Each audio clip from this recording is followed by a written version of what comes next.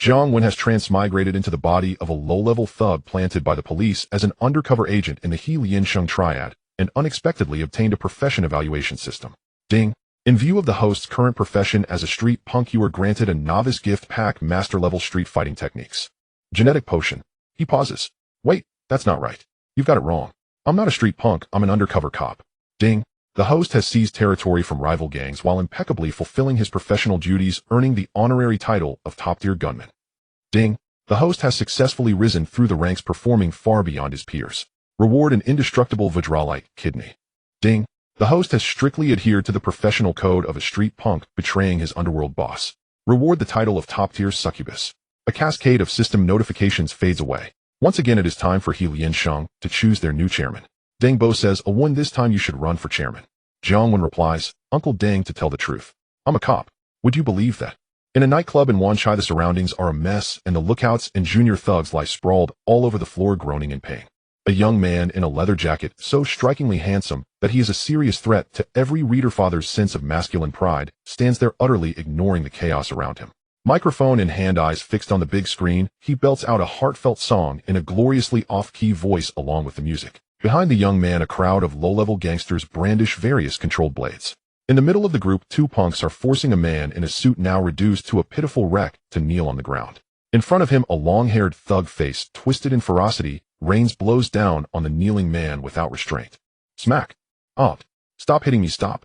Wenge wenge. I really don't have the money right now. Give me a few more days, I swear I'll pay you back with interest. The man in the suit, beaten so badly his own father would hardly recognize him, begs for mercy while enduring the onslaught and shouting toward the young man up front, who still clutches the microphone and roars along with the music. His misery is such that even the long-haired thug doing the beating feels a twinge of pity, but since the boss singing on stage has not spoken, he dares not stop. He shakes his numb wrist, then continues the assault with heavy kicks to the kneeling man. Several more minutes drag by. The music finally ends. Enough, enough. Is all your brute strength only used on women? What good is it if you're this soft? Jiang Wen puts down the microphone, turns around, and with obvious disdain, lectures the long-haired underling. Then he crooks a finger at another younger thug. The small-time hood instantly understands, grabs a nearby bottle of whiskey, and hands it over. Jiang Wen takes the bottle, smiling pleasantly, as he strolls toward the man in the suit. He seizes the man's hand, presses it flat to the floor, then brings the bottle down in a vicious barrage onto the man's palm. Bang! Out! Bang! Bang! Out! Wench, have mercy. Give me a few more days. I swear I'll definitely repay.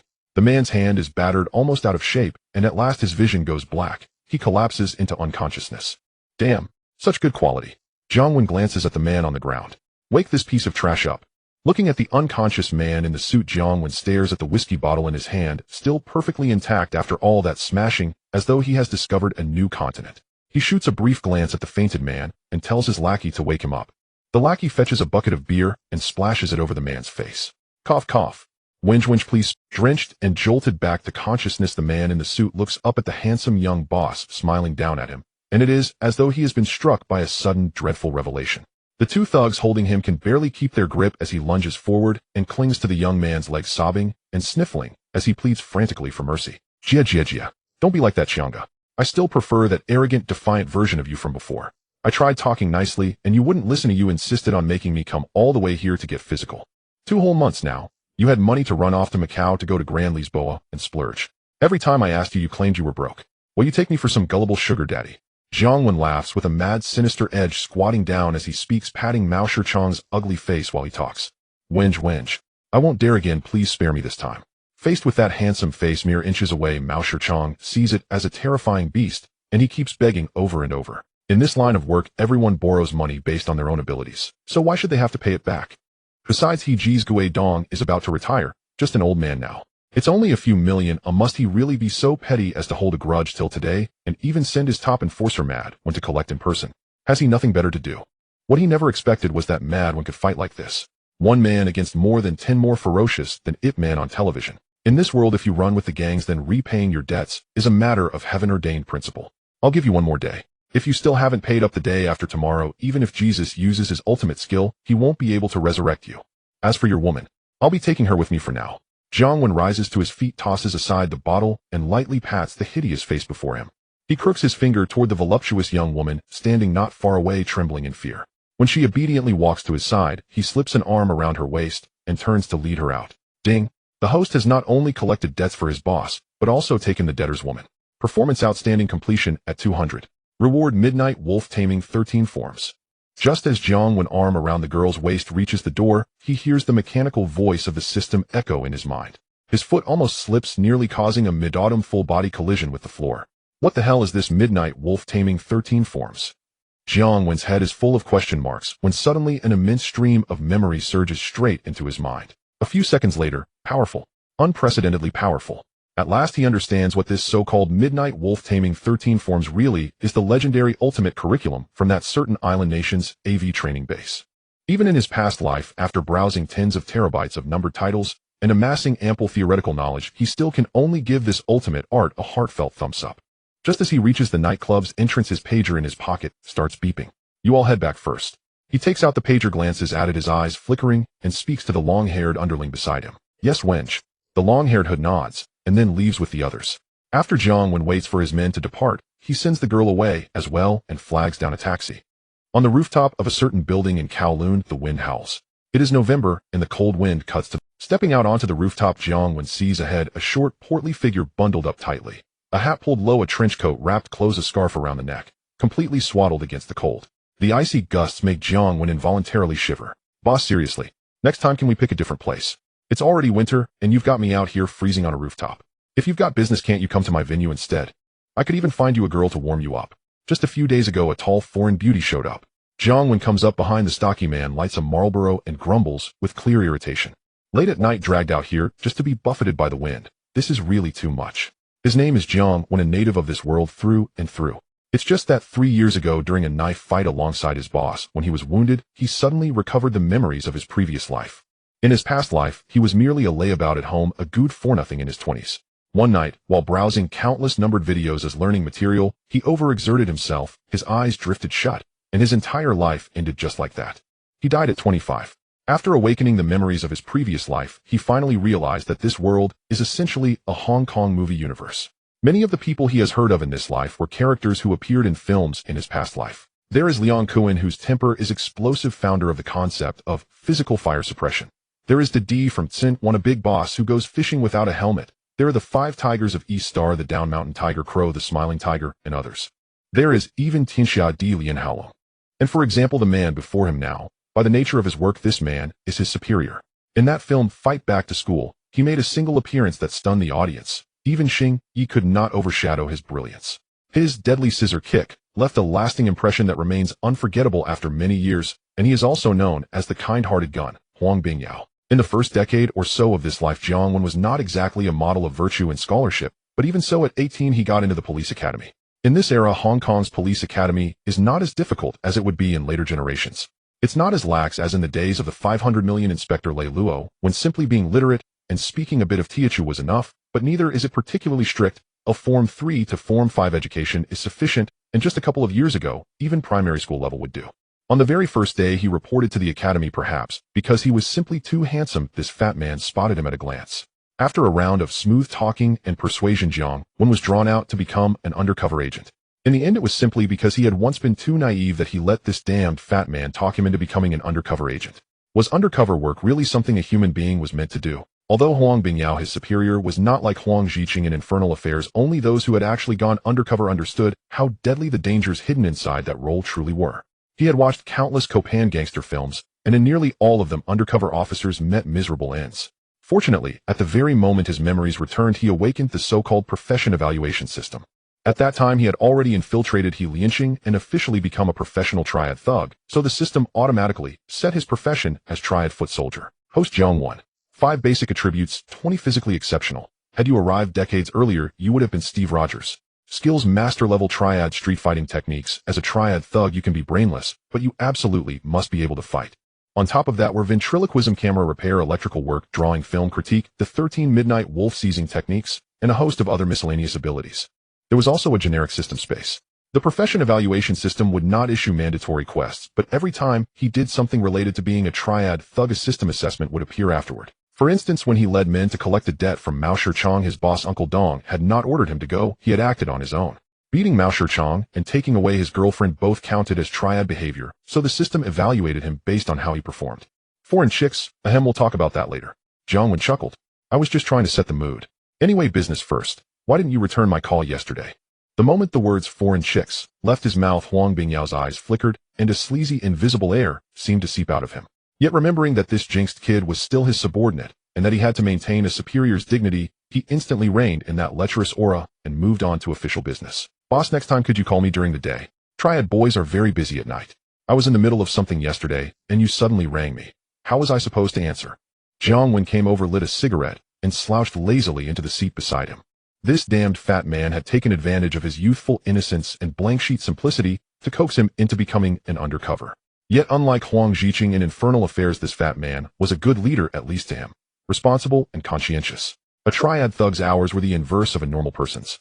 Ordinary people worked by day and slept soundly at night. Triad boys slept away the daylight at home, and the night was their true time of activity. Those scenes in films where gangs clash in broad daylight were actually rare. After all, the police officers are not blind.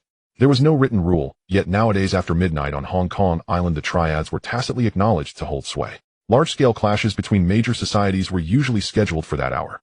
The streets would be nearly deserted. Even if two big organizations beat each other bloody, the impact on the public would be limited. At most, it simply made things more troublesome when the police came out to clean up the mess. In this era steeped in society culture, mere fighting ability alone was not enough to rise in the ranks, yet a triad boy who could not fight would rarely make it unless he was extraordinarily clever. But honestly, with that kind of brains, why choose to become a triad mule at all? Wasn't that simply lowering one's own worth? The last time I asked you to look into Galigian's goods, did you check them, or not? Huang Bingyao nodded, and went on speaking. He himself had never gone undercover, yet he understood how little control an undercover had over his own fate. If a subordinate was busy doing things for his gang boss, and had no time to reply, that was normal. By nature he was easygoing and refused to impose too many rigid rules on the boys who risked their lives beneath him, so long as they did not violate his core principles. We'll have to wait a bit longer on Galigian's matter. My rank really isn't high enough yet. You know how sly that bastard is. If I approach him for no reason, I'm afraid he'll start suspecting me. Do you think I'm the big boss or something? Jiang Wen took a hard drag on his cigarette, exhaled in a stylish dragon-shaped plume, and spread his hands helplessly. Very good. You're acting more and more like a proper triad boy now. Huang Bingyao paid no mind to his tone. Instead, he looked him up and down, carefully nodding in genuine appreciation. It was no sarcasm. He was sincerely affirming how much the young man had changed. I don't have a choice. If I didn't act like a triad thug, I would have died long ago. Jiang Wen turned his head, quietly accepting the praise. In his previous life, he had watched countless police and gangster films. He lacked real combat experience, but in terms of theory, his knowledge was abundant. Undercover work, stripped to its essence, was a profession that tested one's acting. If your performance was good enough that everyone around you believed you were just another fish in their pond, then half the battle was already won. But if your acting was poor, your end needed no explanation. Triad boys did not operate like police officers who required evidence for every move. The moment a gang member believed you were up to something, that alone was enough. When it came to killing someone who cared about evidence, did you think you were the governor of Hong Kong? Lianxing was a society that placed immense value on seniority. No matter how fierce his system-enhanced performance was, with his meager qualifications, he had endured a long grind before becoming a red pole enforcer. His time with his boss Ghost Dong was still short. Even as his chief hitter, that status was purely because he could fight, nothing more. Ghost Dong's true confidant was Mao Do, who had followed him for over 10 years managing his smuggling operations. That man was like a beloved son. Jiang Wen at best was merely the leader of a squad of hitters. Galigian was the speaker for another branch of the society entirely. They had almost no direct contact. How could he possibly approach the man out of the blue? Especially when Galigian was notoriously suspicious, cunning, and treacherous. Rumor had it that when Galigian's young mistress and his driver took a little too long at the hair salon, he suspected the two of having an affair and had them both thrown into the sea to feed the fish. To cozy up to such a man for no reason was nothing but inviting suspicion. Every year the police deployed 200 to 300 undercover officers, yet very few truly survived. Those who lasted more than 2 years were extremely rare. Each one a master of performance, while the poor actors had all been weeded out. Thus in recent years he had done everything he could to make himself indistinguishable from those around him. The more you did, the more you erred. The less you did, the fewer mistakes. When others fought, he fought. When others chased women, he chased women. His criminal record alone could fill an entire cabinet. Who wouldn't look at a man like that and call him a real talent? To investigate Galigian, he at least needed a legitimate reason to approach him. Galigian did have business dealings with his boss Uncle Dong. Their Mongkok venues were supplied with merchandise by Galigian's people, but all of that was negotiated between the two bosses. Jiang Wen had no say in it whatsoever. Those businesses were especially wary of outsiders. A stranger was the last person they would allow near. He could not even casually bring up such topics with his own boss Uncle Dong. His boss was a bundle of contradictions, timid at heart, yet terribly greedy. He constantly dreamed of scraping together as much as he could before retirement, but never dared to play big games. Take for instance, letting Galilean's boys handle the goods in their venues. It was clearly his own turf, if he wanted to make money, he could have run the trade himself. Yet he did not dare. He handed the venues over for Galilean to stock, and only skimmed a cut from Galilean every month. A textbook case of small courage and great appetite. I told you. You were born for undercover work. Aren't you aware that Greedland's underlings frequently peddle their wares at your establishments? Huang Bingyao nodded with a benevolent smile, then asked. I've investigated them, but it's useless. They're mere foot soldiers 2 tiers removed from Greedland himself. Even if we arrested and tortured them, they'd reveal nothing substantial. And, well, Greedland and I belong to the same triad. Can I really subject his men to brutal interrogation? Jiang Wen shrugged helplessly. What if, just hypothetically, you ascended to succeed Ghost Dong? Wouldn't that make such investigations far more feasible? Huang Bingyao fell silent for a moment. Then inspiration struck like a sudden torrent, flooding his mind with an audacious, brilliant notion. He understood the young man's predicament, though styled a red pole, a title of honor. The youth was merely a minor enforcer, utterly incapable of accessing the leaders of other branches. Even if he encountered them, he lacked the standing to speak meaningfully, and feigning familiarity would be perilous. Yet should this young man rise to leadership, assuming control of territory engaged in commerce with Greedland, the path would become remarkably clear. Once conceived, this idea spiraled uncontrollably, gaining momentum with every turn of thought. Delving deeper, Greedland was hardly a major player within the Waliansheng Triad. If this youth seized power, ambition could soar far higher. With such achievements secured, and backed by Huang Bingyao's protection upon returning to the police force, his ascent would be unstoppable. Huang Bingyao prided himself on principle and integrity. When he first persuaded the youth to go undercover, he had solemnly pledged upon mission completion, he would ensure promotion, salary increase, and even marriage into wealth. The youth's striking handsomeness rendered introductions to affluent heiresses unnecessary, but promotions and raises remained firmly within reach. Currently Big D reigned supreme within Waliansheng. His dominion over Tsin won absolute, his grip on illicit enterprises unchallenged. Should this youth ascend, toppling Big D would be well within reach. At this thought, Huang Bingyao gazed at him with a benign, knowing smile. Yet beneath it seeped an unmistakable, almost palpable aura of lewd calculation. Hey, your gaze is deeply sinister. I perform, but I don't sell myself. How long have I even served Ghost Dong? Mao Tu is his true heir. Surely the succession falls to him first. Besides, I'm a police officer by training, yet my current vocation is Triad enforcer. And among Triads, loyalty is sacred. One shared incense stick binds brothers for life. Betraying one's boss is too blatant. I'd immediately draw suspicion. Jiang Wen recoiled, slightly unnerved by the fat man's grotesquely suggestive stare. He had intended to add that even if Ghost Dong perished, the position wouldn't fall to him. Mao Tu's seniority was undeniable. Though Mao Tu lacked talent or vision, Jiang Wen reluctantly conceded his rival's deep-rooted connections and long-standing influence within the Triad, advantages he himself could never match. So long as Mao Dong remained alive, Ghost Dong's demise would inevitably elevate Mao Tu. No other elder brother had reason to support a greenhorn newcomer. Jiang Wen barely knew any Triad leaders. Those few he did know owed their rapport solely to Ghost Dong, who often brought him along to lavish parties at the Grand Fortune Club. But Mao Tu knew them too, and far more intimately. Yet halfway through his explanation, catching the fat man's sly, self-satisfied grin, Jiang Wen instantly grasped his intent to betray his boss and seize control of the entire syndicate. Betrayal troubled him little. He was after all an undercover officer, and his tenure under Ghost Dong had been brief. Any claim of deep affection would be pure fabrication. Betrayal itself held no moral weight. Wasn't going undercover precisely to betray one's boss. Yet timing mattered.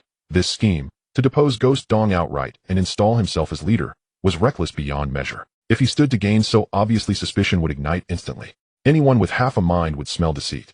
What if both Mao Tu and Ghost Dong met misfortune? Consider your current role, fighting daily under Ghost Dong's banner. I worry constantly about your safety. But as leader, you'd command from behind, not bleed on the front lines. Let your men bear the risk. Moreover, the higher your rank within Waliansheng, the safer you become. Huang Bingyao, seemingly deaf to Jiang Wen's objections, continued his persuasive charm with that same serene, smiling gaze. Thanks for your concern, but it's unnecessary. Do you think the elders are fools? If both the chairman and his designated heir vanish, and all benefit flows to me, it'll scream betrayal before I even open my mouth. Jiang Wen rolled his eyes in exasperation. These Triad elders weren't fools. They couldn't have risen so high without sharp intellect and ruthless cunning. Ghost Dong had only 2 lieutenants, Mao Tu and himself. Should both Ghost Dong and his heir perish, the inference would be immediate and unavoidable. Even the mid-autumn festival moon could deduce the culprit. Besides, Ghost Dong treated him with genuine care, frequently taking him to the Grand Fortune Club, arranging full indulgences. In another life, calling him adoptive father would scarcely be hyperbole. Most crucially, his system-confirmed profession was a Triad enforcer. As an exceptionally skilled one, how would the system evaluate betraying one's boss? A favorable judgment might yield reward, but a punitive verdict could trigger unforeseen penalties. He'd never tested that boundary. Alright, I was only teasing.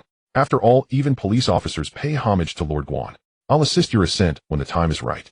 Huang Bingyao reflected, and conceded the youth's logic held merit. The police possessed voluminous dossiers on both Ghost Dong and Mao Tu. Eliminating them required no intervention from this undercover agent. Yet removing both would inevitably cast suspicion upon the youth. And eliminating only Ghost Dong, leaving Mao Tu intact, would render the maneuver pointless. Is that so? I don't believe you. Your tone now matches exactly how you sounded when you first deceived me into going. Jiang Wen stared at the fat man's smug visage, believing only 2 parts in 10 of anything he uttered. Back then, this fat man had worn the same expression while coaxing him into the operation, before he'd regained memories of his past life, when he'd foolishly trusted every word. Then I needed to lure you in. Now I seek only to ease your anxieties. 2 entirely different matters, Huang Bingyao replied, utterly unashamed. Brother Wen. Brother Wen. Oh, Brother Wen, you haven't kept us company for so long. Ha.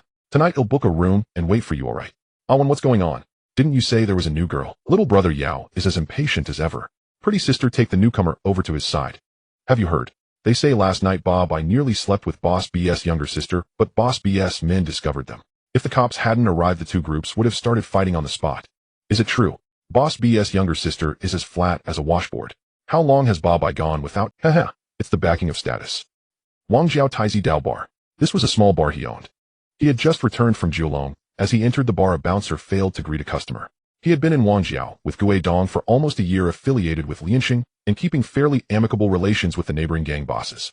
After all, those who rose to become bosses sought steady ways to make money. Dealings between people were mostly favors, and the killings and fights were often just a show to intimidate their underlings.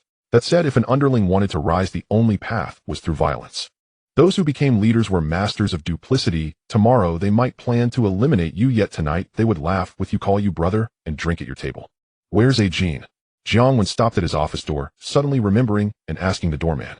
Brother Jean went to the finance company. The underling said, when he returns have him come to see me. Jiang Wen nodded, said nothing more, and entered his office. Jean's full name was Gao Jean. He was the same suit-clad thug from the movies, a man who had come over from the other side. Jiang Wen had met him 2 years. It was a strange twist of fate. The man had planned to come to the island with fellow townsmen for a big opportunity, but halfway across the sea, a typhoon capsized the ship. The Coast Guard came. Those who did not drown were rounded up. He was clever and a good swimmer, so he swam ashore. That very night, Jiang Wen and his boys were eating seafood in Shigong. They watched him crawl out of the water. With a face almost as fresh as a movie star's, far greener than the suit-clad thug, Jiang Wen knew he had to take him in. They welcomed him warmly, treated him to a seafood feast, took him to Boland Street to show him island life. By the next day, he felt like a blood brother. When these accounts from the past 2 months haven't been collected. Soon after, Gao Jean entered with the ledgers from the finance company and placed them before him. When I have time, I'll bring people myself. For now, send a familiar face to Kowloon to watch Bob I and Boss B. Notify me immediately if anything happens. Jiang Wen tossed the ledgers aside, unwilling to look, beckoned Gao Jean close, and murmured. In both his past lives, his education had been limited. He could not read the ledgers. The Triad did not require literacy. So long as the monthly sums were roughly right, the gang would not quibble, and the boss could not be bothered over a few tens of thousands. It was humiliating to admit. He still managed a whole street's business for the boss. Small money was not lacking, but what he lacked was the large sums. Whether in his last life or this one, he was an ordinary man, never given the chance to see the world. He had died at 25. He did not know business beyond one method: buying property. But purchasing buildings required vast capital. What he lacked most now was big money. He would not simply repeat the old life, quietly finish an undercover task, then return to the force to endure long hours each day. What difference would that be? Oh, one difference: before he returned to his mother's arms, he would be the foreigner's beast of, damn it. He needed to make big money and buy several buildings as soon as possible, so he would not have to serve foreigners. Owning a few properties would let him leave with dignity. This world was a composite of Hong Kong films. There were many paths to fortune, but he understood neither markets nor finance, and had no business instinct.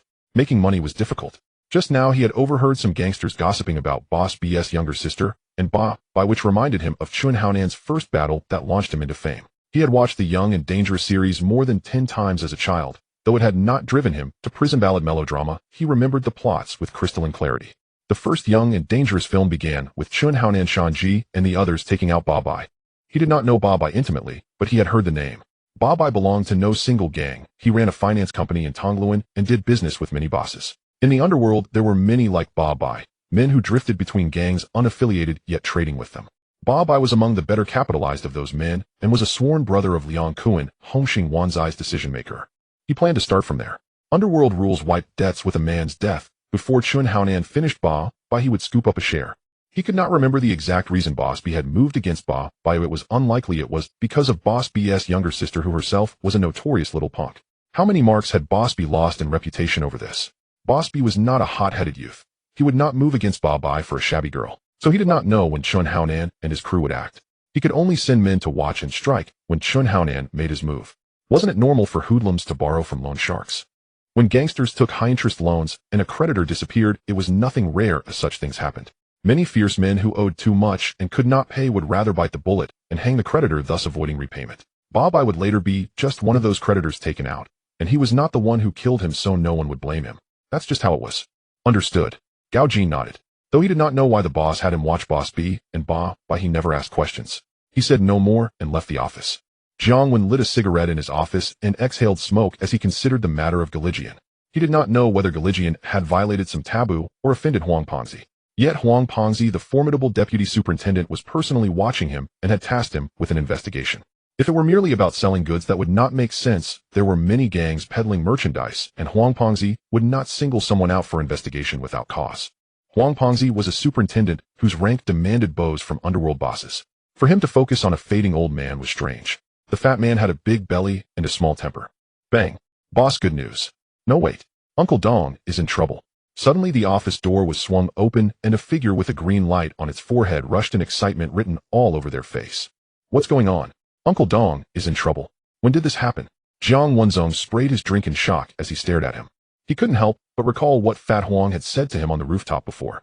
That fat guy had just said that he would take over the boss position. He wouldn't actually make a move, would he? I don't know the details. Brother Fireball called, said Uncle Dong is in trouble and you need to go to the headquarters for a meeting immediately. A Jun with the green light on his forehead shook his head while wiping his face. Clearly it was the boss who was in trouble, yet you look so excited. Why are you so thrilled when the boss is in trouble? You should tone it down a bit. A Jin will stay behind to watch the place. Jiang, when seeing the guy's reaction, reminded him with a sigh before leaving the bar with a Jun. Hyung Sang is located in Kowloon Tong. It started from the docks where a group of dock workers banded together to build their power.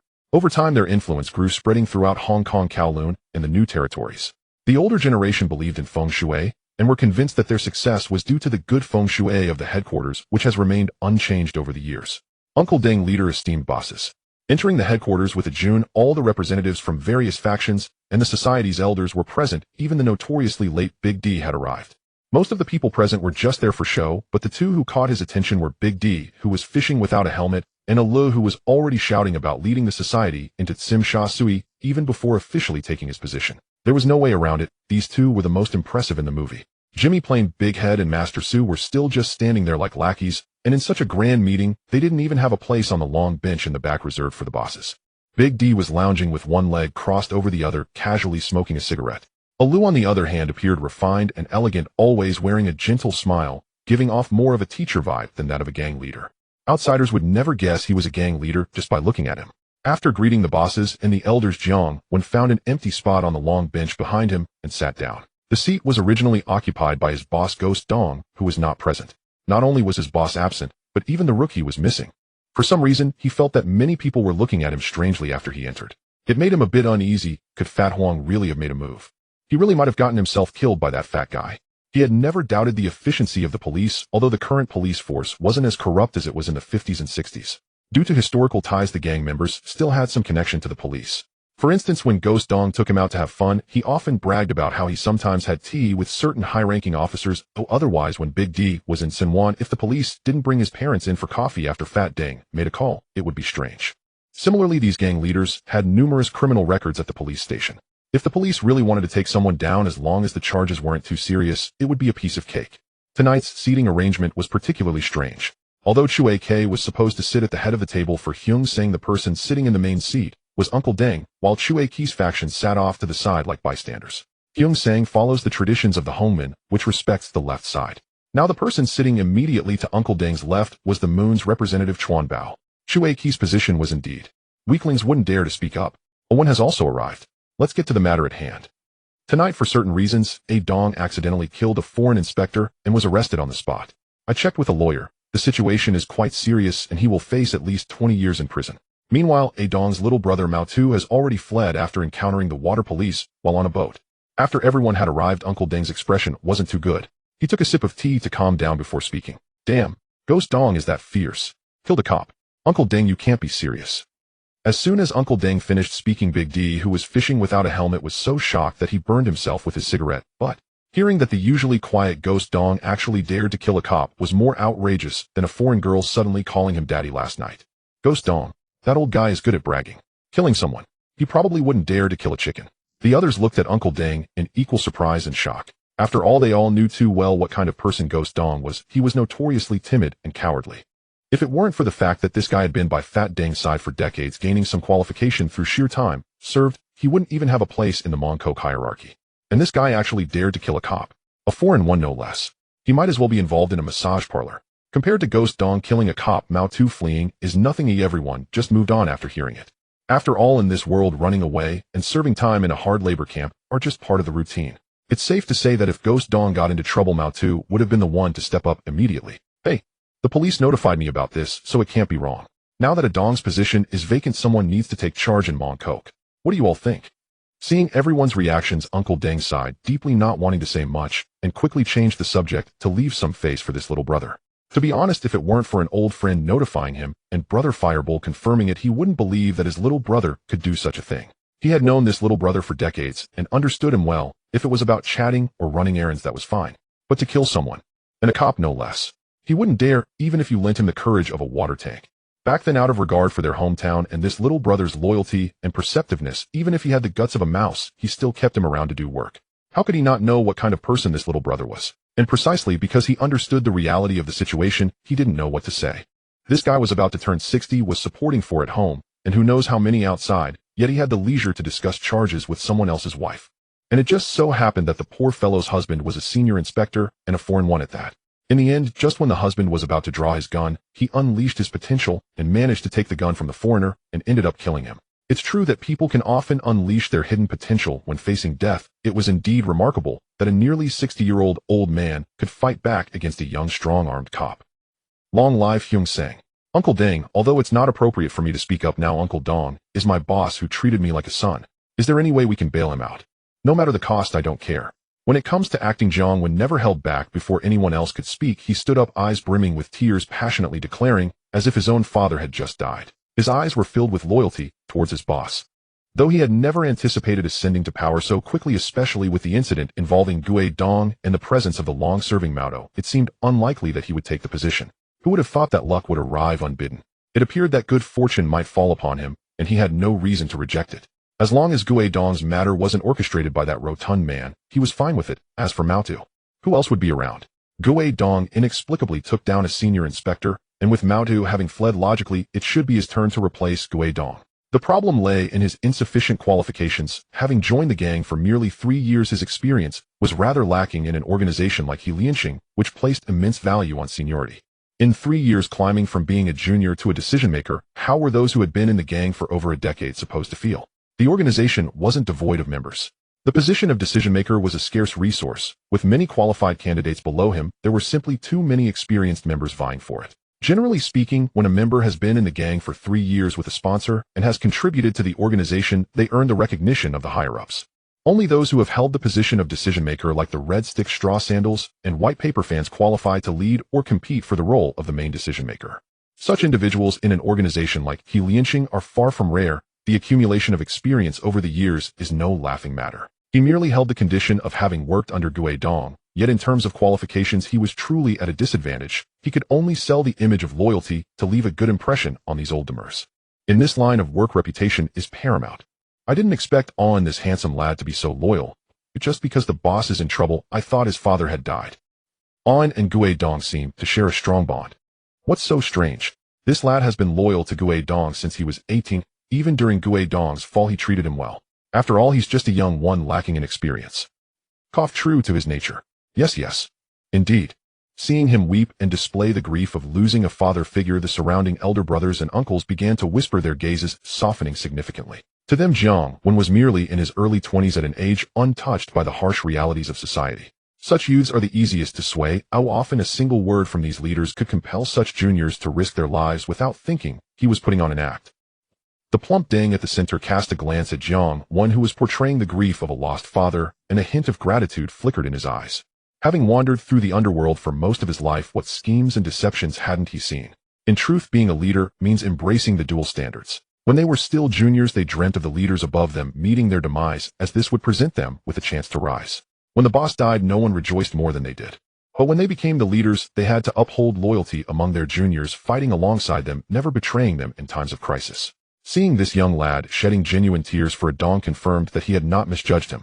His impression of this young lad ran deep. When this lad had only just begun to make a name for himself, the boss who brought him in had passed away. The banner of his deceased boss could not be upheld by a bunch of juniors, and since a Deng's strength in Mongkok was genuinely lacking, he had smoothly transferred this young lad to a Deng. Initially, he was concerned that a Deng wouldn't be able to handle and recruit such a rebellious young lad.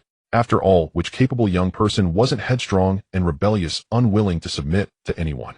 However, it seemed that a Deng had done quite well these past 2 years. At least he had someone who could shed tears for him when he was in trouble. Deng Bo, how could Gui Deng have killed an officer for no reason? Could it be that there was an unfair division of profits with the officer? The unhelmeted Dede spoke up again, casting a glance of slight admiration towards the still-acting Jiang Wen before questioning plump Deng. He wasn't defending the handsome lad who, although everyone liked a capable, loyal junior like him, he had once considered it, but at that time this lad had been specifically assigned to Gui Deng by Deng Bo. While he felt some regret, he couldn't disregard Deng Bo's face. There are loyal and capable juniors, albeit rare. What he was concerned about was why Gui Deng, who seemed fine, suddenly killed an officer. Could there be some hidden agenda involved? Perhaps a business deal with the officer that went awry, leading to an unequal distribution of profits. If that were the case, the problem would be substantial. Since he had taken over Xin Wan entirely, his business had grown increasingly larger, and these gang leaders inevitably held some dirt on him. What if Gui Deng in this dire situation betrayed him just to reduce his sentence? Yes, Deng Bo, we don't doubt a Deng. We've been brothers for decades, and we know what kind of person a Deng is. However, sometimes people act out of self-interest. As Dede finished speaking, Gui Lijian also chimed in to echo him. After all, among those present, he was the one who had truly collaborated with Gui Deng in business. The pills on Gui Deng's territory were sold by his people. If Gui Deng colluded with the officer, he would be the first to flee. He was now deeply anxious. Ever since he heard about Gui Deng's incident, he had been restless, fearing that Gui Deng might play the witness protection card. With his past deeds, they were enough to imprison him until 1997, and then he would be executed. A Deng has been with me for over 40 years. His time in the gang exceeds that of many of you present. He knows exactly what can and cannot be said. You need not worry on that front. As for why a Deng accidentally killed the officer, it has nothing to do with the gang. If he truly intended to betray the gang, they would never let him off the hook. You can rest assured on that point. Deng Bo leisurely picked up his teacup and took a sip, seemingly unaffected by the concerns of those around him. After setting the cup down, he continued speaking at a leisurely pace. However, from his tone, everyone could hear that he was determined to protect this loyal junior who had been with him for decades. Since you Deng Bo have said so, then let it be. Dede and the others picked up on Deng Bo's tone and chose not to pursue the topic further. After all, Deng Bo had been the supreme leader for so many years, his authority was unquestionable, and even the brash Dede felt a bit intimidated in his presence. Moreover, he needed to run for the next term as the leader, so it wouldn't be wise to cause discontent with the supreme leader. Let's put a Deng's matter to rest for now and get back to the main topic. The most important thing is to elect a new decision-maker for Mongkok immediately. I recommend a Deng's right-hand man on. Do you have any other candidates? Seeing that everyone had fallen silent, Deng Bo continued from where he left off. Let it be on. He was originally Deng Guest's right-hand man, so it is entirely appropriate for him to take Deng Guest's position. Let it be on then. Agree. I concur. With someone breaking the ice, others shrugged, and it wasn't that they lacked opinions. Although they were leaders, their own right-hand men also needed a chance to ascend. Naturally, they hoped to see their own underlings rise. However, at this moment, since Deng Bo had already taken the initiative to nominate the handsome lad, from his tone, it was clear that Deng Bo favored this lad. Gui Deng's territory in Mongkok was indeed too small and offered little benefit. There was no need to offend the supreme leader for such trivial gains. As for Gui Deng's smuggling business, that was all in Mao's hands. Now that Mao Tu had fled, what more could be said? Moreover, the multitude of gangs in Mongkok, large and small, creates an atmosphere more vibrant than the spring and autumn period or the warring states. Suddenly dropping a decision-maker may not be enough to keep the small subordinates under Gui Deng in check. Rather than risking a loss of face by clashing with other gangs later, it is better to make a good impression now. And since so many big brothers have faith in you, you will take over Gui's position in the future. Don't let the big brothers down. Deng noted that no one voiced opposition, and he nodded secretly, then turned to Jiang Wen. Yes, Deng, thank you to all the big brothers. Jiang Wen seemed caught off guard by his sudden rise, initially stunned, then forced a smile, and nodded at those present, as if still trapped in the emotional turmoil of the previous leader's downfall. If he were to immediately change to a happy demeanor, then his previous display of sorrow would have been in vain. After all, loyalty is paramount in this world, regardless of whether it's just a slogan. The act must continue. Ding. The host has successfully ascended, far exceeding peers. Reward, indestructible kidney. Hello, it's me. What's going on with Gui Dong? Did you cause this? Why would anyone kill a cop? The next morning, Jiang Wen first patted the nameless woman beside him to send her off to shower, then called Huang Peng. He had intended to ask last night, but naturally celebrations for his ascension took precedence. Afterward, he was eager to test how indestructible kidney truly was, which made him forget about this matter. The results of the test were quite satisfying. When the woman got up, her eyes were filled with admiration. She probably had never encountered someone so formidable. What the hell? Do you think I'm that kind of person, eh? That bastard Gui Dong had put a green hat on a foreigner last night and was caught in the act. During the struggle, this bastard ended up killing the person. Now the boss is furious and has issued a death order for us to keep a close watch on you and Lianxing. You are Gui Dong's top horse. Lay low for a while. On the other end of the call, Huang Bingyao slowly pulled down the curtains in his office irritatedly, reminding over the phone. Not to mention that he had no intention of taking action against Gui Dong and Mao Tu. Even if he wanted to go after Gui Dong and Mao Tu, there was no need for such theatrics. This incident had created quite a stir on their end too. A senior inspector had been killed by gangsters, and it was a foreigner at that. Such occurrences hadn't happened in years. The last time was 20 years ago when he was still a rookie officer. He admitted that he had previously underestimated Gui Dong's capabilities. First he put the foreigner in a compromising position, and then he managed a strong counterattack. He had even looked into it. Gui Dong had no injuries whatsoever. One had to admit that this old dog was truly impressive. In the past he looked down on Gui Dong's antics, but now he had to give him a thumbs up. As for Mao Tu, it was pure coincidence. It just so happened that they encountered the water police while leaving the ship today, which had nothing to do with him. Purely a case of bad luck. Alright, I got it. After learning the inside story about Gui Dong, Jiang Wen was left speechless. This old fellow plays quite flamboyantly. He's nearing 60 and still manages to put a green hat on someone. Speaking of which, the foreigner's wife should also be quite appealing, right? Can Gui Dong handle such a lady? The news of Gui Dong, the decision-maker in Mongkok, being ousted, and his top horse Liang Zai, when taking over, spread throughout the streets in a few days. However, the topic was minor. These days gangsters change so quickly that whether one gang is wiped out, another immediately rises, so this incident did not create a significant impact. All eyes were on Gui Dong. Although Gui Dong was merely a big brother in the Lianxing faction, his seniority was substantial. He was brought up by influential figures like Fei Deng, so after decades in the underworld without ever making the headlines, Gui Dong finally achieved late-blooming success, becoming a prominent figure. Even prominent figures like Jiang Tianxing from Hunghing and Luo Tuo from East Star occasionally teased him during tea with Fei Deng. These underworld leaders had their connections within the police, naturally knowing more than others. Upon discovering the real reason behind Gui Dong's ousting, they couldn't help but exclaim, what a robust old fellow. He's nearly 60 and can still hang out with young, strong foreigners. Impressive. Although the decision-maker for Lianxing in Mongkok has changed, not much has altered. After all, the territory of Lianxing in Mongkok only spans 2 streets, which is hardly worth offending them over such petty gains. Moreover, the newly appointed Liang Zai Wen is also quite a character. When Liang Zai Wen took over Prince Road, many witnessed it. He chased 100 people for several streets with 2 junior brothers. These days it's all about harmony. There's no need to offend a fierce person over such territory. Ajun, why are there so many of us? In the Prince Road bar, Jiang Wen felt a headache looking at the accounts brought by Gao Jun. Although he didn't understand much, he clearly understood the red inked figures with a minus sign in front. He didn't know how that old leader Gui Dong maintained his position. He was supposed to be the kingpin of 2 streets, yet according to the account, the income from these years barely allowed Gui Dong to scrape by. If it weren't for other businesses providing a safety net, Gui Dong would have barely made any money. But all those core businesses were in Mao Tu's hands, and now that Mao Tu had run away, where could he find money to support so many people? Gui Dong always valued his reputation and wanted to be imposing. Previously he had taken on too many junior brothers. With just 2 streets, he was somehow supporting hundreds of them. It was impressive, but he couldn't afford it now. With that money to support so many junior brothers, he might as well keep it for himself to enjoy. There's no choice. Uncle Dong wanted to be imposing back then. Ajun shrugged, feeling somewhat helpless. In fact, he wanted to say that Uncle Dong was once very low-key and didn't have that many people. It was only after they helped Uncle Dong take over Prince Road that he started to get a bit carried away. It was still their leader who brought Uncle Dong to heights that didn't belong to him.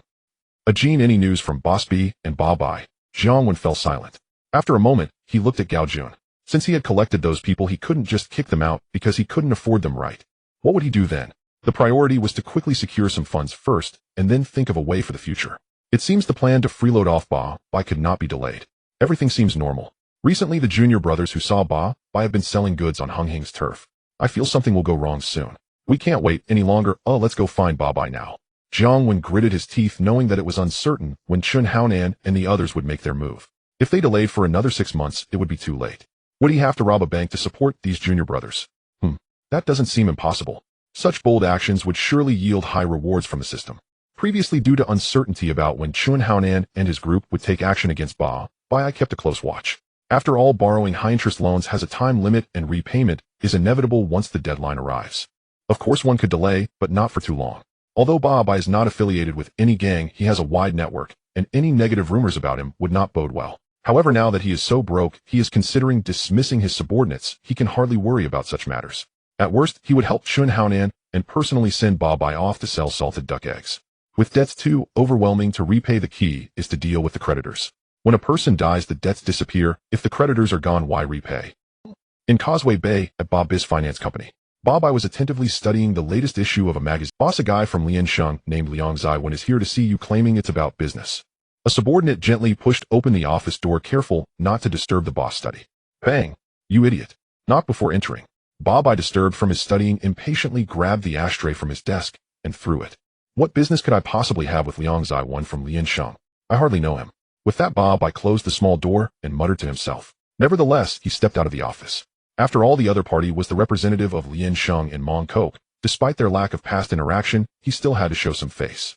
I've heard Brother Wen is looking to discuss something with me. I wonder what kind of favor it could be. Ba Bai arrived in the hall, his demeanor completely different from the fierce face he had shown in front of his subordinates, now beaming as he approached Jiang Wen and the others. Being able to rise to this level without backing from a gang indicates he's no fool. Ba Bai's greatest strength lies in his ability to judge people. With those lacking connections, he can be a bit fierce without worry, as they can't actually retaliate. But when he encounters someone with connections, he completely changes his attitude. This is also why he can navigate between major gangs growing increasingly powerful. Brother Ba Bai, you are too modest.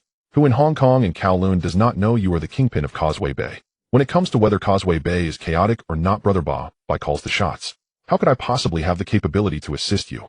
Brother, keep such remarks among ourselves, and don't say that outside. So what business brings you here today? Although he knew Liang Zaiwen was just flattering him, the compliments made him feel lighthearted and almost euphoric. He didn't expect this guy to be so good with words. Naturally, I'm here to borrow money from Brother Ba Bai. You must have heard that my boss Dong Shu has been incarcerated. This is my first time taking on such a huge responsibility, and it requires money everywhere. Although I haven't followed Dong Shu for long, he is still my boss. I'm planning to find a good lawyer to help him get a lighter sentence, which would be my filial duty. You know how expensive those lawyers can be. Just a simple chat cost me 200,000. Compared to our gangsters, that's a real haul. As I'm a bit strapped for cash, I thought of you. I've often heard of Brother Ba Bai's generosity and straightforwardness. I understand the rules on the streets, and I'll pay interest as agreed. That shouldn't be a problem, right? After arriving at Ba Bai's office, Jiang Wen first vented his frustrations before getting to the point. Brother, you really are loyal. Your boss is already inside, yet you're still outside working hard for him. You're truly commendable. How much do you plan to borrow? Ba Bai nodded and smiled, giving him a thumbs up after hearing this. He didn't question why someone from such a big gang like Liansheng would come to him for a loan. They run their business, especially lending, as long as someone is in need of money, they will lend it. Moreover, the borrower is the representative of Liansheng, so he wasn't worried about them defaulting. The prestigious name of Liansheng is not something he could buy with just a small amount of money, so he felt no anxiety. Let's say 30 million. A bit more is fine, you'll pay back the principal and interest later. Jiang Wen was momentarily taken aback by Ba Bai's surprisingly easy agreement. He had prepared a ton of talking points, but it seemed unnecessary now. He calculated the numbers on his fingers and then stated a figure. 30 million. Brother, you can't possibly need that much for a lawyer, can you? Ba Bai was shocked by this. It's not that he didn't have the money, but it's just that he had never lent out such a large amount at once. Previously, those gamblers and small-time thugs who came to him only borrowed tens of thousands to a couple of 100,000 at most. This guy just came out and asked for 30 million, which genuinely startled him. All of a sudden, gathering 30 million in cash felt a bit challenging. However, this guy was borrowing 30 million for an old man. He had no ties to this, was truly brotherly. He felt like he should form a brotherhood with this guy. If he's so considerate of his boss, just imagine how he would treat a sworn brother. At the very least, he was better than that bum Liang Cohen. When he was duped by Jiang Wen into forming a brotherhood, he thought he had found a good brother, but little did he know it was a trap. He had to constantly run to him for money, and if he didn't give him money, Jiang Wen would claim he wasn't being a good brother. The old lady celebrated her birthday every few days, and during the festive seasons the gifts couldn't be less than 200,000, otherwise he would say he wasn't a good brother. Since meeting Jiang Wen as a sworn brother, he learned what a good brother truly meant. Babai was not the only one taken aback. Even Gao Jin and Ajun behind Jiang Wen were momentarily shocked, but quickly returned to normal, not letting Babai notice anything unusual. 30 million. With that amount one could buy 2 luxury apartments in mid-levels and be neighbors with the shipping tycoon. The boss truly dares to ask for such a price. Brother Babai, you may not know this, but generally hiring a good lawyer costs a few $100,000. However, my boss case is severe and complicated, and those top-notch lawyers are concerned about their reputations. They won't take on a case that is destined to lose. So I can only spend a fortune hiring those who only care about money and not reputation. Moreover, right now I'm also being watched by the cops, and there's not much business coming in, so I need money to hold me over. Jiang Wen spoke earnestly while fabricating his story. Hearing you say that 30 million doesn't seem excessive. When do you plan to repay it? Babai stroked his chin, pondered for a moment, and then asked. He wasn't worried about the other party not repaying. After all, can a monk run away from the temple? Babai had been in the underworld for so many years, he wasn't a fool. In half a year. After 6 months, I'll repay the principal and interest together. Jiang Wen thought for a moment and replied. If Chun Haonan doesn't act in half a year, he would take matters into his own hands. No problem, he'll have someone prepare the documents. Babai nodded after thinking for a moment, then pressed the phone to have someone prepare the paperwork. It was clear that Babi's finance company was doing quite well as his subordinate skillfully prepared the necessary documents, after which Jiang Wen signed his name in the borrowing party section. Babai didn't have 30 million in cash at the moment. He first took out 20 million, promising to send the remaining 10 million later that night. Brother, what if we can't repay the money when the time comes? After loading several boxes of cash into the car, Ajun couldn't help but ask. Truth be told, raising 30 million in half a year was unthinkable, especially since this was a loan shark's deal 9 out 13 back. The 30 million was merely principal, interest hadn't even been calculated yet. He hadn't worried earlier watching his senior brother sign the contract so decisively, without hesitation, but now after the fact anxiety had taken root. Repay? What repayment? I borrowed it fair and square. Why should I pay it back? Back then you took a female classmate to a hotel room. The money came from her, and did you ever repay her? Jiang Wen stared at him bewildered, as if seeing him for the very first time. This man was his childhood best friend.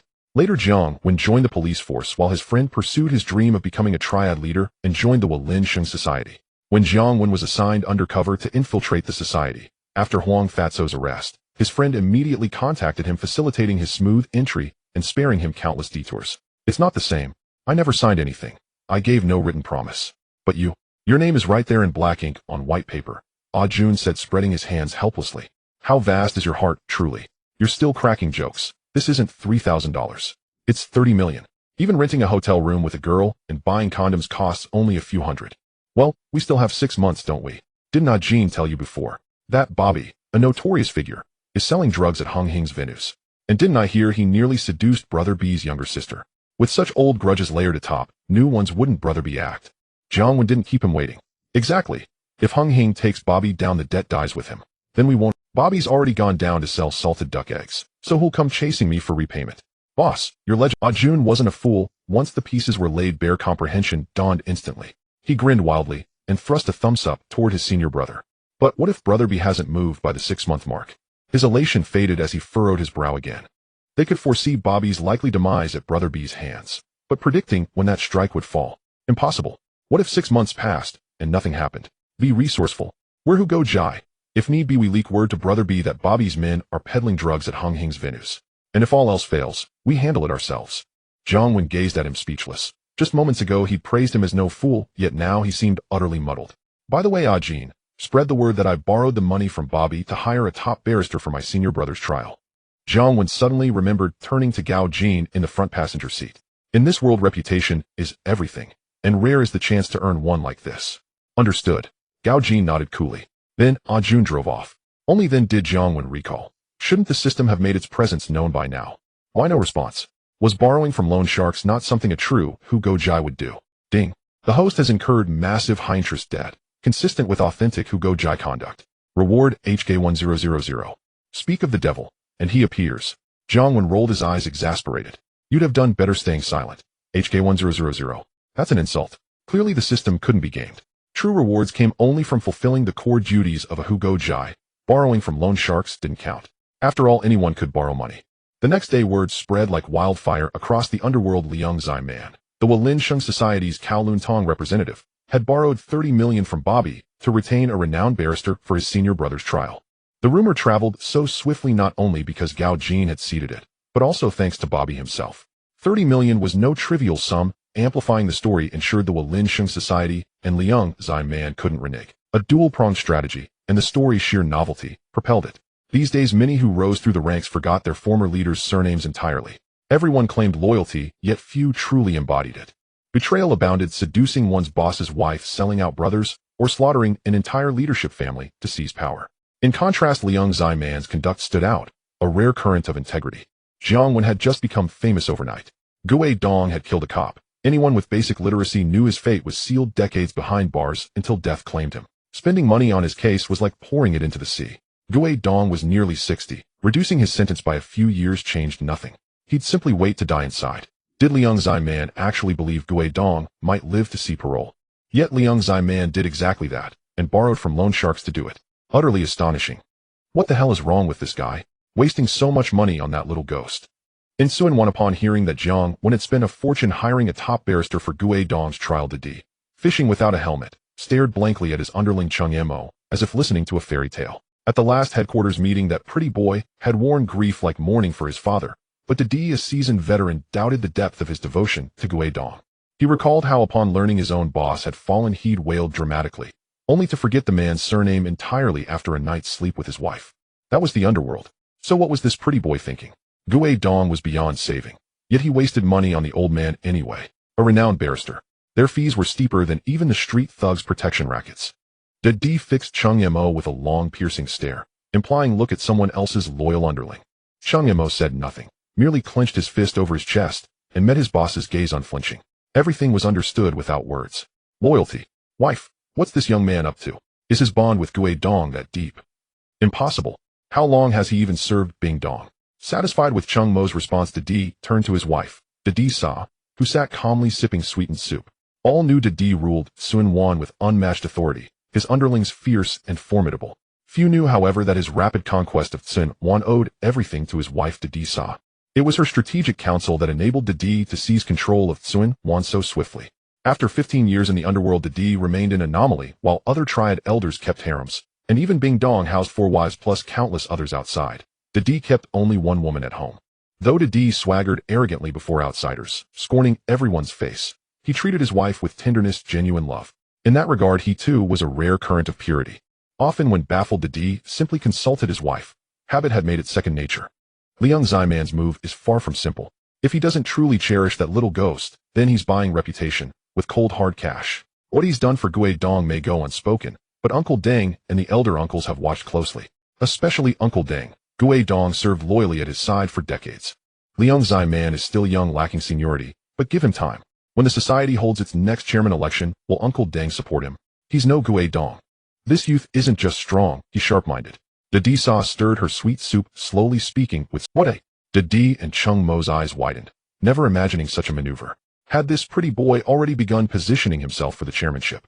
Mere weeks after ascending, Didi suddenly felt regret when his boss had fallen. Why hadn't he thought of this tactic? Humph, this young man is no ordinary talent.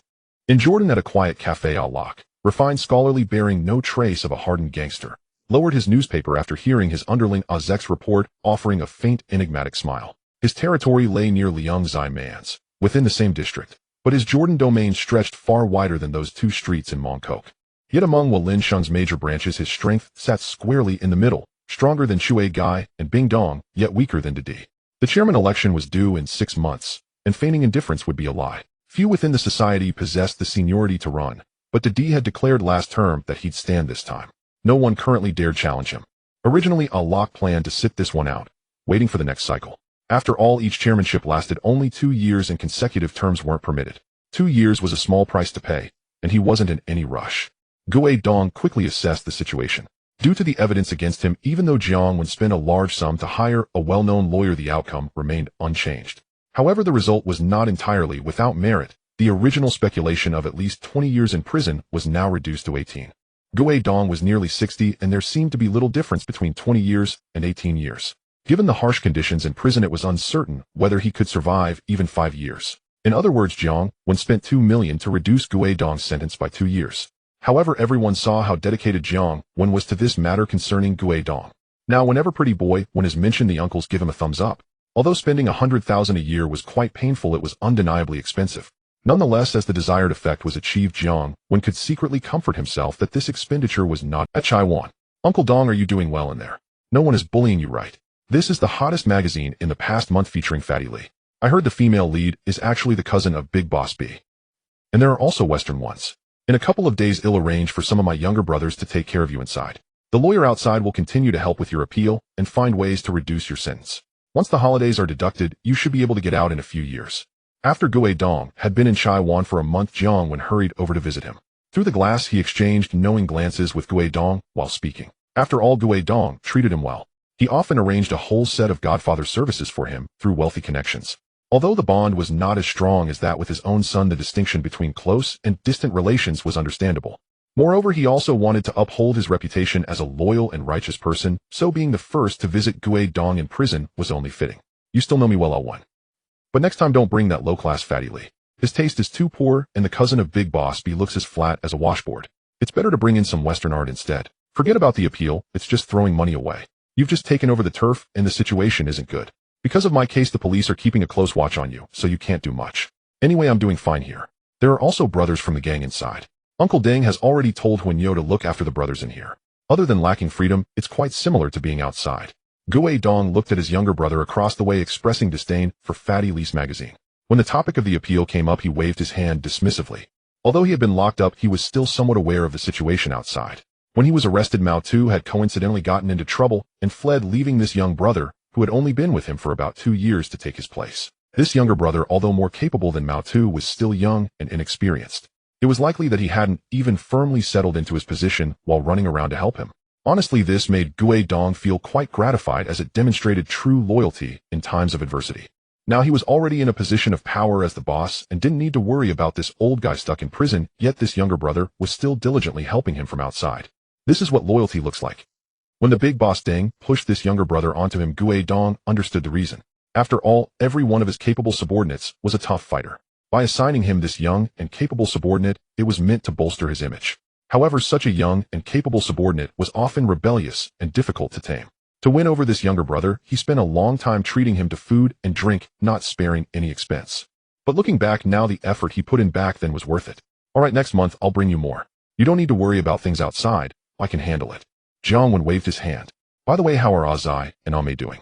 When talking about his children, Gui Dong expressed concern. As a man of the underworld, even though he rarely made enemies, one cannot avoid offending people entirely. He didn't care much about the several women in his life, they were all after his money. His first wife had died years ago, and the only ones he truly cared about were his son and daughter. He worried that after he was locked up, his son and daughter might face retaliation. He was also concerned that the several women might take advantage of his children's naivety to siphon off his assets. Don't worry, I've already arranged for Azai and Ame to go abroad. As for the 2 sisters-in-law, when I went, 2 had already run away while the other 2 didn't want to leave Hong Kong. I've arranged a new place for them. All the assets you have here that can be sold have been liquidated, and the money is now in Azai's account abroad. Jiang Wen gave Gui Dong a reassuring look. Phew. Now I can rest easy. Wen, thank you for helping me. Hearing that 2 of his wives had run away, Gui Dong didn't take it to heart. As long as his son and daughter were safe and his assets had been converted into cash and stored in his son's account, he felt greatly relieved and looked gratefully at this younger brother. You don't need to be so polite, Uncle Dong. You're my boss. Once a boss, always a boss. Jiang Wen waved his hand. Since you still see me as your boss, let me teach you a few things you must remember. Gui Dong took a deep breath, forcing back the tears in his eyes, and looked at him seriously. Jiang Wen nodded. First of all, even if you become big, never fight for the boss position while Deng Bo is still. I know you have ambitions, but that position is a cursed one. It's not easy to hold. With Deng Bo still around, even if you take that seat, you'd just be a puppet. Have you seen the fate of those who try to take it? Do you think that the current state of Chueji is all due to Big D? I have followed Deng Bo for decades and know his methods all too well. Sometimes it's not necessary to be the boss to have food to eat. Over the years, how many people have ridiculed me as a useless person, incapable even of killing a chicken? But who has ever considered how many of those who dared to fight in their youth can reach my age? Surviving in this world isn't just about bravery. You are my man, in ancient terms a direct descendant of Deng Bo. As long as you stay low-key and avoid fighting for that cursed position, your life will be good. Gue Dong summarized his life experiences and advised him. Jiang Wen looked at him seriously and nodded, indicating he understood.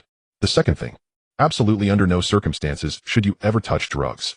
That stuff may be profitable, but it's unethical. In all these years I haven't seen anyone who got involved with it end up well. I would rather let Fatty Foo's men come onto our turf than touch it myself. Earning a little less is fine, but once you step into that world you can never escape. The times have changed. Jiang Wen continued to nod. Thirdly, in all matters try to be low-key, quietly develop your own power to protect yourself. Deng Bo isn't getting any younger, and I've had a premonition that once he's gone there will be chaos in the gang. If you have strength, you will be able to navigate the turmoil. Originally, I planned to stay in the game for another 2 years, and then immigrate abroad while Deng Bo was still alive, leaving the whirlpool of Hong Kong.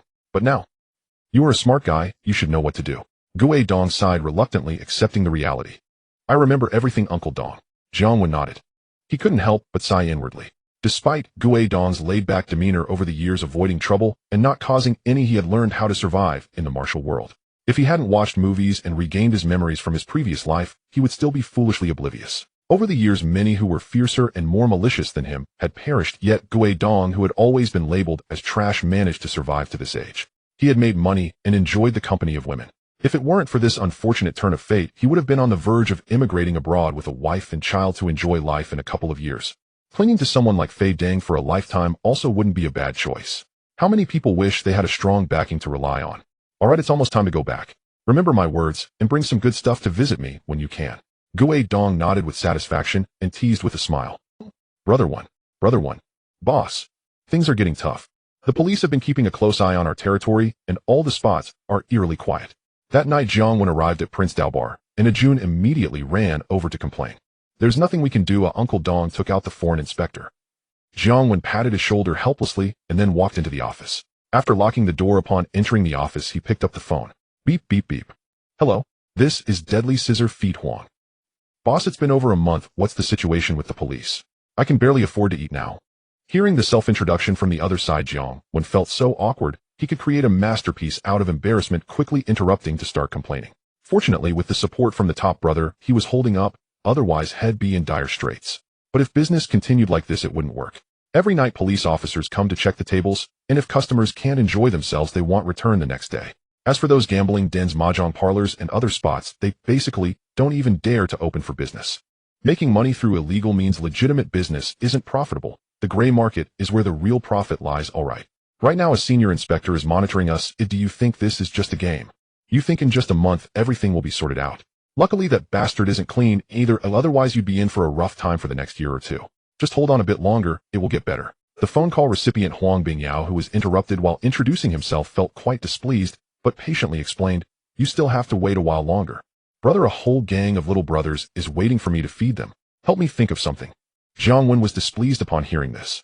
It was Gue Dong who killed the person. The murderer has already been caught, yet he's the one suffering.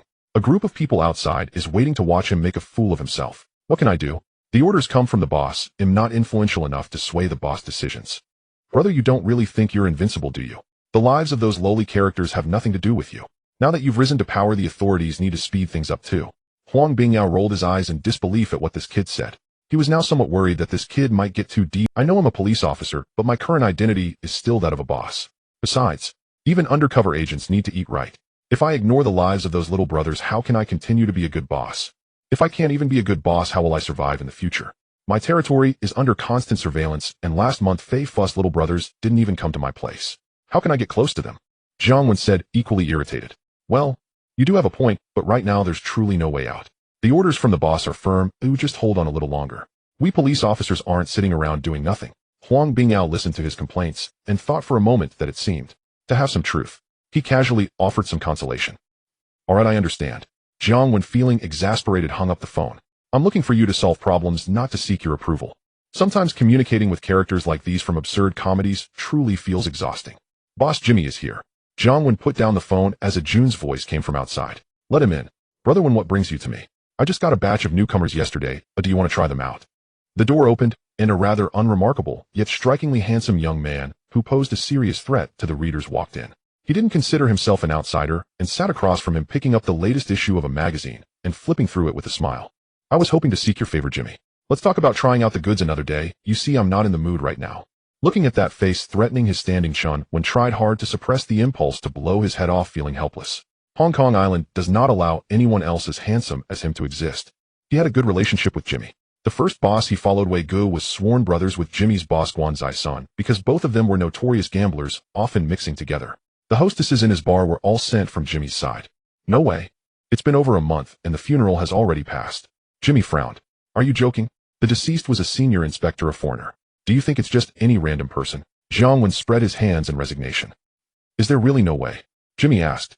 Initially, he joined the gang just to do business without being bullied. He wasn't skilled at violence and followed a boss who was useless.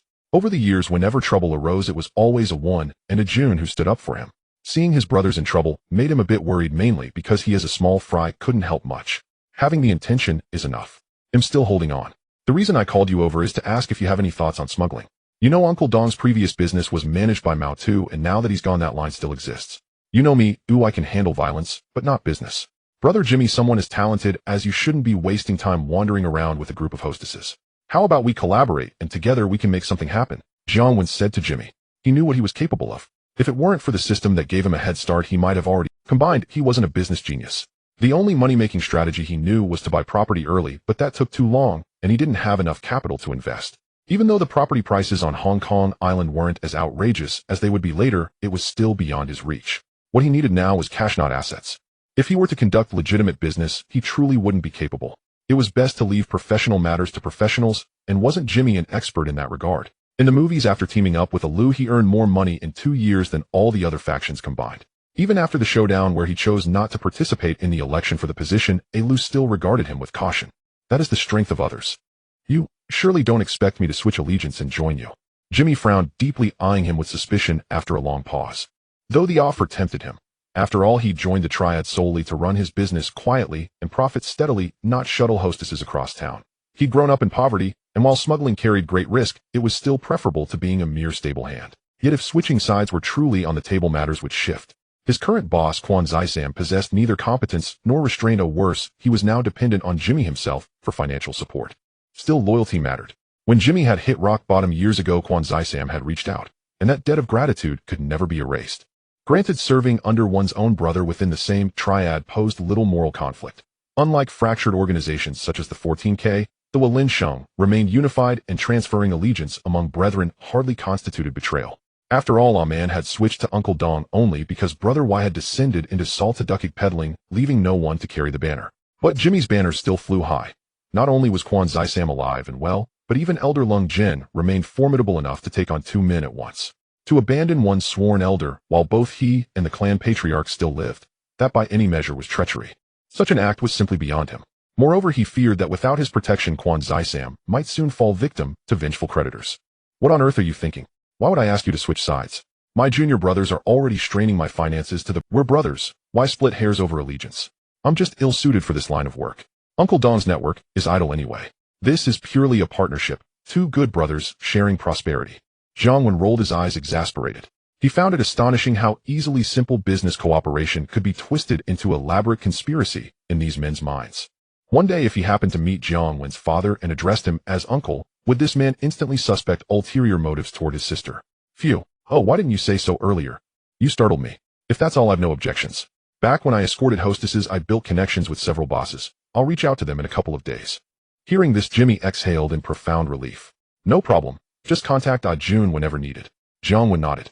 Though cinematic tropes often proved unreliable, this was real life. And after years of shared experience, Jimmy's character remained unquestionable. Even with that unremarkable yet strikingly handsome face, Jiang Wen couldn't fathom how such a man could ever become a villain. Nothing else to discuss. I'll head back and brief everyone. Having concluded their talk, Jimmy rose and departed without lingering, sensing Jiang Wen had other matters to attend. Boss, your prediction hasn't panned out. Over a month has passed, yet that arrogant fool Ba remains untouched, and Big Brother B shows no sign of moving.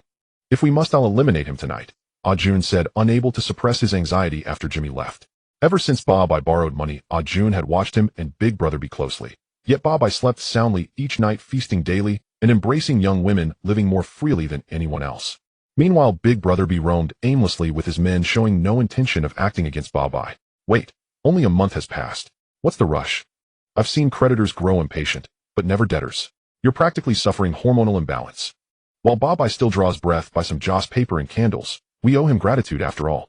Better prepare early lest chaos erupt when he finally departs. Also pick up a book now and then, cultivate knowledge. When crises arise, learn composure. Haven't you heard that even Triad members must evolve with the times? Now that I'm the new leader, I'll soon arrange for you and Ajin to undergo formal investiture. Jiang Wen wordlessly tossed a magazine featuring Fat Lao Li onto the table before him, urging him to study diligently. If earlier he'd harbored uncertainty about when Chan Honam and his crew would move against Ba, he now. The magazine's cover girl was Big Brother B's younger sister, a rare issue now unavailable on the market. He'd bought it during a prison visit to Ghost Dong, its value elevated precisely by her identity. Now he realized beyond the original print run, even reprints, and likely the entire factory, had been incinerated by Chan Honam. At that moment he knew victory was virtually certain. In the film, Big Brother B sent Chan Honam to burn Fat Lao Li's factory, the protagonist's true debut. Next would surely be Babai, and if all else failed, Gao Jin could intervene. With the precision of a Soot Sandgun's enforcer, orchestrating Babai's accidental demise would be effortless. Really? When Jun leapt with joy, instantly abandoning interest in Big Brother B's sister. His eyes gleamed with eager anticipation. Who among Triad members doesn't aspire upward? Though he commanded a crew without formal investiture, he remained merely a junior brother, hardly a title commanding respect. I've spoken plainly. How could it be false? Still, timing must be chosen wisely. Jiang Wen replied patiently. As newly appointed head of the Walin Sheng, he oversaw dozens of juniors. Yet his two top lieutenants, Gao Jin and Jie, remained uninvested, a contradiction difficult to justify. Gao Jin had voiced no objection earlier. He'd come from the mainland solely to amass wealth, caring little for titles so long as profits flowed.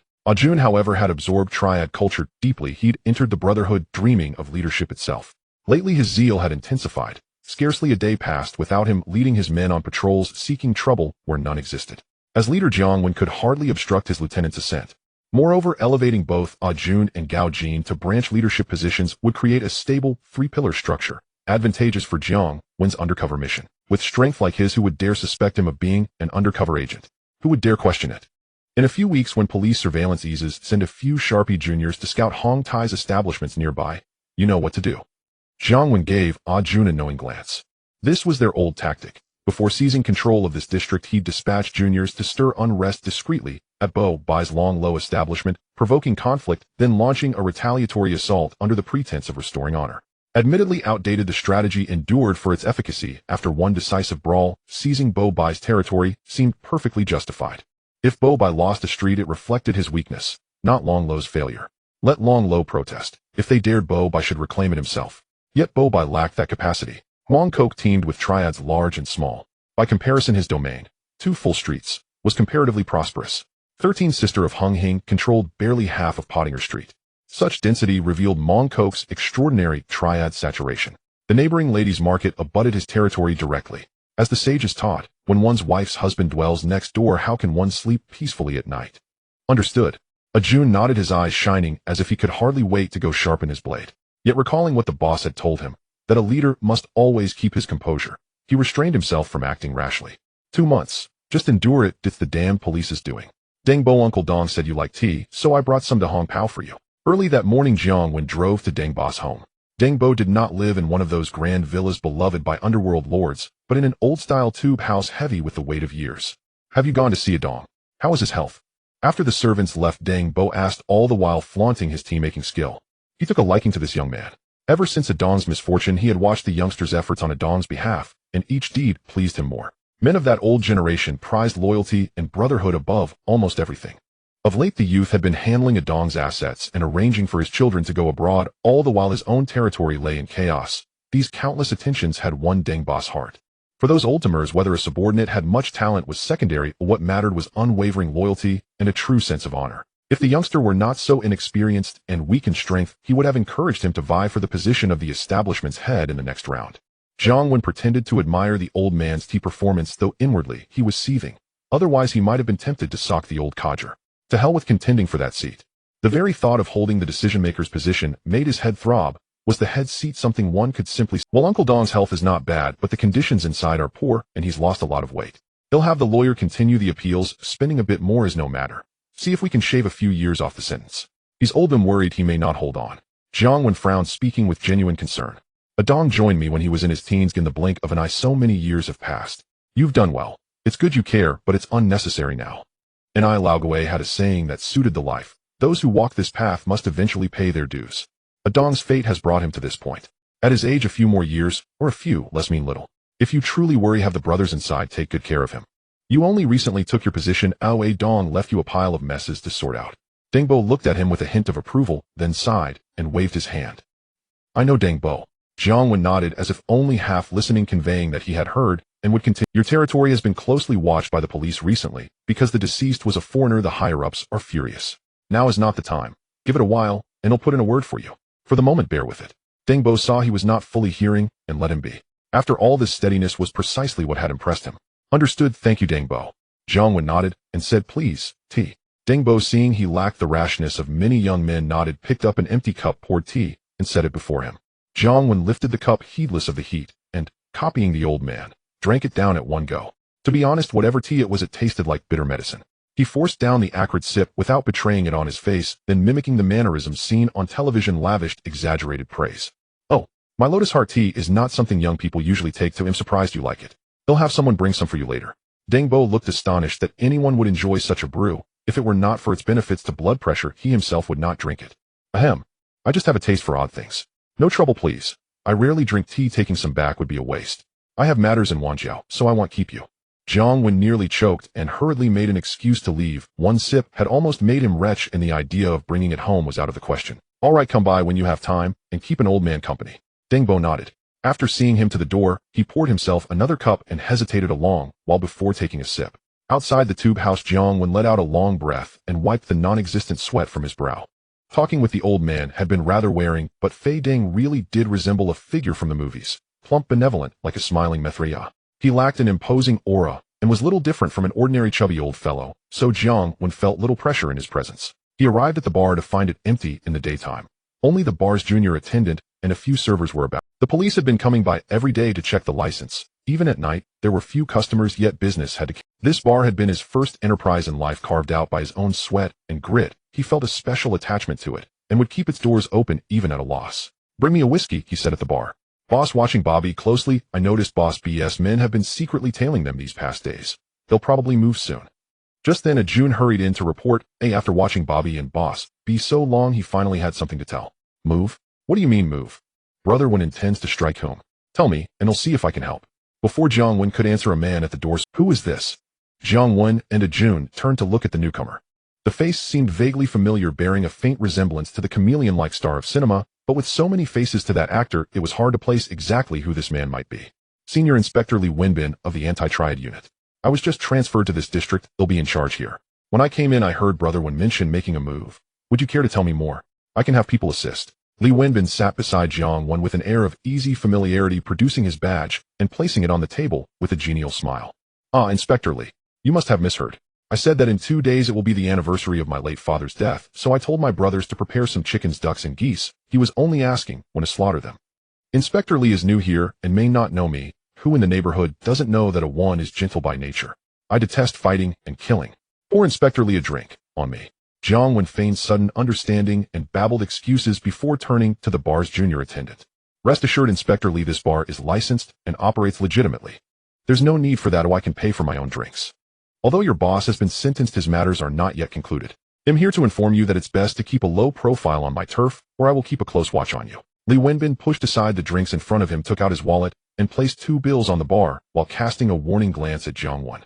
Before being transferred here, he had investigated the gang forces in this area. Among them, he had highlighted this Liang Zai when the spokesperson for Lianxing, for one simple reason: he is simply too young. In this area, the heads of major gangs aside from Liang Zai Wen are all over 30 years old, seasoned veterans. Although these veterans can be difficult to deal with, they also have their advantages.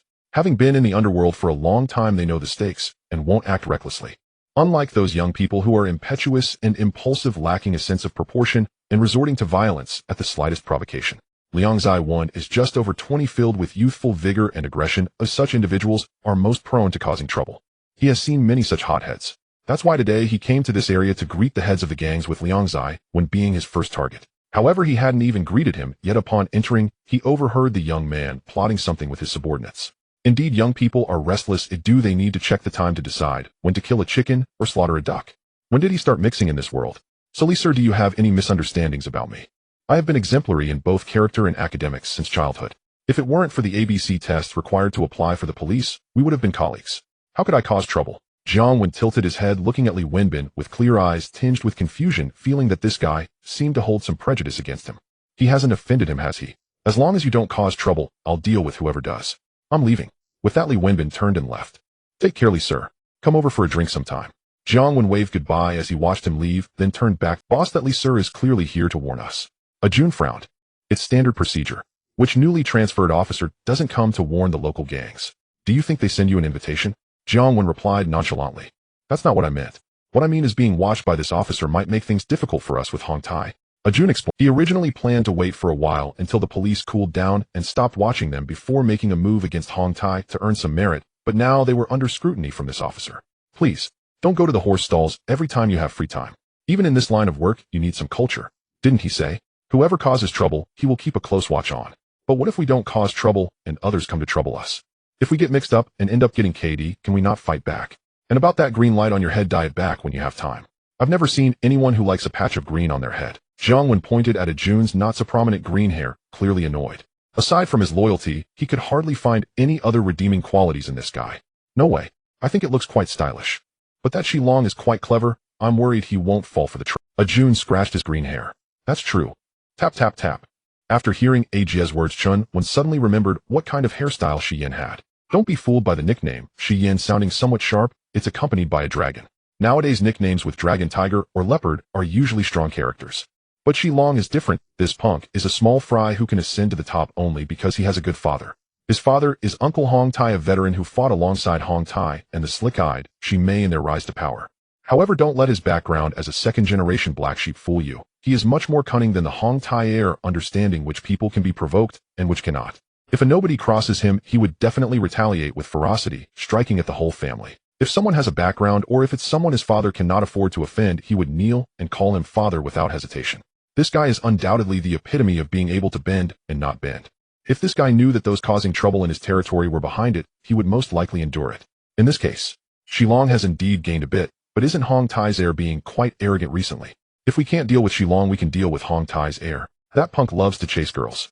Jiang Wen rubbed his chin, and after a moment of contemplation, he threw Jun a knowing look. This Hong Tai prince is notoriously arrogant, relying on his father being the big boss of Hong Tai, and being the next in line. He hasn't refrained from doing many despicable acts such as forcing people into prostitution or persuading them to reform. Moreover, this punk has poor drinking habits. Every time he gets drunk at others' venues, he tends to stir up trouble. Many people, considering his father's reputation, can't be bothered to hold him accountable as long as he doesn't go too far. But because of this, he has become increasingly arrogant and unrestrained, often bringing girls to his place without even paying for overnight fees, which is simply excessive. Boss, I find you increasingly cunning. Jun's eyes lit up as he looked at Jiang Wen with a cheeky grin. Where are we eating tonight? How about the same place as yesterday? That works. The fried field mice from yesterday's place. I like the mixed tiger and phoenix hot pot. Eating that rich. Can you handle it? Come on. At worst, I'll just go to the restroom after eating. Last time the new batch from Jimmy was of pretty high quality. Ding ding ding. Boss, a few of Big Brother BS underlings just killed Babai. Jun was right. It had only been 2 days since their last chat, and Chun Haonan and his crew had indeed taken action. That afternoon, while Jiang Wen was still discussing dinner plans with Gao Jin, Jun's call came in. Got it. I was just discussing dinner with Jin. Come over first. Jiang Wen couldn't suppress his smile as he... Was that Jun calling? Gao Jin asked. Yes, Big Brother BS underlings just took care of Ba, but you can rest. Jiang Wen smiled brightly as he spoke. Phew, that punk finally met his end. Upon hearing this, Gao Jin sighed in relief. During this time, not only was Jun anxious, but he was also extremely tense. He had already prepared to take matters into his own hands against Ba Bai if the Hong Xing crew didn't take action next month. Now things are finally settled, and he can finally sleep soundly. In the primordial world, 2 months have passed in the blink of an eye. The police have been keeping a close watch on this side of Mongkok for 2 full months. The tension has eased considerably, and during this time no police have come to check on the gambling houses. Business in Mongkok is gradually returning to normal. However, to be on the safe side, Jiang Wen has no intention of immediately reopening the gambling stalls and horse racing business. He plans to wait for a while longer. After all, they have already held out for 3 months, so an extra 10 days or half a month won't make much difference. Special thanks to Brother Ba Bai for his support. To express gratitude, on the day of Ba Bi's funeral, he had his younger brothers deliver a floral wreath, and on the 7th day, they even roasted a whole pig. Gratitude. In these 2 months, if anyone has been the most talked about in the underworld, it must be Chun Haonan of the Hung Hing gang. As the main protagonist of the young and dangerous film series, ever since Chun Haonan eliminated Ba by 2 months ago, he has been unstoppable. Now even in any random tea restaurant near Causeway Bay you can hear those small-time thugs praising the pretty boy south of Causeway Bay. In fact, Chun Haonan has indeed achieved some notable feats in the past 2 months. Today, due to a brother's jealousy, he got into a brawl with another gang, and tomorrow he swept through a few streets of a certain gang. It all sounds a bit fantastical, yet he hasn't quite reached the level of being famous throughout the underworld. It's uncertain if someone is pulling strings behind the scenes, but Chun Haonan's fame seems somewhat disproportionate to his actual achievements.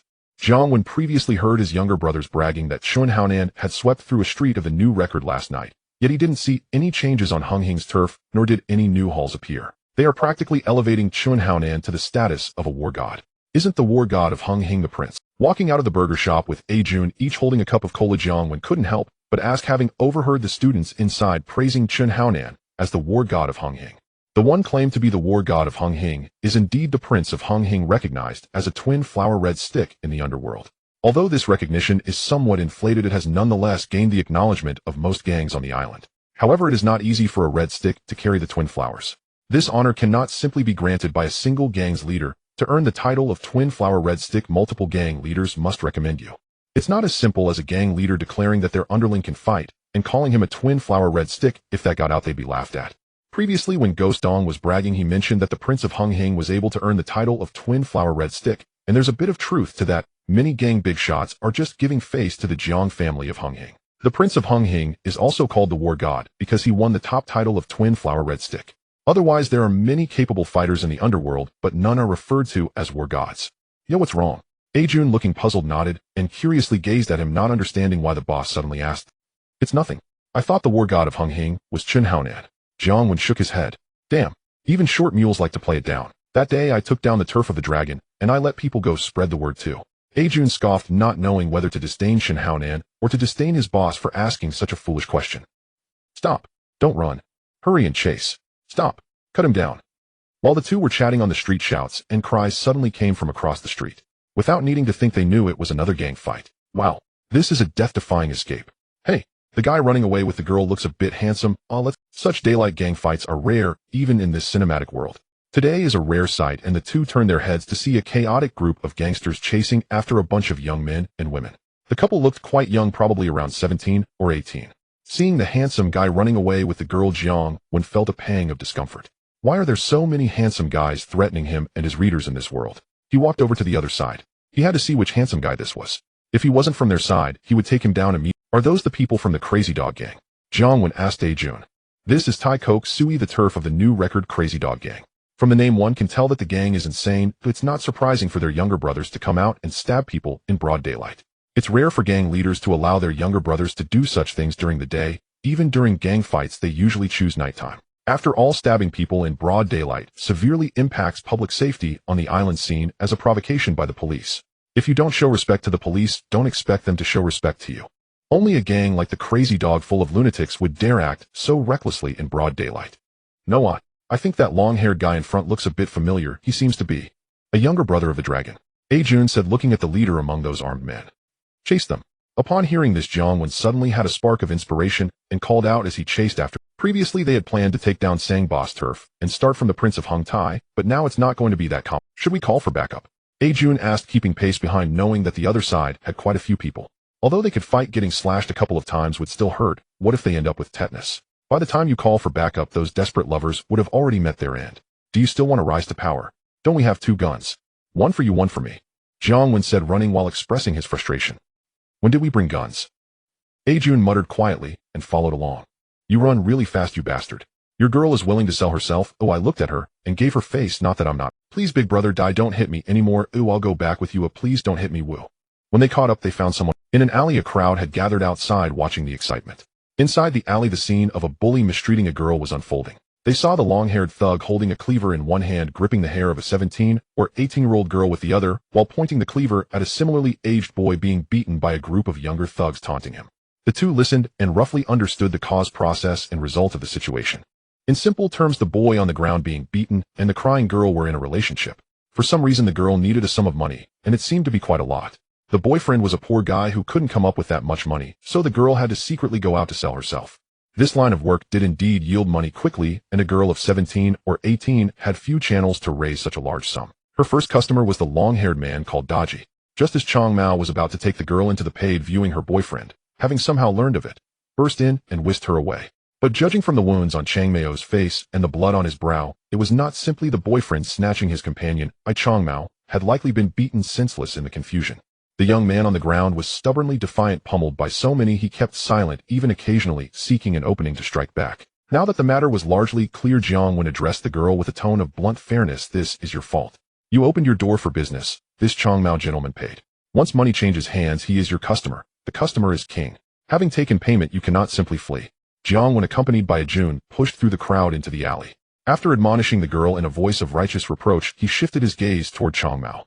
Of course, he continued, Chang Mao, you are not blameless either. This young miss looks very young. Is she of legal age? If she is underage, what you have done amounts to abducting a minor, a crime that carries at least 5 years. If someone took your money and did not render the service, you can sue at the Consumer Affairs Office. Carrying iron pipes and knives the way you do is outrageous. In broad daylight and in public, even if you think you are right, such violence makes you appear unjust. Kid, where are you from?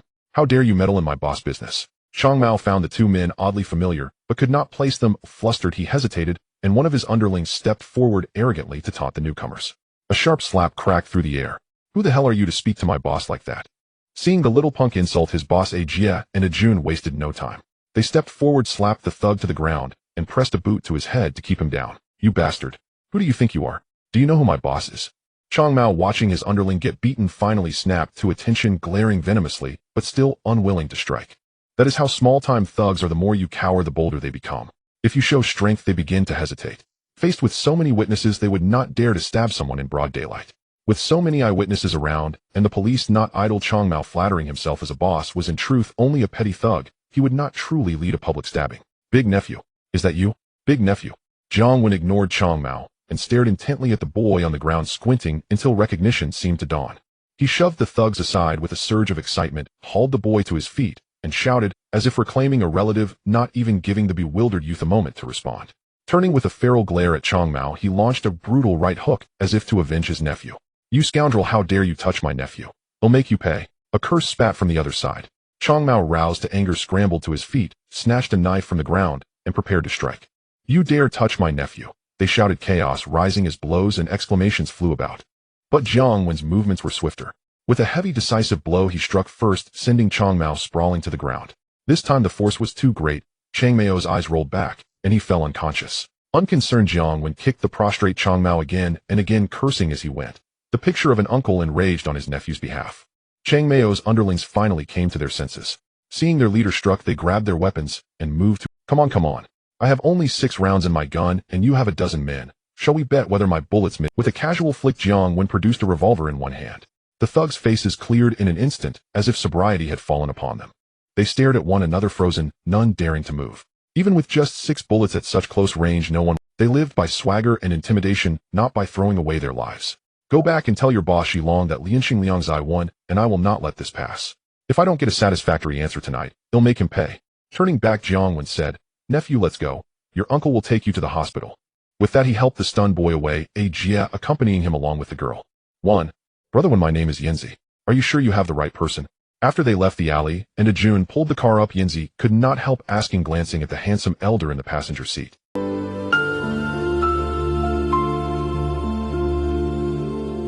He had heard of Lianxing Liang Zai won. Taizidao was not far from Temple Street.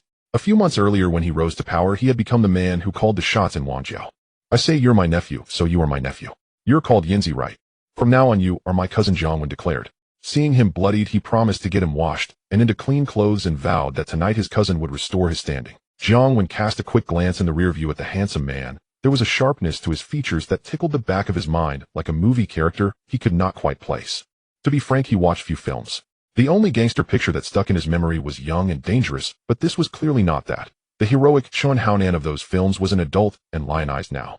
Hearing such words from the elder, Yanzi could only nod to a nephew under a big man's protection was as good as any safeguard for a small-time thug like him. Tell me what happened between you two.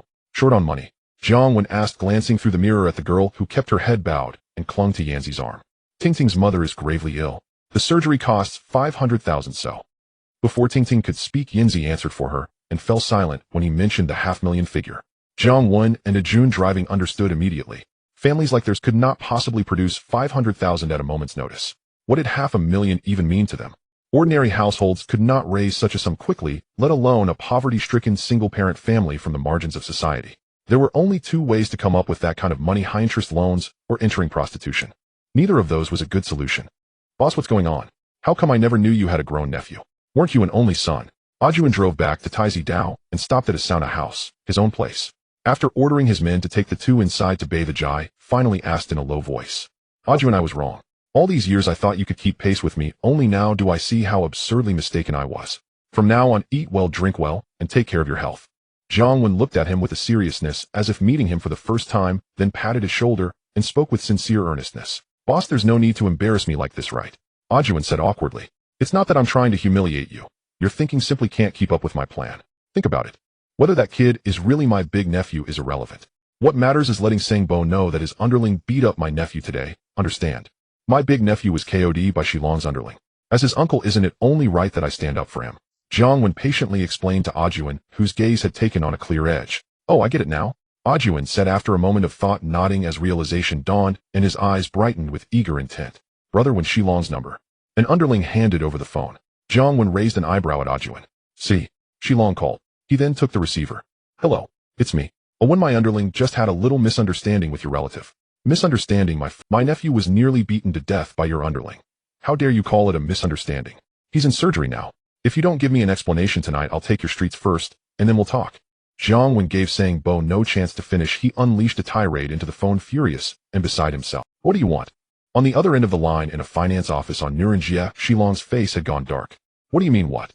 My nephew was left in critical condition by your underling, and it's not even clear if he'll make it. What do you think I want? There's nothing to negotiate. 5 million for medical bills, and have your underling kneel and kowtow before my nephew a few times. Then I'll pretend it never happened. Jiang Wen erupted in rage. Bang. You bastard, are you kidding me? Is your nephew's life worth 5 million? Hearing the outrageous demand, Shilong slapped the table and leapt to his feet. He might be a little cowardly, true, but to demand 5 million and require his man to kneel. If he agreed to that, he might as well go home and herd cows for a living. Whether it's 5 million is not for you to decide, it's my call. Just say whether you accept it or not. Don't accuse me of bullying. Midnight tonight the matter will be settled, life or death. Jiang Wen watched the eager Ajuan and smiled, then hardened his tone into the phone. Bastard, tonight I'll... The conversation deteriorated. Shilong ground his teeth, roared into the receiver, and slammed the phone down without giving the other side a word. Bring that bastard in. After he sat back down, Shilong called coldly to the men at the door. Brother Long. 2 underlings hauled in the bruised, beaten Dodgy, patently roughed up just moments before outside. The battered Dodgy lifted his head with difficulty and looked weakly at the boss. Slap. You scoundrel. Always causing trouble every few days, and now you've dragged Liang Zaiwen into it. I never should have taken you in, Shilong snapped. Shilong's temper flared at the sight of Dodgy. He rose, seized the phone from the table, and smashed it down onto Dodgy's head, then continued to berate the man sprawled, unable to rise. He'd taken that fake foreigner in for the money, but the bastard had been using Shilong's name to stir trouble everywhere. Before it had been minor groups, no big deal, but now he'd crossed Liang Zaiwen. He'd never been insulted like that in his life. Oh, Liang Zaiwen had torn him to pieces. The sight of the scumbag only made him angrier. Boss, I really didn't mean it. Dodgy slumped on the floor, struggling to stand.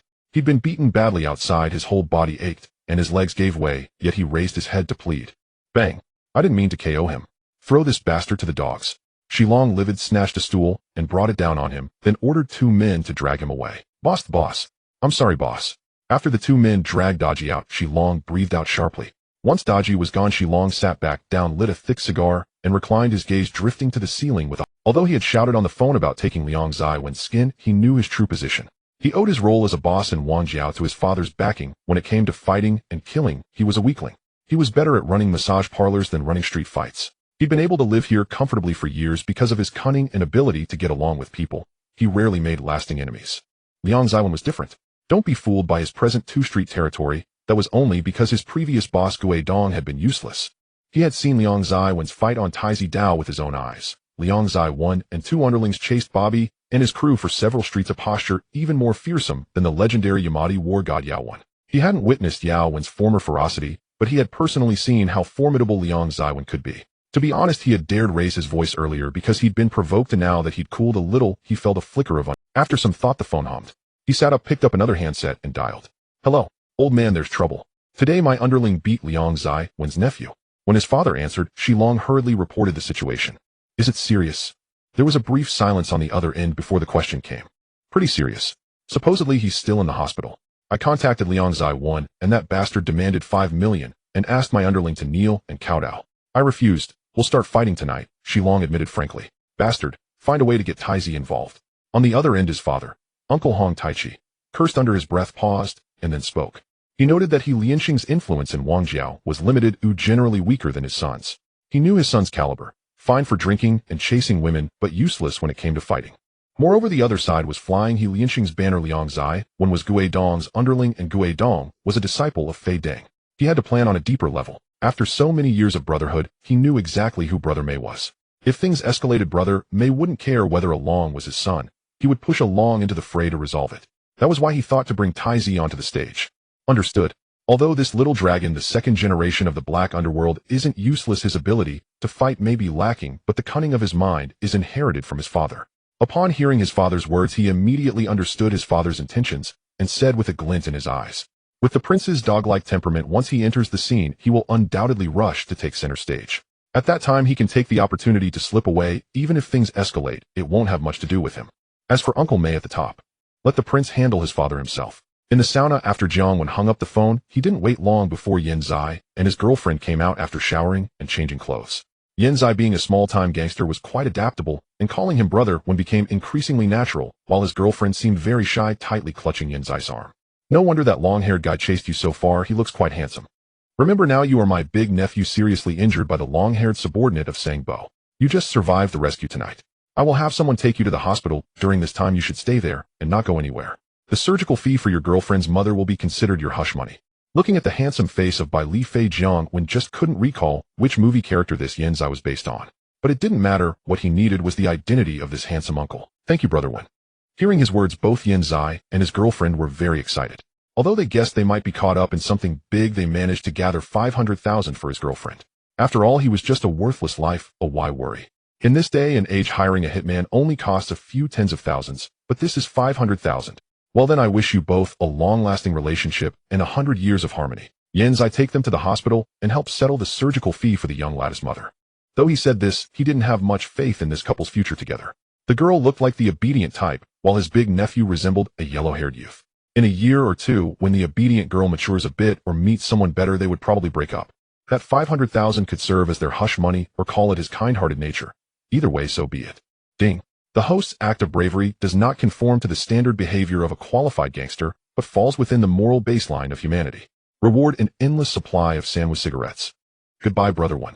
Let's go sharpen our knives. At 9 in the evening, while Jiang Wen was sharpening his knife, Xiaolong's side was also preparing, but quietly, without making a fuss, as he still needed to coax the prince into the trap. Making a big deal out of it, who knows if the prince will even come tonight. Although the prince was a bit arrogant, he wasn't a fool, well aware that he was coming to a place where people would be cut down. Brother Long, the prince has arrived. At a private room in the nightclub, a little brother quietly reported as he entered. Xiaolong nodded and stood up, leading the little brother out of the room. Prince. At the entrance of the nightclub, Prince Hong Tai entered with a large group of followers constantly greeting the little brothers. Where's Xiaolong? I heard he brought Anna here. Call her over. This Hong Tai prince stood in the middle of the hall with his hands on his hips, looking around as if to question.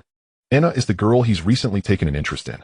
Since she sells her art, but not her body, and he enjoys the tension of her reluctance, he hasn't forced her, and has been savoring the thrill. Just when he was about to get her, he was informed by a little brother that Xiaolong had brought Anna to his establishment. Since when did Xiaolong have the guts to steal my girl? Prince, what's got you so angry? It's all our turf. Let's not disturb the other customers. Let's talk inside. At this moment, Xiaolong walked over with a smile, leading the prince towards the private room. The prince didn't refuse. After all, this was Hong Tai's turf. His father was the head of Hong Tai, and he was the prince. Once his father passes, he would be the head of Hong Tai. In other words, the money earned here would also be his. If business is affected and profits decrease, wouldn't he be the one losing out? What's the matter, you little punk? Don't you know Anna is my girl? Are you planning to snatch food from my mouth? As soon as they sat down in the private room, the prince looked at Xiaolong with a cold expression. Brother Prince, we grew up playing together. You know what kind of person I am, right? I'm a bit lewd, but am not bold enough to compete with you for women. Xiaolong waved his hand, smiling amicably. Not daring to compete with me for women, yet today your man brought Anna here. The prince looked at him, skeptically emphasizing the word brought. Brother Prince, you misunderstood. I indeed had someone bring Anna over, but I have no intention towards her. Help. Xiao Long continued to smile, portraying himself as someone who had the prince's best interests at heart. Humph. Helping me. I don't need that. I can handle my own girl. The prince coldly snorted, speaking lightly. I'm a big man and do I need your help? Anon nodded, eyes wide with alarm, as if reliving the past 2 days. He's been loitering under my building and staring at me near my workplace. I'm terrified. Prince, I have something to attend to. I'll leave first. Tonight is on me. When Ana finished speaking, Shi Long seized the moment to rise, smiling at the prince, then led his men away.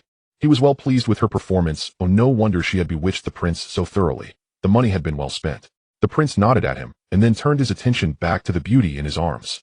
After Shi Long and his men left the private room, he rounded a corner and saw a boy carrying drinks. Seizing the chance, he stopped the lad, took the bottles meant for the room, and waved him away. Once the boy was gone, Shi Long produced a small vial from his pocket, unscrewed the cap, and dropped a few potent drops into 2 empty glasses. It was the usual stimulant he used to liven things. The dose was vicious. Too much would risk the prince growing weak-kneed and unable to flee if Lien Sheng's men came for them. When he had done, he signaled another passing waiter to take the drinks into the prince's suite, then slipped away without a trace. Night had fallen. Midnight. In this era, the island streets were unsafe. Past 12 thugs and ruffians prowled and brawled in the lanes. After 11, apart from the entertainment districts, most places emptied out. The clubs, however, were packed to the rafters. Ancestor, tonight your disciple goes to exact blows. Bless me with swift victory, a voice intoned. Jiang Wen held 6 sticks of incense and bowed 3 times before the ancestral portrait, then glanced up at the image of the venerated ancestor Chao, Shimeng de Jinjuan. He placed 3 sticks into the altar, waited a beat, as if the ancestor had been appeased, and then pressed a button at the wall. The statue of Guan Yi slowly rose from below, standing before the ancestral portrait. Guan you watch over me tonight, and grant me victory. Jiang Wen murmured, bowing again, 3 times before setting the remaining 3 sticks into the incense holder. Having completed the rites, he closed the door to the shrine and stepped outside.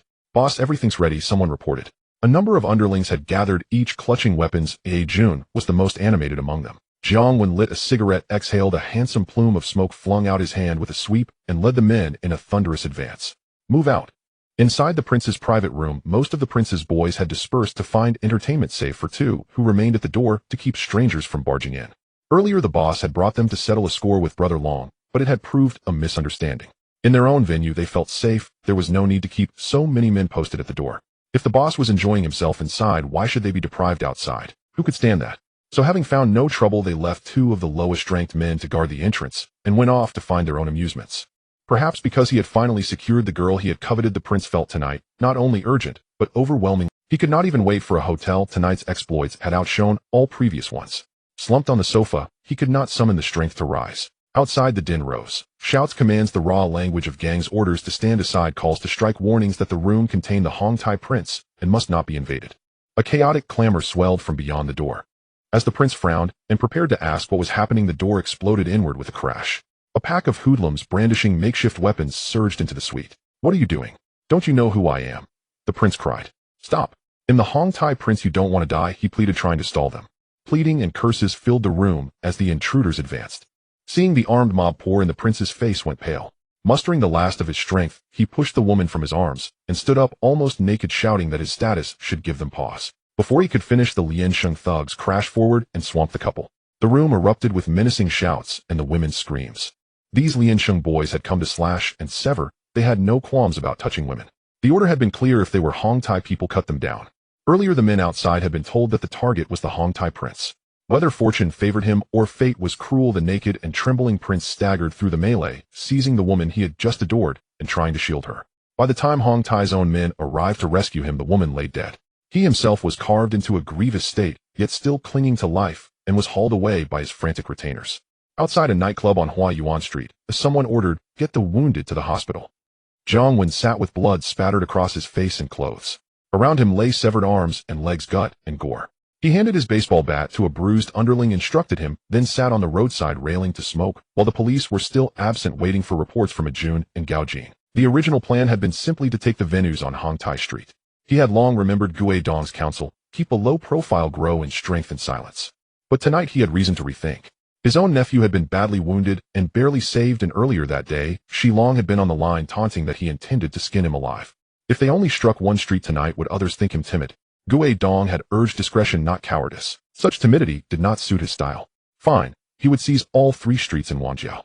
So that night, they acted with daring and skill, splitting into 3 columns. He took one street, Gao Jin and Jun each took another. When the old street is secure, Gao Jin called Jiang Wen replied, "Good. Withdraw with your men." Jun reported, "Boss Woman Street is done as well." We didn't see Shilong, but a brother said in a nightclub suite they ran into the Hong Tai prince who was taken away by Hong Tai's men. Not long after Gao Jin hung up, Jun's call came through too. "Understood. Pull your men back." Jiang Wen frowned. Jun's words surprised him. Shilong's disappearance was unsurprising. He was a cowardly punk. How many trust fund brats dared to take the front line? What did surprise him was that the Hong Tai prince had turned up in his territory that night. Shilong could not have been unaware that his prince had been reveling in Shilong's venue. Yet knowing a strike was planned for the night, he had deliberately vanished and left the prince behind, as if the prince had no inkling of the feud. And Shilong had not told him this in advance, otherwise the prince would never have been so foolish as to remain and party. A man's sixth sense tugged at him. Had Shilong set him up? Was that scheming scoundrel planning to use Jiang Wen's men to eliminate the Hong Tai prince and make a grand move? First, he utilized him to cause Prince Hong Tai's demise, leading to a conflict between Hong Tai and Liansheng. Hong Tai, the leader with delicate brows, only had this one son. If his son were to be killed, he would undoubtedly go mad. Hong Tai's strength could not compare to Liansheng's, and he didn't need the conflict to escalate too fiercely. He only needed to put Hong Tai at a disadvantage. At that point, he could either push aside the delicate brow or eliminate him, thus ending the rivalry between the two major factions, and then seize the opportunity to ascend to the throne of Hong Tai. This is how movies portray it. One is named Shilong, and the other Shimei, both sharing the surname Shi. Why can't he become the leader? Zilong's father is an uncle figure to Hong Tai. It is likely that his father's influence is involved in this. Believing he has deciphered the plan between Shilong and his father, Jiang Wen took a deep drag from his cigarette, letting the smoke fill his lungs, stimulating his developed brain as he sighed. Indeed, the underworld is filled with deception. While you scheme against me, I am also plotting against you. In a luxurious villa in Zhejiang. Ring, ring, ring. It was already 1 o'clock in the morning when the phone in Hong Tai's leader Zimai's room suddenly rang. This leader, who was getting on in years, had a habit of going to bed early and had just dreamed he was back in his youth at 18 or 19, engaging in paid activities with a hua from the neighboring village, when the phone's ringing woke him up. He opened his eyes, sat up, and frowned, feeling quite displeased. At his age, it was not easy to have a good dream. "Hello? Who is this?" Alright, I understand. I will be there right away." He picked up the phone, and upon hearing his subordinate say that his precious eldest son had been severely injured and was now in the hospital, he instantly transformed. With a speed uncharacteristic of his age, he quickly changed his clothes, left the room, and hurried downstairs. Ague, prepare the car to the hospital. On the way to the hospital, Shimei lowered his head, furrowing his brows as he thought for a long time before taking out his phone. "Hello." Before long, the call connected, and an elderly voice came from the other end. "Uncle Deng, it's me, Hong Tai Shimei. I apologize for disturbing your rest at such a late hour." Shimei forced a smile as he spoke into the phone.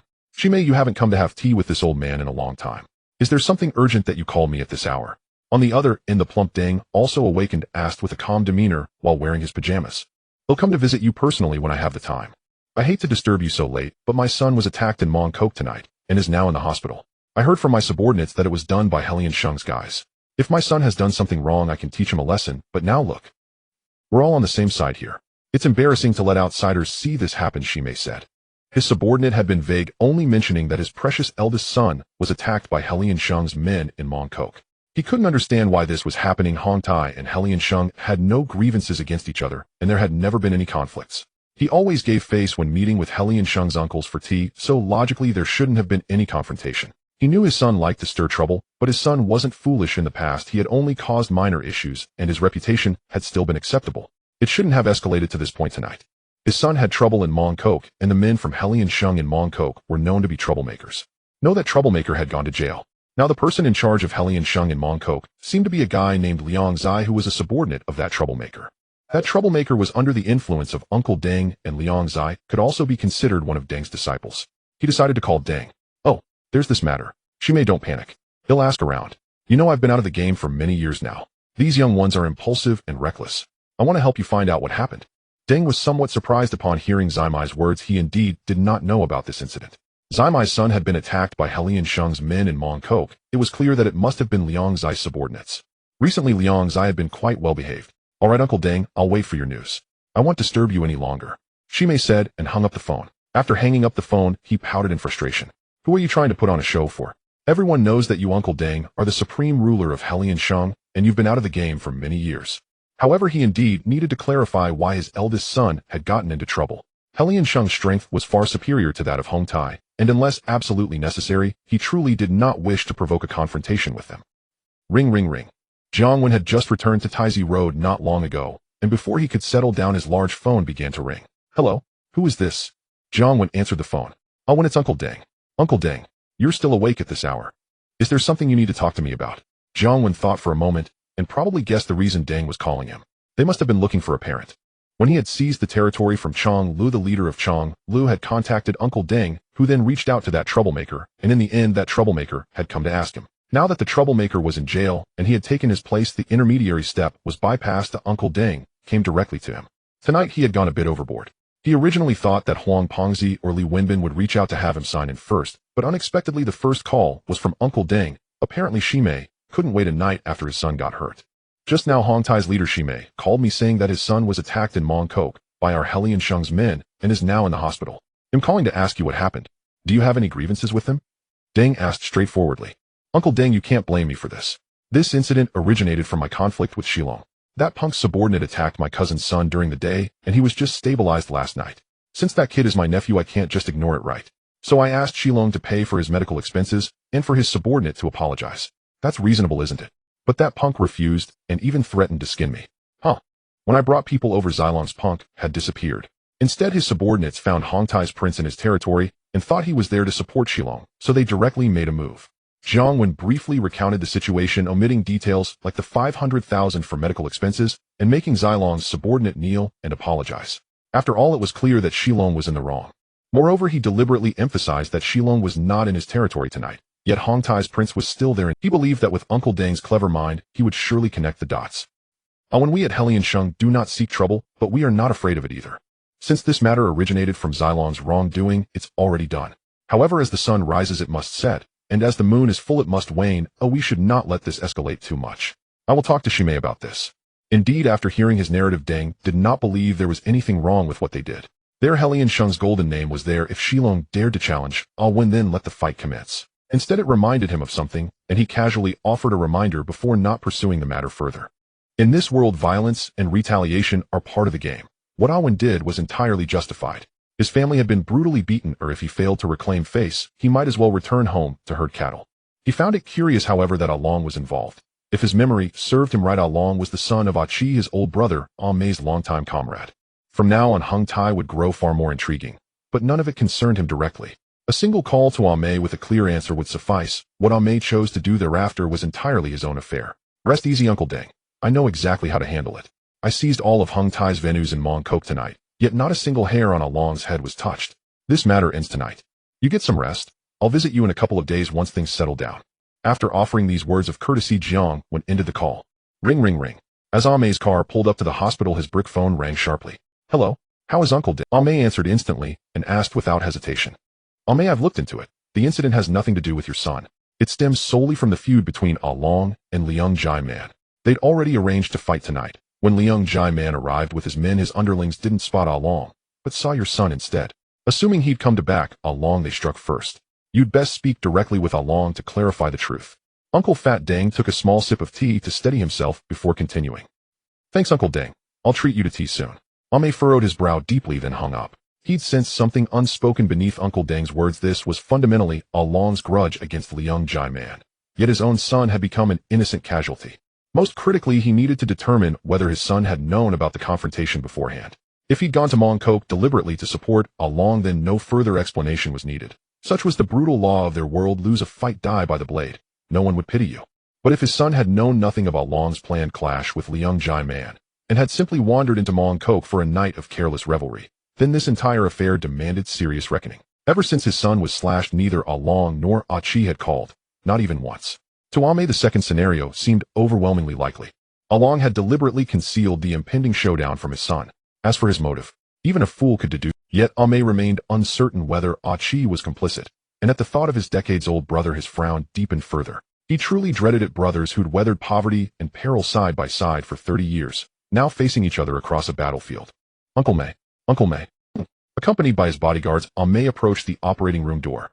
His son's lieutenants stood battered and bloodied. Upon spotting their Triad leader, they rose instantly and snapped to attention. What's the situation? Mei nodded curtly, then turned to Andy, the trusted lieutenant who'd led his son's crew. Blood still stained Andy's clothes, a gauze wrapped his head and torso. Brother Tai is still inside, under emergency surgery. Andy replied. Ame glanced silently at the operating room door, then gave Andy a meaningful look before stepping aside. Andy understood immediately and followed close behind. Why did Brother Tai bring you all to Along's venue last night? They retreated to an empty corridor where Brother Tai heard from his men that his girlfriend Anna had been taken away by Along's people. He prepared to march straight to Along's place for retribution, only later learning it was a misunderstanding. Along explained that Anna had been harassed by a cop recently, so he'd sent men to escort her safely to his own venue. Andy answered honestly. Did he tell you, or any of you, that he intended to fight Jiang Wen? Ame nodded slowly, his mind distant, then pressed further. No. After clarifying Anna's situation, Along left with his men, and Brother Tai dismissed us from the private room. Andy shook his head. Our conversation stays between us. No one else must hear it. Ame clenched his molars, then fixed Andy with a sharp, commanding gaze. Yes, Uncle May. Andy bowed his head instantly. In a luxurious villa overlooking Tsing Shui Bay, Along sat beside the telephone, tense, restless, waiting for news. He'd fled before 11 o'clock last night, and ever since he'd remained glued to the phone awaiting updates from the fate of Mongkok's turf meant little to him. He had his father's protection. At worst, he could lie low elsewhere and rise again as a new boss once the storm passed. What truly tormented him was Brother Tai's condition, but it was already nearly 2 a.m., and still no call had come. His nerves frayed with every passing minute. If Brother Tai died tonight, and Uncle May learned he'd been lured into the trap by Along, his own ruin would be swift and absolute. Ring, ring, ring. Hello? What's the status? What? Brother Tai's critically wounded, under emergency surgery at the hospital. How could this happen? Are Andy and his men utterly incompetent?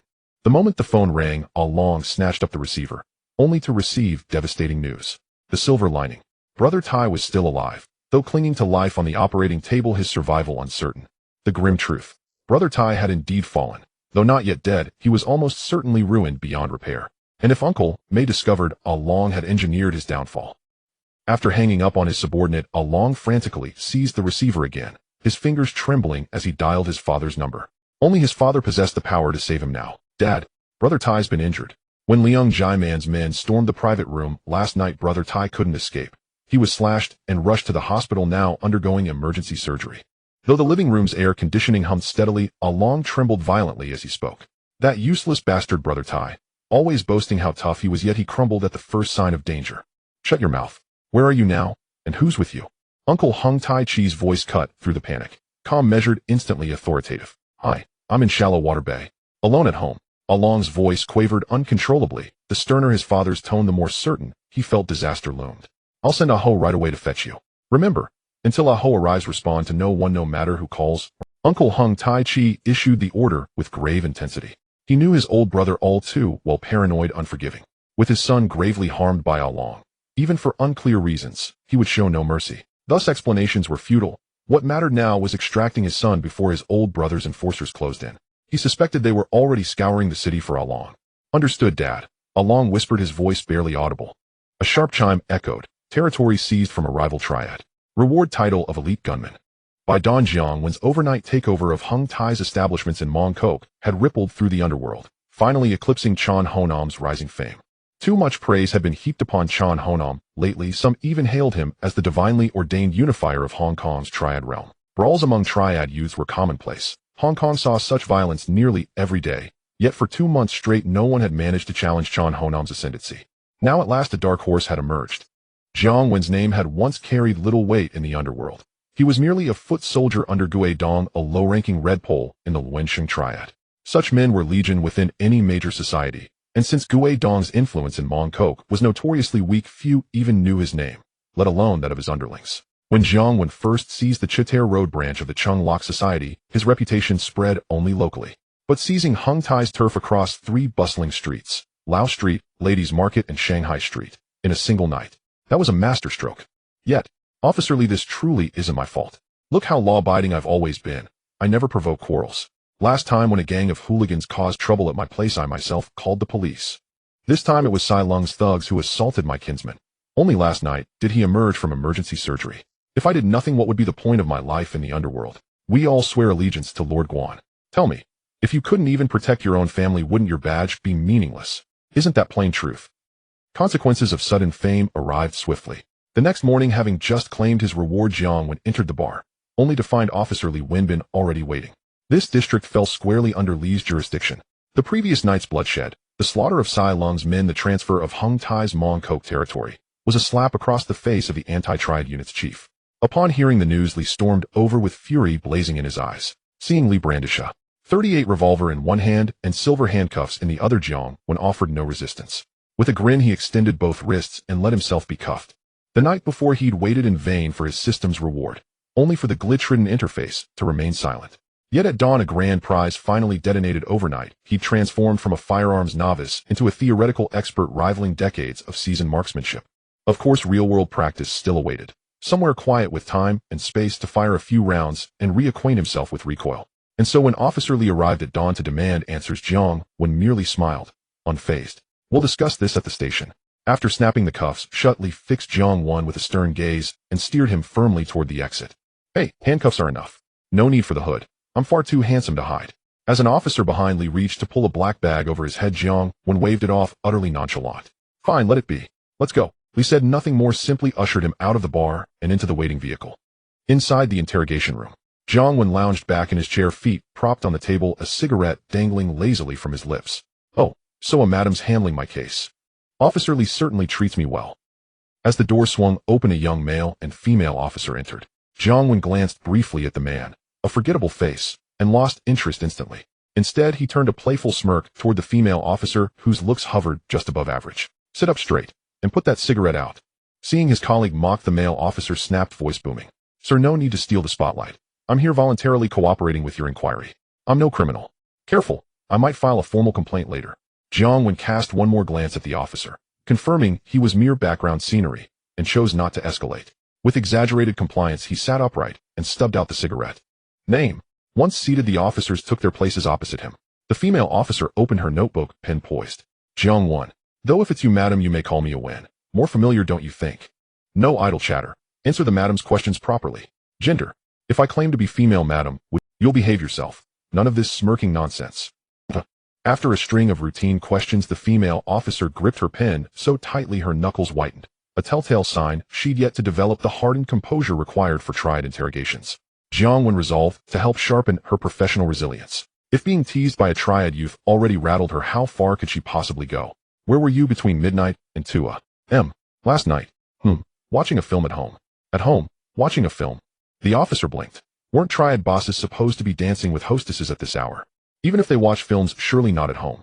Indeed, madam, at home. A recent release, My Private Tutor. Quite compelling. It follows a high school student. Noting her bemused expression, Jiang Wen flashed a sly grin and launched into vivid recollections of plots from his past life. Far richer than anything in today's cinema. Even the officer beside her leaned and captivated. Across the table, 2 sets of breaths grew heavier. Bang! A Wen, you will cease this nonsense immediately. The door burst open. Officer Li strode in, voice sharp with reprimand, then shot his 2 subordinates a glare thick with disappointment. I sent you in to take statements, not to sit spellbound listening to salacious tales. Had I arrived a moment later, I suspect you 2 might have staged something rather authentic. Oh, Officer Li, you were listening too. Jiang Wen lifted his head, feigning surprise. Your lawyer has arrived. Li paused, silent for a long moment, then led Jiang Wen out of the room. He hadn't brought Jiang Wen in to arrest him. Without concrete evidence, apprehending Triad leaders was harder than capturing armed robbers. The moment Li detained him, a dozen underlings rushed to the station, each volunteering to confess. They all knew Jiang Wen had led the assault on Hung Tai the night before, yet they remained powerless to act.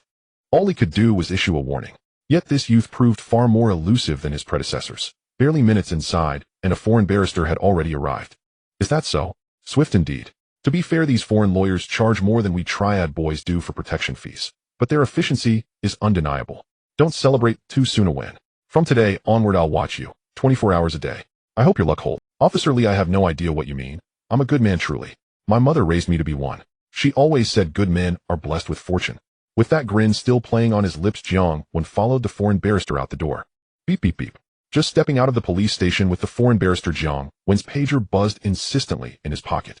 He glanced at the display, then dismissed the foreigner to return home before dialing Huang Fatso back. Hello, it's me. You good for nothing brat. What on earth were you thinking? Don't you remember you're a cop, not some real Triad thug? Last night's chaos was outrageous.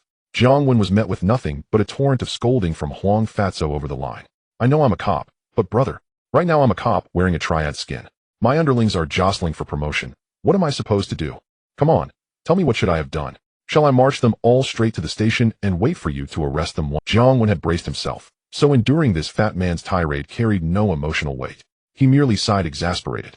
Still, you didn't need to go that far. Don't you realize your official record is already tarnished by last night's incident? Huang Bingyao pleaded earnestly. How many stains do you think my file already bears? Over these years I've slashed more men than I can count. The stack of case files in the station towers higher than my head. Jiang Wen rolled his eyes, utterly unimpressed. Truth be told, neither the force nor Hong Kong itself answered to locals anymore. It was all foreign masters calling the shots. He felt no obligation to serve as their obedient ox. As for returning to the force, that could wait until 1997. I used to cover up your petty brawls, but last night's spectacle was too colossal to conceal. Do you have any idea how notorious you've become overnight? You're practically rivaling that Hung-Hing thug they call South. Next time, just tell me first. Huang Bingyao faltered, then resumed his earnest admonishment. He knew undercover work among triads inevitably meant wielding blades. Survival demanded assimilation. Any hint of dissonance would spell death. This young man had excelled for years, born for this life. It was precisely Jiang Wen's lingering Jianghu aura that had drawn him into the operation. Yet now he wondered, had the boy slipped too deeply into character? Last night's spectacle had echoed across the city. There was no burying it.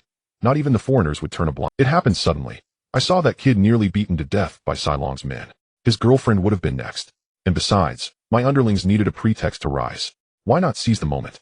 I even played the hero, protecting innocent civilians from Triad brutality. Jiang Wen delivered the lie with flawless solemnity. Just keep it in mind. By the way, the police have lifted surveillance on you. Has Gili Jian contacted you yet? Huang Bingyao asked. Oddly enough, he hasn't. Not a single word. I haven't even heard where his men have been peddling lately.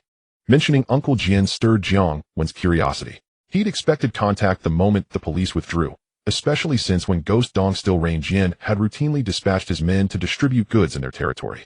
Just last month, while visiting Ghost Dong in prison, Jiang Wen had even probed their partnership. Their arrangement was simple. Ghost Dong granted Gili Jian access to his turf and took 30% afterward. Ghost Dong's logic was impeccable. No direct involvement means no drug crime. Watching Ghost Dong puff with smug pride, Jiang Wen could only sigh inwardly. You likely don't even grasp what an accomplice is. Yet Uncle Jian remained silent. No calls, no sightings of his men distributing anywhere. It was as if the man had retired entirely. Jiang Wen felt bewildered and awkward. After all, he barely knew the man. Walking up and demanding answers would be absurd. Understood. Just remember, clear everything with me first. Huang Bingyao trailed off as if recalling something, then repeated his warning. Got it. Jiang Wen muttered after hanging up. How grievously must Gili Jian have wronged this fat bastard to earn such relentless scrutiny? Meanwhile, at Sai Mei's palatial mansion, the de facto headquarters of the Hung Tai Triad, tension crackled through the air. Elders and branch leaders gathered en masse. Word had spread like wildfire. Their stronghold in Mongkok had been seized. Uncle Chi, with all due respect, Along's performance last night was disgraceful. While his men fought on the front lines, he vanished without a trace. Exactly. Uncle Chi, Mongkok boasts dozens of loyal brothers, yet in a single night they were swept aside by that pretty boy one. Where's Along? Hiding somewhere, terrified. Several branch leaders swiftly directed blame toward Uncle Chi, seated beside Sai Mei. When the Mongkok leadership post had opened, many had coveted it. Only for Uncle Chi, leveraging seniority, to install his inept son Sai Long into the seat. In calmer times they held their tongues, but now with territory lost and honor shattered, silence was no longer. They remained unaware that Sai Long hadn't merely surrendered Mongkok. He'd nearly gotten the boss's son killed. Only Sai Mei and Sai Long knew that truth. Sai Mei kept it buried. Uncle Chi certainly wouldn't speak of it. Enough. Blame changes nothing. Mongkok is gone. Let's discuss how to reclaim it. Sai Mei waved wearily, cutting off the cacophony. His son had spent the night in intensive care, finally stabilized though still unconscious. According to the doctors, awakening depended entirely on the boy's own will. He would handle Uncle Chi and Sai Long quietly. This meeting was strictly about Mongkok. He'd stayed at the hospital until dawn, then rushed home. At his age, one sleepless night drained him more than his legendary 3-day-and-night duel with a Hua from the neighboring village. What else can we do? Retaliate immediately, or shall Hung Tai surrender its name to the streets forever? Tonight, I lead the charge. I'll see just how fearsome this rotten boy Wen truly is. Hold your temper. Last night's battle was fresh, and the cops are watching us like hawks. Wait until the heat dies down, or risk jeopardizing operations elsewhere. Easy to say, but what then? Stand by while rotten boy Wen plants his flag on our land. The living room erupted, voices clashing like a fish market. Hung Tai's little tyrant, famed for his ferocity, shouted loudest, demanding war at every turn. His own territory lay in North Point, a barren stretch where even chickens refused to lay eggs and birds wouldn't defecate. When Mongkok's leadership vacancy arose, he burned with ambition, only to watch Sai Long backed by a powerful father claim that lucrative turf.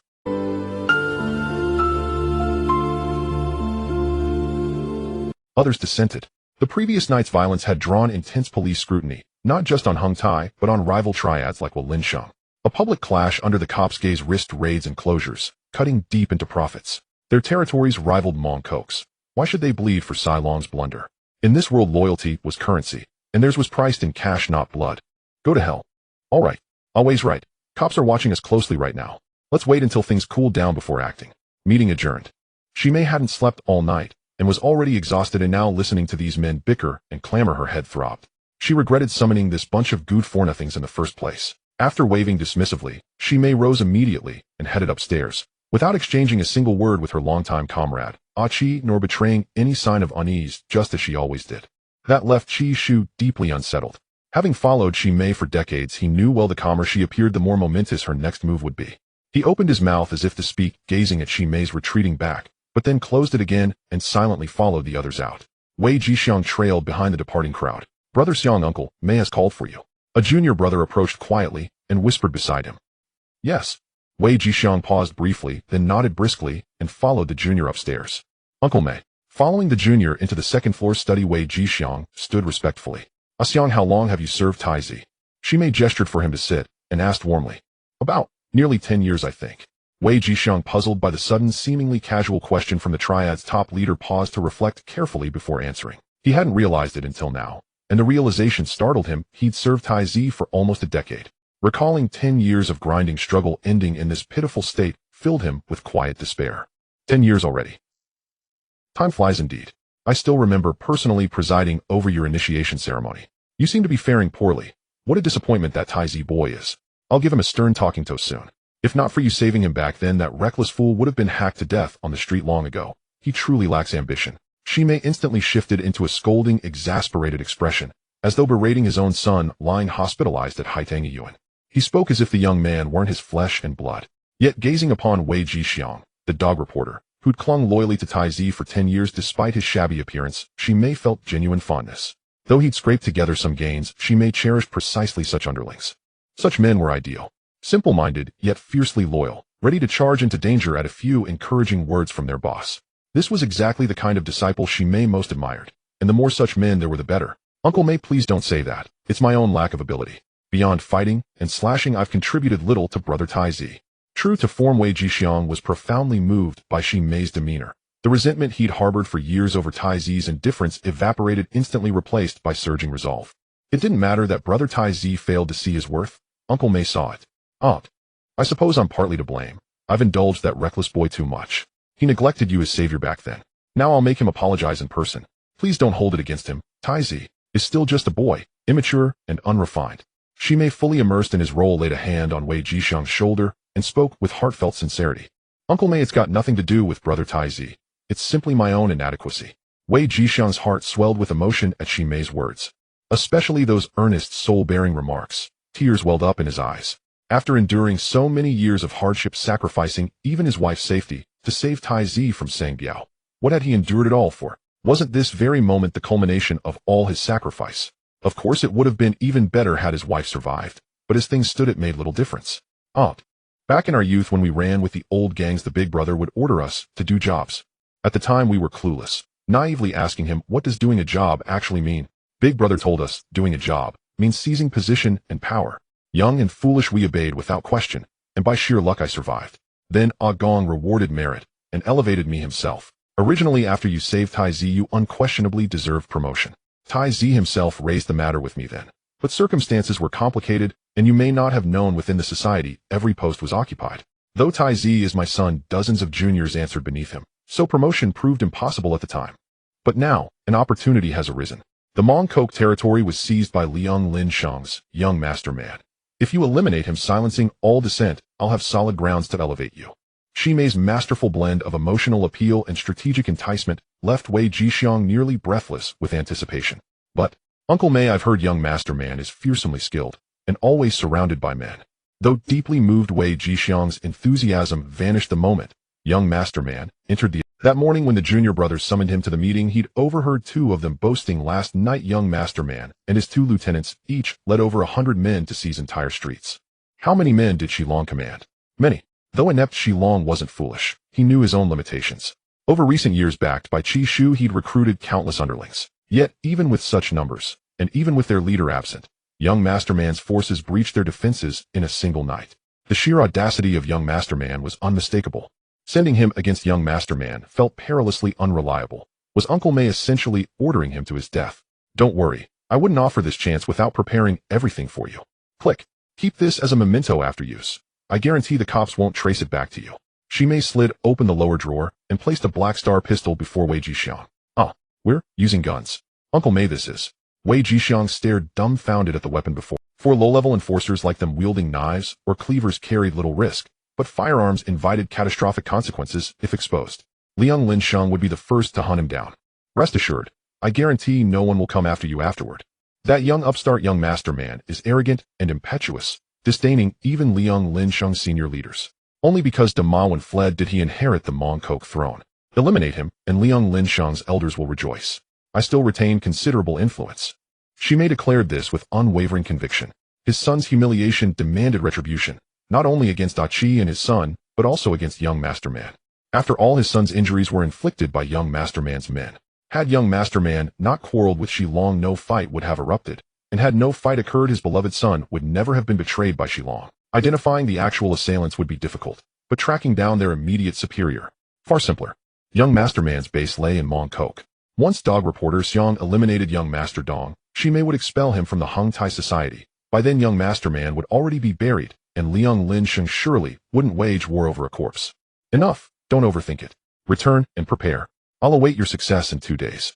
Seeing Wei Jixiang hesitate, Shimei gave him no further chance to speak, shoved the pistol into his arms, and dismissed him. In Yuan Lang's auto repair shop, Wei Jixiang sat absent-mindedly on a small stool, chain-smoking one cigarette after another, lost in thought. Boss, stop smoking. Ever since the meeting ended, you've been like this. What on earth happened? A short, stocky underling slid out from beneath the car chassis, noticed his boss's grim demeanor, stood up, pulled off his gloves, and strode over to snatch the cigarette from Wei Jixiang's hand. After the meeting, Uncle May summoned me and ordered me to eliminate Liang Linsheng's young Master One. Wei Jixiang gazed at his 2 lieutenants and spoke candidly, resignedly. You didn't accept it, did you? The tall and short underlings exchanged glances, then stared at their boss in unison, shocked. His hollow expression said it all. He had already taken the assignment. Wei Jixiang nodded silently. Damn it. Boss, have you lost your mind? Words spreading across the underworld. Don't you know how fearsome young Master One is? They say back in his prime, he chased over 100 members of Chung Lok Bo through several city blocks. Just him and 2 underlings. How dare you take such a death sentence? Uncle May is sending you straight to your grave, cried the lanky, towering underling, eyes wide with disbelief. Indeed, boss. Young Master One reigns supreme in Mongkok. Even if you somehow succeeded in taking him down, you'd never make it out alive. Think not just of yourself, but of Dahong.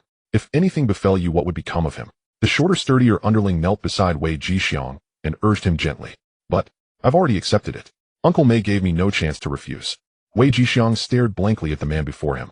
Dazed and disoriented, he'd been escorted out of Uncle May's villa by bodyguards, and only later realized a pistol had been thrust into his arms, leaving no opportunity to return it. Sigh. The 2 underlings glanced at each other, exhaling helplessly in shared resignation. Ever since the tragedy involving Big Sister, their boss had changed utterly. So much so that even when mocked openly as Doggy Xiang, he pretended not to hear. Everyone could see clearly Prince treated him like a dog.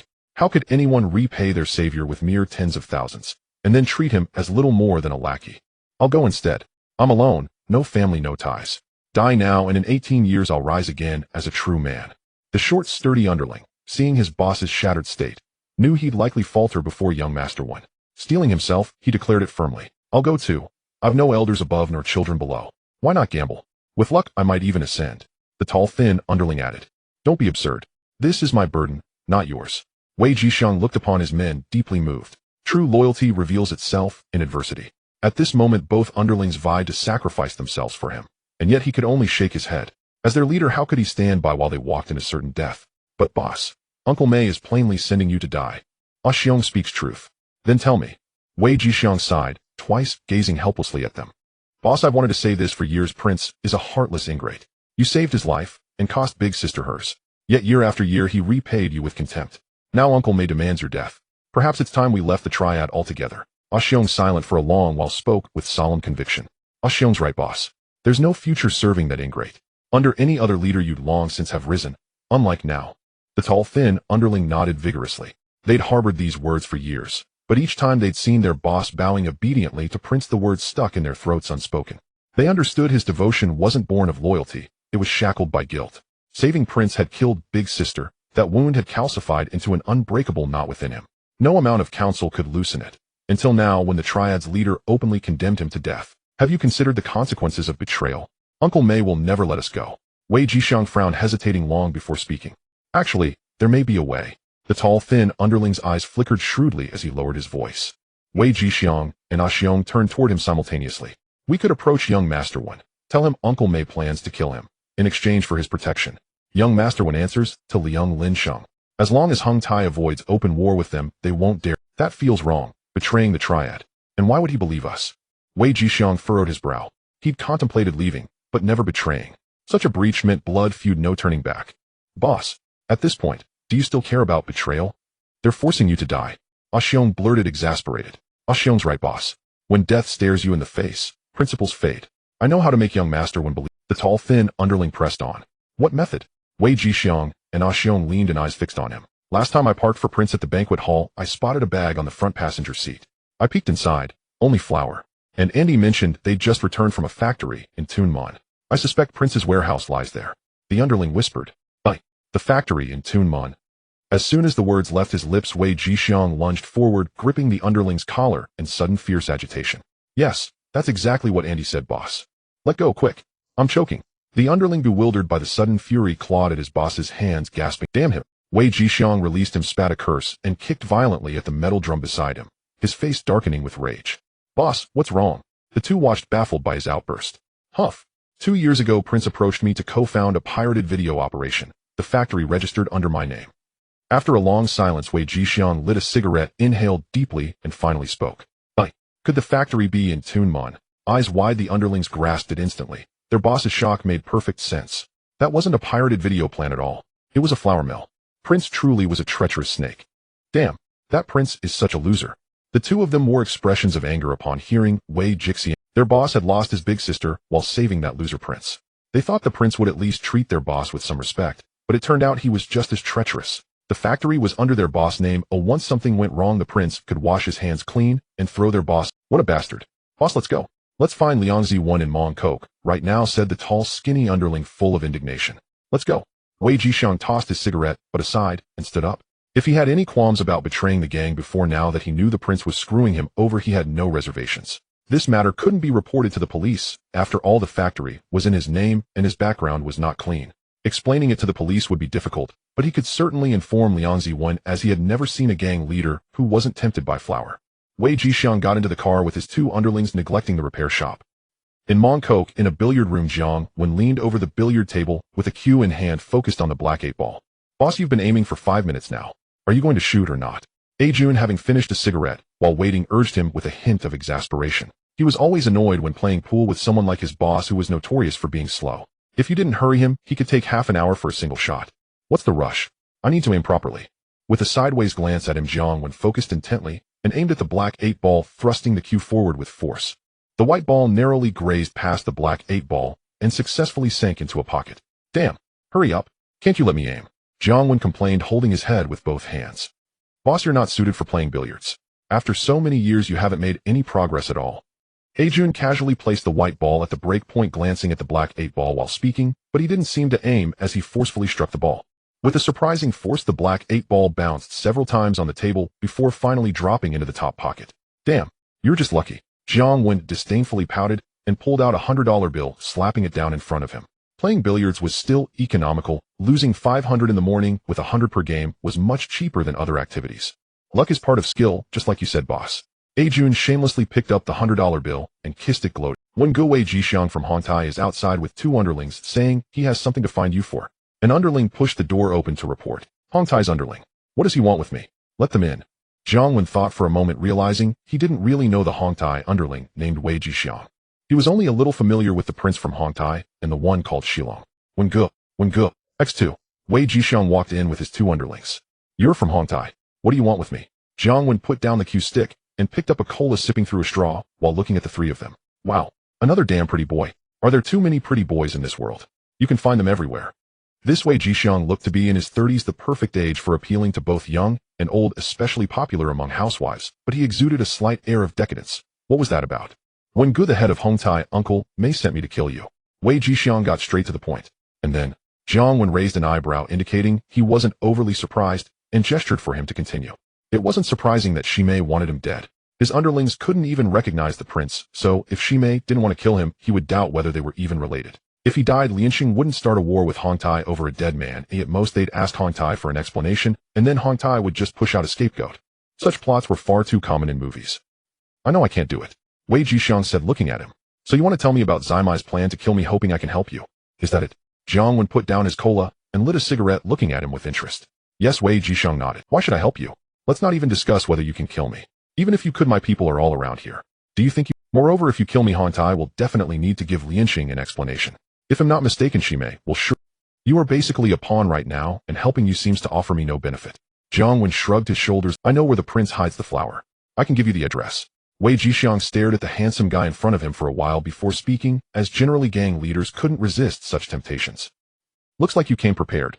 Your sincerity has moved me. Starting today, as long as you don't leave my territory, I promise no one from Hongtai will touch you.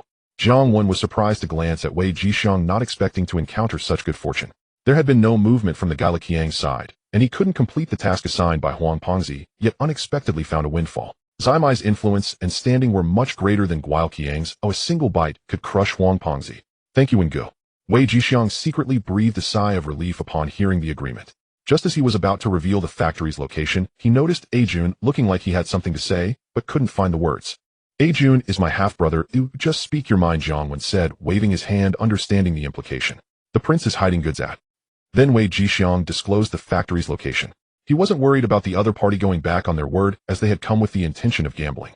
As the old saying goes, life is already like this but can't get any worse. Let Ajun go take a look, but don't attract any— Jiang Wen turned to Ajun and said, First let Gao Jun check if it's true. Ajun nodded, and then left the private room to call Gao Jun. Let's go back with me. For now you can help me out at my bar in Taizi Dao. They'll pay you a salary, and once this matter is settled you can leave any time. Jiang Wen said as he led the three out of the billiard room. He brought them to the bar, had the underlings arrange for them, and then returned to the office to wait for Gao Jun's news.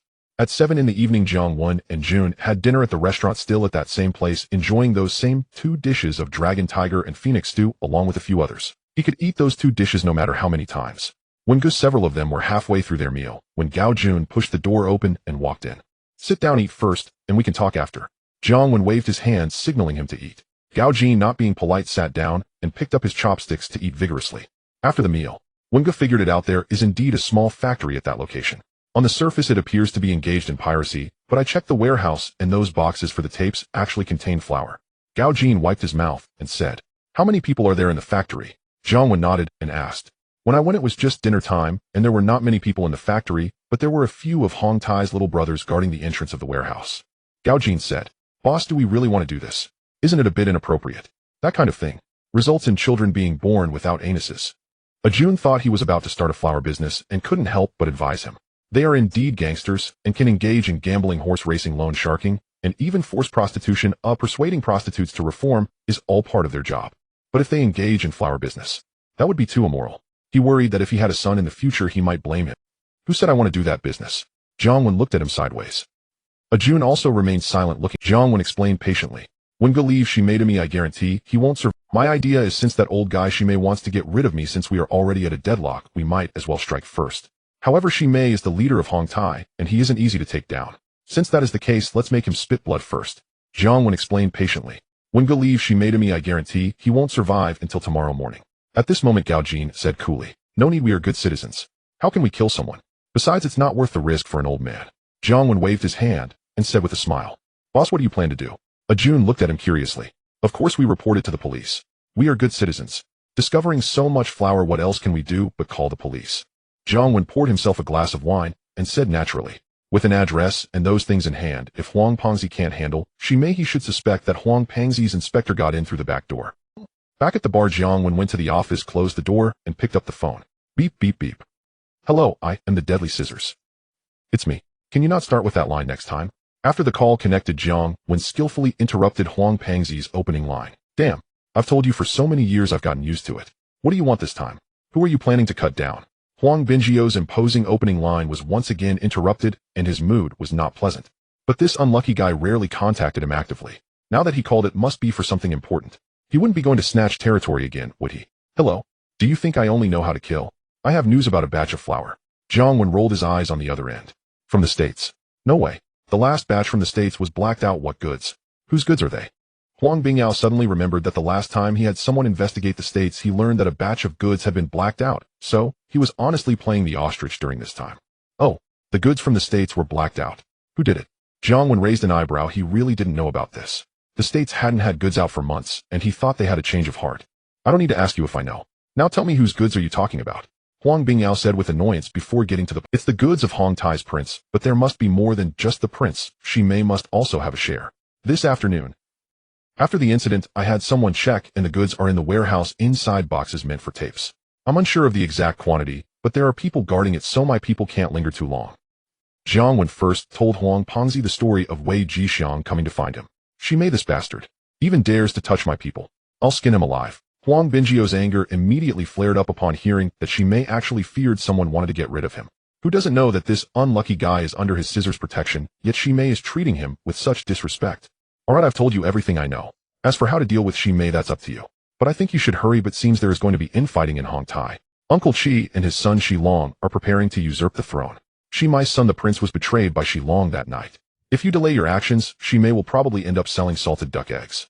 Jiang Wen reminded him. I know. Do you think I am unreliable? When I was young in the police force, I was known for being dependable. Huang Bingyao boasted without restraint. Yes, dependable. Jiang Wen rolled his eyes, too lazy to deal with him, and directly hung up the phone. This unlucky guy.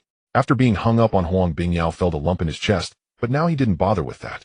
The factory where the Hong Tai prince's goods are stored is the real issue. After hanging up the phone, he hurriedly ran to his room, grabbed his coat, and prepared to head out. Hey, it's so late, where are you going? Seeing Huang Pengzi about to go out, the middle-aged housewife watching TV shot him a glance and asked. Over time, Huang Pengzi finished speaking and hurriedly walked out the door. Uncle Mei, we have searched all the places and haven't found Shi Long. In the ward of Renai Hospital, Shi Mei sat by his elder son's bedside, holding his hand tightly. However, his son lying in bed was still unconscious and showed no signs of response. At that moment, a bodyguard pushed the door open and whispered, "Sai, we are still a step too late. Help me call Andy." Upon hearing the bodyguard say they hadn't found Shi Long, Shi Mei wasn't angry. His old brother A Chi was a smart man. If the bodyguard couldn't find him, it meant Shi Long had already been hidden by a Chi. He didn't care much. Sending bodyguards to deal with Shi Long that night was just a gamble. He had another matter to attend. Previously, the flower business was always managed by the prince. Now that the prince has encountered trouble, the business, there must also pause for a while. Besides his son, he never trusted anyone else. He had seen too many bloody lessons over the years. Yes, Uncle Mei. The bodyguard nodded and turned to leave. Uncle Mei, are you looking for me? Not long after, Andy pushed the door and walked in. Who else knows about the warehouse business apart from you and the prince? After Andy entered, Shi Mei asked impassively. There are some younger brothers guarding the place, and Uncle Lai, usually Uncle Lai, is the one watching over it. Andy answered honestly without thinking too much. Shi Mei waved his hand, signaling him to leave. As Andy turned to leave, he didn't notice the increasingly cold gaze of the Hong Tai leader watching him. After informing Huang Pengzi about the location of the flower for Prince Hong Tai, Jiang Wen stopped paying attention to the matter, believing that with Huang Pengzi's capabilities, he should be able to handle Shi Mei. After all, he was the chief inspector. He couldn't just be idle, right? Sure enough, a few days later, news of infighting within Hong Tai reached him, but the conflict was not between Uncle Qi and Shi Mei, but rather another uncle of Hong Tai and Shi Mei. Then another month passed. Now we bring you a news report. Last night at 10 o'clock, a large-scale shooting occurred at the Tunmun Inner River Pier involving members of the notorious gang known as the Hong Tai Society, including its leader Huang Jianmei and important figures like Uncle Xie Junhua and Tian Shi. The police discovered a large amount of evidence at the scene. That morning, Jiang Wen was having breakfast at a tea house in his building, listening to the chatter of nearby uncles and aunts when a breaking news report on TV caught his eye. He saw the footage of Shi Mei being taken away and Huang Bingyao speaking confidently with a female reporter, realizing he had perhaps overestimated Huang Pengzi's efficiency. He had given the information to him over a month ago, yet this fat man had spent the entire month only to have Shi Mei. However, the situation surprised him. Not only was Uncle Qi taken down, but another uncle from Hong Tai was also lured out, which was quite impressive. Thinking back to how Shi Long and his deceased father had once schemed against him, leaving him feeling miserable. Deng. Due to the host betraying a prominent figure in the underworld, resulting in the capture of figures like Shi Mei by the police, harming others without benefiting oneself. Award top-level succubus title. Just as he recalled the feelings of being schemed against, the long, quiet, useless system finally reacted. Listening to the mechanical voice in his mind, and looking at the small viewing text in the void that only he could see, he almost spat out the custard bun in his mouth. What the hell is the succubus title? Do I really need that thing when I'm already this handsome?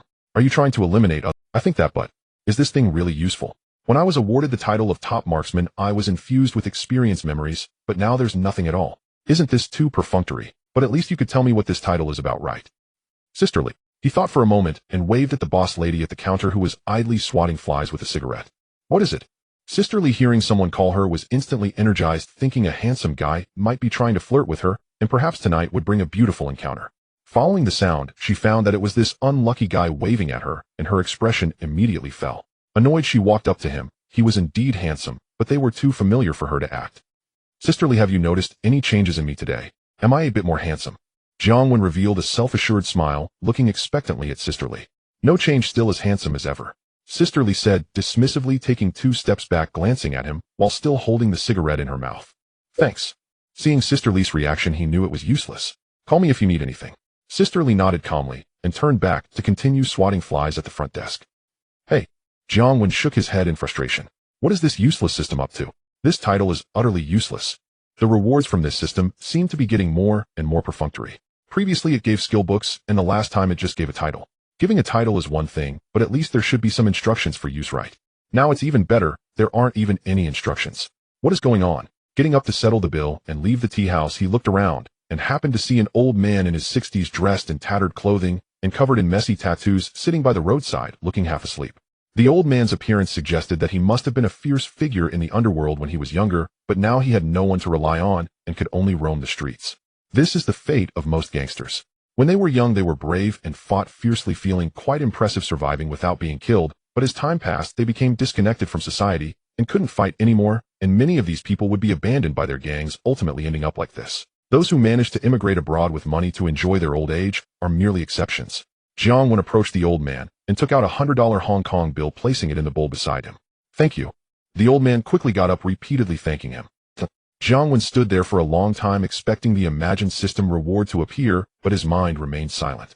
Looking at the old man's messy tattoos, he thought for a moment, squatted down to pick up the $100, and then, with a loud slap, he gave the old man a hard hit, leaving him a bit dazed. It seemed he hadn't offended this young guy, had he? Jiang Wen waited for a while, but the system remained utterly quiet with no reaction at all. He tried several times back and forth, but the useless system still showed no signs of life. What the hell is going on? Can't I just reward an old predecessor of the underworld with a meal? Or is it that this trivial matter is too small for the useless system, and it only accepts big deals? Jiang Wen pondered carefully, and when he came back to his senses, he found the old man covering his swollen face with tears in his eyes, trembling, and looking at him in fear from the corner. Hey, slap. Consider this your medicine fee. Did I have any problem slapping you a few times just now? Jiang Wen sighed, helplessly stepped forward to pull the old man up, and then turned around to give him another big slap.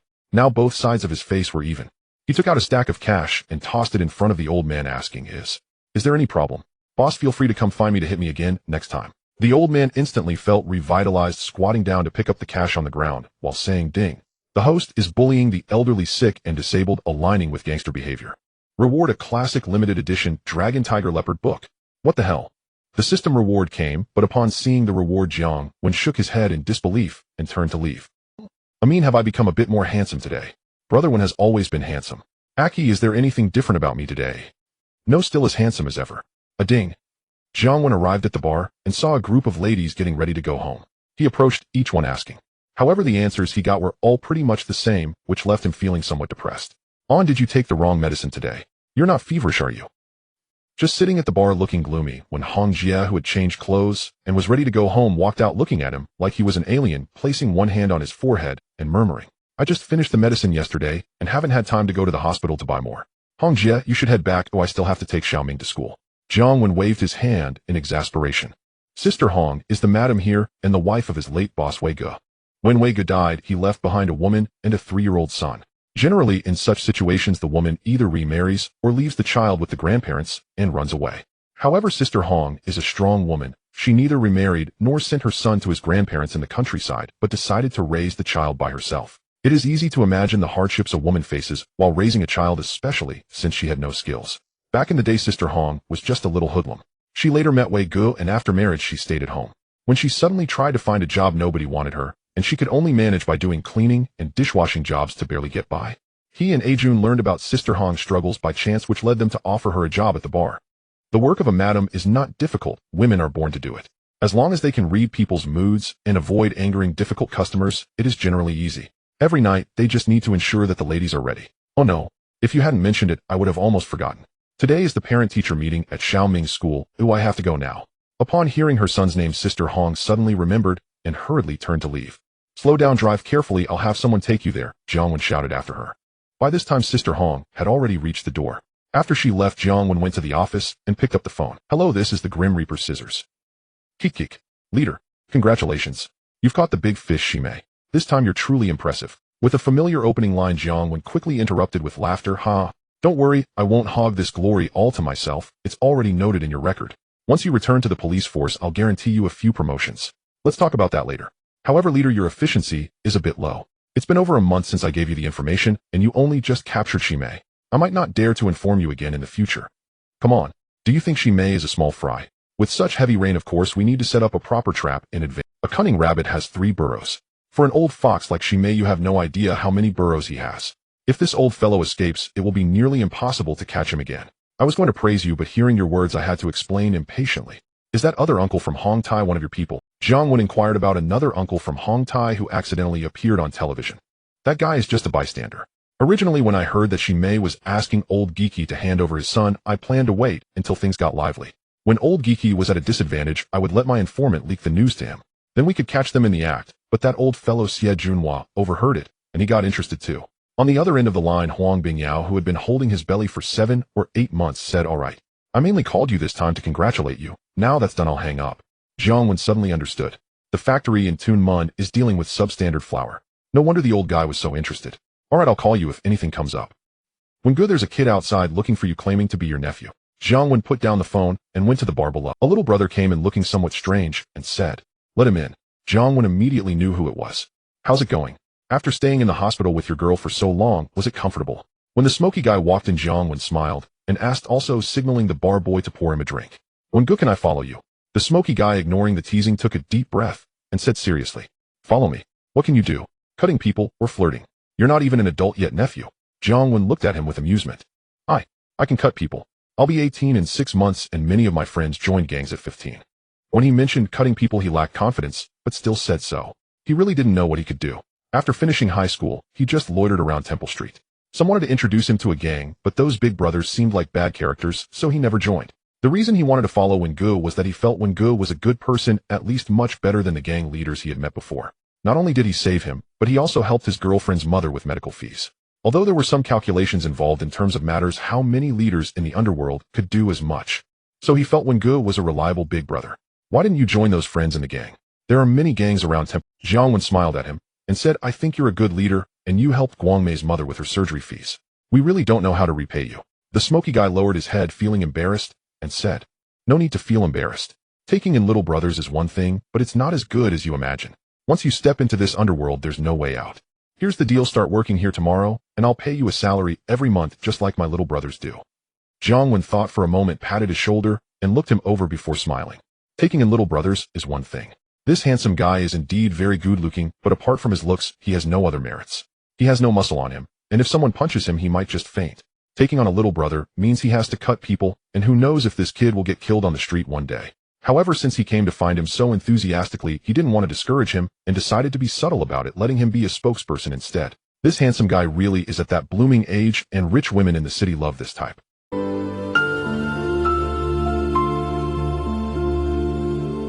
Although he didn't formally become Wen Ji's disciple, there would be plenty of opportunities after starting work here.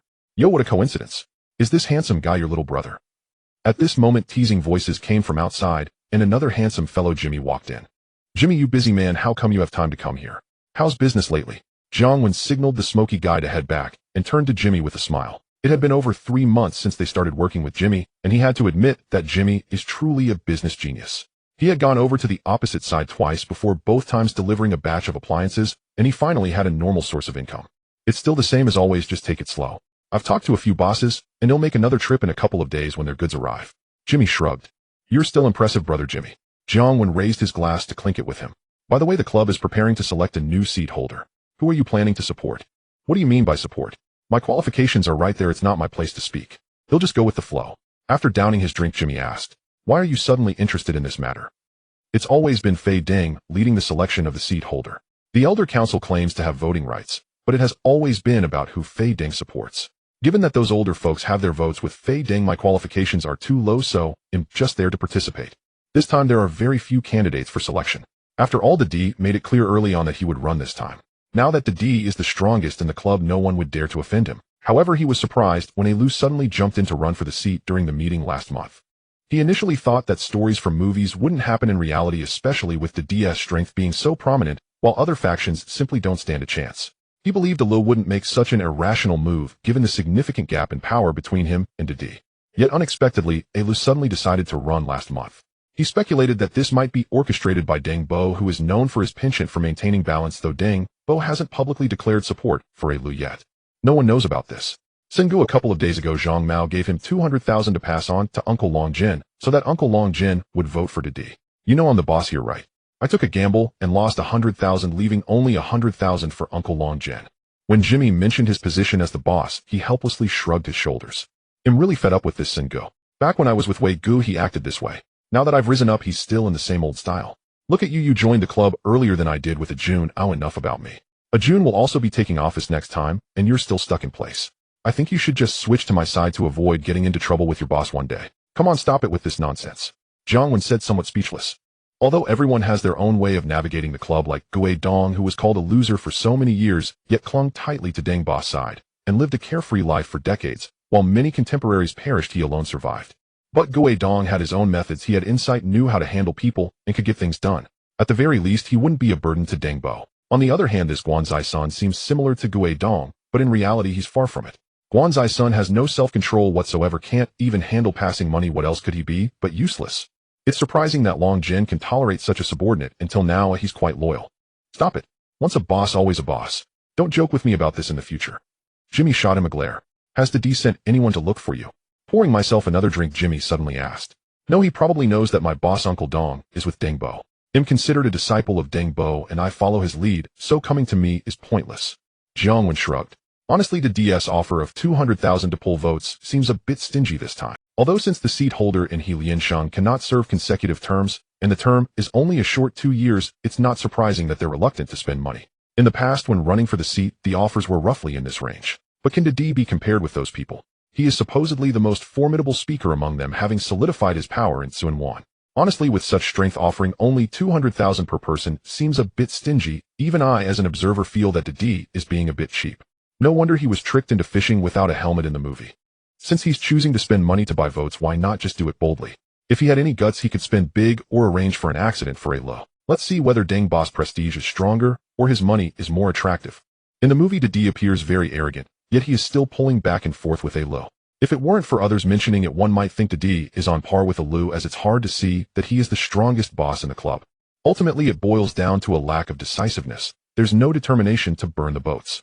His heart isn't as ruthless as Les, and he has completely disregarded the dangers of the competition for the heir title. In the game of power, there can't be two emperors. He even dares to mention co-holding the seat.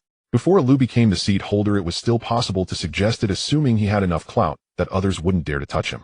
But now that Lu has taken the seat, bringing up co-holding is just foolishness. Who do you think Deng Bo will ultimately choose? D or Lu? As he said this, Jimmy moved closer, looking quite curious. How would I know Deng Bo's thoughts? What? Don't you usually not care about this? Has someone opened a betting line? Jiang Wen looked at him curiously after scanning him from head to toe. There's a tradition of opening a betting line every time Lianshang selects a seat holder. After all, among the major clubs in Hong Kong, only Lianshang has the shortest term for the seat holder, and they can't serve consecutive terms. It's a significant matter in the community, so naturally someone would open a betting line. However, this time, he thought no one would open one, as the gap in strength between the two candidates is too large. Until Deng Bo publicly supports Lu, no one would bet on him. Such a losing bet shouldn't be opened. It's been open for a long time, but this time the DS odds are very low, while Les odds are sky high, 1 to 100. I've placed 2,000 on Lu. So high. Jiang Wen looked at Jimmy in astonishment, then nodded in realization. Les odds are indeed absurdly high, yet also quite reasonable. The visible gap in strength between Lu and D is apparent. Until Deng Bo makes a statement, no one believes Lu can win. However, at this moment in a Western restaurant, Lu is leisurely eating steak, completely unfazed by the odds. He exuded an air of calmness that greatly impressed his right-hand man, Az, who stood behind him. His boss odds must have reached 1 to 100 by now. How pessimistic can they be about his boss? What are you thinking? At some point, Lu turned his head to look at him. Nothing much, Brother Lo. The rumors outside are quite unfavorable for us. Should we do something? Az replied, coming back to his senses. There's nothing to do, just focus on what we need to do. Lu shook his head with a smile. His situation is different from the DS. He is making too many mistakes, and it would be better to do nothing at all. Originally, he planned to run in the next election confident that as long as his opponent wasn't the D, no one among the many faction leaders would be able to compete with him. However, last month Deng Bo invited him for tea, and one sentence shattered his original plan. Last month Uncle Deng suddenly called him for tea, and as soon as he sat down the first thing he said was, Lu, you should run for election this time. This left him completely bewildered. With his current strength, how could he compete with the D? This is about competing for a seat, not for a woman. If it were about women, he wouldn't worry.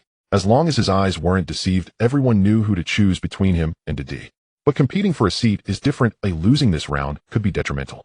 However, Uncle Deng's second statement brought him back to clarity. I will support you then. With Uncle Deng's words, he gained confidence. Otherwise he wouldn't dare to compete with the D. Throughout previous seat competitions, it has been proven that whoever Uncle Deng supports becomes the next seat holder. But I heard that the D has bribed quite a few people. Az said cautiously, seeing that the boss remained calm. Rumors circulated outside. He felt as steady as iron during this period. But I heard that the D has bribed quite a few people. Az said cautiously, seeing that the boss remained calm. Don't worry about anything, I will handle it. Lu felt a tightness in his chest, but still wanted to maintain the boss demeanor in front of his subordinates, smiling lightly and waving his hand. The steak is good, finish it for me. After you eat, go find out who has taken the DS money. When the steak arrived, seeing the medium rare steak still oozing blood, he lost his appetite and gestured for his subordinate to sit beside him and push the steak in front of him. Although he had confidence in Uncle Deng, after all these years Uncle Deng had never failed. However, he also dared not underestimate the power of money, especially the DS money. Ever since the D established dominance in Sun, that guy had become prosperous with money and manpower at his disposal. The current D is not the same as the previous local bosses who bought votes. The DS power is too strong, allowing him to act without any scruples. In previous years, those local bosses who bought votes would have a price to consider for future candidates. They couldn't set the price too high, or they would be criticized by others. If the price is too high this time, what will we do when we run for election next? Can we even lower the price? But the D is different. He doesn't need to have so many concerns and isn't afraid of others giving him a hard time. He has always been the one giving others a hard time. So hearing that the D has started to take action, he indeed felt a bit flustered, worried that the D would recklessly offer a high price to persuade those oldtimers to speak up. The next day, after waiting for accurate news from his subordinates about who in the gang had been bribed by the D, Lu could no longer sit still and hurried to find Uncle Deng. More than half of the people in the gang have taken the DS money. If he waits any longer, what can he do? At Uncle Deng's home, when Lu walked in, Uncle Deng was elegantly showcasing his tea skills. After finishing a set of tea skills, half an hour had already passed. Tea, please. You came today because of the DS matter, right? After they both had a cup of tea, Uncle Deng slowly began to speak. Yes, Uncle Deng. I received news that the D is handing out money everywhere to those comfortable. This seems against the rules, doesn't it? Lu nodded, knowing the old man liked to talk about rules, so he followed suit. There is indeed a rule in the gang, but it depends on whether anyone takes it seriously. The gang also stipulates that once retired, one should completely step back. Yet there are still those who have remained as the emperor of the gang for decades. Rules are dead, but people are alive. The rules are there, but it just depends on whether anyone utilizes them. Rest assured, if money could make someone the leader, then we in Lianxing would have long since gone bankrupt. I have always said that no single gang should dominate, and when the time comes I will make an announcement. Uncle Deng picked up his teacup, savoring the tea while speaking leisurely. Yes, Uncle Deng. Hearing this, Lu's smile grew even brighter. His ambitions were about to be realized. Brother, when Lu is here. Today is a quiet day. Jiang Wen is currently in the private room with a foreign teacher sent by Jimmy practicing foreign languages. Gao Jin ignored the wailing of the foreign teacher inside and knocked hard on the door, shouting loudly, his voice drowning out the miserable cries within. Please have him come to my office. In the private room, Jiang Wen put down the physical candle he was using to learn foreign languages, gave the blonde foreign teacher a wait sign, and left the room. Yo, what brings Lu to my small place today? Upon entering the office, he saw Lu examining it, probably checking for hidden cameras and other high-tech devices. Your place isn't small at all. Now in the entire Mongkok, your Wen's strength is also among the top. Lu turned around and gave him a smile akin to Jiang Tianxing. Looking at Lu before him, Jiang Wen couldn't help but admire Lu's demeanor, which was truly commendable. No matter how he looked with such an elegant aura, he didn't seem like someone who would be involved in the underworld. Instead, he looked more like a successful person. Lu, don't joke around. This little territory of mine is nothing compared to yours in Jordan. That is where real successful people reside. Jean, go get that bottle of red wine full of foreign characters that Uncle Dong sent me before. Look can't get used to our beer. Jiang Wen instructed Gao Jin beside him. However, his eyes were wildly communicating with Gao Jin. Jiang Wen, don't bring the real one. Switch the labels. Gao Jin understood. Just kidding. Although he doesn't understand red wine, Uncle Dong had instructed him when he first gave it that the longer that wine is kept, the more valuable it becomes, so he mustn't drink it. No need to reason him here today, when you should have guessed right. Lu smiled and waved his hand looking at him. Is it about the seat competition, right? Jiang Wen didn't hesitate, invited him to sit down, and took a seat opposite him. Previously the gang didn't consider things well. When you were being monitored, the gang didn't help. I plan to take the seat and lead the gang into Tsim Sha Sui. Oh, I guarantee that your benefits, A1, will definitely not be less. Although Mongkok is good, it is also a place of chaos. The gangs here are messy. Once the gang enters Tsim Sha Sui, you will have priority in choosing venues. As Lu secretly observed Jiang Wen's expression, he began his pitch. He had to admit, Lu indeed had a hint of a failed art student about him. At least he was quite talented in speaking, if it weren't for having watched movies and knowing who he was. Jiang Wen admitted he indeed looked like he was boosted with enthusiasm, eager to rush to the neighboring room to ask the foreign teacher for help to put out the fire. Lu, your words are putting me in a difficult position. When I went to visit Uncle Dong in prison, he told me to just guard my little plot in Mongkok. Well, for the underworld is too complicated.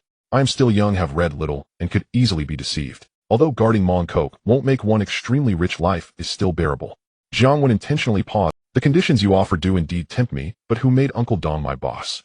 I can't ignore Uncle Dong's words. Seeing that Lu seemed to not understand his relationship with Uncle Deng, Jiang Wen wondered why he was trying to trick him when he already had Uncle Deng backing him. But this is also good. It allows him to think about how to take a little advantage from this.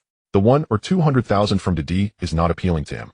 However, he was given no time to ponder, immediately feigning a look of deep interest, yet appearing quite troubled due to the instructions from the previous leader. I was indeed tempted and wanted to agree. But the words of my former leader echoed in my mind. I couldn't ignore them. After all, Brother Wen had the utmost respect for the leader. Although Uncle Dong's words hold truth, they reflect only his perspective. Uncle Dong is older and has lived half his life, so seeking stability is certainly understandable. But what about you? You are just in your early 20s. Your life is just beginning. As the old saying goes, young people should take risks while they can. A man must prioritize his career. Seeing Jiang Wen's conflicted demeanor, Lu rolled his eyes and continued to persuade him. He was thoroughly. How did I not notice before? That rascal Gue Dong actually has this capability, managing to charm this handsome lad, as if he were his own son, perhaps even more obedient than a biological son. When Gue Dong went in, this handsome lad was outside putting in money and effort to help him. Now a simple word from Gue Dong has him tied up in knots. But Brother Lu, I truly can't do it. You know how things are with Brother D lately. I'm afraid if I support you, Brother D will come looking for trouble immediately. Right? I heard from a younger brother that Chong Mao came looking for me a couple of days ago, but I just happened to be away.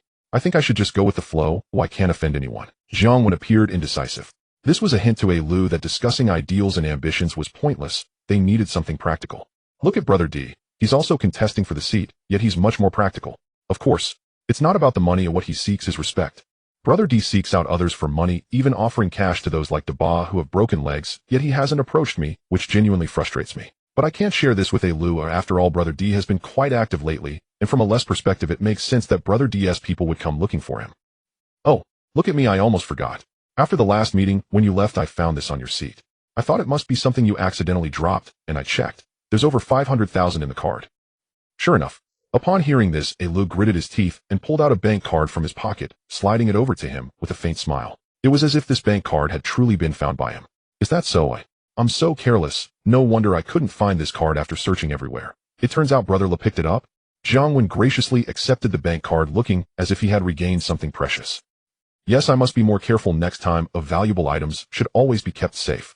Lu watched as this handsome lad switched his demeanor, so quickly smiling broadly, while internally cursing. But there was no choice. Brother D was too aggressive, moving so quickly to reach this handsome one. If he didn't act now, those who spoke for the various factions would be bought off by Brother D, and having Deng boss support alone would be useless even if he got the seat. Brother Le, don't worry. From the moment I laid eyes on you, it felt as if I were meeting my former principal. So familiar. I will definitely support you. After placing the bank card away, Jiang Wen enthusiastically patted his chest in assurance. After all, he was also aligned with Deng Bo. If Deng Bo wanted Lu to rise, would he dare oppose that? Uncle Dong said one must cling tightly to Deng Bo's Lego. Life will be much easier. Then I won't disturb you any further. Let's have tea when we have the chance. Having achieved what he wanted, though he lost some money, Lu also got the answer. He sought securing a fresh force for the gang, and importantly one that could fight. If it were those old geezers, I wouldn't give them a dime. But this handsome one is far more valuable than those old men. The uncles in the gang may have high status, but they only have their mouths left. When it comes to choosing leaders, they are useless. Where would you find a capable gang leader like Handsome One? Boss was that brother Lu I just saw. Just as Lu left, Jun came in, and as they brushed past each other, he approached Jiang Wen with uncertainty. Yes, didn't you see? Jiang Wen nodded. No. What was that guy doing here? I don't know why, but I always feel brother Lu doesn't look like a good person. After confirming that Lu had left, Jun said, is it because he reminds you of that principal from back in the day? Always smiling, yet those who offended him faced dire consequences. Jiang Wen raised an eyebrow at him. Exactly. That's the feeling. Back then I only secretly placed adult magazines in his cabinet, and he made me write a Tooth Sandword reflection every day for an entire week. I still can't forget that old face. Jun slapped his thigh in deep agreement, still carrying a vengeful expression when reminiscing about the punishment from that principal. I don't care if he's a good person, and who among the good ones end up in the underworld. Even police officers can be bad people. Jiang Wen shot him an exasperated glance. By the way, what's that guy doing here with us? Jun nodded and then asked, what else could it be? Of course he's here to deliver cash for us to support him. Jiang Wen pulled out the bank card Lu had given him and checked it. The password was written on the back. He then tossed the card to Jun. Wow, what a generous offer. I heard Brother D only gives 20,000 to each person. How does Lu have so much money? But, did you agree to him, boss? Whether I agreed or not doesn't really matter. In the end, I still have to support him. Rather than ending up with nothing, it's better to seize this opportunity to make some money. Jiang Wen shrugged indifferent. What do you mean? Jun was puzzled by his words. What does it mean to support a... Think about it. 2 months ago at the meeting, was it only Brother D who stood up to contest for the seat? Yes. So didn't you wonder why Lu didn't stand up to announce his candidacy, then only to do so last month? Isn't that a direct slap in Brother D's face? Maybe Lu was just ready last month. Ready for what? You think it's like getting married and having kids needing preparation? Lu only announced his candidacy last month because something happened beforehand, or he met someone who gave him the confidence to compete with Brother D, which is why he stood up last month. So the question arises, what kind of person could give him that confidence to dare to compete with Brother D? We must understand that Brother D is a super big shot who has taken over the whole of Tsuan. Jiang Wen looked at this thick-head guy and began to patiently explain, otherwise he might not understand. It's too complicated. Are you saying that Deng Bo let Lu come out to compete? Jun is not too stupid. If Jiang Wen has analyzed this for him, then if he still can't figure it out, he might as well just go home and enjoy life as a wealthy man rather than risking being toyed with and then counting someone else's money. Given the current momentum of the D, only Deng Bo can rival He Lianqing. It's not that Deng Bo has many people or money, but his prestige in He Lianqing is so high that even the loyal subordinates feel an invisible pressure when facing him alone. Even the D is the same. Usually arrogant in front of others, he is quite restrained before Deng Bo. Therefore, the support that Lu has to contest with the D must be from Deng Bo. Exactly. Jiang Wen expressed his appreciation for Jun being able to think of this crucial point. But, why is that? Jun frowned, believing that the leader of the gang should be the strongest, and since the D is currently the strongest, it makes sense for him to be the leader. However, now that he knows that Deng Bo actually let Lu come out to compete with the D, this is a bit complicated. Who knows what those bosses are thinking? Jiang Wen decided not to shatter Jun's beautiful fantasy about the underworld. After all, he has always aspired to be the boss. If he were to find out that the gang isn't as beautiful as he imagines, who knows if Head gets so drunk tonight that he might jump. But Deng Bo supporting Lu to compete for the leadership has nothing to do with us. Honestly, the more I see Lu, the more uncomfortable I feel. Jun said, of course it matters. Please go find Brother Huanyo and ask for the gang's roster. Uncle Dong is from Deng Bo's faction, and after Wei Guest's death, we are also under Uncle Dong. So we are now burning incense for Deng Bo. If Deng Bo supports Lu, shouldn't we follow suit? That's why I said we ultimately have to support Lu. We might as well take advantage of it now. Jiang Wen patted his shoulder. Why make it so complicated? Jun thought for a moment and pouted in frustration. It's not simple where there are people. If you want simplicity, go play video games. Do you think being out there is just about fighting? Jiang Wen glanced at him speechlessly. Knock, knock, knock. Come in. Brother Wen to D and to D's wife. The younger brother pushed the door open and said, what a coincidence. Lu just left and D arrives. Must be coordinated right. Jiang Wen exchanged glances with Jun, who had a face full of questions. They probably had their subordinates with. Though the leadership position of the gang is the three killers' position, power is tempting. How many can resist the allure of the top boss? Let's go down to welcome to D. This brother is someone who values face. Jiang Wen patted his shoulder and went out. Brother to D, sister to D, what brings you here? He welcomed the two into his office at the bar, asking Jun to make tea and then sitting across from them. I didn't expect your little bar to be quite well decorated, pretty classy. The D spoke first, still with just trying to make a living. Compared to you, brother to D, I can't compare. Ever since you cleared out Tsuan, tracing the history of He Lianqing, you are the first in history. Now who outside doesn't know that brother to D is half of our He Lianqing? Jiang Wen looked at the cocky D in front of him, as though he were seeing countless stacks of cash beckoning him. Compared to that poor fool, Lu, this one before him is the real tycoon. Various offers for free flow like the sky, making the pressure onto D's long-haired companion immense. Ha! Now I understand why old Dong takes such good care of you. You really know how to talk. The D felt a bit giddy from his praise, losing the earlier cockiness. Had it not been for his wife subtly tugging at his sleeve, he wouldn't have thought to interrupt this charming lad. Now he regretted it. Had he known this charming lad could speak so well, he would have insisted on taking him under his wing long ago, preventing old Dong from having a chance. I'm a straightforward person, I just say what I think. If you don't believe me, ask anyone on the street. When it comes to He Liansheng's brother to D, who wouldn't say that about you? Jiang Wen looked at the D with a sincere expression, as if to say everything he said was the truth, and if you don't believe, cough cough, this time we came brother when you should guess our intention right. Let's not beat around the bush. As long as you support me this time, we'll be good brothers from now on. If my brothers need anything, I to D will never say no. The D was nearly ecstatic, just as he was about to laugh heartily, he was interrupted again by his wife pulling at his clothes. Finally remembering the serious matter, he cleared his throat and switched to a serious demeanor, unable to hide the admiration in his eyes. In his view, he regretted knowing this charming lad too late. If he had met him a few years earlier, before his former boss Wei died, he would have insisted on taking him away. A little brother who speaks so well is wasted being sent out to fight. Standing behind the sofa, the long-haired companion felt overwhelmed and secretly vowed to enroll in night school. Well, brother D, since you say that'll be straightforward. I don't know how confident you are about taking the leadership. No wonder D couldn't outmaneuver a Lu in the movies. Lu is the kind of person with one heart and 800 eyes, while this brother D, to put it nicely, is simple-minded. To put it bluntly, his brain isn't developed. Seeing him act so arrogantly isn't an act, it's simply who he is. Everything is written on his face. Honestly, communicating with such a person is indeed very relaxing and reassuring. Unlike dealing with someone like a Lu, where even a casual remark requires careful analysis to respond appropriately. One word: exhausting. Communicating with this kind of person would at least cost you 10 years of life. As for how such a person could still reach this level, one can only credit it to his charisma and his wife's sister D. When D was feeling on top of the world earlier, it was sister D who quietly pulled him back down to earth and constantly reminded him. I won't say it's 100%, but at least 99. This isn't me boasting, it's the truth. I D have people and money. I truly can't imagine how I could lose to that fool Lu. As he spoke about this, the D's spirits lifted immediately, chest puffed out with pride. Brother D, it's not enough to just have money and connections. Jiang Wen looked at brother D for a while, hoping to hear more from him, but there was no further response, leaving him somewhat speechless. In the gang, more than half of the old fellows have taken my money. Is that not enough? Brother D set his eyes wide. Still a bit short. Jiang Wen nodded in agreement with his viewpoint, then shook his head. What are you talking about? Uncle Deng. Brother D was about to slam the table, but his wife's sister D raised a hand to stop him and looked at Chen Wen. Sister D is still the smartest. Jiang Wen clapped his hands, praising sister D. Of course my wife is smart. Just speak your mind and don't beat around the bush. Brother D raised his head proudly, then impatiently urged him to get to the point.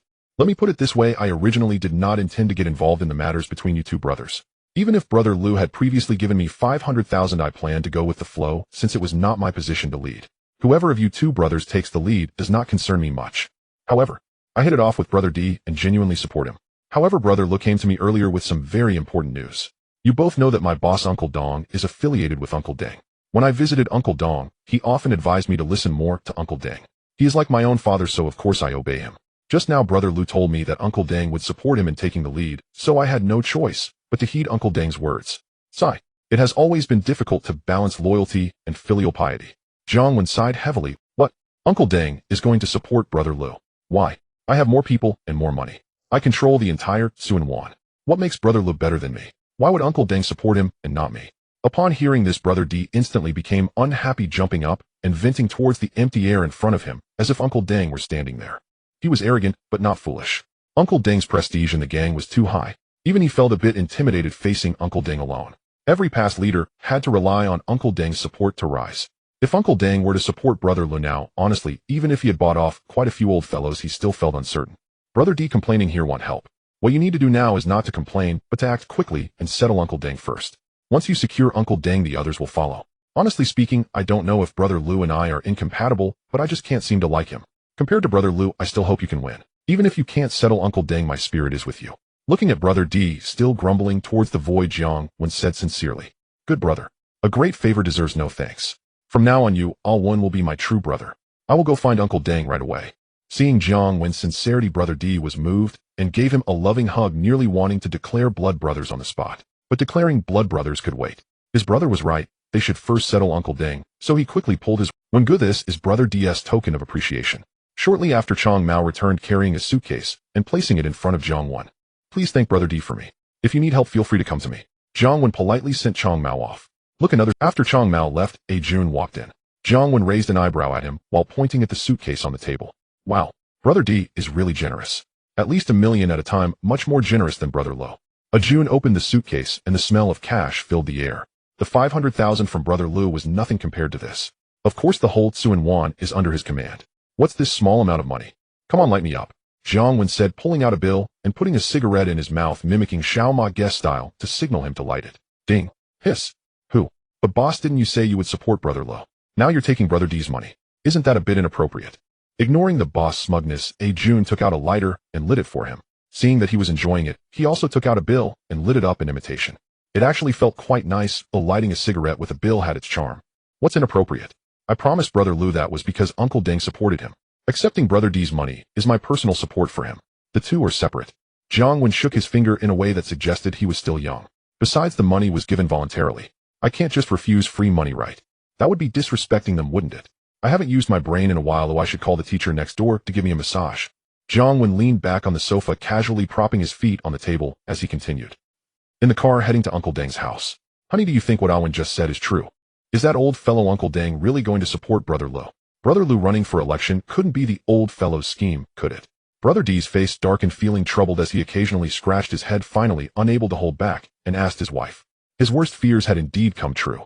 When he initially ran for the position, that old fellow Uncle Deng had shown no support. Back then he thought Uncle Deng had tacitly approved, especially since he was the only one running. But now brother Lu, that loser, was also going to run. At first he didn't care much, as he thought the gap between him and brother Lu was wider than Uncle Deng's age. He assumed brother Le's candidacy was just for participation. But after hearing Awen's words, he began to doubt whether brother Le's candidacy was actually the old fellow's doing. The more he thought about it, the angrier he became. Brother D was known as the one who dominated half of Lianqing. In such a large gang whose strength was greater than his. That old man actually chose to support brother Lu instead of him in the fight. It's very possible, dear, think about it. When you ran for election, no one from any faction contested against you. But a month later, brother Lu came out to compete with you for the position. If it weren't for Uncle Deng's backing, how could brother Lu have any chance? Brother Lu is a smart person. If he didn't have Uncle Deng's support, he definitely wouldn't do this. Sister D remained calm and said after some thought, that loser. That old man said my strength and qualifications weren't enough when I wanted to run. Now that I'm the strongest and qualified, he still won't support me. Bastard. After hearing his wife's analysis, he became incredibly frustrated. Did that old fellow look down on what makes that loser brother Lu better than him? Deng Bo is playing a balancing act. Think about it. Who in the past has been the strongest in the society's hall? Don't be angry. When we arrive at Deng Bo's house, put away your temper and talk to him properly. Sister D comforted brother D like soothing a child. Brother D took a deep breath and nodded. Meanwhile, in the car heading towards Depu. Alright, got it. Brother Lu, brother D and his wife just left Liang Zai Wen's place, and they seemed to be in a hurry. A less driver turned to report to Lu, putting down his large mobile phone.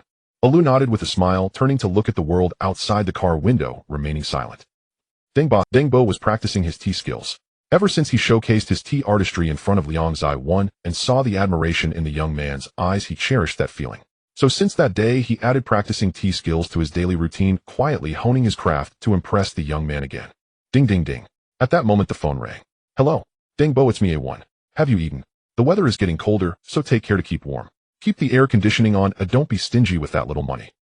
The concerned voice of Jiang Wen came through the phone. It's good for the elderly to show concern, especially for someone like Deng Bo, who is alone without children. What if one day he has an heir? The old man was someone who had risen during the era of the four great detectives. Although he has retired over the years, who knows how much he accumulated back then. It definitely correlates with his physique, overweight and affluent. Bo has managed to make his whole family wealthy, and Lianqing is an established society. Deng Bo was at his peak during that period. Oh, just thinking about it makes one drool. I've eaten. At my age my appetite is small, and I can't eat much. Hearing the concerned tone from the phone, Deng Bo felt quite warm even without the air conditioning. He spent his entire life in the society without children or a family, dedicating his life to it. Now that he is older, he lacks companionship, sometimes feeling quite lonely. When he was young he had many women, but he never considered having children. With so many enemies, having children might not be a good thing. But now with everyone around him inquiring about his well-being, he feels somewhat lonely. Is that so? I know a famous medicinal cuisine place focusing on elderly health. I'll tell the servants not to cook anymore. At mealtimes I'll have them deliver food to you. Jiang Wen casually remarked. As long as you have that intent, it's fine. No need to complicate things. I'm not that delicate an old man. You called me for a reason, right? Deng Bo smiled appreciatively, recognizing the young man's loyalty and filial piety as commendable. So it is. Just now Brother Lu came to find me asking me to support him as the hall leader. You know I'm just a newcomer, I wouldn't dare agree casually. But later Brother Lu said you support him, so I thought he wouldn't deceive me about this. I'm also one of your people, Deng Bo. Since you've already supported a Lu, I agreed as well. But then Brother D came to me as well, asking me to support him. At that moment, I suddenly thought, could Brother Lu really be deceiving me? After all, Brother D is the strongest in the society. If you support him, it should be Brother D, right? I thought Brother Lu was fooling me. In a moment of panic, I mentioned your support for Brother Lu in front of Brother D. Brother D left angrily with his men. I didn't expect things to turn out like this. On the other end of the line, Jiang Wen's tone sounded like a child who had done something wrong. Sometimes in front of the boss leaders and big shots, don't act too smart. It doesn't help. As a newcomer just entering the scene, acting too clever in front of the big shots will only lead to suspicion and wariness. Moreover, you've already backed yourself into a corner. What do you want the big shots to do? Just now he recalled that Deng Bo hadn't yet publicly supported a Lu as the hall leader. A Lu didn't mention your support when chatting with him. If Deng Bo finds out, it would be problematic, as it could severely affect his standing in Deng Bo's eyes. That's why he called Deng Bo to remedy the situation conveniently, throwing a Lu under the bus. He felt no psychological burden in betraying a Lu. After all, someone like a Lu who only knows how to paint grand pictures and sneak attacks can't do much to him. At worst, he'll just wear a helmet when fishing with him in the future. It's fine. A Lu is right, I indeed support him. It's just that the time isn't right, and I haven't made it public yet. You don't have to worry about Brother D. I'll handle him when the time comes. Hearing his words, Deng Bo slightly nodded on the other end of the line. This young man is good, he knows to report back to him when there's something going on which pleases the old man. As for why this young man thinks he would support Brother D instead of a Lu, he can understand. Although this young man is perceptive, he still lacks experience in the world and is too young. It's normal not to understand the complexities of seasoned players. If young people don't make mistakes, what's the point of being young? Since that's the case, I can relax. Although I'm not sure why you support Brother Lu, I like Uncle Dong stand by your side. I won't ask why. Jiang Wen said candidly. Good. Come find me for tea when you have time. Deng Bo nodded in appreciation. Boss, I've noticed you're becoming more cunning. As soon as Jiang Wen hung up, Jun looked at him with a cheeky grin. He realized that ever since joining the society, the boss has changed significantly. Where did the righteous, kind, and straightforward boss go? First, he seized the opportunity to swindle a Lu out of 500,000, then, without a second thought, sold a Lu out.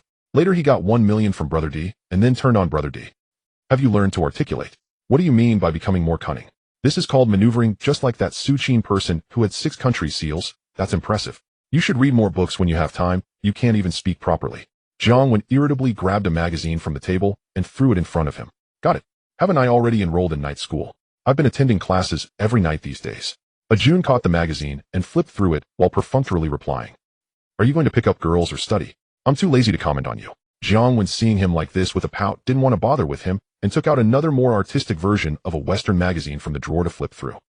Jiang Wen originally thought Deng Bo would handle Brother D. Unexpectedly. At 8 o'clock in the evening, a reserved room on the 3rd floor. Brother D, how did the conversation with Deng Bo go?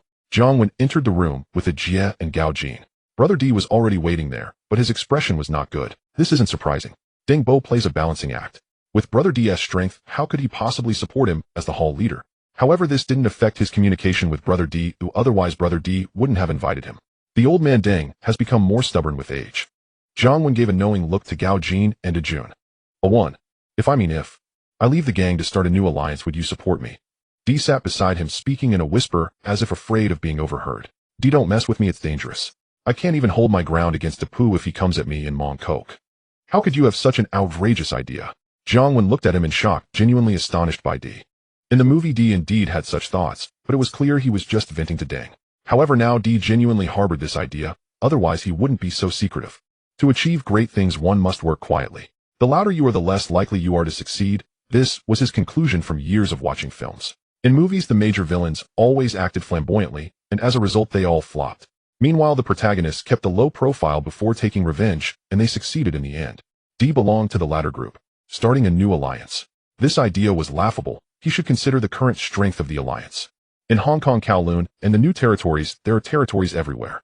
D's strength is indeed greater than all the factions, but if he dares to do so, he'll definitely be besieged, as it would infringe upon everyone's interests. Everyone is making a living under the prestigious banner of the alliance.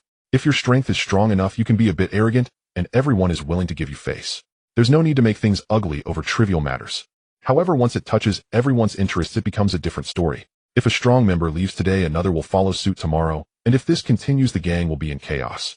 Damn, it's still that old man Deng. In the end, he's just supporting that loser Allah. I don't even know what kind of nonsense that bastard fed the old man. I told him that even lighting incense for his godfather wouldn't work. Tell me what makes me inferior to that loser Allah. D slammed his palm on the table, his anger boiling over. Today, following his wife's advice, he went to Fat Deng's place and kept his temper in check to have a good talk with Deng. Initially, their conversation went well. After all, they had some history.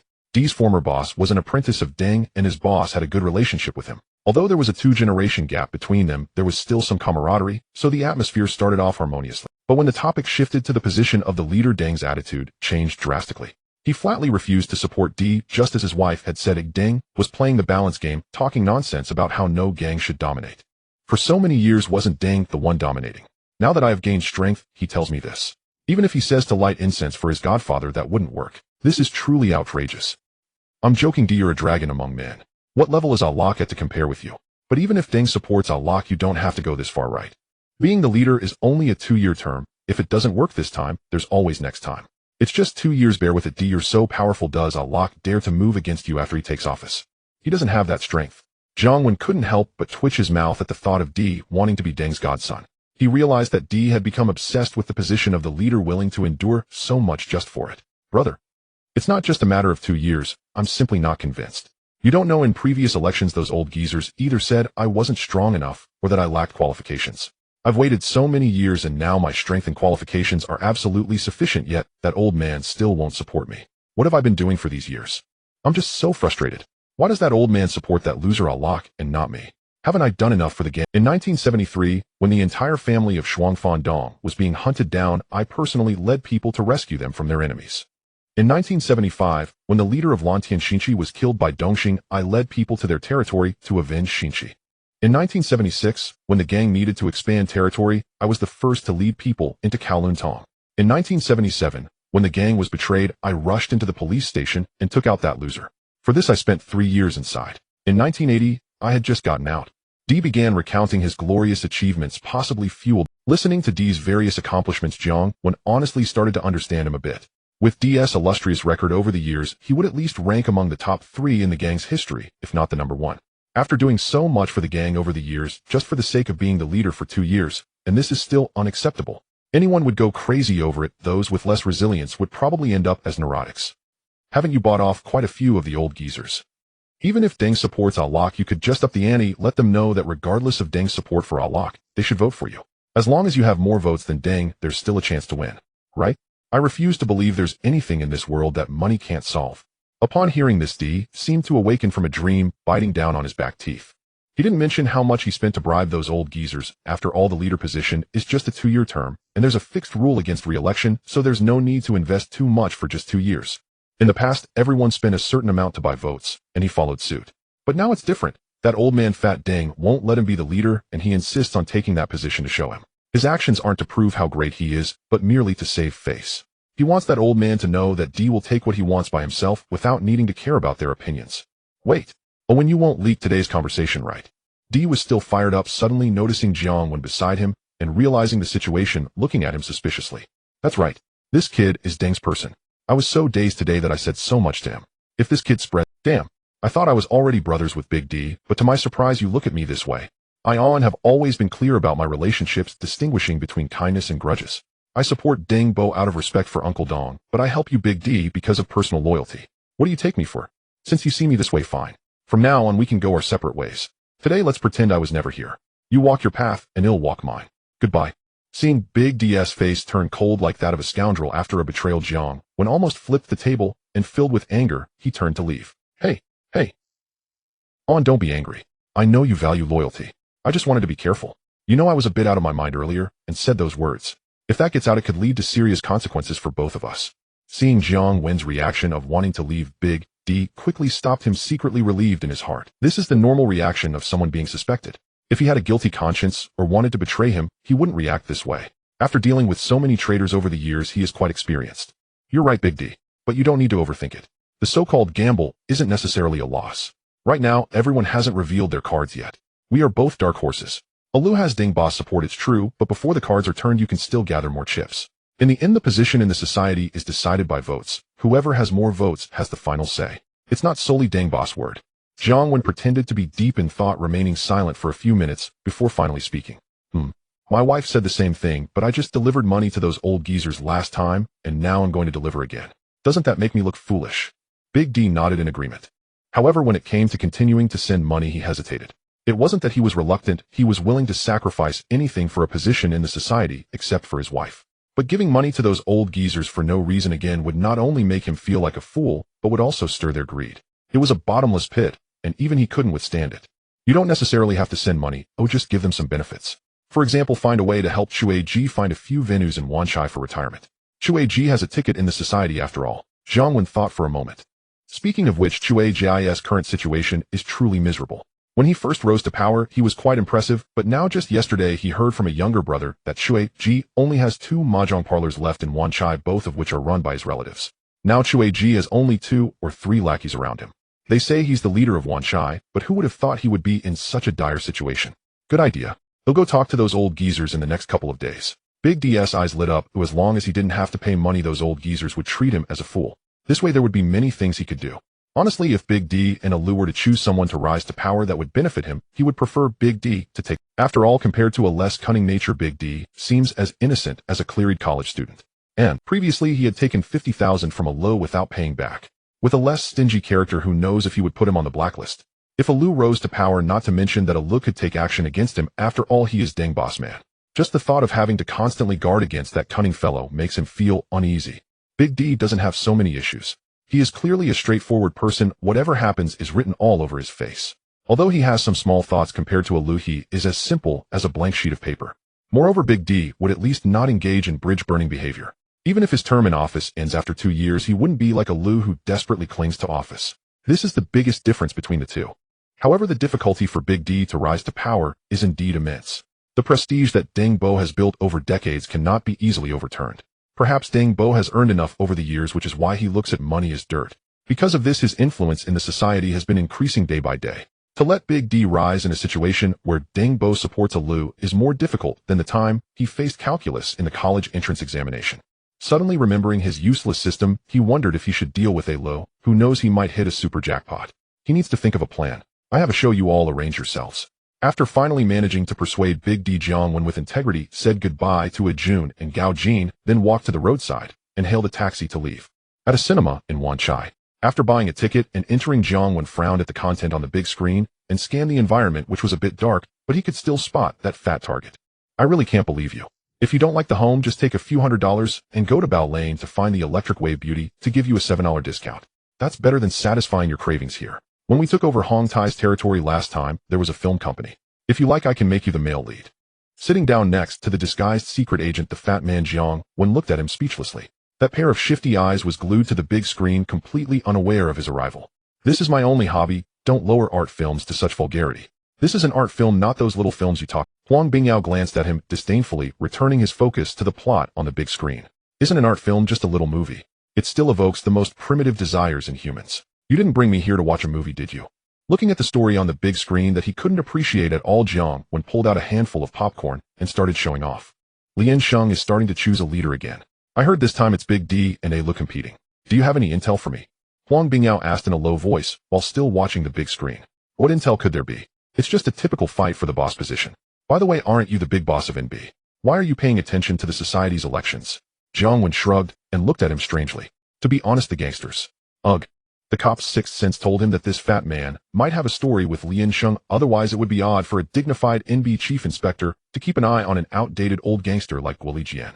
You say Guoli Jian is selling goods, but there are plenty of gang leaders outside doing that, and many are of a higher status than Guoli Jian. Why keep an eye on this little shrimp? You always have to repay your debts to others. Fat Deng likes to play balance, and since Big D has been so lucky lately, Alu must be the one Fat Deng pushed out to fight Big D, right? Huang Bingyao stuffed a handful of popcorn into his mouth as he spoke. You already know, but still ask me. But speaking of which, why do you always want me to keep an eye on Guoli Jian? With what I know about you, this doesn't match your ambition. There are plenty of better targets out there than Guoli Jian. Jiang Wen rolled his eyes and suddenly realized, turning to him with a puzzled expression. When he was still a lackey, he couldn't get close to Guoli Jian due to his low status. Now that he has risen to power, having taken over Hong Tai's territory and Mong Kok, his position in the society is much higher than that of Guo Li Jian, an outdated old gangster. Normally, he should be aiming for a bigger target, like a Lu or Big D. Wasn't it initially to set a goal for you? Moreover, don't underestimate Galigian. It was once called Killer Strong, a fierce figure, but it has since declined. Why is that? Jiang Wen looked at him, asking him to share his story. He truly had no idea that the skinny old man whose age was comparable to his elder Dong Shu had a past filled with unmentionable glory. He had thought that this old fellow was just trying to make a few more bucks before stepping down, but his audacity surpassed that of Dong Shu. He dared to deal with flour and pills. It's all ancient history now. This rascal had an undercover agent from our police by his side. Later, for some reason, this rascal's woman got involved with that undercover agent and intended to elope, but on the very next day of their elopement, our police found their bodies at the dock. Huang Bingyao muttered quietly while watching the plot on the big screen. The police suspect it was Galigian's doing. Ooh, was that undercover agent one of yours? So you're planning to take revenge on that undercover agent? Jiang Wen turned to look at him, having guessed the direction of the... He's one of my boss Sir Chao's men, but since there's no evidence against him, Sir Chao can't do anything but instruct us to keep a close eye on this rascal. Over the years, he has been under our police's close scrutiny and has slowly declined, but he's very cunning, and it's difficult to find evidence against him even though we've been watching him closely. When your boss Gui Dong went inside, we had a chat with him. We offered him to turn state's witness against Galigian. We could let him serve a reduced sentence, but Gui Dong, that old fellow true to his nature, was a bit useless normally, but became very tight-lipped at this moment. Huang Bingyao shrugged. So targeting Galigian is Sir Chao's idea? Jiang Wen nodded. He knew who Sir Chao was the first day he reported to the police academy. It was this Sir Chao who spoke on stage. However, he recalled most vividly the scene in the 5 Fortune Star series where he tricked the partridge vegetable. Something like that. That undercover agent had some personal ties with Sir Chao, and in the end he died under such mysterious circumstances. So Huang Bingyao shrugged his shoulders. Jiang Wen was shocked. Wow, Galigian has offended the master. That Sir Chao is a Chinese big shot who brings his mysterious task force wherever he goes. Offending him is no different from offending the master. No wonder it went from Killer Strong to Galigian. Being watched by so many police big shots and still not gone down is already quite impressive. But during this time, Galigian has been acting like an ostrich, keeping quiet during meetings, and ever since I took over Gui Dong's position, this old fellow hasn't contacted me at all. It's tough to deal with. Jiang Wen frowned and spoke softly. Just remember this, Galigian's goods were recently hacked, and with you guys and Lianxing recently selecting a venue, this rascal should behave for a while. Anyway, it's not just us keeping an eye on him. Huang Bingyao reached into his pocket and grabbed a handful of popcorn, mumbling as he stuffed it into his mouth. I have to go now. I'll contact you if there's any news. Jiang Wen nodded, enduringly watching the big screen for a while. He was really not interested in this art film. If they wanted to do it, they should just get on with it, instead of dragging out so much plot. It would be better to find a language teacher to study at home. Huang Bingyao was already immersed in the plot and didn't hear what he said. After Jiang Wen rolled his eyes at him in boredom, he got up and left. A week later, it was time for the meeting again. Lianxing holds a meeting on the last day of every month, requiring each faction to report. Ding ding ding. Jiang Wen, who was napping with the language teacher, was woken up by the phone. Hello? You better give me a good reason for not killing you. Boss, I've arrived downstairs at your place with Ajun. Oh, when are we leaving? Ajun's voice was quite excited on the phone. Are you ready? I'm not ready yet. Dude, look at what time it is now. The meeting is at noon. Hasn't your girl warned? Jiang Wen opened his eyes and glanced at the wall clock. It was only 8 in the morning. After grumbling, he hung up the phone and cuddled with the language teacher for another round of paid content. An hour later, he dressed appropriately and went downstairs. Aren't you afraid of freezing stiff in this outfit? Did you not sleep at all last night? Seeing Ajun with green hair, dressed in all bright red clothing, exposing the undershirt with tattoos clearly visible and dark circles under his eyes, he couldn't help but ask. Beside him, Gao Jin looked quite normal with no changes from usual. I had the designer create this style. Oh, it took all. Ajun said proudly, unsure if he was satisfied with the style or the designer. No need to go that cool. Today both you and Ajin are supporting roles. Our big brother D and brother Lu are the main characters. Jiang Wen, speechless, got into the back seat of the car. It's the first time. Ajun pouted as he took the driver's seat. He didn't know who couldn't sleep back then and insisted on dragging him to stay overnight at Boland Street, and now he had the nerve to blame him. Brother Wen, who do you think will win, Big D or A Lu? As they leisurely drove down the road, Gao Jin couldn't help. Originally, he wasn't too concerned about these matters, but recently the feud between Big D and A Lu had become so prominent that it was all over the place, giving him the feeling that Big D and A Lu were evenly matched, and the outcome was about to be revealed. He couldn't help but be influenced by this atmosphere. It's just started. Don't forget that until the last moment we don't know who will win or lose. Jiang Wen said, lighting a cigarette, looking out at the world through the car window. Last time, after he boldly suggested to Big D had been incredibly busy these days, going around spreading warmth, helping to open a couple of bars in Wanchai for him to retire. He gave Long Jin several black pearls, and it was said that Long Jin hadn't gone out since then. Jimmy had been worried about him forgetting to eat and dying young, calling him to complain about what Big D had sent, insisting on sending big black girls to him, and even sending 8 at once. In short, Big D's reputation had soared these days, almost like an angel walking in the world. Although it was with a purpose, the benefits those people received were substantial, much better than a Lu who only knew how to make empty promises. Aside from sending him 500,000, a Lu had barely anything but empty talk with the other faction leaders and uncles, promising to lead the gang into Tsim Sha Sui after gaining a position, and then. There was no then. Compared to the tangible benefits from Big D, a less approach was indeed hard to look at. It was only because Deng had already stated that he would support him as the venue leader, otherwise only those old fellows would listen to his empty chatter, and the faction leaders with territory and younger brothers wouldn't buy into his tactics. He remembered that during the first vote in the movie, because Officer Sun lost Big D's 20,000 to Long Jin thought Big D looked down on him. Everyone else had 20,000, but he had only 10,000, so he not only helped the Lu speak, but also cast his vote for a Lo. Coupled with a round of empty talk from Deng, it led to those people flipping their votes at the last minute, and in the end, even a series of explosions couldn't withstand the pressure and voted for a Lu. Now everything is different. Because Jimmy collaborated with him on business earlier and gained some status, he helped Guanzai's son cover the 100,000 when he lost the money. With the recent support from Didi, Long Jin should not betray them. Without Long Jin leading the charge, it would be difficult for Deng to persuade those who have already received benefits. After all, Didi's power is evident and his favors are not easily collected. 2 hours later, Jun arrived at the main hall in his rickety Mazda. Oh, when you have become the boss, yet you still haven't changed this old car of yours. I remember Gue Dong used to drive a Benz, right? As soon as he got out of the car, he bumped into Didi and Chung Mao. Didi looked at their shabby Mazda and said speechlessly. He noticed that this younger brother showed no signs of being a young man at all. Look at those who are bosses, which one doesn't drive luxury cars and wear gold? Even those who are not bosses, as long as they have a bit of status, are almost starving and would sell everything to get luxury cars and wear famous watches. Yet this brother is still driving this ancient Mazda. No wonder he always arrives right on time for meetings. Driving a Mazda, it's already good if he doesn't arrive late. Since the last time this brother suggested something to him, he immediately discussed it with his wife after returning home. Even his wife agreed that the plan was sound, so he took action the next day. Although it was a bit exhausting, the results were remarkable after a few days. Those who had benefited from him treated him like they met Jehovah, guaranteeing him a certain amount of investment. Not even Deng boss arrival could change that. If before he felt close to this brother because he could talk, now he planned to take this brother back after the meeting to recognize that. What is a brother?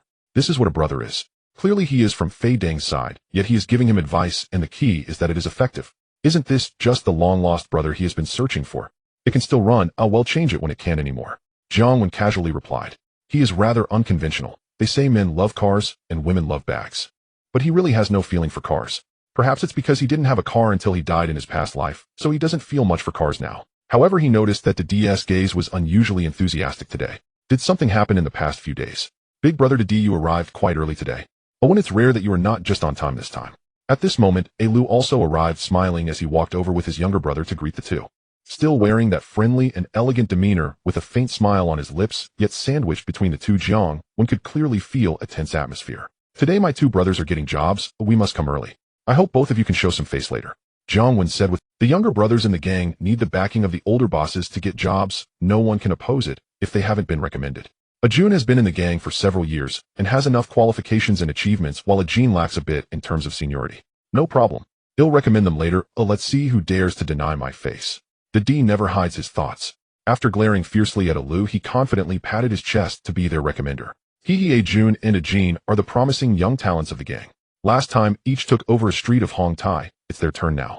Ale's tone was much more congenial than Didi's, and with that demeanor, he didn't seem like a person from the underworld. These past few days he also knew about Didi's movements, and was aware that Didi was getting close to that handsome fellow one. Last time the two even had a meal together with dignity, but he didn't take it to heart as he already knew that this fellow was from Deng Bo's side. So there was no need to worry. Deng Bo had already proclaimed his support for him. Could this fellow really turn against them? Is it the alliance that knows how to protect him? Naturally it was Deng Bo. So knowing that this fellow was close to Didi didn't change anything. He only regretted that if he had known this fellow was from Deng Bo's side, and was so close to Didi, he should not have given him money back then. 500,000. Enough for his son to attend how many interest classes. The three of them entered the main hall chatting and laughing and took their seats. Jiang Wen's seat was in the middle on the left, while Didi and Ale's seats had a lot of history. Didi was on the left, Lu was on the right, just facing each other. After the three sat down, there was no communication or interaction between them. It was almost all about making small talk with him. Deng chatted with him about girls while Lu talked about trivial matters. Anyway, both took turns talking, ensuring no one fell behind. This made Jiang Wen recall a saying: sometimes a chess match between opponents does not necessarily mean two masters are competing, it could also be two hustlers. After a long time chatting about insignificant topics, people started to trickle in. First, some lesser-known gang bosses arrived, half of whom he could barely name. Generally, they were not key figures, and he didn't bother to remember them, as it was useless. Once those gang bosses were more or less in their seats, the uncles who lacked real power but loved to throw their weight around entered. He didn't know why these old fellows were waiting outside. They would only come in after the younger generation had settled. However, after entering, these gang bosses and uncles followed Deng and Lu to greet each other. From here it was evident how many supported Lu and how many supported Deng. Although Lu only knew how to boast, some people liked this style, especially those old fellows who clung to the rules. After all, not everyone loves money. Many still hold on to the traditions of the old era and appreciate people like Lu who have ideas. Moreover, a less respect for them is much greater than Deng's. So from these people's attitudes, it could be seen that the supporters of both sides were roughly equal, with the gang bosses mainly supporting Deng, while the uncles supporting Lu accounted for a significant portion, as a less respectful attitude towards them is something that money cannot buy. Once everyone was seated, the time was just right at 1 o'clock. After the clock on the wall chimed once, the supreme leader Deng Bo made a grand entrance. With the assistance of Huanyo, Deng Bo took his seat at the main position. On the night when Gue Dong had his incident, Deng Bo had sat in the main position once. After that, in the following meetings, the main position fell to the gang's sitting head, who is now no longer qualified to sit there as his term has ended. Now the position of the sitting head is at the last seat by the door. Seeing the previous sitting head leaning against the door, Jiang Wen mentally rated him a 10, estimating that he was probably the most unfortunate sitting head in the history of Liansheng. It is certain that there has never been anyone before him, and it will be hard to find someone like him in the future. The people are all here. Let's start the meeting. Today there are two matters to discuss. The first matter is about On's little brother Baojuan, who has been working with Gao Jin. I believe everyone knows that they recently secured Hongtai's territory in Mongkok for the gang. Those who contribute to the gang will be rewarded, and those who err will be punished. The two of them have enhanced our gang's reputation, so On recommends them for positions. What do you all think? After sitting down, Deng Bo suppressed his urge to showcase his tea skills, took a small sip from the cup in front of him. I have no objections. I recognized On and his brother's potential from the start. Now that On has already risen to power, it makes sense for Baojun and Gao Jin to take up positions as well. Just as Deng Bo finished speaking, Deng immediately stood up first to express his agreement, while also raising an eyebrow at his younger brother, implying he was one of their own. Several uncles who were bribed by Deng watched him wink at the handsome when feeling a bit speechless. What is Deng thinking? Doesn't he know that Handsome One is under Deng Bo? I had heard that Deng and Handsome One were close, but seeing it in person, it was clear they were practically family. Handsome One endorsing his little brother for a position, and he hasn't even spoken yet, and yet you jumped up first. I wonder what kind of potion Handsome One gave Deng. I have no objections either. Everyone has seen the work Baojun and Gao Jin have done over the years. No problem. That's reasonable. With Deng and Lu leading the way, the others naturally had no objections. Promoting little brothers essentially meant they were being elevated to minor leadership positions, which is not a big deal in the gang. Moreover, with a major event on the agenda, no one wanted to spoil the mood with objections. However, one little brother sitting behind the fish seller was different. He looked at the flashy appearance of Ajun and the cool demeanor of Gao Jin, his eyes almost blazing with anger, feeling deeply dissatisfied. But now no one was paying attention to him. Although the focus was on Ajun and Gao Jin, everyone's attention was already on Deng, Lu, and Deng Bo. It was destined that apart from Deng and Lu, everyone else would be supporting characters. There was no chance for them to contribute anything, let alone have a moment in the spotlight. But the reaction of this little brother caught Jiang Wen's attention, who was opposite the fish seller. There was no way he could miss it. Sitting across from the fish seller, he could see the displeased expression of the little brother as he looked at Ajun and Gao Jin. In such an environment, only two types of people would openly show such expressions. One type has money, many little brothers, and strong power like Deng. The other type is simply foolish. No need to ask, this guy clearly belongs to the latter, a reckless fool. Seeing this foolish guy's dissatisfied look, he curiously glanced at the fish seller. If he remembered correctly, the fool should have joined the fish seller quite some time ago, right? Now he must be quite old. Logically speaking, with the fool's abilities, it might be difficult to become a leader, but taking on the role of a red stick enforcer should be okay. He has enough experience and capability, so why isn't the fish seller promoting him? This puzzled him. Since everyone has no objections, let's go to the incense hall. Deng Bo, seeing everyone in agreement, stood up and led the way to the incense hall. Next was a series of rituals, stripping off clothes, taking oaths for the homemen, loving brothers, loving gold, loving women, and loving brothers, among other ceremonies. What's wrong? Are you dissatisfied? In the crowd, the fish seller noticed the little brother's dissatisfied expression. He'll do well if you give me a chance. The fool stared intently at the two in front. The fish seller patted this little brother's shoulder, and for a moment he didn't know what to say. Does he not want to promote the fool? No, he really wants to. Moreover, this little brother is quite capable, especially in terms of recklessness, which he appreciates. Has he not given the fool opportunities? No. Over the past 2 years, he has lost count of how many chances he has given him.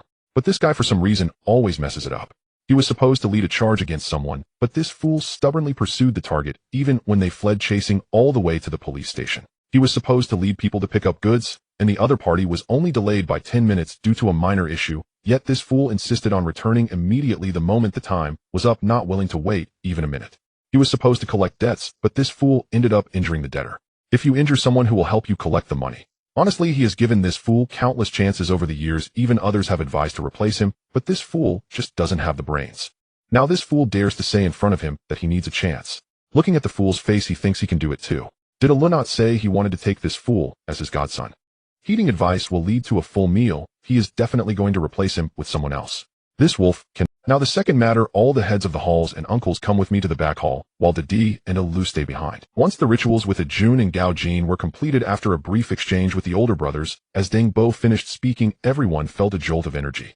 The main event is here. Even Lu, who had been smiling throughout, clenched his fists tightly at this moment.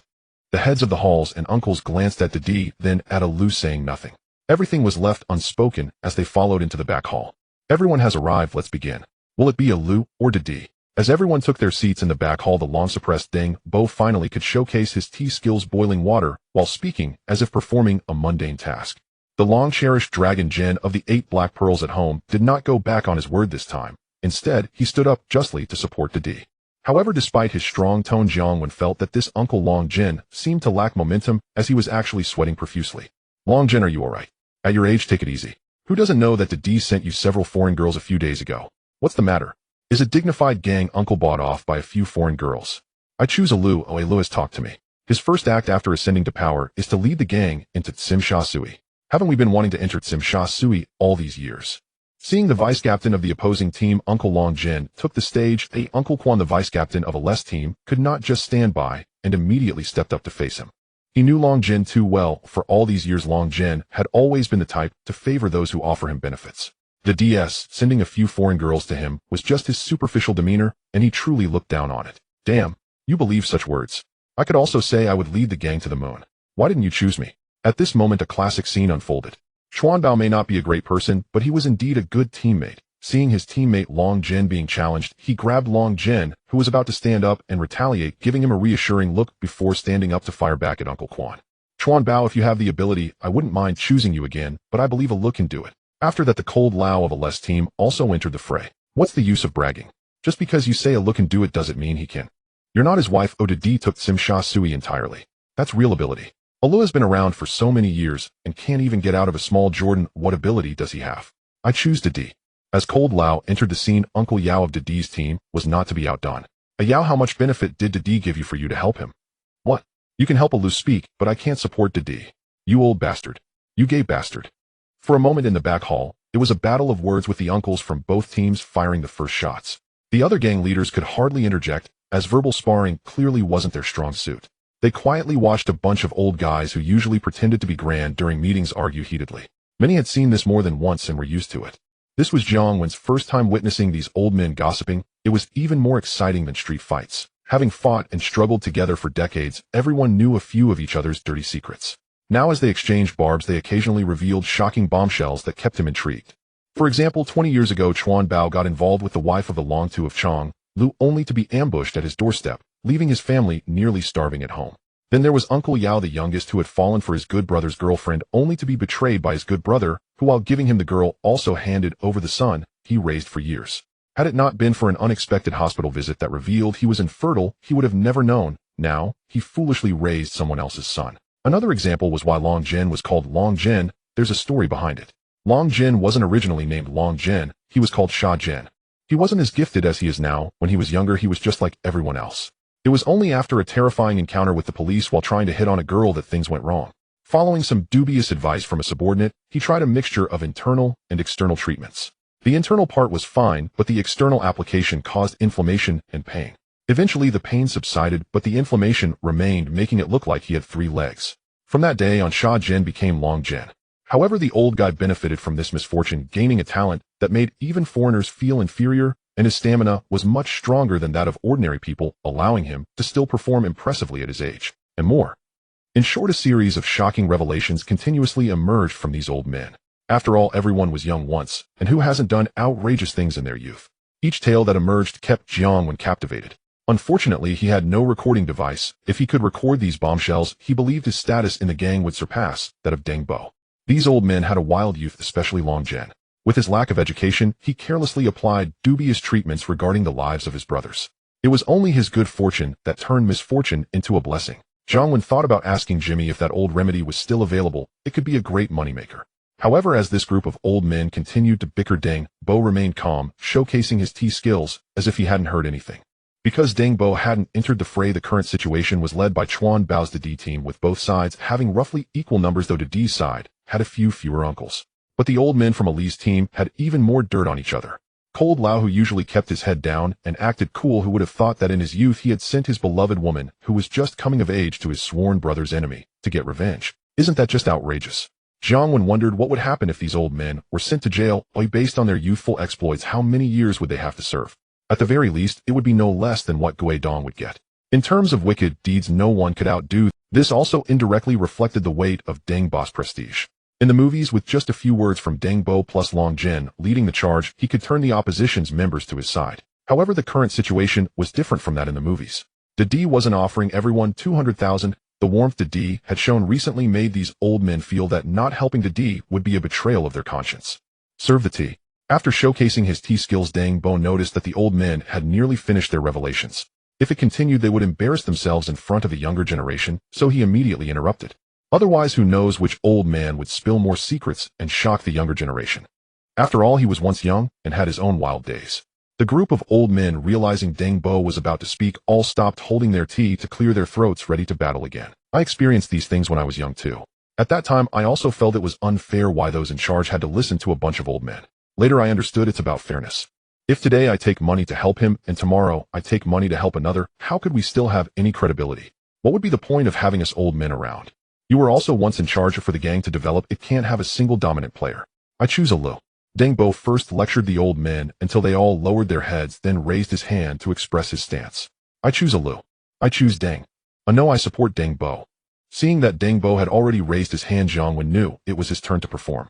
Some things leave a good impression when you're the first to step up. The second is often overshadowed by the crowd.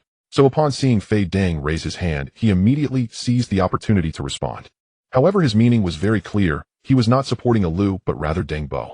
Because Deng Bo chose a Lu, he voted for a Lu. Although Boss Gui Dong has gained a bit, his approach has no faults. It's wise to cling to Deng Bo's golden thigh, who has more prestige than Deng Bo against Lianxing.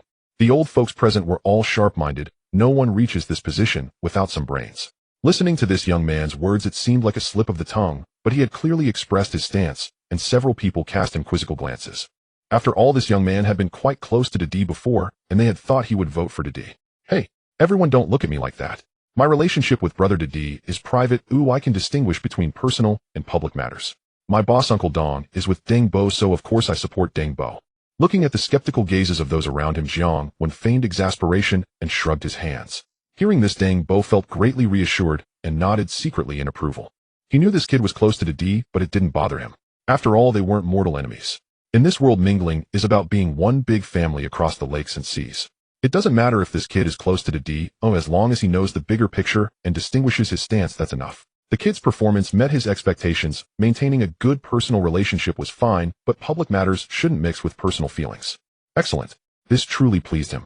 I choose D. Seeing Deng Bo choose a Lu, the expressions of several teammates nearby seemed a bit shaken, and Chuan Bao immediately stood up to stabilize morale. I have to say D has been let down by the world, but he cannot say the same about Chuan Bao. With Chuan Bao's performance, even if D lost a few tens of millions, Jiang Wen wouldn't find it exaggerated. Chuan Bao really put in the effort for the money. A Lu. D. A Lu. A Lu. D. A Lu. Then everyone present raised their hands to vote. Jiang Wen silently counted 19 to 19, to 20 tied, 20 to 21, 20 to 22. The final result was D with 20 votes, A Lu with 22 votes. A Lu wins. He then looked at the two who voted for a Lu, Gui Li Jian and Mang Bo, with some confusion. If he remembered correctly, during the earlier hype, Mang Bo was on D's side, and Gui Li Jian seemed to be quite chummy with D during the meeting. Could these two have flipped sides at the last moment? The result is out. Since a Lu has more votes than the next seat, blow the rooster. At that time, hand the leading stick over to a Lu. Deng leisurely picked up a cup of tea and spoke. Although the process and vote count deviated from his expectations, a Lu ultimately won. The result was already out. The overall situation was set. There was nothing more to argue about. Even Chuan Bao, who had worked so hard before, shrugged his shoulders indifferently. He had gained so much from Dede and truly did his best, but with insufficient votes there was nothing he could do. With his status, not being able to take the seat wouldn't cause Dede to hold it against him. He felt completely justified. Boss, is the result out? Jiang Wen came out from the back hall, and Ajun immediately approached him and asked, "Why are you so excited? It's as if you're the one taking the seat." Jiang Wen rolled his eyes at him helplessly. This guy has been waiting impatiently. If not for someone holding him back, he would have rushed in to join. Gao Jin also rolled his eyes at Ajun and said, "Just curious. Aren't you curious about who won?" Ajun shot a glance at Gao Jin. "Lu won, let's go," Jiang Wen said helplessly and led the two out of the main hall. "What? No way." Ajun exclaimed, his eyes wide in disbelief. It was clear how much influence that former instructor had on him, as he couldn't accept that the one who had led him was now seated in victory. "I counted the votes, there can't be any mistake. Deng has already announced it. Once Chuan Bao hands over the leading stick to a Lu will officially take the throne." Jiang Wen said. He exchanged a glance with Gao Jin and said nothing more. It was merely a matter of winners and losers. Dede lost, and that was it. It's just a pity that Dede spent so much money. Earlier when they were chatting with Dede outside, Ajun curiously asked Dede about it. Though Dede had not calculated exactly how much he had spent so far, it was at least a few tens of millions, if not more. Spending that much and getting nothing in return made them all feel sorry for Dede. "One, over here." The three arrived at the parking lot, and Dede waved at him. At that moment, Dede's face looked grim, as if he had just lost a close relative. "Owen, what happened? How did we lose?" As Jiang Wen and the others approached, Dede quickly asked. Even now, he couldn't believe it. He had spent so much money, worked so hard, and still ended up losing. "We lost by 2 votes. Brother Dede, did you not manage to secure Uncle Jian and Uncle Bo? I thought they were on your side earlier. How could they vote for a Lu?" Jiang Wen retorted, feeling helpless. He had initially thought that without Long Jian leading, and by persuading Dede to increase his efforts, even if they couldn't win, they could at least tie right. At that time, he could think of ways to manipulate things, but the results turned out just like a movie. All those brain cells he had wasted meant nothing. "What? Is it those 2 idiots? Bang. Damn bastards." Hearing this, Dede was furious and kicked the car door, leaving a footmark. Jiang Wen felt no pity. After all, it wasn't his car. At this moment, Dede's face turned extremely dark. If Gui Li Jian and Mang Bo were in front of him, he would immediately send them away to sell salted duck eggs without hesitation. "What's going on?" Seeing Dede like this, Jiang Wen sensed there was a story behind it and curiously asked. "Gui Li Jian had a batch of goods stolen before. He came to me that day claiming that it was his sworn brother Nu Ji Dinosaur who did it and wanted me to help. But you know how it is, that those who dabble in the gray area are often willing participants. His goods were stolen because of his bad luck, and besides, he couldn't provide any evidence for me to confront the dinosaur, so how could I possibly do that?" Dede gritted his teeth and said, "But didn't he pay you? And I saw him chatting quite happily with you earlier." Jiang Wen nodded in understanding. He had heard from Huang Panzi that Gui Li Jian's goods were blacked out, but he didn't expect it was the Nu Ji people who did it. But that's not the point. The key issue is that since Gui Li Jian received Dede's money and was flirting with Dede during the meeting, he suddenly flipped sides and backstabbed him during the vote. This guy is sharp enough, doesn't he fear Dede taking revenge on his whole family? "Chang Mao, have someone investigate." After much contemplation, Dede said to Chang Mao with a serious expression. To be honest, he couldn't understand why Gui Li Jian would suddenly turn against him. If he was not going to support Dede, then why the hell take his money? How dare they turn against me after taking my money? Once the situation is clarified, he will make Gui Li Jian pay. "Did you offend Bo Shu before?" Seeing that Dede was puzzled about why Gui Li Jian had turned against him, Jiang Wen continued to ask. If he previously suspected Gui Li Jian of taking Dede's money to betray him, then blind Bo must have also taken Dede's money. Not everyone can maintain their status and reputation like Deng Bo after retiring. Many old timers end up with no money and no power.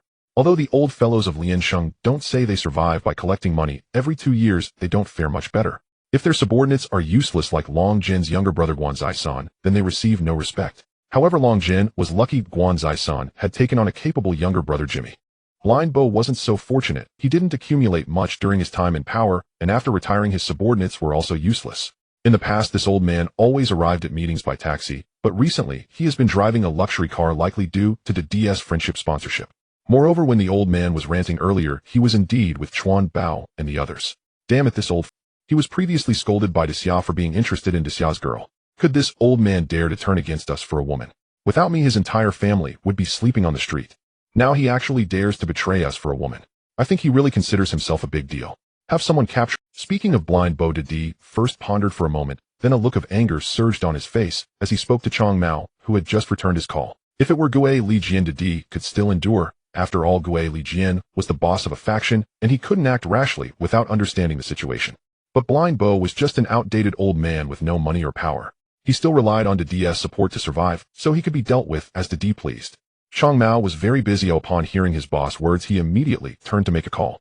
Jiang Wen didn't stop him from Didi's words. He could tell that blind Bo seemed unaware of his own status, or had truly believed he was a big shot after Didi had lifted him up recently. Xia was also Didi's right-hand man, a perfect blend of civil and military. Chong Mao often stayed by Didi's side, while Xia was responsible for all the Venus and Sun Wan maintaining order and stemming from a background in illegal fighting. When Didi seized Sun Wan, Xia played an irreplaceable role. If it weren't for Didi's favor with this guy's skills, he could easily set up his own faction and become a boss. Although Didi often had Chong Mao by his side, he also valued Xia, as it was hard to find a loyal subordinate who was also formidable. In the movie after Didi's death, there was no scene of Xia and Chong Mao seeking revenge on Lu, which likely means Lu had eliminated Xia. Blind Bo actually has eyes for Didi's right-hand man's girl. This old fool truly believes he is a big shot. If he hadn't been spared a beating by Xia, it would be due to his utility to his boss. How dare he turn against us now? How outrageous. The current situation is as follows: because Uncle Jian and Uncle Bo turned against us, you are down by 2 votes. If they hadn't betrayed us, you would have won. Didi, if it doesn't work out, just wait for the next round. Jiang Wen sighed, spreading his hands in a feigned attempt to comfort him.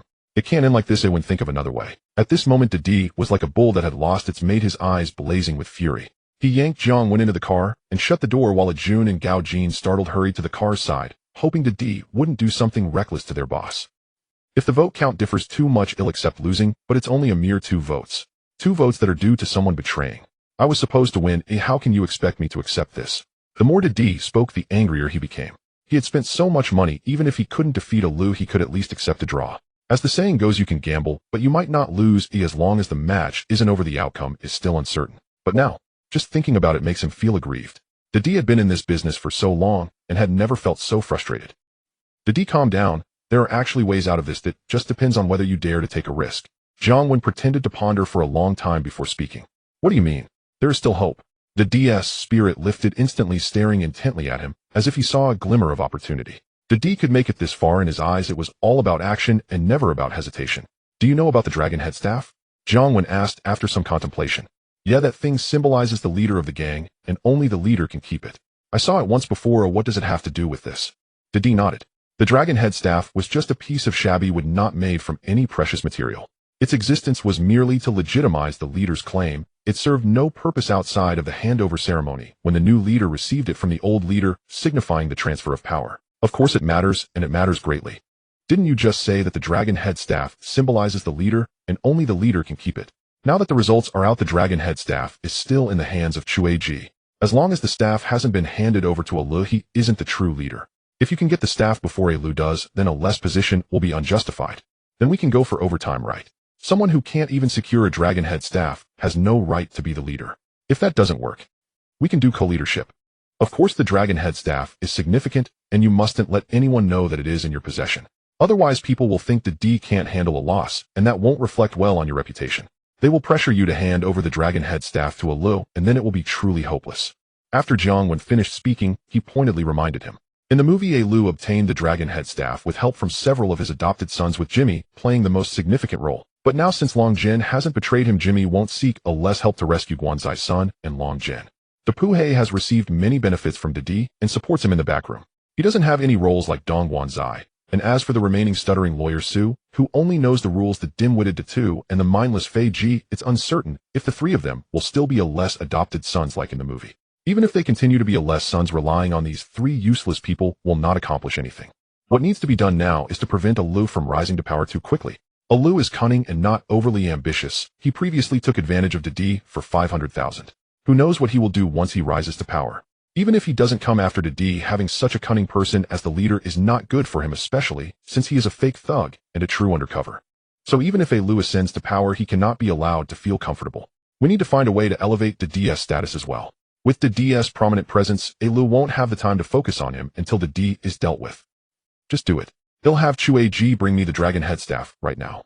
After hearing his plan, Didi pondered for a moment, gritted his teeth, and nodded. Whether he hid the dragon head staff or played overtime to let the gang have dual positions, at least D did not lose. Yes, in his eyes it no longer mattered whether he held the position or not. This was a fight between him and Alu. D felt indignant about losing to someone like Alu. Now it was about his dignity. He had to win no matter what. We can't do it this way. The dragon head staff can be in your hands, but we can't let anyone know it's in your possession. If you have Chuaji handed over directly, won't that just tell everyone that the dragon head staff is with you? Seeing D about to call Chuaji, Jiang Wen quickly stopped him. What? What do you mean? D, confused and frustrated, couldn't comprehend what his little brother was saying. What I mean is you go find Chuaji and have him hand the dragon head staff to you in front of everyone. This way Chuaji definitely won't bring out the staff. You should make a big fuss about it, the bigger the better. Let everyone know you're interested in the dragon head staff, and have them all watch you. On the other hand, you find some fresh faces to get the dragon head staff. By then you'll have the staff without anyone suspect. Jiang Wen patiently explained to the already dazed D. It must be said that this plan was a bit convoluted. Even he felt a bit confused explaining it, but thankfully D understood. You're right, I almost forgot. I've been too frustrated by Fei Fu and Blind Bo. D slapped his forehead. Brother D, we found out that shipment from Gili Jian has returned to him supposedly with the help of Brother Lo. At that moment Chang Mao approached the car window to report to D inside the vehicle. I got it. That Gili Jian must have colluded with a Lo and then stabbed me in the back. D slapped his thigh, causing Jiang Wen to wince in sympathy. It's even possible that Uncle Jian has already sided with a Lo. The reason he took your money was probably a deliberate act by a Lu to be cautious during the voting. Now it has indeed worked out for him. Without Uncle Jian's vote, even if Bo Shu turns against him, you and Alu would only tie and the results wouldn't be announced so quickly. Jiang Wen nodded in agreement and shared his speculation. He was also intrigued that Alu had actually helped Gili Jian retrieve his goods. He even suspected that Alu might have staged the whole affair and then shifted the blame onto Xian's dragon head. After all, Huang Pengzi only told him that Gili Jian's goods were stolen. Who exactly did it was unknown. And given a less cunning nature, he was certainly capable of such schemes. However, he didn't voice these thoughts at first because it was pointless to say without evidence, and second because D already had a poor relationship with Alu. Bringing it up would only serve to stoke the fire without much significance and could make him seem like a troublemaker. Some things are better left unsaid. Going too far can backfire. After D came up with a plan, he eagerly took Chang Mao with him, wanting to return and discuss it with his wife, while also asking her to refine a Wen's dual position plan. Boss, I don't understand. You helping D has already exceeded $1 million. After D left with Chang Mao, Jun asked while starting the car, aren't you annoyed with Alu? It just so happens that I also find him displeasing. Alu is such a schemer, we scammed him for 500,000. If he rises to power with his stingy disposition, won't he target us? Recently exercising his brain too much, Jiang Wen felt a bit overwhelmed and rubbed his brow before speaking. What you say? It is indeed possible. I previously heard from those under Jordan that a less right-hand man, Aze, has been with him for over 10 years, running around for him. Yet, Alu lives in a mansion while Aze is still living with his parents in a village house. Extracting 500,000 from someone like him is more distressing than stealing from him. Jun nodded repeatedly in agreement. So that's it. Alu only knows how to boast and make big plans. This time for the position, he must have been scammed by us for 500,000 and not spend a dime. He relies solely on his mouth and Deng boss support. Such a petty person, if he really becomes the boss, it would be bad for everyone, especially for advancing into Tsimsha Sui. Just watch. The ones doing the work will be others, while he will be the first to step forward to take credit. And Tsimsha Sui isn't that easy to conquer. Jiang Wen pouted. Although the film didn't explain how Alu led the gang into Tsimsha Sui after rising to power, one could easily guess that it wasn't without the help of D and his crew. With a less small group, they wouldn't even be enough to serve as a distraction for the new dragon head. Was the reputation of the Tiger Axe of East Tsimsha Sui just blown up? In the underworld, nicknames containing dragons and tigers may sound cliché, but these people are practically fierce warriors. Without those factions providing manpower and support, what could he use to take on Tsimsha Sui? In the film, the strongest force in Tsimsha Sui was the new dragon head, which D and Alu had teamed up to take down. And in this world, the most powerful force in Tsimsha Sui is the Tiger Axe of East Tsimsha Sui, whose strength surpasses that of the dragon in the film. Over half of Tsimsha Sui's territory is under their protection, the other half belongs to the Hunghing Prince. Whether it's the Tiger of East Sim or the Hunghing Prince, they're no pushovers. Why would it be so easy to infiltrate now? Those fooled by Alu are simply not thinking straight, believing everything they hear.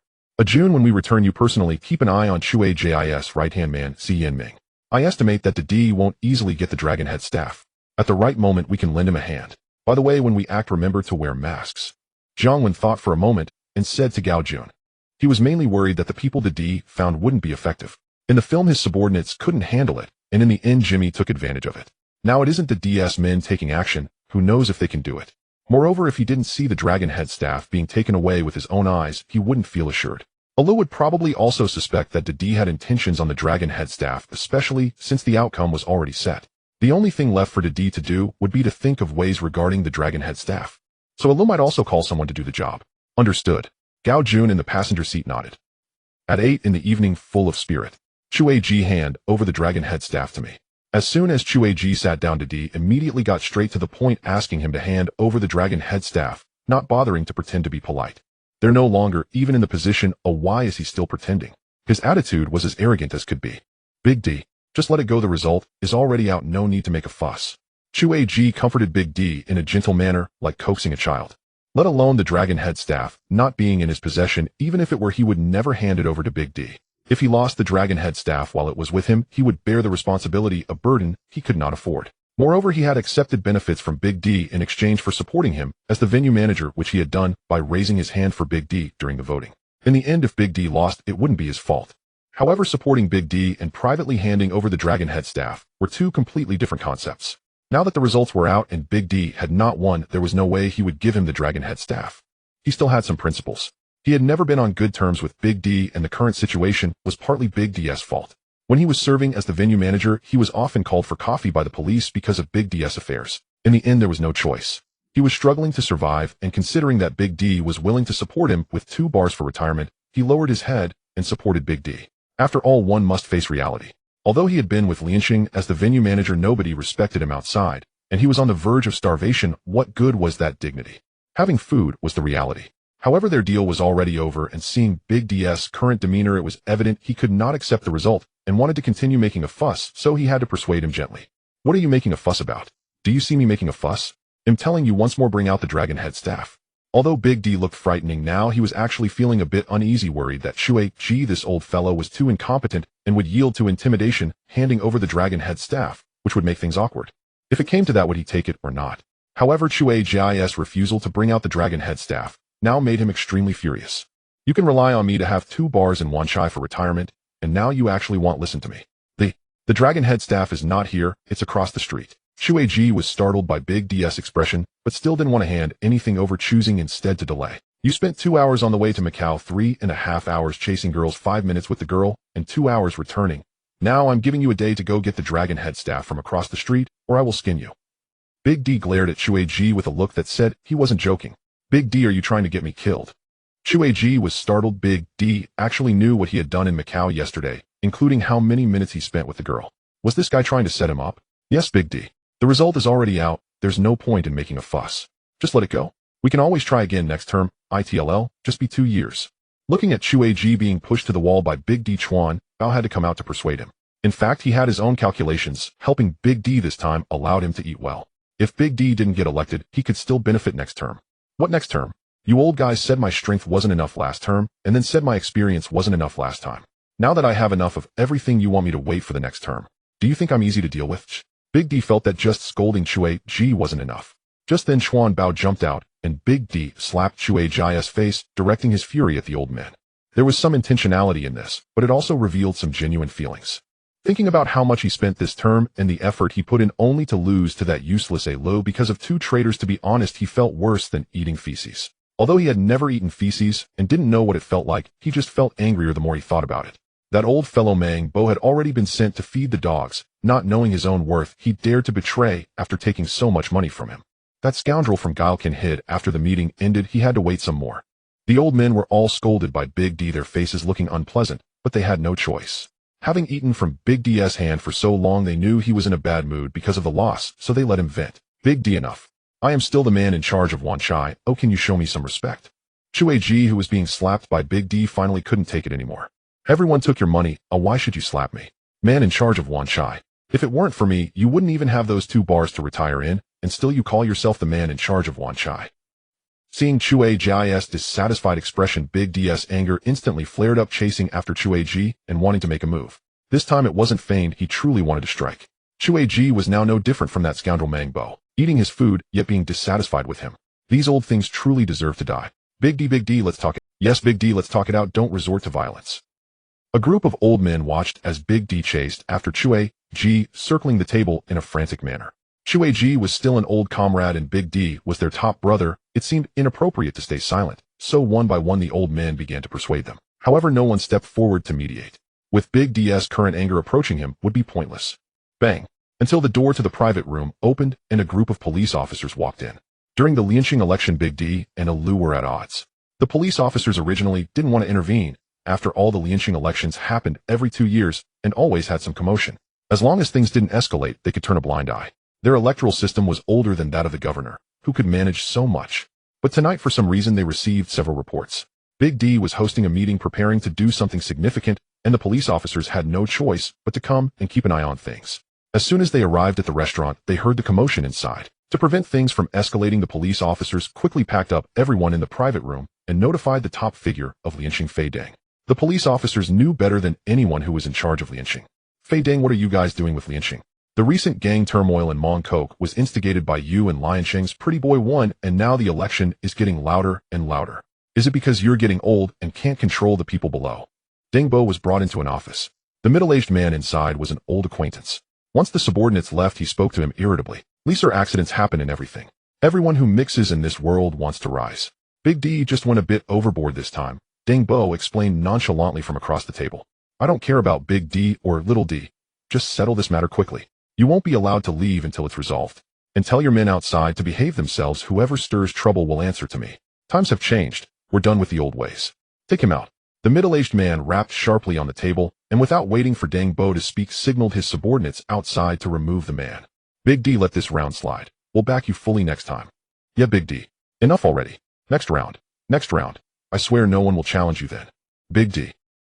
Next round, next round. You old-timers talk of nothing but next round. How many rounds have I waited through? I don't care. This round, I will contest it. Not even the Heavenly King himself could stop me.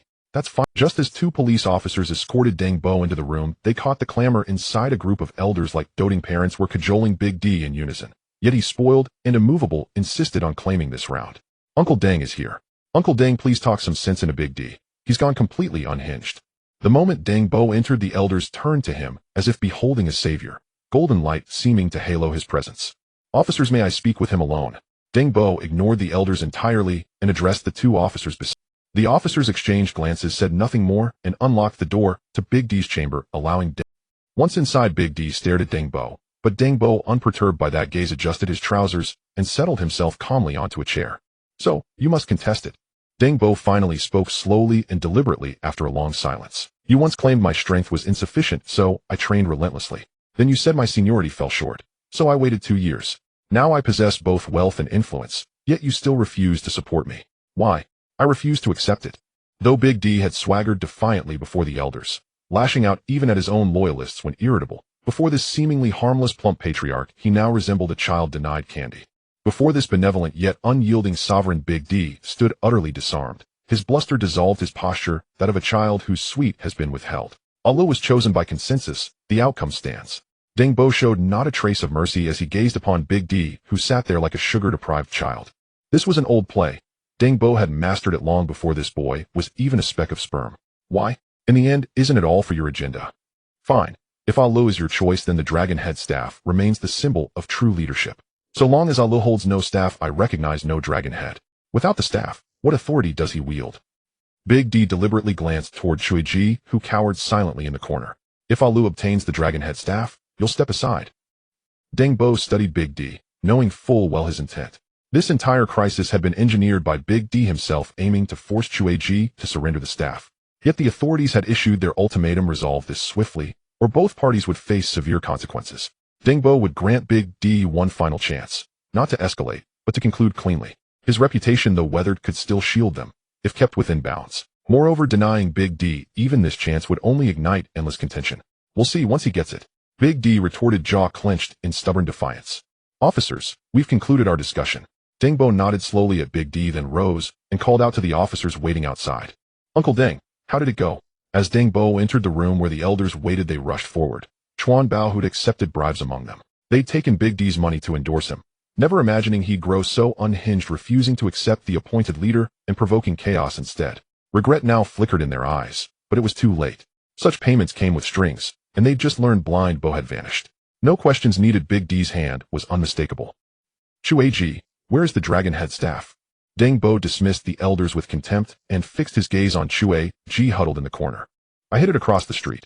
I've already sent Si Yanming to retrieve it. Chui Ji confessed plainly. Huanyo, send word to Wen beat Big D to the staff. And you, alert your men outside to act. After a pause, Deng Bo instructed Huanyo, then turned commandingly to the elders. Big D wouldn't have spoken so boldly unless his men were already moving. Whether the staff remained with Si Yanming was now uncertain. Big D might lack cunning, but his wife possessed it in abundance. At an old street film studio, Jiang Wen had recently made frequent visits, overseeing operations, auditioning actresses for his upcoming film's lead role, and assessing the professional caliber of newcomers. The company had originally belonged to Shilong's relative. After both Shilong and his father perished, inheritance passed seamlessly to him. Newly immersed in filmmaking, Jiang Wen found on-set observation exhilarating, especially how many actresses appeared far more striking in person than on screen. They were colloquially unphotogenic. Often women looked dazzling on television, yet ordinary in reality, while others cast in supporting roles proved unexpectedly radiant off camera, outshining even the leads. The director's taste was sound. He'd avoided casting mere pork bun faces. Just as Jiang Wen rehearsed lines with his next film's heroine in a small private room, a knock sounded at the door. Phew, hold on. Come in. Jiang Wen smoothed his attire before stepping out of the boss's private chamber, leaving the actress behind to memorize her lines. An actor who couldn't master her script would only beg for help on set. Unacceptable. Brother Wen, the items here. Gao Jin and Ah Jun entered together. Gao Jin carried a small black cloth pouch, which he placed on the desk. Was your identity concealed? Jiang Wen opened the pouch. Inside lay a short staff, decently carved yet unremarkable as artistry went. He examined it closely, finding no distinction between this worn wooden rod and common street-carved trinkets save for its unique design. Its timber held no rarity, merely age and careful preservation, granting it a venerable patina. No, one couldn't recognize me. I wore a hood, and Si Yanming barely knew me. Gao Jin shook. Where are the people Big D hired? Didn't they take action? Jiang Wen asked curiously. He had originally instructed Gao Jin to keep watch on Si Yanming, just in case, and only intervene if Big D's men failed. It seemed Big D's hires were unreliable after all. They were all shaken off by Si Yanming, Gao Jin reported. Jiang Wen stared at the dragon head cudgel in his hand and scratched his head. It wasn't a top-tier artifact, practically useless to him. Even Huang Fatso would probably sneer at it, yet discarding it outright felt wasteful. He truly had no idea how to handle it. Boss, shall we hand it over to Big? Hey. Ajuin's eyes gleamed with feverish intensity as he gazed at the battered wooden staff. Honestly, I don't want to give it up. The dragon head cudgel, a symbol of sovereignty. Its practical value was negligible, but its significance was profound. If you want to take it, just hide it well. If word gets out, even I won't be able to shield you. Jiang Wen tossed the staff casually to him, watching Ajuin's rapturous expression. Had it been anyone else, the man might have lunged for it. Wait, aren't we giving it to Big D? Ajun caught it, gingerly stunned, then asked hesitantly. We are giving it to Big D. Ring ring ring. Before Jiang Wen could finish speaking, the telephone on the desk shrilled. Hello? Who is this? He picked up the receiver. Wench. Hi, I'm Master Su. Ho. Brother Nyonyo sent me to tell you. Deng. Deng Bo wants you to think. Think of a way to seize the dragon head cudgel before Big D does. Jiang Wen winced, temples throbbing at Master Su's stammering. Had the bar for legal enforcers dropped so low these days? Even a stutterer could make the cut. Understood. Jiang Wen hung up instantly. He feared conversing further might infect him with the same affliction. He lit a cigarette, and inspiration struck like an urgent, unstoppable urge. Yeah, boss, what are you? He hadn't caught it, but Ajun had. That was the trouble with landline speakers, too loud, too contagious. I'm thinking, this operation won't involve just us. Deng Bo must have alerted others too. Why not seize this moment to strike big? That scoundrel Lin Ma dared compete with you for a woman, and even sent underlings to peddle contraband in our territory last time. We could use this chaos to deliver a decisive blow against him. Jiang Wen stroked his chin, musing aloud. Ever since he seized Hung Tai's turf, Lin Ma, whether out of old grudges with Shilong or sheer spite, had repeatedly stirred trouble, crashing his venues with cheap liquor, provoking brawls, and most brazenly smuggling narcotics into his domain. His subordinates had already fought several skirmishes over it. Each time Jiang Wen confronted Lin Ma, the bastard denied all involvement, claiming those dealers weren't his men. The evasion left Jiang Wen nauseated and furious. Perhaps now was the perfect moment to strike, not just for the dragon head cudgel, but to purge 2 streets of his poison. Surely that wasn't excessive. Jiang Wen swore eternal enmity against gambling and narcotics. Brilliant. That wretched Lin Ma. We've long wanted to crush him. Ajun watched his boss assume the posture of a master schemer. Another trap was being laid. But this time he relished the prey. Without delay, he dialed allies, rallying reinforcements. That despicable Lin Ma didn't just send dealers into their territory. He'd even dared steal Jiang Wen's woman. Damn him. Hold on. Before we strike, prepare thoroughly. Ajin discreetly find a master carpenter. Replicate this staff, 10 or 8 copies. Plant one at Lin Ma's venue and scatter the rest as you see fit. Jiang Wen restrained Ajun withdrew the dragon head cudgel from his jacket and tossed it to Gao Jin. Understood. Gao Jin caught it, grasped his boss's intent, nodded, and departed. Hello? This is Duo Ming's scissors. The familiar opening line crackled through the receiver. It's me. You once said you lacked evidence to move against Lin Ma. Well, Fat Deng just ordered me to retrieve the dragon head cudgel. I plan to exploit this opportunity to take him down. Alert your colleagues accordingly. Jiang Wen cut off the fat man's monologue before he could respond, speaking rapidly, leaving no room for debate. Earlier, Jiang Wen had informed the fat man about Lin Ma's dealers infiltrating his turf. His officers had monitored Lin Ma relentlessly, but whether due to incompetence or Lin Ma's cunning, they'd uncovered no proof. Police work demanded evidence. Without it, arrests were impossible. But Jiang Wen was no lawman. He was a triad enforcer. Motive sufficed, a proof was irrelevant. You reckless brat, don't act rashly. Let me coordinate first. Huang Bingyao groaned inwardly, his head spinning. Had Jiang Wen grown more reckless with every year in the underworld? Always brandishing blades, always rushing to violence. Worse still, he reported his plans to a cop before acting. Was the boy utterly deranged? Coordinate what? Lin Ma's just a minor gang boss controlling 2 streets, not some invincible legend like Lian Haolong. By the time you're ready, the melons will be cold. Tonight, I strike. Just make the call. Feigning impatience, Jiang Wen hung up. He knew Huang Bingyao's pace all too well, even after being told precisely where Shi Mei's drugs were hidden, and warned that Shi Long and his father planned to ambush him. The fat man had taken a full month to prepare. Yes, the payoff had been immense, but such delays couldn't continue. Lin Ma commanded only 2 streets. What grand strategy did he need? That reckless brat hung up on me. Huang Bingyao grumbled at the dial tone, then reluctantly punched in another number. Hello? This is Duo Ming Scissors Foot Huang Bingyao. Put your chief on the line. Hello? Liu Lowlife. I'm Scissors Foot. Tonight. What the hell? Is Waluan Sheng stockpiling explosives? What's their game? Word is Big D and Fat Deng, and all the oldtimers, were summoned for coffee. Are they planning a coup? Coup? Nonsense. It's Waluan Sheng's election season for new leadership, and rumor has it, the Dragonhead Cudgel is involved. I see.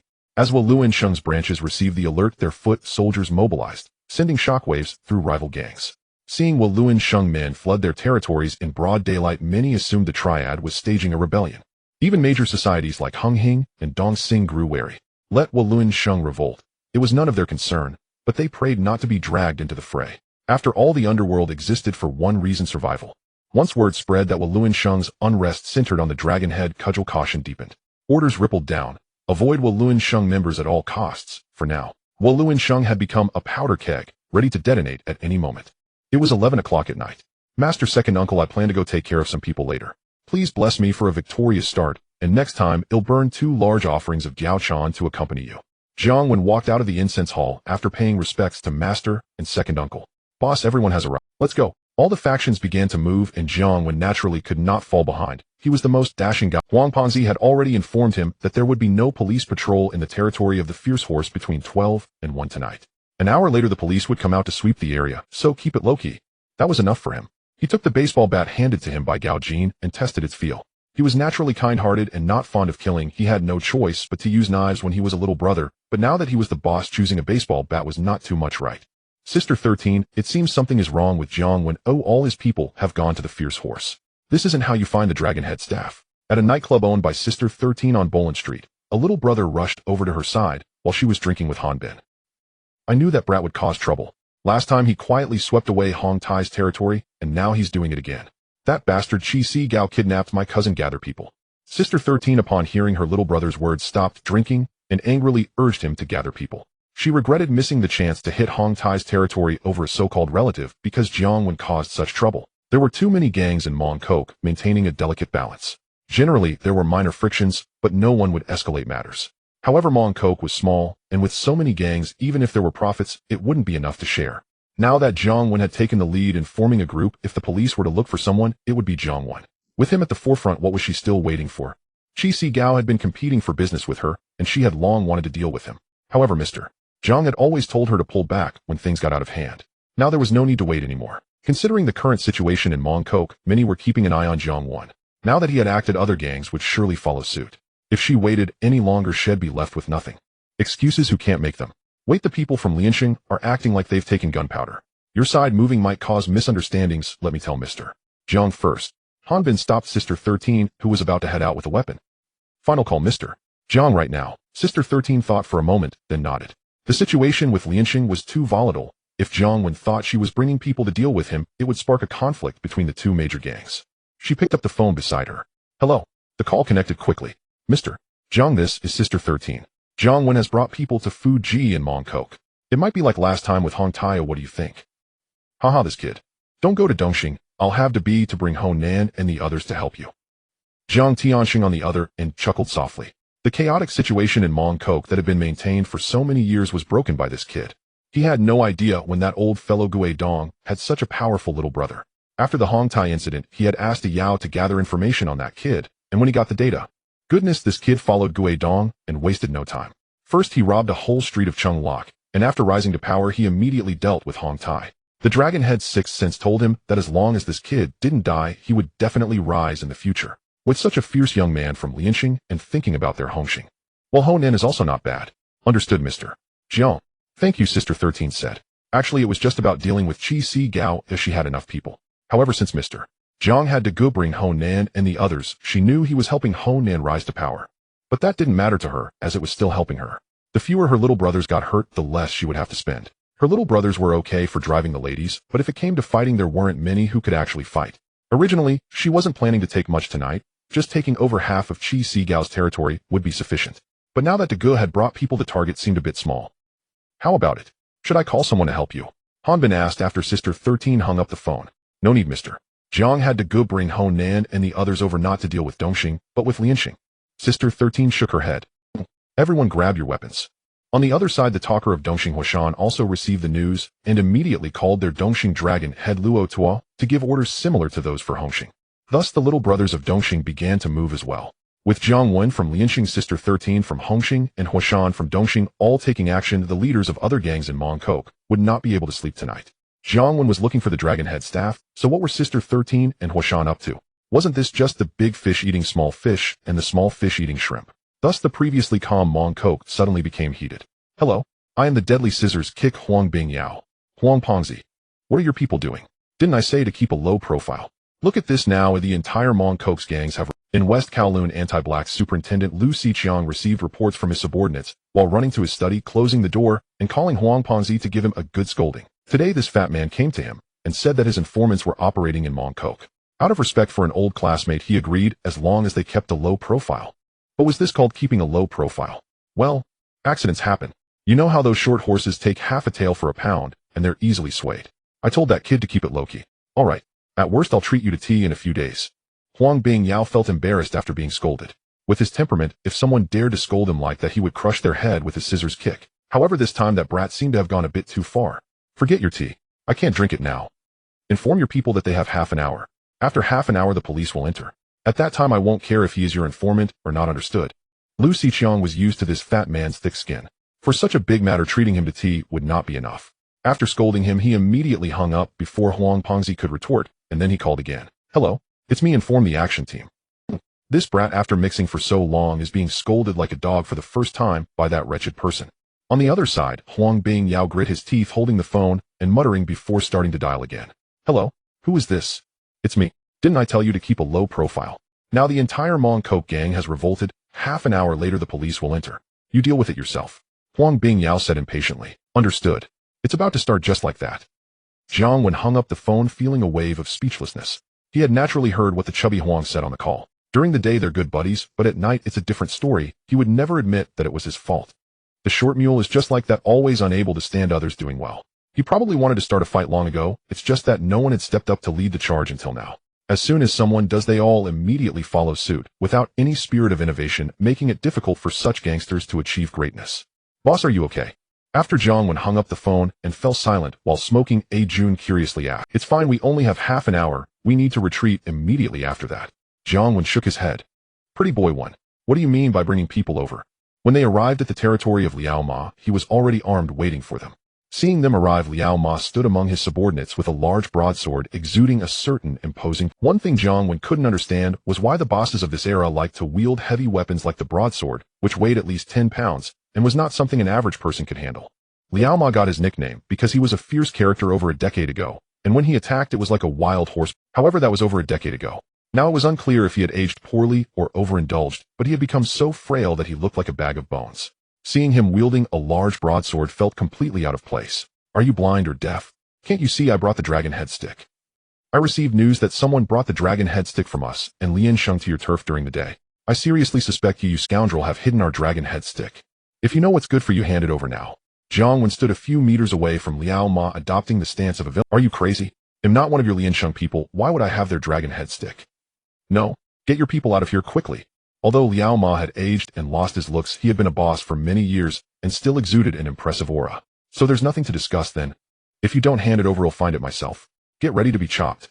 Jiang Wen was not in the mood for idle chatter. He was there to fight, not to talk. Moreover, with only half an hour to spare, time was tight, and he had already given him face with a couple of sentences. With a wave of his hand, he charged forward with a baseball bat towards Liao Ma, who was holding the broadsword. Killed him. Seeing the opposing side charging, Liao Ma was equally undaunted, knowing that this scoundrel was only talking nonsense. His purpose tonight was to take him down. The dragon head stick from Liansheng. What did he need that for? They were not even from the same gang. It was just to let his subordinates spread some goods in his territory and find a girl without paying for the night. This scoundrel was truly stingy. In an instant, the two sides clashed with cries of battle and screams ringing out continuously. Liao Ma's nickname was truly fitting. He looked like a skeleton, but he wielded the broadsword quite skillfully. Although his appearance was somewhat out of sync, he indeed possessed some skill. Many of today's gang leaders had earned their place through fighting. Those who relied on intelligence were not non-existent, but they were rare. To mix in a gang, one must have a background. Even the fiercest gangster without connections would find it hard to showcase their skills. Most of those who rose through their intellect had backgrounds, those without connections had been killed. Liao Ma in his 40s, despite being thin from years of cultivation, still possessed great strength. The heavy broadsword, which weighed at least 10 pounds, was swung by him with such force that it didn't hinder him at all among the crowd, and he didn't accidentally injure his own men. That was a bit mystical. However, bang. Although the system was becoming increasingly useless, he was still a top-tier character. If he could be evenly matched with this scoundrel, he might as well go back to raising sheep in the countryside. In less than 3 moves, Jiang Wen sent his opponent flying with a swift kick. Have you lost your mind? You think you can exchange blows with me just because you have a broadsword? Who do you think you are? After knocking down the nearby subordinates with 2 swift strikes, Jiang Wen stepped forward, disdainfully stepping on Liao Ma's struggling body. On both sides, Jun and Gao Jin were cutting through the enemy ranks with ease. Gao Jin, being a master of the traditional art of combat, had no opponents within a meter with his textbook-like 8-diagram single knife technique. Jun had also taken down quite a few. Although he wasn't a martial arts expert, he fought in a very traditional street style, like the short mule. However, unlike that scoundrel, he fought with full courage, and after a while he bore some injuries, but fortunately Gao Jin was there to back him up, stepping in to finish off enemies where Jun couldn't. Gangsters don't have much skill in fighting, it's all about courage and momentum. Without courage, just standing there with a knife can leave you trembling, let alone attacking. But momentum can allow subordinates to exceed their usual limits, things they wouldn't dare to do before they now attempt, and things they wouldn't dare to think about they now consider. Seeing their leading boss so fierce, the morale of the surrounding subordinates surged, and their speed of swinging knives increased significantly.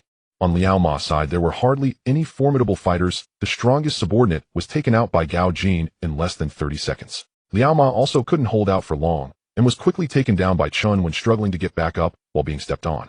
When his subordinates saw their boss defeated, their morale plummeted and the speed of their knife swings gradually slowed. I spit. If you have the guts, kill me now, or otherwise one day I'll take back my turf. Liao Ma still held his ground, unable to get up while being stepped on, but that didn't stop him from talking big. Bang. You bastard, I was trying to talk to you nicely to get you to hand over the dragon head stick, but you forced me to take action. Do you really think I only know how to talk big? Kill these scoundrels. Jiang Wen smashed Liao Ma's head with a swing of his bat. The force wasn't too great, but even if that scoundrel was still alive, he would be an idiot. Not bothering with Liao Ma, he charged into the crowd like a tiger unleashed, taking down one after another, far more exhilarating than playing whack-a-mole. Boss. The boss is down, quick run. Run? Pretty boy, Wen is too fierce. Don't run, wait. What do you mean run? We need to avenge the boss. Liao Ma was foul-mouthed and not much of a character, but his ability to brainwash his subordinates was extraordinary. After seeing their boss defeated, aside from a few newer subordinates who were frightened and shouting about running away, the others remained loyal, shouting for revenge. The momentum that had plummeted when their boss was taken down surged back instantly. Give those bosses a greeting. From today this place will take the name Liansheng. Let's go. Half an hour had passed. Jiang Wen looked at the blood on the ground, and the groaning thugs wiped his baseball bat, nodded to Gao Jin, and swiftly led his men away. He had seen such scenes often enough. The unease of the first time had long since faded into numbness. If the memories of his previous life had not awakened, and if the system had not given him that novice boon, he probably would have been lying on the ground. Triad brawls were no place for showy tricks. Knives and swords have no mercy. Everyone is mortal flesh, and a strike to a vital spot or a gangrenous infection can kill. In the Jianghu, drifting about means taking blades sooner or later. Many of the men sprawled on the pavement where his chest tightened at the thought. Medicine settlement fees for the injured, the costs were all money. Fortunately, he had freeloaded a sizable sum recently and earned some proceeds from cooperating with Jimmy. Otherwise, he would not have dared to start this fight. It burned through cash like wildfire. Taking injured men to register at the hospital costs at least 1,000 or 2,000. Serious cases run into tens of thousands, and the settlement for those cut down is yet another expense. Money everywhere. He planned to find Deng and see if he could get reimbursed. For that dragon-head pole, he had indeed gone all out. Shisan, my brother Ben. What a coincidence, out late for a supper. On their way back, Jiang Wen ran into a group coming toward them.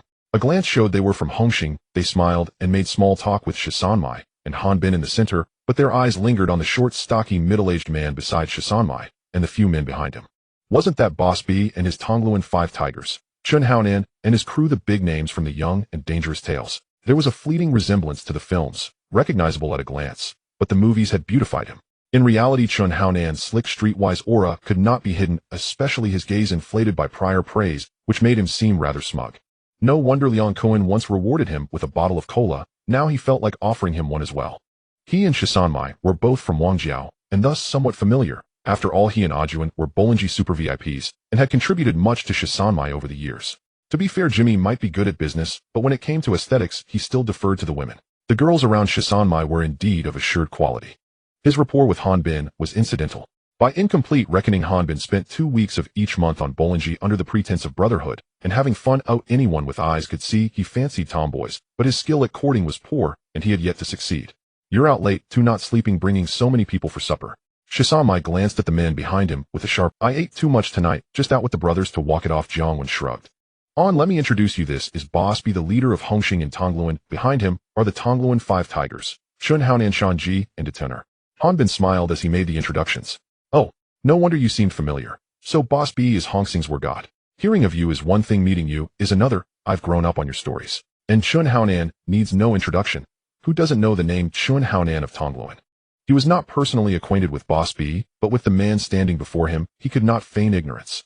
He instantly switched to the eager fan's demeanor, ignoring the blood on Boss B's clothes, as he warmly embraced him and cast an admiring glance at Chun Haonan and the others. Haha, you flatter me. The war god of Hongxing is our prince. Shisanmai and Han Bin were used to his style, but Boss B was clearly hearing this adulation for the first time. After a moment, he waved his hands and muttered humble denials.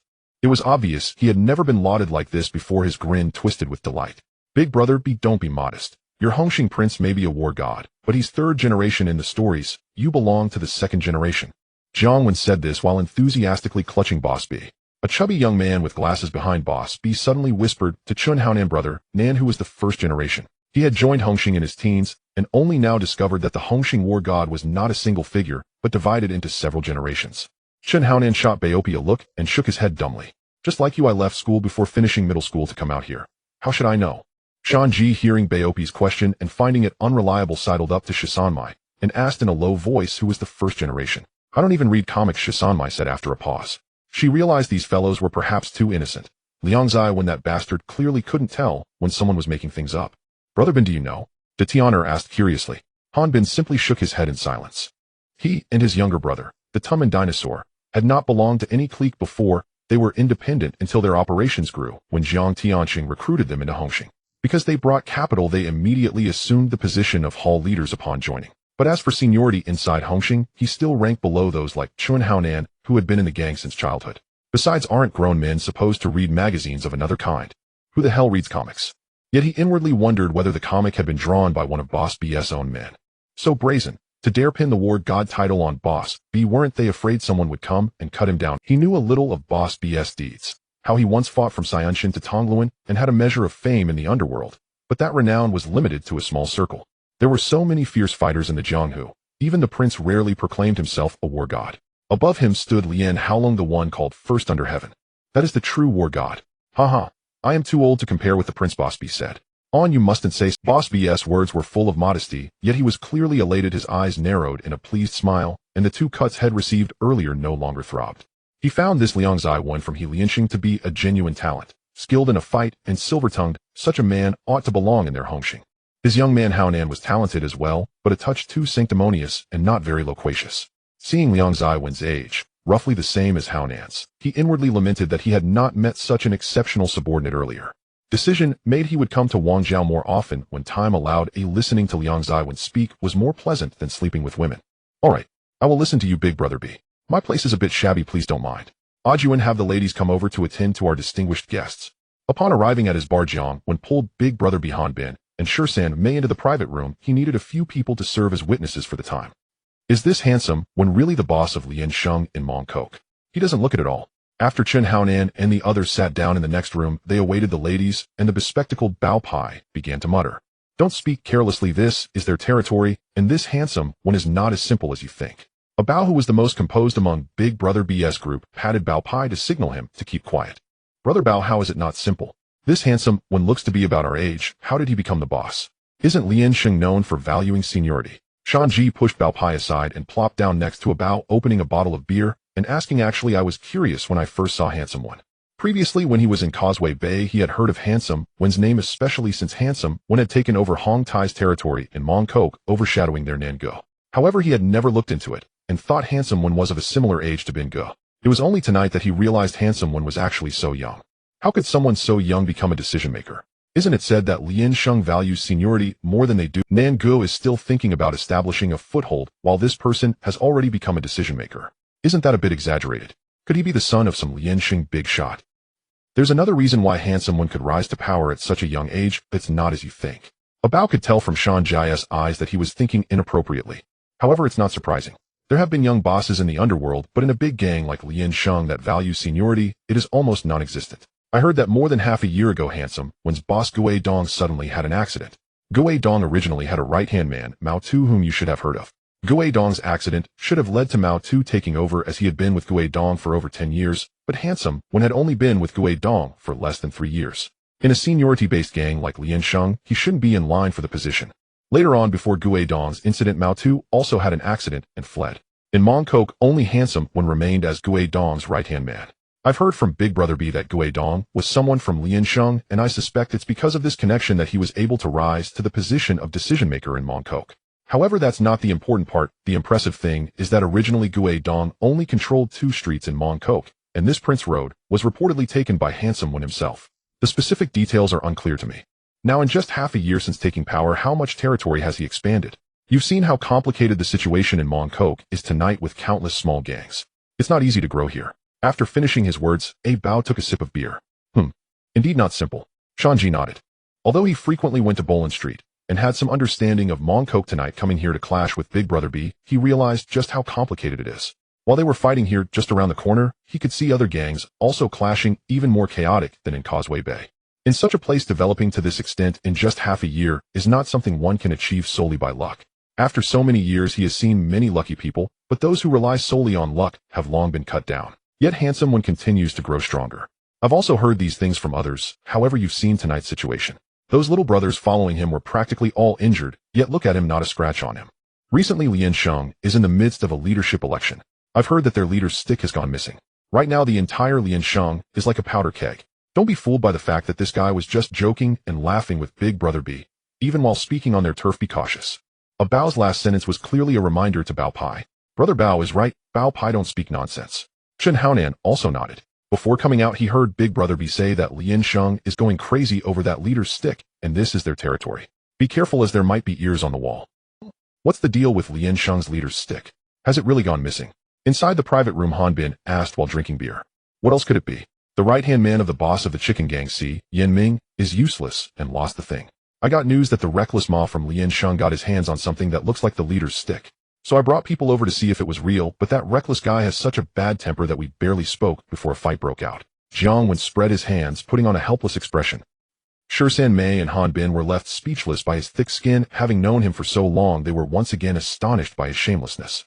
Are you sure you weren't just trying to take over Ma's territory? Clearly just looking for an excuse. We're all understanding people no need to be so blatant.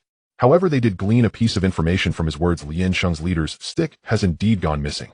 The leader's stick is of great significance to Liansheng. It represents the leadership position. Now someone has truly lost it, which is just. Fortunately, Hung Hing doesn't have such a thing, otherwise if it were lost, Mr. Jiang would go crazier than they would. It shouldn't be. Logically speaking, that reckless Ma should know how important the leader's stick is to you in Liansheng, and since he isn't part of Liansheng, having the leader's stick is useless. Could it have been a mistake? Big Brother D is still a straightforward person. Previously, he was so hyped up by this that he considered the younger brother his own.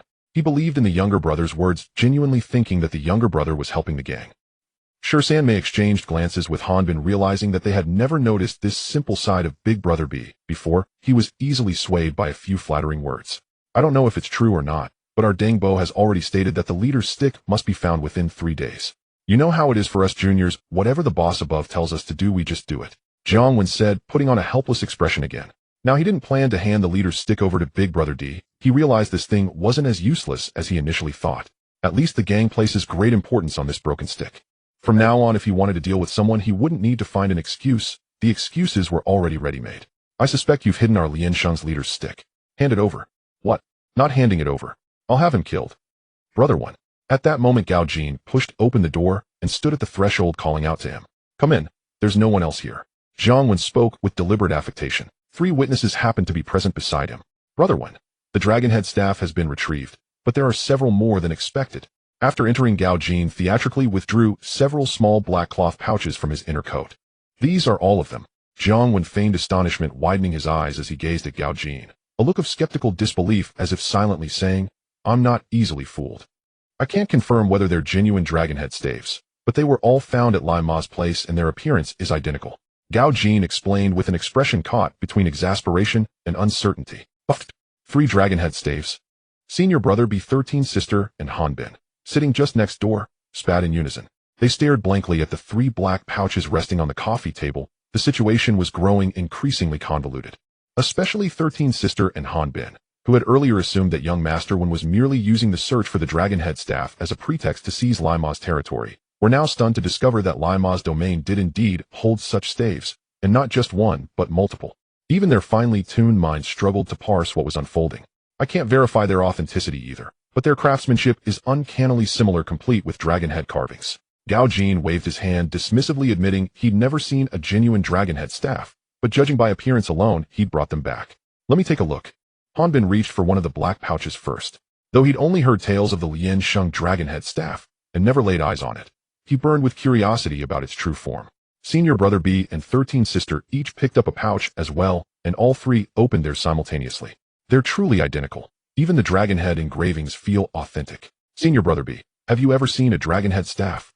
After scrutinizing his pouch closely, Hanbin turned to Senior Brother B, the most senior among those present. I saw one once, but from afar, so details were indistinct. Still, these 3 bear a striking resemblance. Senior Brother B murmured, eyes still fixed on the staff as he examined it carefully. Years ago, he'd accompanied Mr. Jiang to the investiture ceremonies of 2 successive Liansheng leaders, but amid the sea of Triad elders, a junior Hongxing branch chief, like himself, had no place near the front row. He'd glimpsed the staff only fleetingly from the crowd, retaining only a vague impression, certainly insufficient to render a definitive judgment. Regardless of authenticity, these 3 are indistinguishable, and all bear the Dragonhead motif. Tomorrow I'll take them to Uncle Deng for verification. Jiang Wen accepted the pouches handed to him by 13 Sister, and Hanbin performed a perfunctory comparison, then shook his head with practiced skepticism. To be fair, Gao Jin's execution was astonishingly precise. Even Jiang Wen, who'd seen the real artifact, couldn't discern the fakes. They were flawless replicas down to the last detail. Dazai, ask our brothers on Pottinger Street whether anything like this exists in our territory. 13 Sister suddenly recalled something, stepped out of the private room, holding one fake staff, and instructed her underling. Yes, 13 Sister. The underling nodded as he took the object from her. Haonan, check with our boys in Causeway Bay. Have they seen anything like this? Senior Brother B, likewise struck by inspiration, rose and entered the adjacent private room, handing one counterfeit staff to Chen Haonan. Yes, Senior Brother B. Chen Haonan hastily rose to accept it. Hello, Liang Gong. Tell your men to search. Is there a staff carved with a dragon head anywhere in our territory? Dinosaur, this is me. Tell your men. Hanbin similarly called his underlings in quiet saying, and his own younger brother Dinosaur. So such items exist elsewhere too. Jiang Wen feigned innocent curiosity as he looked at them. It's hard to say. If Lai Ma's place yielded 3 identical staves, someone likely orchestrated this deliberately, so I suspect these aren't confined to Lai Ma's turf. Other territories may harbor them as well. 13 Sister nodded gravely. Given how rarely the Dragonhead staff was seen, the sudden emergence of 3 identical copies raised alarms. Was this part of a larger scheme? Had they not coincidentally encountered young Master Wen tonight? And had these suspicious artifacts not been discovered precisely on Lima's turf, their own territories might later have been implicated beyond redemption. Everyone knew how fiercely the Liansheng Triad guarded the Dragonhead staff. 13 Sister speaks wisely. I suspect someone seeks to exploit this incident to ignite chaos. Fortunately, we uncovered it tonight on Lima's ground. If left undetected, consequences would have been catastrophic. Han Bin solemnly nodded in agreement. Listening to their reasoned analysis, Jiang Wen fell silent. Had he not engineered this himself, he'd have marveled at his own perceptiveness. He seemed to possess an uncanny talent for pulling strings from the shadows. A single casual maneuver had already spun intricate webs of conspiracy in others' minds. Was his intellect truly that formidable, or were they simply that malleable? All he'd instructed Gao Jin to do was replicate a few staves and scatter them across rival Triad venues, to muddy the waters, nothing more. Yet before the trio he dared not betray his amusement. Only internal delight, while outwardly maintaining a stern, patient composure. The private room grew heavy with tension. None felt like celebrating anymore.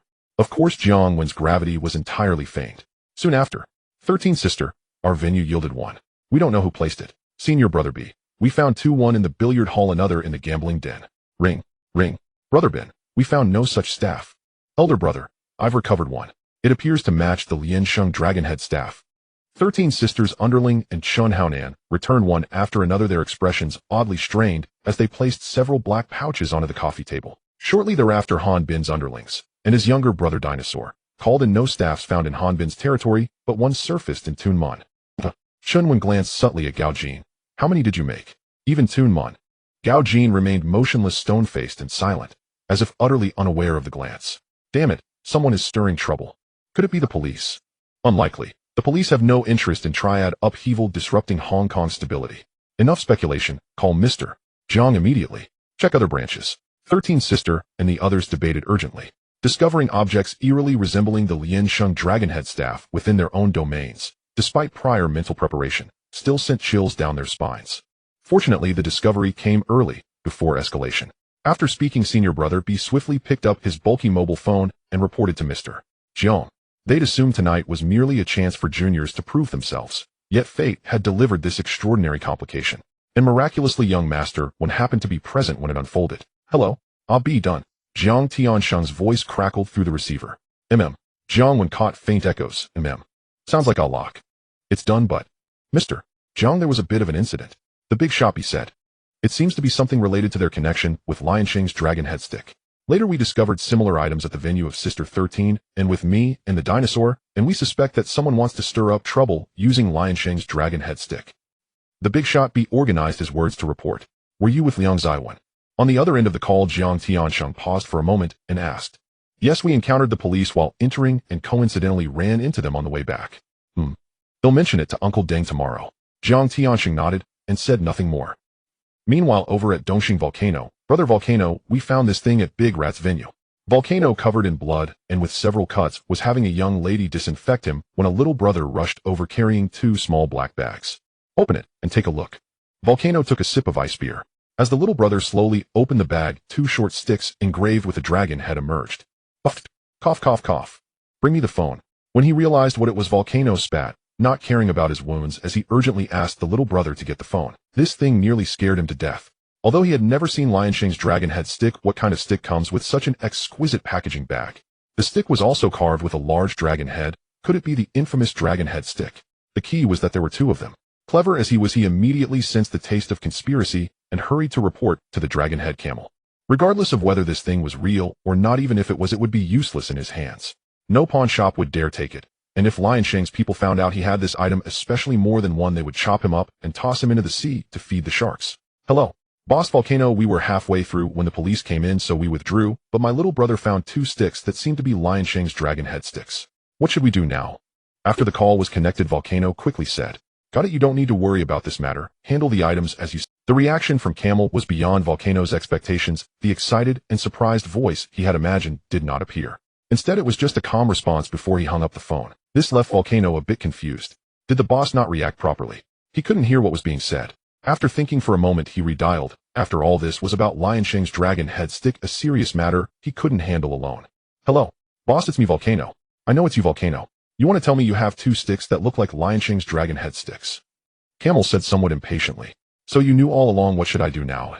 Volcano felt a sense of frustration. If you already knew, why were you so calm? This is the dragon head stick. What to do? Give it away. Throw it away. Burn it. Do whatever you want. Right now I still have 5 of Liansheng's dragon head sticks in front of me. What do you suggest? So foolish. Camel was infuriated by Volcano's clueless demeanor and scolded him over the phone. Being older, he already had less sleep, and being woken up in the middle of the night put him in a bad mood. Now he had to deal with a brainless little brother. Did I not say I knew? Why call again to repeat what was said? Isn't that brainless? Looking at the 5 identical dragon head sticks in front of him, Camel felt a headache coming on. The relationship between them and Liansheng was still relatively good. Small skirmishes were common, but it hadn't escalated to the level of Dongxing and Hongxing. He suspected this was a conspiracy targeting Liansheng. He then picked up the phone beside him. Imagine how many. After sending off Big Shot B after Sister 13 and the others left, Jiang Wen pulled Gao Jin into his office, closed the door, and curiously asked. He only asked Gao Jin to replicate a few sticks to stir the waters. Somehow Gao Jin produced so many. About 30 or so, I think. My master said it was too few, and he didn't want to do it to avoid wasting materials, so he ended up using all the wood at once. Gao Jin explained. Which master can work that fast to produce so many in a day? Jiang Wen was somewhat taken aback. He really wanted to meet this principled master who, in order to avoid waste, managed to produce so many in just one day. Is he not afraid of being found out? Brother, when the kind you're talking about is outdated. Nowadays they use mechanical engraving. It takes just a few minutes for one. Gao Jin explained. Alright, you can go back now. Jiang Wen waved his hand, speechless. The incident had already occurred. It was useless to say more. He couldn't scold a good brother over such a trivial matter, could he? Moreover, he was dealing with a top talent like Gao Jin. However, he could already anticipate Uncle Deng's reaction when he saw so many dragon head sticks tomorrow. The next day, Deng, the host, took over the territories of other societies with astonishing development. Reward: a folding stool made of 999 pure gold, the first of the 7 weapons. Jiang Wen was awakened by the system's voice, pushing aside the foreign language teacher who was lying on him while staring at the dazzling golden folding stool, and thought, this system is getting more ridiculous. Why not reward him with a Gatling gun instead? What's the meaning of giving him a golden folding stool? Is he supposed to use this to hit people whose status is so high that he needs him to come with this? Today he had serious business to attend to, so he didn't bother to complain. After letting the foreign language teacher settle the bill at the bar that night, and casually tossing a European cup to send the person on their way, he headed to the police station with a fake item. Uncle Deng, I've got the dragon head stick. Is this the one? Upon arriving at the police station and seeing Uncle Deng, Jiang Wen pulled out a fake item and presented it to the mentally fatigued Uncle Deng. Being older and having been detained by the police for so long, even if he was treated well inside, it was still unbearable. This is definitely the item, but this is fake. Where did you get it? Uncle Deng picked up the dragon head stick and examined it closely, then looked at him curiously after realizing it was fake. I was just about to report to you. I found a total of 6 of these last night. This is one of them. Besides what I have here, there are others in different locations. Jiang Wen said. What happened? Uncle Deng frowned upon hearing this. Yesterday I received news that someone saw a dragon head stick in the hands of Fuji Lima. Last night I went to find Lima and asked him to hand over the item. Who knew that this jerk wouldn't give it up no matter what? In the end I had no choice but to take him down and seize his territory. Later, Jin actually found this item in his venue. In total we found 3. Afterwards, Sister 13 from Hongxing found 1, and in the venue of Hongxing's Big Shot B2 were discovered. If I'm not mistaken, other societies must have quite a few of these items as well. This morning when I came here, I also heard that Loyal and Faithful's Lian Haolong has several in his possession. Jiang Wen said with an expression of helplessness, spreading his hands. After Jiang Wen finished speaking, Uncle Deng fell silent, unsure if it was due to lack of sleep last night, or if he was just getting old and his mind couldn't keep up. It seemed Jiang Wen meant to say, had their Liansheng dragon head sticks been wholesale purchased by someone? Have you? After struggling to digest this for a long time, Uncle Deng finally spoke slowly. There was no way to deal with this situation, which had developed in a direction he had never anticipated. At first he suspected it was the doing of Dede. But upon reflection, Dede was not that kind of person, or rather he didn't possess such cunning. Taking the dragon head stick for wholesale wouldn't benefit him at all. Dede only used the dragon head stick to deal with Alu, and there was no need to go to such lengths. Now doubts flooded his mind. Was someone targeting He Liansheng? After all, it was quite evident the importance of the dragon head stick to them was beyond words, a symbol of their leadership. But to others it was just a rotten stick, hardly worth anything. However, this rotten stick held extraordinary significance for them. If the other party was playing wholesale with the dragon head stick instead of hiding it away, what else could it be but a direct attack on He Liansheng? I've sent someone to investigate, but Dengbo, there's not a single clue so far. I estimate it's going to be difficult, Jiang Wen said. Sigh. It's indeed a troublesome time. We have to try to find out, even if it's uncertain. Deng Bo understood this principle as well. After all, with no clues, it's nearly impossible to identify who was behind these counterfeit goods. Those who specialize in mischief won't just wait for them to show up. It's likely that the scoundrel slipped away to lay low after distributing the fake goods. However, whether they could find anything was one thing, maintaining a good attitude was still necessary. After all, the dragon head stick was the token of their leadership in Liansheng. It had been safe for so many years, and now it was suddenly. Understood, Deng Bo. Should I call a lawyer? Jiang Wen nodded, then looked at Deng Bo, who appeared somewhat dispirited and feigned concern as he asked. No need. If we don't resolve this matter, even if we go out, we'll still have to come back in. It's better to handle it all at once now, Deng Bo replied, shaking his head. Right now the police were keeping a close watch on Liansheng. Just yesterday they had already issued an ultimatum. If Deng continued to stir up trouble, it wouldn't be a viable strategy. Was he really going to kick Deng out of the gang? He had never considered this. Deng was the strongest among all the factions, and after so many years he had never seen a gang expel its most powerful leader. That would be foolish, wouldn't it?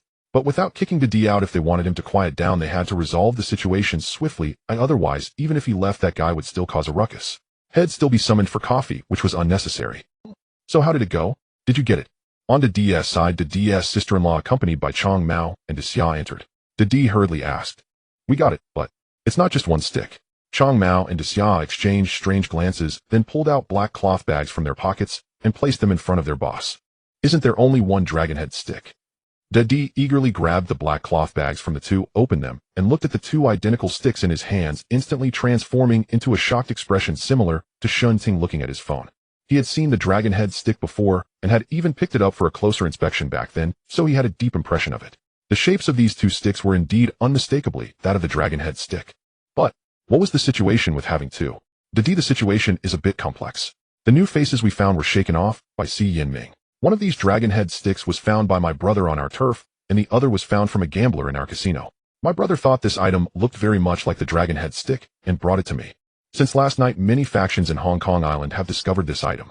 I heard that when Gu found 3 of them last night, and there are also Hong Xing and Dong Xing. In any case, it's unclear how many of these things are floating around in Hong Kong and Kowloon. Chang Mao and Xia exchanged glances, and ultimately the more educated Chang Mao explained to the boss, scratching his head to organize his words. How did so many fake goods suddenly appear? Deng's reaction mirrored that of Deng Bo. His eyes widened as he stared at the 2 fake items in his hands, momentarily struggling to digest this news. He turned to look at his clever wife. I think someone is trying to mess with Liansheng, but this is also good for us. Now that dragonhead sticks are everywhere, even if a Lu gets the real one, we can still claim it's fake. Wasn't that our original intention? Although there were some issues in the process, the outcome remains the same.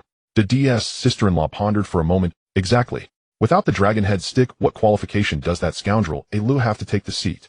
However, which scoundrel is behind this?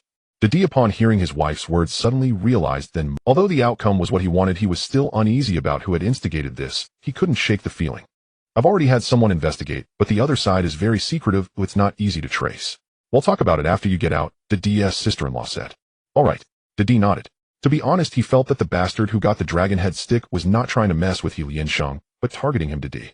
If he had the dragonhead stick, how should the match be played? Shouldn't that all be up to him? Deng. But now, with so many fake goods emerging, although the outcome favored him, what would happen to their subsequent plans? The next day, at Deng Bo's home. As soon as Deng Bo returned home, he called Jiang Wen over. No, but I did find out approximately how many fake dragonhead sticks are out there. Including the ones that Hong Xing's boss B and Sister 13 gave me, there are a total of 31 out there. All should be fake. Deng Bo, if we can't find the real dragonhead stick, what should we do? I don't think Deng will let this go easily. Jiang Wen said. Speak your mind. Deng Bo didn't answer right away. After taking a sip from his teacup, he finally said, I trust Deng Bo. If we fight, they'll be the first to go. I'm not sure if Fat Deng is pointing at me, but it doesn't stop me from pledging my loyalty at any time. I just wanted to hear the opinion of you young people, not that I want to start a fight. After all, Deng is one of our own in Liansheng. There's no need for us to turn against each other. Although hearing this from this young man made him very pleased, he still signaled him to express his thoughts. Deng Bo, if you want me to speak, then I'll speak frankly. To be honest, setting aside my relationship with Deng, if a Lu doesn't have the dragonhead stick, I wouldn't yield to him. It's not just me, many of the leaders from various factions and the younger subordinates would also refuse to comply. In the end, it comes down to who has the stronger fist. Although a Lu has done well in Jordan over the years, he hasn't achieved anything noteworthy either. Things have remained unchanged for years. It might sound nice to say it's stable, but frankly, it's ineffective. He has contributed little to the gang. If a Lu hadn't come out to compete for the seat, many younger subordinates wouldn't even know who the leader of Liansheng was in Jordan. In contrast, Deng has cleared out Sun, won over the past 2 years, making a name for himself. Who hasn't heard of Deng in Hong Kong and Kowloon? The younger subordinates naturally would respect Deng. Jiang Wen seemed to muster his courage to finish speaking, then honestly picked up his teacup and sipped the bitter tea. You're still young, it's normal to be confused. It's precisely because of D's overwhelming strength that I oppose him becoming the leader. Our tradition in Lianxing has always been to elect a leader every 2 years. This decision stems from lessons learned in the past. When I joined the gang at 13, we didn't have this system, and the leader at that time only grew in power and didn't want to relinquish their position, intending to pass it on to their son. If his son were capable, it would be one thing, but unfortunately, he was a good for nothing. When that leader proposed it, many others opposed it, yet he still tried to use his position to elevate his son. If negotiations failed, then it was time to fight. That incident nearly caused a split, which is why we have the rule of electing a leader every 2 years and prohibiting re-election. Although it's a hassle, we haven't had any incidents like that in years. D's power is the strongest among all factions. Once he becomes the leader, who can guarantee he won't have the same ambitions as that previous leader? Lu isn't very powerful. His ascension to leadership would keep D in check. Besides, Lu is a smart person. His lack of strength means he won't act like that previous leader. As Deng demonstrated his tea skills, he leisurely recounted the story behind this tradition with Lianxing. After listening, Jiang Wen understood. No wonder he said that among the many gangs on the island, Lianxing's rules were the most peculiar. Every 2 years for leadership and no re-election. This rule is a hassle compared to other gangs. Although other gangs don't have an inheritance system like Xing, I know that even those without hereditary leadership typically have a minimum term of 4 years, and usually they get re-elected. Only Lianxing has such odd rules. Now I understand why they suffered back then. But Deng, the leader, has truly disappeared. If Lu is supported, D will definitely object. If he stirs up, Jiang Wen feigned a worried frown. The main assembly is tomorrow, we'll discuss it then. Deng nodded thoughtfully. Originally his plan was perfect. Lu being weak would be restrained by the leadership, and he could continue to develop the gang according to his vision. But now that the leader has disappeared, as Wen just said, not only D, but many others won't accept Lu. If they force him into the position, it might backfire, so he hesitated. If D truly causes trouble, should he still support Lu? However, Lu had already won the vote. That was the leader, and this rule cannot be changed. If they force Lu into power, the younger members will rebel, let alone the older brothers. For a moment he felt quite muddled. Perhaps he hadn't slept well these past few days and his mind was foggy. He decided to wait until he had a good sleep before thinking things over. Deng, take a good rest. Jiang Wen said to Deng before leaving. Boss, what did Deng say? After going downstairs, Jun approached, discarding his cigarette. But tomorrow's main assembly, we need to go to D. Jiang Wen replied as he hopped into the car. With the leader's disappearance, his previous battle plan against D was rendered useless. Deng was determined to have Lu restrain D, and changing the outcome was impossible now. Previously, he thought Deng balance was just to make him the supreme elder dominant. He didn't expect this backstory. Generally, it's too difficult to change the will of someone with a story. However, his views were completely opposite to Deng. In his eyes, although D was arrogant, he was a person who followed the rules. He never considered breaking the gang's regulations. In the previous 2 terms, when others said he lacked strength and experience, he honestly waited for 2 terms. In contrast, Lu had seen this movie. In the second part, wasn't Lu tempted by power to seek re-election? He even made Deng his unstoppable force for re-election. When the voting results came out, they couldn't be changed, or it would be too childish. If only Huang Pang could help Lu get in. He had thought about this last time. However, as soon as he told Huang Pang his idea, Huang Pang dismissed it immediately. According to Huang Pang, Lu was a breath of fresh air among their gang leaders. Aside from fulfilling his duties as a gang leader, he had done nothing wrong like extortion, forced prostitution, or trafficking illegal goods. The police would love to have more people like Lu. He also understood why Lu was so frugal. Now he needed to find a way to create a dual leadership, at least letting D take up the leadership role. With D in front, Lu wouldn't be able to consider others. This would also help divide less power. Perfect. When I was just about to find you. What's the situation now? As Jiang Wen and Jun walked into D's mansion, D appeared in a bathrobe. What's with all these leaders suddenly? It was evident that this guy had just returned home from the police station after taking a shower. Brother D, I wanted to ask you what's going on with your people. I thought it was your doing. Deng asked me to investigate, so I just had someone put on a show. After sitting down, Jiang Wen took the large cigar. D offered not lighting it, but smelling it instead. He loved the scent of the tobacco from the large cigar, but didn't like to smoke. Smoking doesn't benefit the lungs, it's all in vain. Damn it, don't say that. The people I hired are all useless. After taking so much money from me, they lost track of the person. What do we do now? D explained with a frustrated wave of his hand. If the leader were in his hands, it would be his turn to speak. It wouldn't be so passive now. The leader's disappearance is a good thing for you, but it's also a bad thing. The good part is that Lu doesn't have the leader in his hands. Even if he could produce it, no one would believe it's real. His position as leader is unjustified and no one will respect him. Even if Deng tries to force him into power, he won't be able to convince others. However, there is a downside. I just came from Deng boss side, and the police are putting pressure on him to resolve it quickly. Deng Bo plans to hold a meeting tomorrow to support a less ascension. Jiang Wen shook his head and said to him, damn it. Is that useless, a Lu Deng Lao Gui's son? Even now you still want to support him? Hearing this, Di immediately became displeased, slapping his thigh fiercely, his expression turning fierce. There's no way around it. I just tried to persuade him, and I also heard a little story from Deng Bo. It goes back to the time such a thing actually exists. I assumed that old man maintained balance solely to secure his position as the de facto sovereign. After hearing his story, Di reacted much the same. Curiosity outweighing astonishment. He wondered who back then had been so reckless. Had that person not existed, his own tenure as leader might have lasted several more years, perhaps even extended through re-election. Now at last he understood why the old man refused to back him. Yet, was he truly that kind of man? He still had no son, not even one to inherit the throne. In his view, the old man ought to worry far more about Allah, who, at least, had a son. So there's virtually no chance of changing Uncle Deng's mind. Now it all hinges on whether you brother Di dare to take the gamble. Jiang Wen spread his hands as he spoke. How so? Di and his wife exchanged a glance, then both turned their gaze toward him. The dual leadership proposal I mentioned earlier. If Uncle Deng insists on installing Allah tomorrow, your stance must be uncompromising. We can leverage Allah's lack of the dragon staff to refuse recognition of any leader without it, then seize the moment to formally propose dual leadership. After all, without the dragon staff, Allah is no true dragon head. And if none holds it, why should only he assume leadership? Of course, if Uncle Deng accepts dual leadership, acknowledging Allah as co-leader would pose no obstacle. Ni's excitement mounting, he struck his palm sharply with his other hand. Clap, and excellent. That's precisely what we'll do.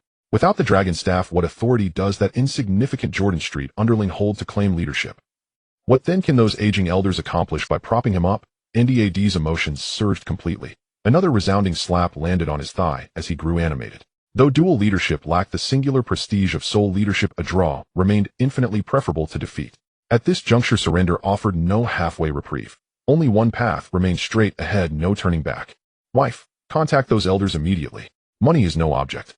Damn it, we've already sunk so much in. What's a little more? Ensure they stand firmly behind me. Having spoken, Di hurried upstairs to change. Time was scarce, the mission urgent, not a second could be spared. Act swiftly. The old man has likely already notified Brother Locke. To prevent surprises, Locke may well move to sway those very same elders. Jiang Wen added this reminder before departing. Locke might lack physical prowess, yet his mind was razor-sharp. Underestimating him would be perilous. Once informed by Uncle Deng, and lacking the dragon staff, Locke would inevitably seek alliances. No problem. From now on, you Wen are my sworn brother. Wife, see Wen out. Ni's voice echoed down from upstairs. Wen, what's the approximate success rate of this plan? After escorting him to the door, Di's wife asked. Though the dual leadership concept had surfaced before, it was predicated upon securing the dragon staff first. Now, Wen proposed an outright confrontation with Uncle Deng. Tomorrow, Di himself would lead the challenge. Different methods yielded different consequences. This extreme approach left her uncertain, yet she knew her husband well. Persuasion would only harden his resolve. Better to let him stake everything than resist in vain. Had he not taken that bold risk once before, they'd never have seized Sun Wan outright. Yet now, deep in her heart, she felt no certainty. 50-50. It depends entirely on how many elders you manage to rally. More allies mean greater odds. And after all, Uncle Deng faces pressure too. Sister Di, brother Di has already crossed the point of no return. Tell me, if you withdrew now, do you truly believe Allah would spare you? You know Allah's nature better than I do. As the saying goes, how can one sleep soundly with another's bed beneath one's own? Jiang Wen observed her hesitant gaze and gently reminded her. Even the sharpest mind could falter when burdened by emotion. Hesitation in moments like these was only human. In truth, Di and his wife complemented each other perfectly. Di shunned overthinking, but acted decisively, unflinchingly committed once a choice was made. Thank you for your help. These past days you've suffered losses over the dragon staff. Pay race a token of appreciation. After a pause, Di's wife side nodded and handed him a check. It's only right. I'd rather stand beside brother Di than align with Allah. He'll take my leave now. Jiang Wen accepted the check without expression, nodded, and departed. To refuse money was folly, especially when offered by a patron like Di, whose generosity never fell short. Back in the car, he glanced at the check. Top-tier patrons were incomparable. Unlike Allah's grudging 50,000, Di's offering began at 1 million. Whoa, boss, just how vast is Di's fortune? Last time it was 1 million, this time 3 million. For 2 years as leader, he's already spent 10 to 20 million. Jun remarked, eyeing the figure curiously. He knew Triad leaders amassed wealth. Take Uncle Dong for instance, controlling just 2 streets in Mongkok, his net worth already reached tens of millions. Last time Jiang won, and he handled Uncle Dong's Hong Kong assets. Yet Dede surpassed even that, spending 10 to 20 million merely to secure a 2-year leadership. His fortune must be immense. Across Kowloon, Hong Kong Island, and the new territories, only 2 territories achieved total dominance, Dede's Tunwan and Hung Hing's Tunmun. Yet Suinwan eclipses Tunmun utterly. Smuggling alone yields him substantial revenue, and Dede engages in every trade imaginable. No venture too cold, too raw, too taboo. Jiang Wen spread his hands as he spoke. By the way, last night you mentioned Uncle Jian's underling contacted you. When's the meeting? After tucking the check away, he turned to Jun. Uncle Jin's narcotics shipment had been hijacked and relentless police surveillance kept him silent. Only after Alok recovered the goods did he finally reach out. Yet not until last night did his underling contact Jun. Uncle Jian wants to wait until the leadership election concludes. He's hiding, having incurred Dede's wrath. But this time his appetite is enormous. His underling hinted he intends to absorb our entire territory's distribution network. Jun replied. We'll speak face-to-face when he returns. Jiang Wen paused thoughtfully. Na voracious appetite was welcome. What troubled him was not greed, but incapacity. Huang Fat, calling incessantly every few days, had driven him to distraction, especially when interrupted mid-kiss, utterly ruining his mood. By the way, boss, Ajun just called. Mao Tu is back. Ajun suddenly turned his head, his expression slightly. Where is he now? Jiang Wen's eyes flickered. It had been about half a year since Mao Tu ran away. The last time he personally delivered goods, he met with misfortune when the water police caught him red-handed. Considering the time, he should indeed be returning soon. He's at a gambling den in Temple Street, opened by his sworn brother Chi. He didn't even inform us about his return to Hong Kong Island. I suspect this guy definitely has bad intentions. Should we capture him? Ajun asked softly as he looked at his boss. Why capture him? Now that everyone is on different levels, since he doesn't mean, well, it's better to eliminate the danger in its infancy. Who knows what kind of dirt that scoundrel has on Uncle Dong? Uncle Dong has already been sentenced to over 20 years. We as his underlings absolutely cannot let Uncle Dong suffer any further misfortune. Have Ajun take action and make it look like an accident. Jiang Wen stated with righteous words. He had no grievances with Mao Tu. Previously, when Gue Dong was around, he was responsible for the business on Prince Road, while Mao Tu handled another street and helped Gue Dong manage his smuggling business. Mao Tu had been by Gue Dong's side for over a decade and still held a certain prestige among the former underlings, at least much higher than him, who had just 3 years in the field and was still a rookie. When Gue Dong fell, he happened to be on the run, missing the opportunity to rise. If he were in Mao Tu's position and saw others taking what rightfully belonged to him while he was gone, he wouldn't feel good either, especially not for the position of spokesperson. Aren't people just mixing in for the sake of rising and making money? So he could easily guess that Mao Tu's return would not bring any good. After all, that scoundrel is no good and death is well deserved. Understood. On the other side, after Jiang Wen left, Dede quickly changed his clothes and rushed out. This time he knew he needed to shed blood to deal with those old guys. After all, getting these old-timers to support him in breaking the tradition to establish a dual leadership was not as simple as having them support him as the leader. So after leaving, he first ran to the bank to prepare a large sum of cash. This time he was determined to use money to deal with those old-timers. And originally Dede's wife, who wanted to advise her husband, recalled Jiang Wen's words before he left and didn't say anything more. Dede, carrying cash, was the first to seek out Chuan Bao, who truly delivered results. Chuan Bao had indeed made a name for himself this time. Although Dede lost the vote, Chuan Bao went all out for Dede, so he was the first person Dede thought of. In the future, when someone needed to buy votes for the leadership position, Chuan Bao would definitely be the first to come to mind, as everyone had witnessed his performance this time. Moreover, this old fellow had a high standing, currently ranking just below Uncle Deng in the society. Dede, you aren't joking, right? This doesn't conform to the rules. However, when Dede threw a box of cash in Chuan Bao's face, looking at the stacks of cash, which almost made his eyes light up green upon hearing Dede's words, his facial nerves twitched, and his eyes instantly returned to normal. Fortunately, he had engaged in society work for many years and had always been behind the scenes. His health was still decent, and he had no psychological issues. Otherwise, based on what Dede just said, he might have collapsed. What did he just hear? Dede wants to establish dual leadership. Is Dede crazy, or did he hear it wrong? Doubting his age-fading charm and poor hearing, he had to confirm whether Dede had been drinking fake alcohol, as such a bizarre idea was more absurd than leading the society to the moon. Do I look like I'm joking? What do you mean by not conforming to the rules? Rules are made by humans. In the past, the leadership had never been lost. Now aren't we just making a laughingstock of ourselves? Dede placed his hands on his hips, glaring at him with an unsatisfied expression. But the society has never had dual leadership in so many years. Chuan Bao found it very difficult to face the stacks of cash in front of him. The designs on the cash were beautiful, and it smelled pleasant. It had been a long time since he had seen such a spectacular sight since his retirement. However, suddenly recalling Dede's request, he immediately felt that it was hard to swallow. Damn, the society has such a long history, and there has never been a dual leadership. The D is trying to get him beaten by those old bosses after he steps down. He was unwilling to agree, but seeing the D's expression, it seemed he had no choice. Who knows if that scoundrel would go mad and throw him down the mountain in the middle of the night. There was none before, but there will be now.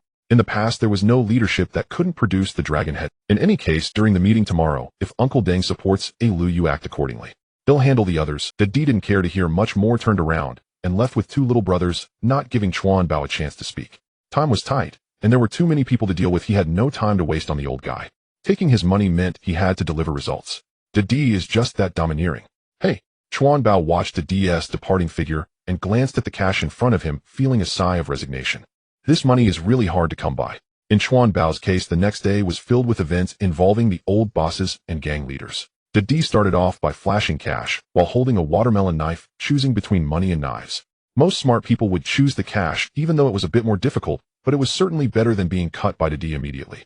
Of course, there were some who were more stubborn, but they also feared the D's strength and had to compromise taking the money, but still feeling guilty.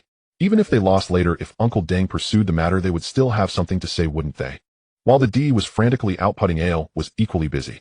Uncle Deng had already notified him that tomorrow was the great showdown, so today, Ale was also running around to visit those uncles and gang leaders. Due to the dragon head sticks issue, even though Uncle Deng said he would support him, he still felt uneasy.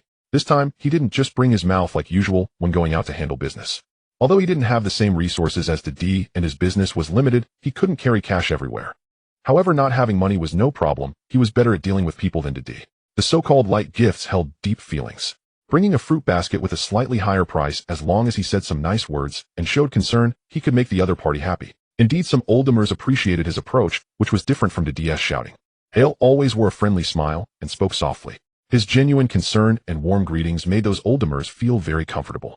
They believed Alesh's willingness to talk so much with them was a sign of respect for them. So while Alesh's approach wasn't as complicated as the D's, it was simple and practical, and not everyone could do it, at least not the D. If one day the D treated those oldtimers like Lu, they would only suspect he had forgotten to take his medicine.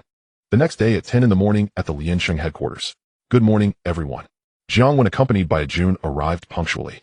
This meeting started early due to the finals, and aside from a few who had legitimate reasons to be absent, everyone. After greeting these individuals, Jiang Wen didn't engage much with the D and Lu, instead quietly giving the D a knowing glance as he settled into his seat. Jiang Wen, is everything set? The D, standing tall with confidence, replied with a grin, OJBK. Jiang Wen. Although Jiang Wen couldn't comprehend why the D wore such a peculiar expression, seeing his dragon king-like smile assured him that all was well. Perhaps due to excessive blood loss, he felt somewhat on edge. Shortly after Jiang Wen sat down, a few more people. The atmosphere of this meeting was notably different from the lively ones in the past. It felt rather somber. Upon sitting down, rather than engaging in idle chatter as they usually did before Deng Bo arrived, everyone was quietly smoking, appearing to meditate in preparation for the impending grand battle, enveloping the entire hall in a mystical haze. Usually the loudest among them, Chuan Bao sat quietly gazing at the portrait of the martyrs hung high on the wall. Everyone's here, let's begin. The meeting commenced as Deng Bo arrived punctually. As everyone knows, a lot has happened these past few days. A significant number of dragon sticks have appeared in the Hong Kong and Kowloon area, but those are all fakes. As for the real ones, you need to instruct your subordinates to continue searching. The dragon stick symbolizes our Liansheng's authority. It must not be lost in our hands after all these years. Although we lack a dragon stick, we have selected a new leader at the last meeting, so Lu will officially succeed Chueji as our Liansheng's leader. Do you have any questions? Once everyone turned to look at him, Deng Bo slowly began to speak. He had never encountered a situation where the dragon stick was missing in his decades of joining the gang. The most severe issue he faced was when his predecessor was so disheveled that the dragon stick he passed to him had worms. While it was disgusting, it was manageable. A skilled craftsman could restore it. But now the dragon stick was completely missing, and with fakes rampant outside, even if they found the real one, he doubted anyone would recognize it as genuine, as only a few had seen the dragon stick and it lacked official certification. Thus he pondered over this matter all night last night, yet couldn't devise a good solution. He finally succumbed to fatigue and fell asleep past 3. Owen was right, a less prestige in the gang was significantly inferior to the DS. Forcing Lu into the leadership role would surely provoke dissent, yet for the sake of the gang's balance, he felt compelled to proceed.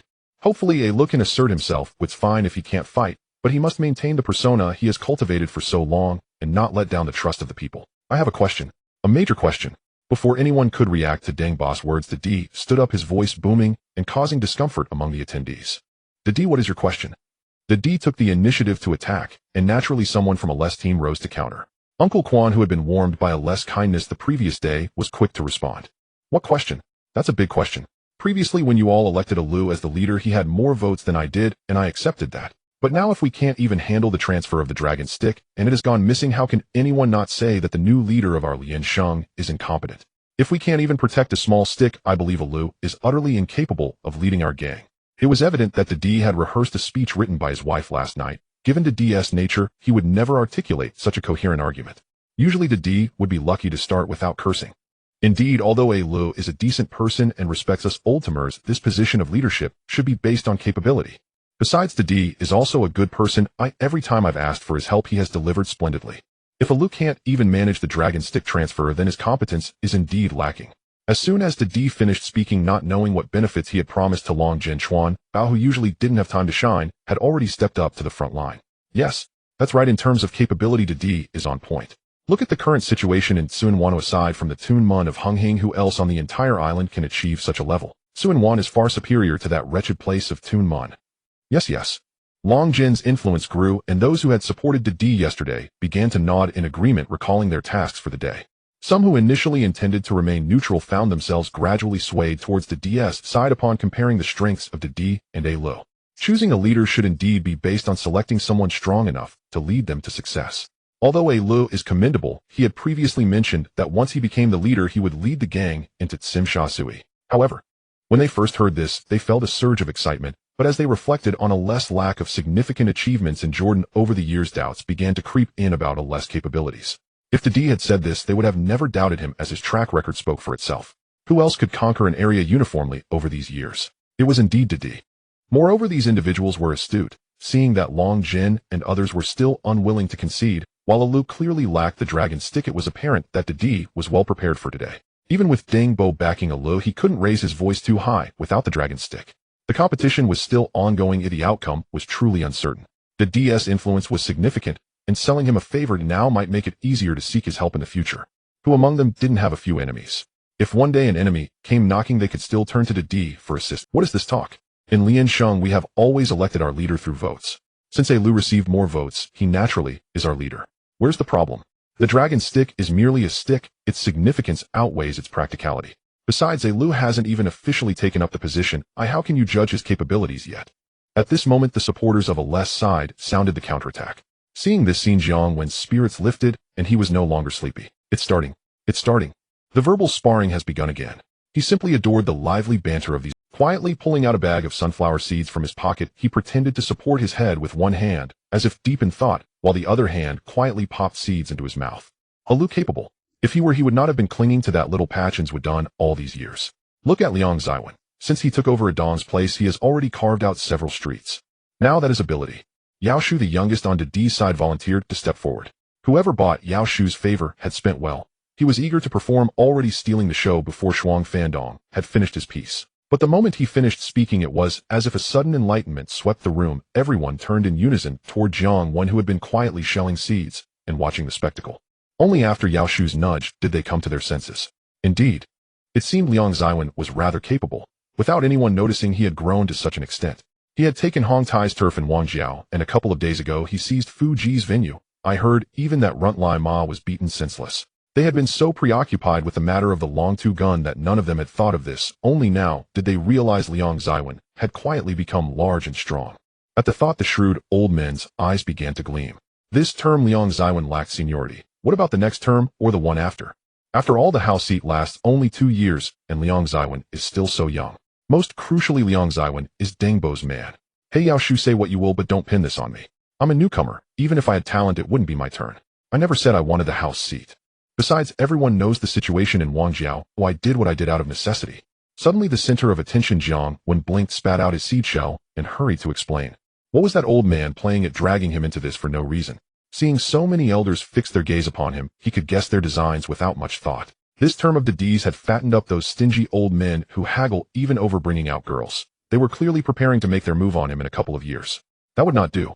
Aside from the sensitivity of his background, the house seat was a cursed post. Sit there, and you become a live target. Guo Dong had a maxim he agreed with wholeheartedly. It is not only the boss who eats. The second in command is not forbidden from a share, though the second nets less life, as the second is far steadier. Exactly. Why drag Liang Ziwen into this? I don't mean just fighting and killing. If the rule is that whoever can beat someone becomes the house seat, we could skip the ceremony and just set up a ring to decide it. Shuang Fandong seized the thread. He knew Ali's caliber. Asking him to indoctrinate the juniors with education was fine, but asking him to slash people was unreasonable. When Ali's old boss fell, Lu rose largely because his propaganda work had been excellent. Wei Dun's men backed him. Another reason, like Liang Ziwen's case, was that those qualified to contest him had run into trouble, so the post fell to him. If past scandals were dredged up and people remembered Ali's scavenging ways, then he would truly have no hope. No matter how much the gangsters boast, it still comes down to whose fists are bigger. What? If we're in this life, and we can't fight, how can we lead a crew? Must leading a crew mean fighting? If you love fighting so much, why not hire a boxing champion? Hire one. Fine. Do I look like I can afford it? I think you can't afford it. With Shuang Fandong and Yao Shu leading the charge, the verbal battle erupted at once. For a time the hall ran thick with spit and words. The old men were no longer fit to fight, but their mouths had not lost their edge. The juniors on the backbenches, seeing such a scene for the first time, stared in stunned amazement. They had not expected these ordinarily petty elders to be so entertaining with their hot air, far more thrilling than a proper brawl. Enough. As the skirmish reached a fever pitch. The day had already been odd. Chuan Bao, who had stayed out of the fray, suddenly grew grave, smacked the table. His voice overrode the surrounding clamor entirely. Both sides ceased and turned to Chuan Bao.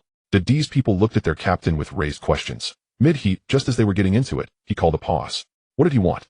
Did I ask you, if Lu never obtains the long-two gun, will you keep contesting all the same? Ignoring the crowd's eyes, Chuan Bao kept a solemn face and addressed Di with earnest gravity. Yes, whoever has the ability sits the house seat. Why shouldn't it be me? Di was taken aback by Chuan Bao's maneuver, unsure of the old man's intent. Still, upon hearing the question, Di immediately bristled with defiance. Fine. I'll ask you all, if Lu never gets the long-two gun, do you still resent him? Chuan Bao nodded, then theatrically looked toward those backing Di. Exactly. Those men had no idea what Captain Chuan Bao was up to. They felt something strange. Had he missed his morning pills, or had he simply not taken Di's votes today? Impossible. Chuan Bao refusing money was as unlikely as a madam waiving the overnight fee. Yet his behavior planted doubts. Without a leader, how would they proceed? A moment later, catching Di's warning glance and remembering yesterday's choice between votes and knives, they all nodded. They had no choice, and in truth they disliked Lu. He was too much of a scavenger, stingy in action. He had never come knocking for votes with anything but words. Letting him take power would be unbearable. Fine. Some of you want to contest, others resent him. In that case, Deng Bo, I think we should have dual house seats. Chuan Bao nodded, drew a long drag of his cigarette, and feigned deep thought. After a long pause, he looked solemnly at Deng Bo in the center and spoke calmly. A snort escaped the room. Dual house seats. Chuan Bao, do you know what you're saying? Deng Bo, who had been steady as a mountain sipping tea, could not sit still. Tea sprayed from his mouth as he coughed, trembling with agitation, pointing at Chuan Bao, as if on the verge of being rendered comatose by anger. Deng Bo, calm your temper. Your health is important. Uncle Chuan Bao, you're not joking, just to rile Deng Bo, are you? Jiang Wen jolted. He tossed aside his seeds and darted to Deng Bo's side, with lightning speed, patting the old man's plump back to steady him, then fixed a sharp look on Chuan Bao. He looked ready to show Chuan Bao what would happen if Deng Bo were rendered unconscious with anger. Yet inwardly he admired the old man's craftiness. Age had made him shrewd. He had nearly been played. Behind him, A Jun and Gao Jin put on a show. One hand slipped into a pocket, ready to draw at their elder's command, as if to take out the old man at any moment. The others were likewise shaken by Chuan Bao's words. Even those who had taken Di's votes and expected this scene were astonished. Though they wore the same expression as Ali's group, it was not Chuan Bao's words that held them. It was Chuan Bao's performance that stunned them. They had almost been fooled by the old man's acting. Ale and the others stared wide-eyed at Chuan Bao, much like how one would gaze at a monstrous creature in awe. Should we take a look at what this old fellow is saying?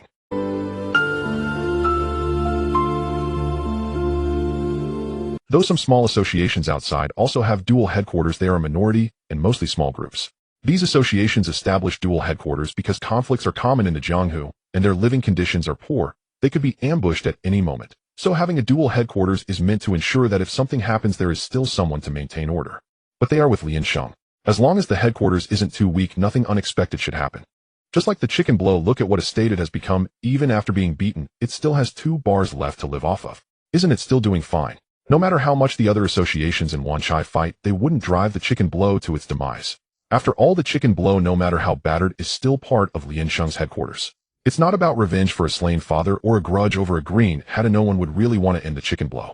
Awen, cough cough. Dual headquarters. Chuan Bao, let me ask you, do you know what you were talking about? Deng Bo raised his hand to signal Jiang Wen to stop clapping. At his age, he couldn't handle it. After coughing a couple of times to catch his breath, he turned a serious expression towards Chuan Bao. Deng Bo, you see the situation now, Alesh votes are more than the DS.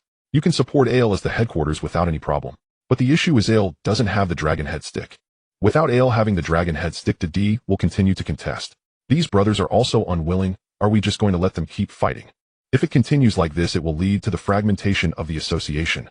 Facing Deng, boss questioning Chuan Bao was emotionally charged, almost like a worried mother. He expressed the helplessness of caring for the association, yet being unable to do anything about it.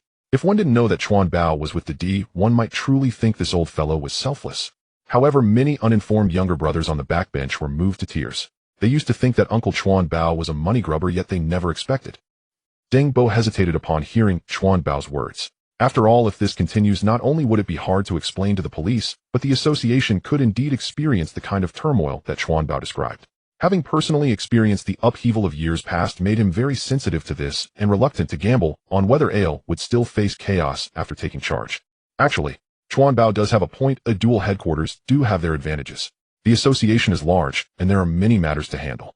It is indeed difficult for one person to manage it all. I had a deep understanding of this back then.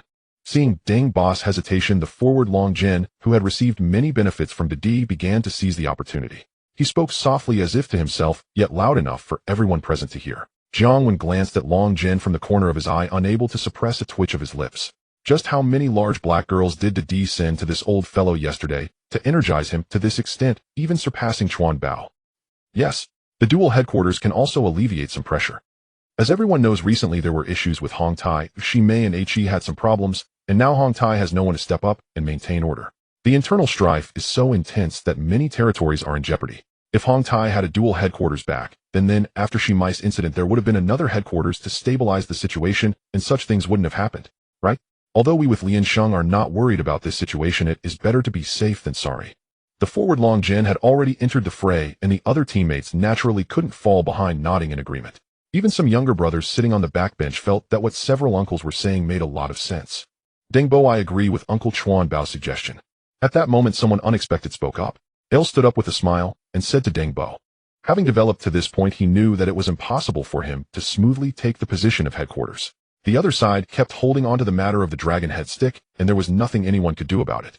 If this continued, it was even questionable whether he could maintain his position. As the art of war states, since we cannot win now, we should appear weak to the enemy. Short-lived strength is not true strength. Surviving to the end is the real king. Iluyu. Deng Bo suddenly looked up in surprise at Ale. I have always supported you, yet you decided to betray me at such a crucial moment. Deng Bo, what Uncle Chuan Bao and Uncle Long Jin said is correct. Moreover, I truly have limited capability. It is indeed challenging to manage such a large association alone. Having Didi help me share the burden is also a good thing. Didi, you agree, right? Alesh's tone remained as gentle as ever as he finished speaking to Deng Bo, and then smiled at Didi across from him. He seemed completely unconcerned about going from being the sole leader to one of the dual headquarters with half his power taken away. Seeing Alesh's reaction, Jiang Wen felt even more vigilant against him, jotting down his name in red ink in his notebook. Yes, Deng Bo, rest assured, look at how well I manage Quan Wan, and you can see my capabilities. You can trust that I will manage the association well. Oh, do as you wish, Awen, take me back. Deng Bo looked at Ale for a while, then sighed deeply. He realized that with Ale suddenly betraying him, the situation was set, and saying more was pointless.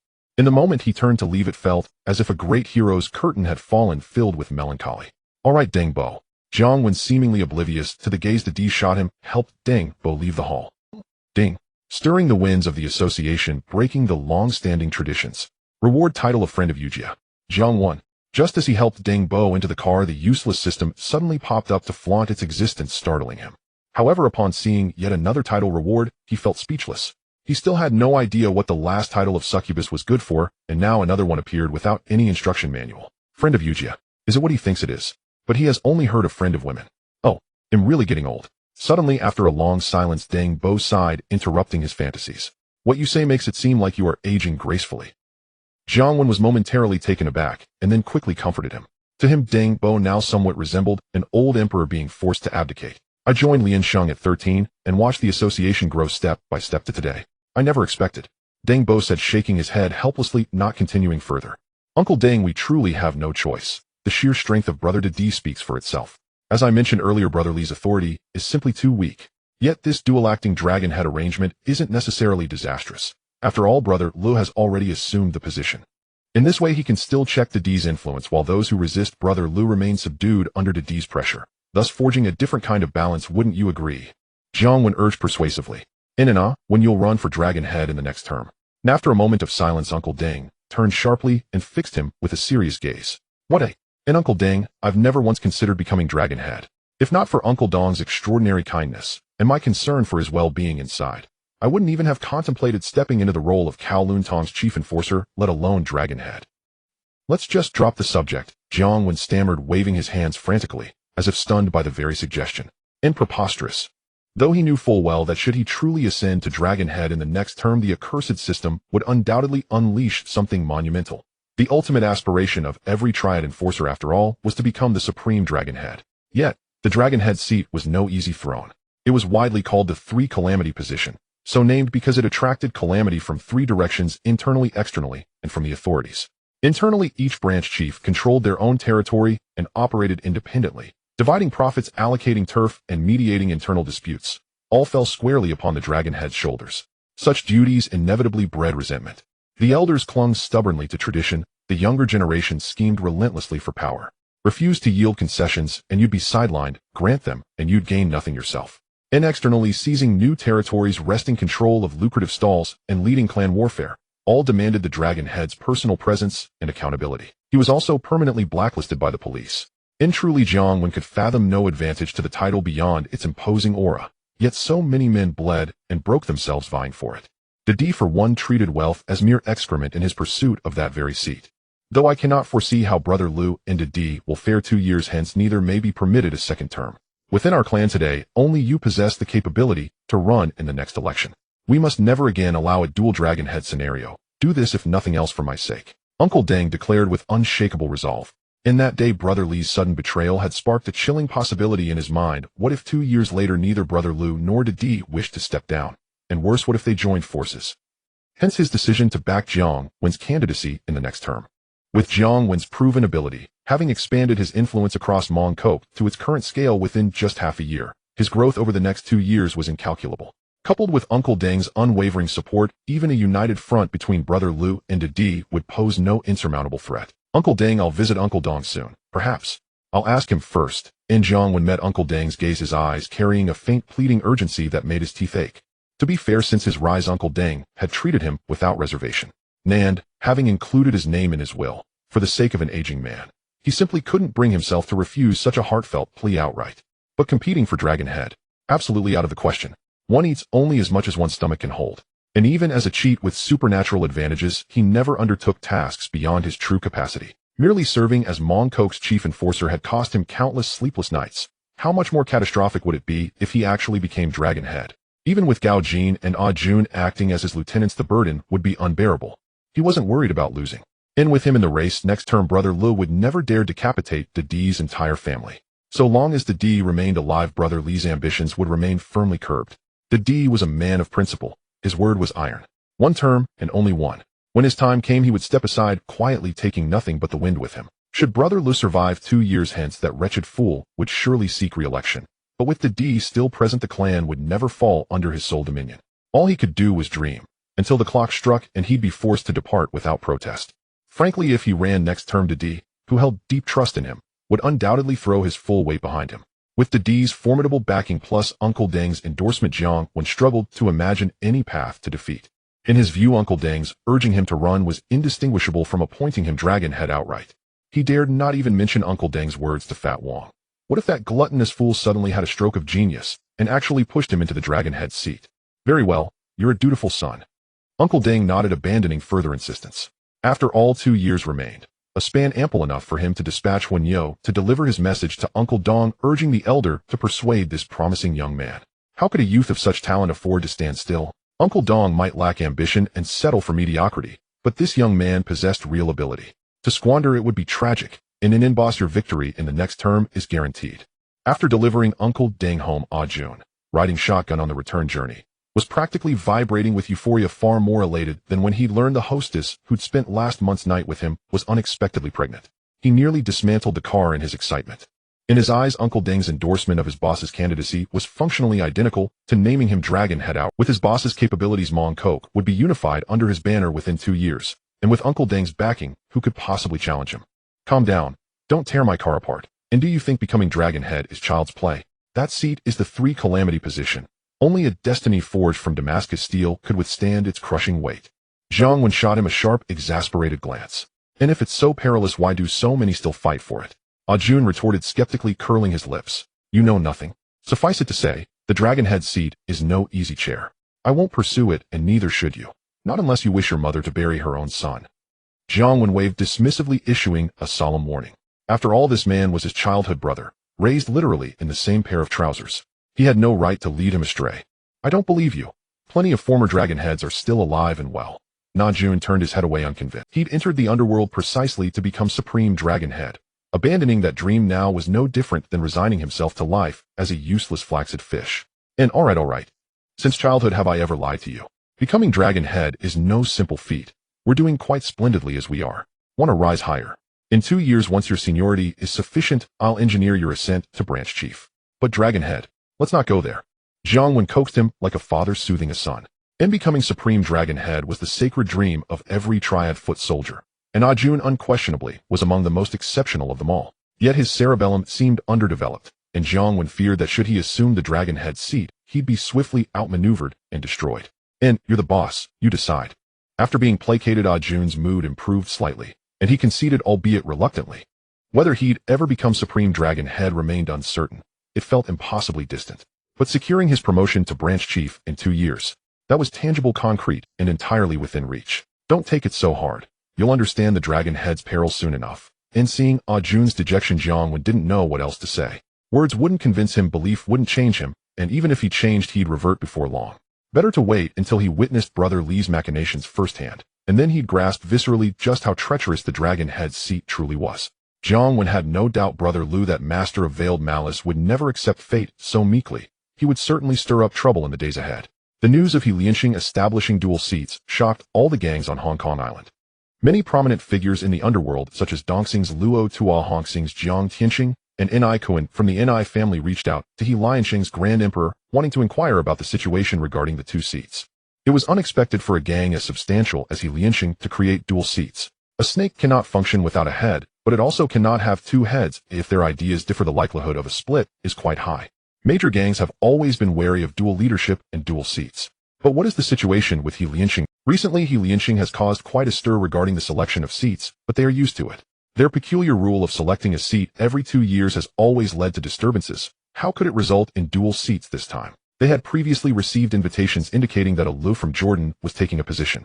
Logically, a Lu is the legitimate choice, but now that the D has also come on board, things will surely become interesting for He Lianxing. Ale's strength is not particularly impressive, relying heavily on support from Deng Bo, while the D from Tsun Wan boasts a solid strength that far surpasses Ales. In their view, a split in He Lianxing is inevitable. Even the police were baffled by the news of He Lianxing's dual seats.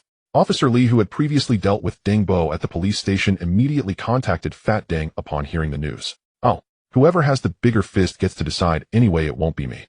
That night, while trying hard to study with his foreign language teacher, striving to break out of Asia and go global, Jiang Wen was suddenly disturbed by a call from Huang Pengzi, and he impatiently replied, "So from now on, you and He Lianxing will both have dual seats." Huang Bingyao was too lazy to engage with this annoying guy's tone.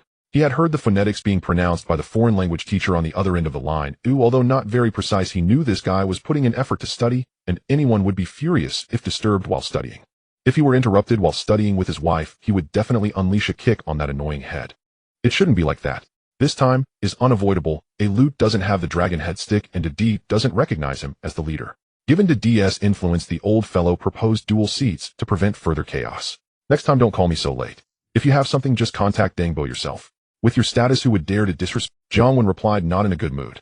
Damn it, the bullet was almost out of the chamber, and I had to hold it back. If it weren't for fearing that this fat guy's kick would really crush someone's head, I would definitely let Gao Jin go deal with him to see if the legendary Deadly Scissors kick is really that impressive. Alright, let's grab some tea when we have time. For now, let's leave it at that. Sensing the killing intent in this annoying guy's tone, Huang Bingyao awkwardly scratched his nose. Mainly the last time he had decisively dealt with the 3 major bosses of Hong Tai, his reputation soared. His boss was currently helping him negotiate, and if luck was on his side, he was preparing for an upgrade, so he had indeed been quite excited lately, even getting kicked out of the master bedroom by his wife. No problem, I'll hang up.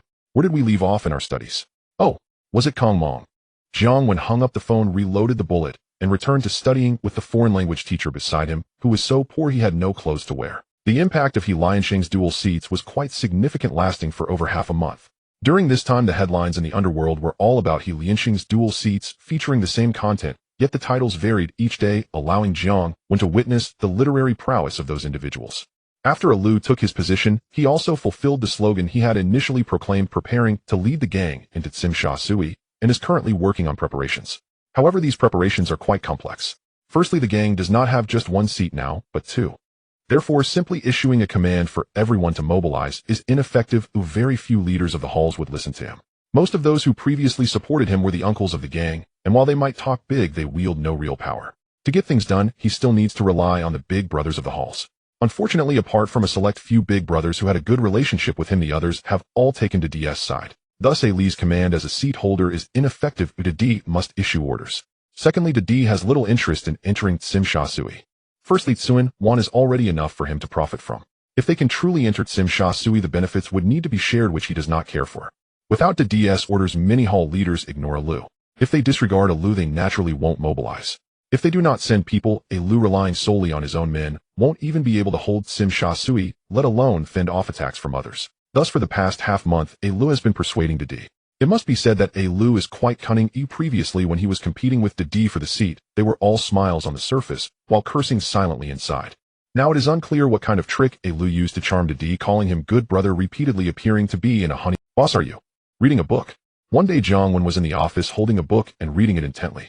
Jun walked in and stared at him with curiosity, as if he were a creature from another planet. Is it strange that I'm reading a book? Jiang Wen replied, without looking up from the content of the book. It's not strange that you're reading, but it's strange that you're reading such a serious book, and in English. Can you even understand? Jun curiously looked at the cover of the book. If you can attend night school, why can't I read serious books? After studying with the teacher for so long, I understand a little. Jiang Wen replied calmly. What's it about? It's a diary about a failed art student who grows stronger and ultimately prepares to change the world. Why are you lurking around my turf? Jiang Wen raised his head calmly, opened the drawer, placed the diary on the table, and with a swift motion pulled out a magazine hidden under the diary and tossed it into the drawer, changing the topic. This guy usually never comes to find him during the day unless he's auditioning at a film company or hitting the punching bags at the gym, unless he reaches out first. Galigian has an appointment with you at 7 o'clock tonight. Jun casually flipped through the diary on the table, and as expected was met with a pile of unreadable nonsense, putting the book down. Is he daring enough to come back? Jiang Wen raised an eyebrow. Last time Galigian flipped the vote unexpectedly, and Mang Bo was sent down by D and is still lying in the ICU. This old fellow is cunning. After finishing the meeting, he immediately ran to Macau to hide, not even daring to return after the election ended.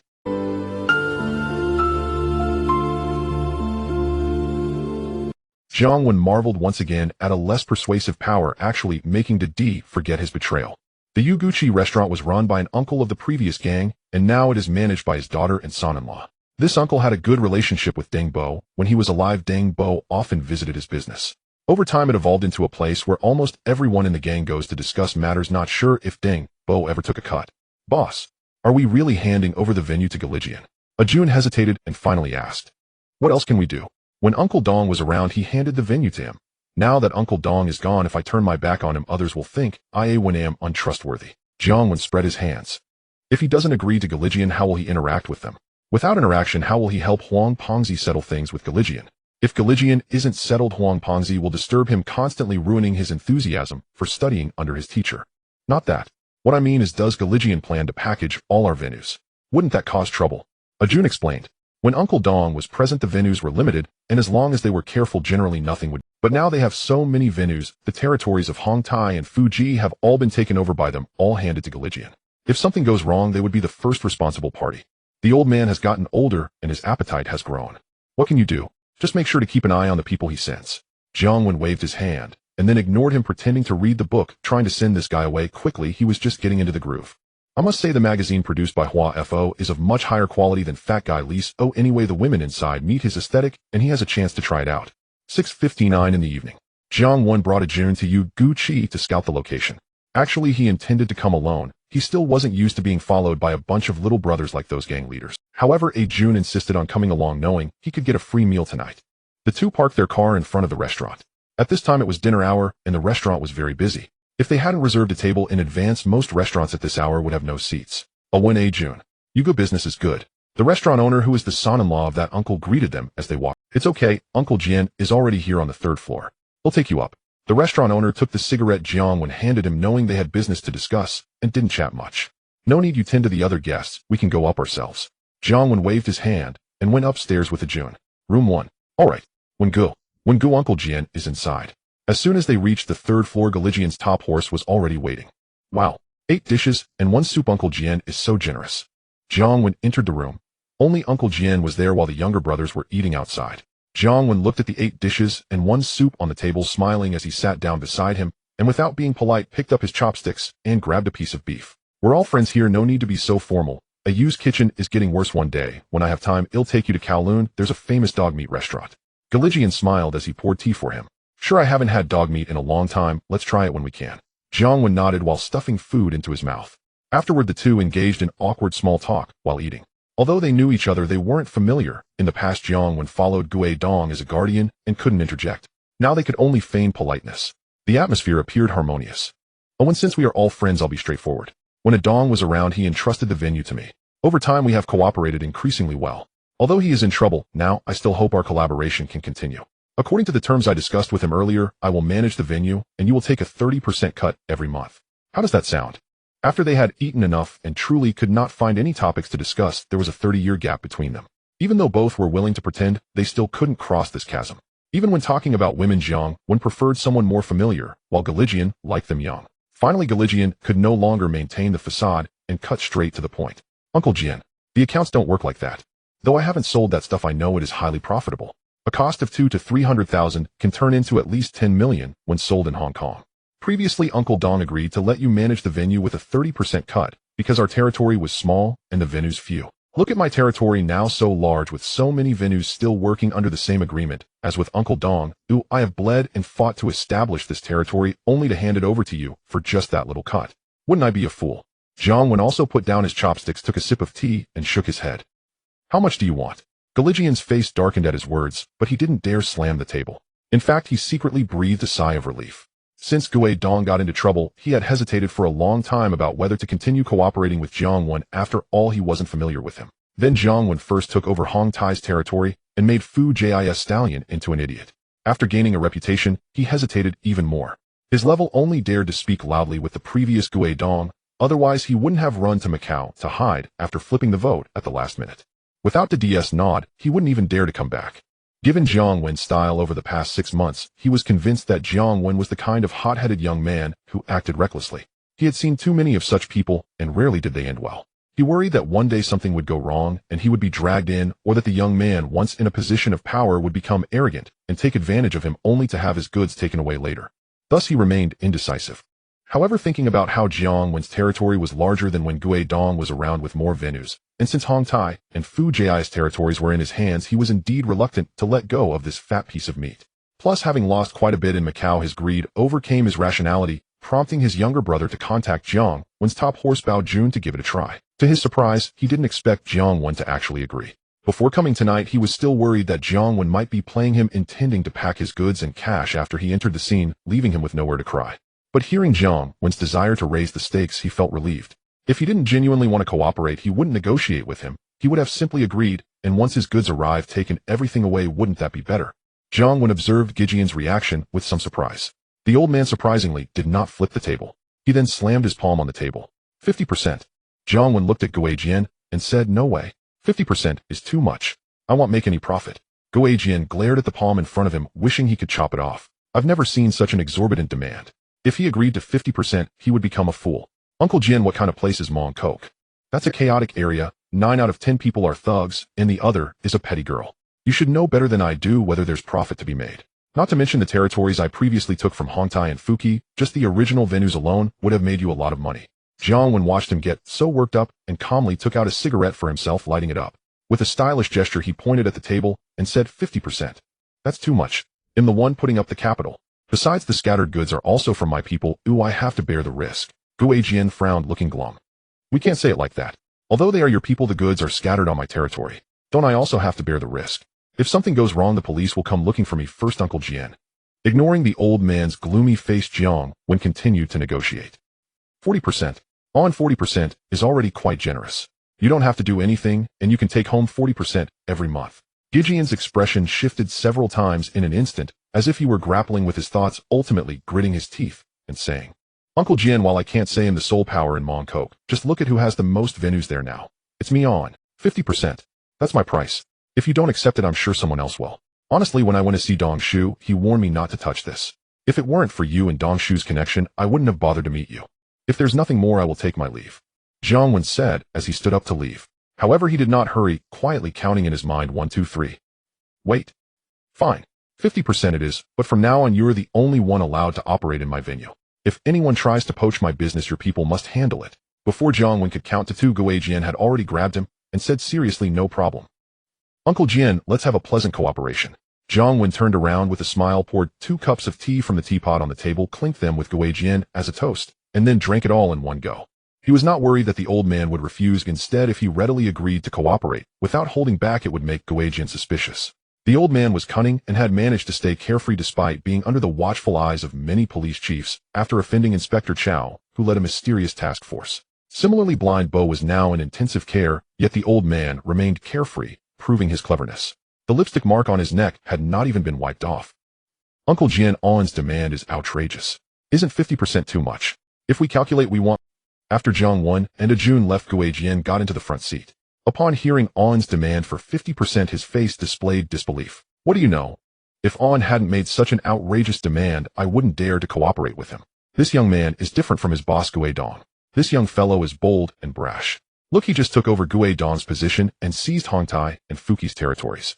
With his current strength, if he readily agreed to cooperate with me, wouldn't he fear that once we stepped in he would pack up our goods and money and run away?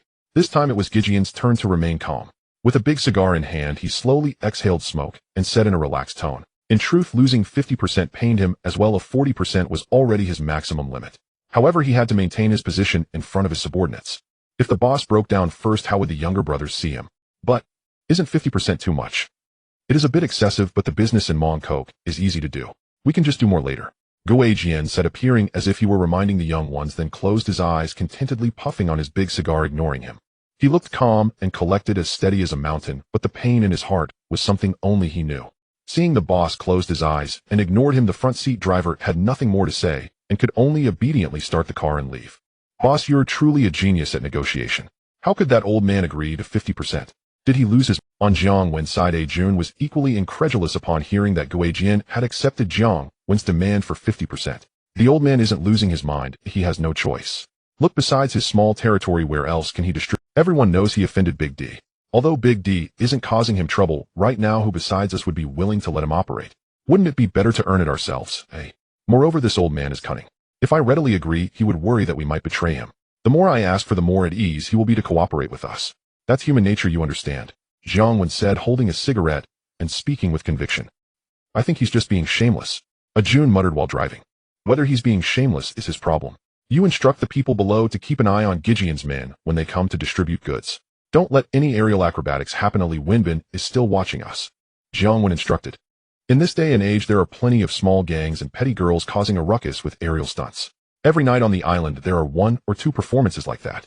If such a thing happens, there's no need to open the venue. We would be under the scrutiny of the Serious Crimes Unit and the Anti-Triad Unit, and even kissing a girl would require checking for surveillance or listening devices. Got it? I've already instructed Ahua. Ajun nodded. Jiang Wen gazed out of the car window, pondering that he had already increased the stakes for Gui Jian. He wanted so much this old man to make more money would surely ramp up his output. Anything that grows too big will leave traces. Huang Pengzi's men have been keeping an eye on Gui Jian. They should be able to discover something right. Early the next morning, Jiang Wen drove to Shigong Matu and boarded a fishing boat. At the stern, a bundled, plump figure sat hunched, clutching a fishing rod. He might have been pretending to fish or simply braving the cold. The hook hadn't even touched the water. You sealed the deal with Gui Lijian yesterday. Jiang Wen had barely sat when Huang Pengzi, sunglasses on, stared at the sea with a posture so dramatic it had the flair of a 007 Vantage. Didn't you already know? Are you tailing him or tailing me?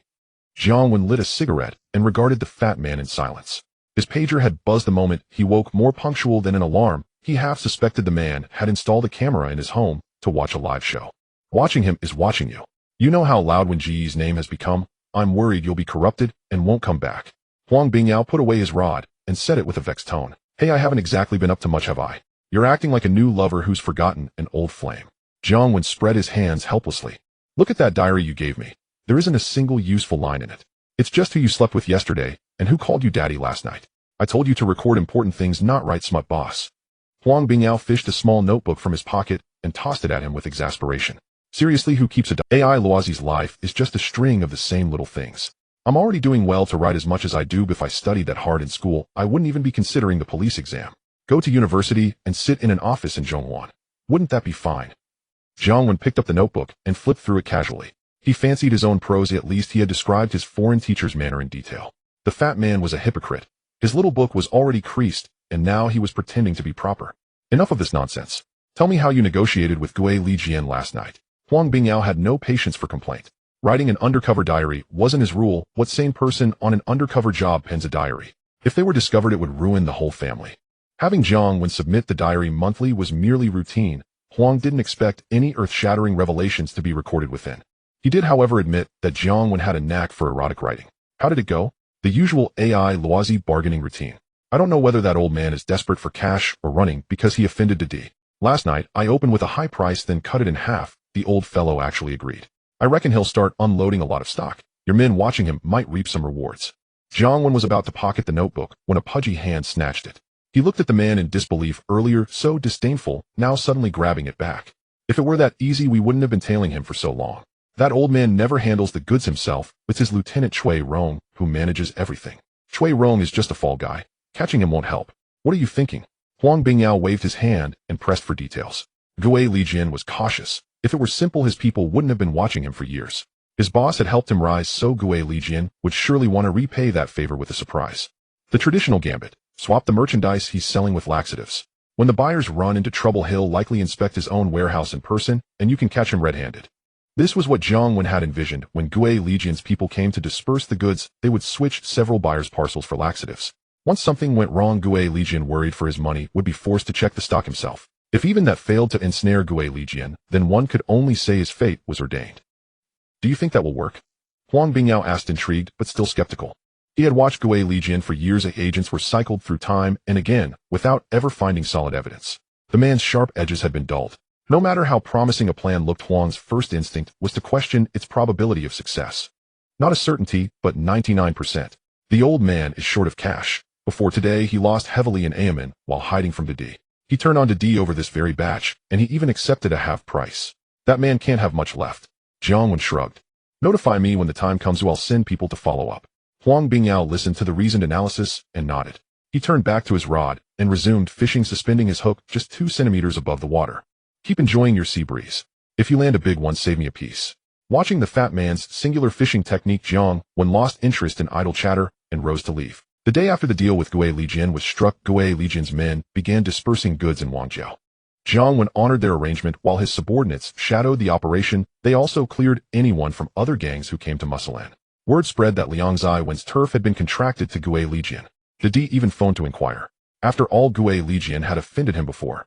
Though Deng was magnanimous enough not to make trouble, then he still found it odd that anyone would be dealing with Gui Lijian now. Except perhaps Alo. Now his half-brother had not only been dealing with Gui Lijian, but was cooperating with him, and that rankled.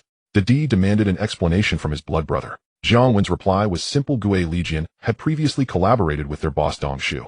Now that Dong Shu was in trouble, Jiang could not simply ignore Gui Lijian. What would that make him otherwise? Deng found the answer acceptable and dropped the matter. Meanwhile, Jiang Wen witnessed how terrifyingly fast the merchandise generated profit. No wonder so many people, knowing full well the ruinous consequences, still plunged headlong into it. As the old master once said, when profit is tripled, people will overlook the law, and this was far more than triple. Still, Jiang Wen did not rush to move. Acting too soon would be obvious. Besides, he wanted to collect the first wave of dividends before making a play. Even a hostess charges an overnight fee. He was hardly going to work for nothing. By the next month, Gui Lijian's appetite had grown even larger. When Ajun told him that Gui Lijian's output had nearly doubled from the previous month, Jiang Wen knew it was time to act. At 10 o'clock in the evening, a yellow-haired man stealthily arrived at the back alley of a nightclub.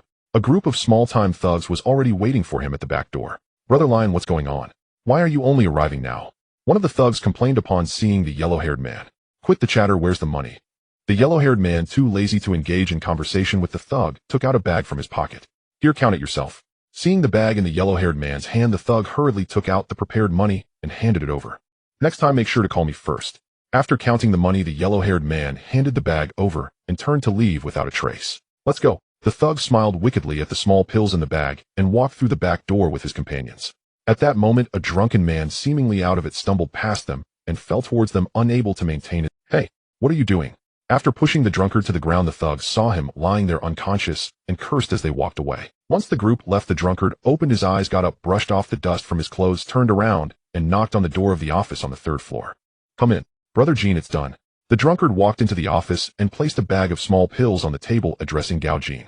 Gao Jean looked at the small pills on the table, opened a drawer to toss the items in, then nodded and took out a stack of cash to hand to the drunkard. Well done, go enjoy yourself. Great. Thank you, Brother Jean, I'll be off now. The little brother took the cash with a grin and left. Such incidents occurred frequently in other venues tonight. Ring ring. In the late hours, Jiang Wen was playing a game with a lady. Suddenly a phone call interrupted his rhythm. Hello. He impatiently reached for the phone while leaning on the lady. What? So many people have diarrhea. Have you checked? Jiang Wen jumped up as if he received shocking news about his family, his eyes wide open. All right. I'm heading over now. After hearing something on the other end of the line, Jiang Wen buttoned up his shirt, pushed the lady off him, and headed for the door. What's wrong, boss? A nearby Ajun pretended to stroll over casually. I don't know what the situation is, but many guests are experiencing diarrhea tonight. Ring ring. Before he could finish speaking, the phone rang again. Hello? All right. I got it. Send the guests to the hospital first. Su Dong had already prepared himself mentally for this. So amid the constant shouting and orders, he began his work. Jiang Wen hung up the phone and exchanged glances with Ajun, both feigning concern as they left. Brother Wen, I don't know what's going on, but many of our guests are having stomach issues. Just as the two stepped out, they bumped into Yin Zai, who steadied himself and anxiously said, Puni am. You take people to send those guests to the hospital. Jiang Wen muttered a curse under his breath before telling Yin Zai, his fury palpable, and left with Ajun. Damn it, that bastard Guolijian sold drugs at my bar. Didn't we have someone keeping an eye on him? How did he end up in our bar without us knowing? After leaving the bar and getting into the car, they finally calmed down. Ajun drove slowly, while Jiang Wen, irritated, glanced at Ajun. Could it be a mistake? Our people have always been watching him. It's impossible for him to come here without us knowing. Ajun was equally baffled by the situation. Find out who the hell is selling pills in my territory. Jiang Wen furrowed his brows. Although the previous sweep was conducted in a grand manner, it was mostly a show, as he had been under Li Wenbin's watch, and before things escalated, Li Wenbin had arrived with the police. Therefore, it wasn't surprising that other gangs would sneak into his territory to sell goods. Which lowlife wouldn't be unruly? How could they obediently heed his warnings and not come if he told them not to? However, everyone knew that this bar was his, so even if his little brothers quietly came over to sell things, they wouldn't dare come to his bar. Now how could his bar's guests suddenly have diarrhea? Ajun nodded heavily. He was also furious about this incident. After all, when they opened the bar, they had run around countless times with the relevant departments to process all sorts of messy permits, and they had sent numerous red envelopes just to obtain a liquor license. This bar was their dragon's nest. It was run legitimately. How could someone come here to sell pills? Brother One, what's the situation? Upon arriving at the hospital, the little brother who brought the guests rushed up to them, and Jiang Wen pretended to be anxious as he asked. The doctor said it was from laxatives. Oh, once they finish, they'll be fine. The little brother whispered in his ear. How could they accidentally consume laxatives? Ask those guests what they ate tonight. Jiang Wen grumbled. Brother One, we've already asked. The food the guests had at our place was fine, but there were some issues with the pills they brought. The doctor checked and said there were laxatives mixed in. Another little brother said with a strange expression, handing over a bag of pills he got from the guests. Jiang Wen looked at the bag of pills in his hand, his expression darkening as he turned to look at Ajun. Call Uncle Jian. Okay. Ajun nodded and immediately took out his phone. Hello? Uncle Jian, Bao Jr. goods have problems. The guests had issues after consuming them. My boss wants to see you. Guolijian's expression turned grave as he hung up the phone. Uncle Jian, what happened? Guolijian's right-hand man Chui Rong rushed over in a hurry. He had just received a call from his boss saying that their pills had issues, causing him to hold back his gunfire and rush over with his pants up. Just now, Liang Zaiwen's right-hand man Bao Jun called me. There are problems with our batch of goods. After consuming them, all the guests got diarrhea. What on earth is going on? Guolijian's sharp gaze fell on his right-hand man. Since discovering a police undercover in his circle a few years ago, he had entrusted the pill business to this little brother, only managing the numbers with Gui Dong and collecting money, never intervening. Now that this batch had issues, he naturally sought him out first. He wanted to see if this kid was causing trouble. What? Impossible. I personally brought back this batch of goods. They never left my sight during the process. Could it be the little brothers below? Chui Rong was startled and then immediately became suspicious. They don't have the guts. Liang Zaiwen is coming over. Let's wait for him to arrive and discuss it further. Guolijian scrutinized his right-hand man for a long time. The man's reaction did not seem like an act, and he furrowed his brows in contemplation. Uncle Jian, what on earth is going on? My customers bought pills from your underling, and every single one of them ended up with severe diarrhea. Jiang Wen strode in with a retinue of henchmen, his demeanor fierce and confrontational. Without waiting for an explanation, he slammed the already tested pills onto Gui Lijian's desk and demanded answers, his face flushed with fury. This, impossible. My merchandise is absolutely flawless. Gui Lijian glanced at the bag of pills before declaring with unwavering confidence. Yet his hands betrayed him. He swiftly picked up the bag and handed it to Cui Rong, silently urging him to verify whether it truly belonged to their stock. Cui Rong accepted the bag, opened it, and carefully examined a single pill. Jiang Wen had no idea what he was looking for, perhaps some hidden mark, a QR code, or some other telltale sign. After a long, deliberate inspection, Cui Rong returned the pill to the bag and gave Gui Lijian a subtle, solemn nod, confirming the batch was indeed theirs. If it isn't your merchandise causing the problem, then is it something in my establishment that's at fault? Now my customers have been hospitalized after consuming your pills. How exactly do you intend to resolve this? Jiang Wen declared, his voice ringing with unassailable authority. As his words hung in the air, his henchmen surged forward in unison, locking steely, menacing gazes upon Gui Lijian and Cui Rong, as if awaiting only a single command to dismantle the two men on the spot. Wen, this is merely an unfortunate accident. Surely there's no need to take it so seriously. Gui Lijian's expression shifted instantly, his posture softened, his tone turning deferential and conciliatory. An accident? My patrons are lying in hospital beds with violent gastrointestinal distress, and you call that an accident? After such a scandal, how am I supposed to run my business? Shall I arrange an accident for you then? Jiang Wen rolled up his sleeves as he stepped forward, jabbing a finger inches from Gui Lijian's nose and unleashing a torrent of blistering rebuke. It had been ages since he'd raged like this. Ever since ascending to leadership, such unrestrained outbursts had become. Back when he'd been a low-ranking enforcer, no one hesitated to fire back. Now as head of the syndicate, no one dared challenge him openly. He himself had grown mindful of image and decorum. Though the title syndicate chief sounds imposing, the profession carries little honor. 99 out of 100 such leaders deny their true vocation outright, insisting they're mere businessmen. Only the one who admits it is either reckless or witless. These days, many bosses regret their life choices, even as greenied youths clamor to join the underworld. Today at last, Jiang Wen had found rare cathartic license to vent without restraint. Hey, Wen. Calm down. Let's talk this through calmly. Gui Lijian, red-faced and sputtering, abandoned all thought of defiance the moment Jiang Wen bared his arms, and instantly melted into placating gestures. He hurriedly seized Jiang Wen's wrist, guiding him to a chair, then poured him tea with trembling hands. There's nothing left to discuss. My business is ruined, and who knows how many complaints will follow. Who bears responsibility for the damage? Tell me, how will you resolve this? Don't move, not even a twitch, or I guarantee a bullet hole blooms atop your skull. Jiang Wen, still riding the high of righteous fury, ignored the plea entirely. He rose abruptly, pinned Gui Lijian firmly into his seat, and as Cui Rong stirred, a revolver materialized in Jiang Wen's hand, leveled steadily at his chest. Cui Rong froze, staring down the cold, dark barrel. His gaze sharpened, crystalline with sudden clarity, then slowly lowered his left hand from the small of his back. Wen, don't get carried away. Rage solves nothing. Let's speak reasonably. Please put the gun away. Gui Lijian's voice cracked, tears welled in his eyes as he pleaded, utterly undone by the sudden appearance of the weapon. The facts were stark. Jiang Wen's patrons had fallen ill after consuming pills purchased from his own subordinates, and in significant numbers. Meanwhile, Cui Rong's supply chain showed no signs of compromise. Though aged, Gui Lijian's judgment remained razor-sharp. Jiang Wen's aggressive confrontation signaled genuine ignorance and no motive whatsoever. These were his patrons, their suffering meant direct financial loss to him. So where precisely had the breach occurred? Or, more ominously, who was deliberately sabotaging him? Gui Lijian wrestled with the question fruitlessly, yet now was no time for speculation. His sole priority was de-escalating Jiang Wen's white-hot rage. A firearm drawn meant danger was no longer theoretical. He hadn't even registered the draw, proof that Jiang Wen wasn't merely formidable in combat, but lightning fast with a pistol. I am negotiating with you, otherwise your skull would already be ventilated. So tell me, what restitution do you propose? Jiang Wen tossed the revolver to Jun, dragged over a chair, and seated himself squarely before Gui Lijian, his eyes burning with lethal intent, silently warning no compromise, no peace. I'll reimburse your losses. Will that suffice? Gui Lijian shivered under that unblinking stare, gritted his teeth, and conceded. Uncle Jian, that's all it took. Why waste breath on theatrics? I'll send my accountant with the invoice tomorrow. Do remember to settle promptly. At those words, Jiang Wen's murderous glare vanished, replaced instantly by a warm, genial smile, as he personally poured Gui Lijian a cup of tea. Huff, rest easy. I've been in this trade for decades. I still honor my word. Gui Lijian watched the transformation with dawning disbelief, realizing too late he'd been expertly extorted. Yet recalling that blindingly swift draw, he dared not test whether Jiang Wen would actually pull the trigger.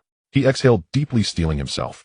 For 30 years he'd operated as a top-tier enforcer, once famed across the underworld as Killer Jian. But never had he encountered anyone so brazenly shameless. Drop the Wen nonsense. You should be called Jian Wen the Shameless. Uncle Jian's reassurance puts my mind at ease. Nothing further. I'll take my leave and spare you the bother of hosting me. Jiang Wen rose, smiling beatifically, then paused at the threshold. Oh, I just recalled that the hospital the physician confirmed your pills had been adulterated with laxatives. You might want to audit all your inventory before another incident occurs. My losses are trivial, but I'm genuinely concerned someone's playing you for a fool. Jiang Wen turned back with feigned concern, offering the remark as though it were sincere counsel. Thank you.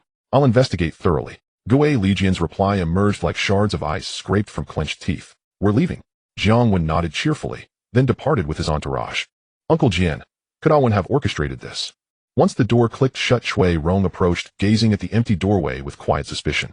Something felt profoundly off. Their supplier was a long-time trusted associate. Years of reliable dealings made betrayals seem implausible. And Jiang Wen's performance had reeked of extortion. The instant compensation was offered, his fury evaporated, replaced by a smile so rapid it defied credibility. It's not him. After so many years I can tell whether it's a performance or the truth. Besides, this wouldn't benefit him. Those are his clients. Guolijian once again transformed into the calm, composed underworld boss, shaking his head with an air of confidence. But the goods all came from Uncle Tong's side. Would Uncle Tong really set us up? Chui Rong heard the boss' words and felt there was some truth to them, yet he couldn't pinpoint where the problem lay. Let's have someone test it. Guolijian pondered for a moment, picking up the bag of pills and handing it to Chui Rong to take to the younger brothers for testing to see if it truly contained laxatives. Chui Rong took the pills, nodded, and turned to leave. About 10 minutes later he returned. Uncle Jian, there is indeed an issue with the goods. You need to check the warehouse immediately to see if there are problems with the other goods. Guolijian said, thoughtfully, his expression serious. Meanwhile he pondered who might be after him. Reflecting on his past, he realized he had quite a few enemies. Even a minor player like Gui Dong would have one or two foes, let alone he who was once the notorious Killer Jian. Over the years many had crossed him and met their demise. Though he could be sure that the known enemies had been taken care of long ago, there could still be a few who slipped through the cracks. Isn't there a saying on TV? 18 years ago someone wiped out their enemy's entire family thinking they had settled the score, only to have a long-lost illegitimate child show up years later seeking revenge. He now suspected that this kind of plot was unfolding in his life. As long as there were no issues with the goods at the warehouse, it meant that Uncle Tong wasn't behind this, leaving only this possibility. Yes, Uncle Jian. Chui Rong nodded and turned to leave. He's out. Damn. Guolijian hasn't come out, it's just Chui Rong, this loser. Chui Rong had just stepped out ready to get in his car when two plainclothes men in an inconspicuous car nearby saw someone coming out. Initially excited, they were greatly disappointed to realize it was only Chui Rong. One of them slammed his hand on the steering wheel. He drove away. Should we follow him? Asked the man who had been banging the steering wheel after seeing Chui Rong drive off. Let's follow. He's probably going to check the warehouse. After watching for so long, we need to find out where their goods are to give Huang Sir an explanation, said the companion in the passenger seat. Then the two drove off, tailing from a distance. Little did they know, as they left, another car began to follow them from afar. After calculating the accounts tomorrow, raise the prices a little, but don't increase them too much, or this old guy will run to Deng Bo to complain, and we'll all look bad. After returning to the bar, Jiang Wen poured a drink for Ajun and reminded him, Ji Liao, do you still not trust my work? Ajun took the drink and took a sip. Jiang Wen blinked at him, as if saying, it's precisely because of your work that I don't trust you. Hey boss, I see distrust in your eyes. Ajun looked at him annoyed and put down his glass. No, you misunderstood. I'm just a bit dry from staying up too late. Jiang Wen waved his hand, repeatedly denying it. Damn. I'm going to find Sister Hong. Ajun said with exasperation, shaking his hand as he turned to leave. Ling Ling. Just as Ajun left, the phone on the table rang. Hello, brother Wen, it's Ajun. What's up? Have you found anything? Jiang Wen's spirit jolted at the mention. To help Huang Fatty deal with Guolijian, he had been working diligently, not only causing his numerous clients to suffer from diarrhea affecting their business, but also having Gao Jin watch Guolijian and his right-hand man Chui Rong. I found them. Another group was following Chui Rong just now, but he shook them off. They seemed to be the police. Gao Jin said on the other end of the line. As long as you found them, that's enough. Don't worry about the rest. Jiang Wen felt speechless upon hearing this. No wonder Huang Fatty couldn't get things done even after watching for so long. Just how afraid of death is Guolijian? He wouldn't even fall into a trap. Moreover, Huang Fatty was also at fault for sending such a useless person to follow him. Following for 1,000 years would be useless. How could a mere sir be shaken off by a small mule? His sixth sense told him that the fat man would definitely call him at 8 o'clock tomorrow morning. Who told his subordinates to be so weak? What? You lost them? I gave you so much time, and you had everything set up, just one step left, and you tell me you lost them. Jiang Wen had no idea that at that moment Huang Fatty, awakened by the calls of his two subordinates, was now angrily scolding them over the phone. Two fools. It was bad enough that they woke him up so late at night, and he thought this time they might bring him some surprises, only to have these two useless idiots tell him they lost the person. Are you still elite police? A mere mule was able to slip away. Huang, sir, this isn't our fault. Who knew there would be a bunch of racing cars at this time of night? It's just bad luck that they took us for a beacon. The police officer on the other end, who was reporting to his superior, wore a pained expression. His driving skills were unquestionable. He had started tinkering with engines at the age of 10 and was once honored with the title of the Bay Area Car God. His tracking and counter-surveillance abilities were industry benchmarks. There was no one at the Scotland Yard who could match him. Logically, he shouldn't have lost a mere mule. But tonight he didn't know if he had stepped into a pile of dog poop. At 5 in the morning there were still people racing, and they treated him as an obstacle. If he had encountered something like this before with his explosive temper, he would have raced with those fools to show them that an old Ferrari is still a Ferrari. But tonight was different. How could their Mazda compete with a real Ferrari? He had the skills, but the technology fell short. And there was that one lousy driver who treated them as a beacon and even crashed right in front of them, blocking their way. How could he chase in this situation? They couldn't fly. Should I blame you? Blame me. Of course the subordinates will take the hit. Wait until you become my boss to talk. Huang Bingyao said this impatiently before hanging up the phone. He then thought about calling that handsome guy, but glancing at the wall clock, he saw it was 5 in the morning. According to that handsome guy's habits, he should be bringing a foreign language teacher home to study hard after finishing his work. Most likely that handsome guy was studying right now. After thinking it over, he decided not to disturb him. Yet just thinking about that handsome guy studying made him feel a surge of frustration. Thus he walked to a cabinet, opened the door to reveal a safe, turned the combination, opened the safe, and took out that diary of a gang member he had flipped through no less than 10 times. As the old saying goes, one learns as long as they live. The next morning when Jiang Wen was awakened by the ringing of the call machine, he felt no negative emotions. He calmly opened his eyes and glanced at the buzzing call on the bedside, gently patting the woman sleeping on him whose identity he did not know, signaling her to make way. He then got up, turned off the call, without a second glance, picked up the phone, and walked to the balcony to close the door. Hello, this is Duo Ming. After interrupting the familiar opening line, Jiang Wen asked.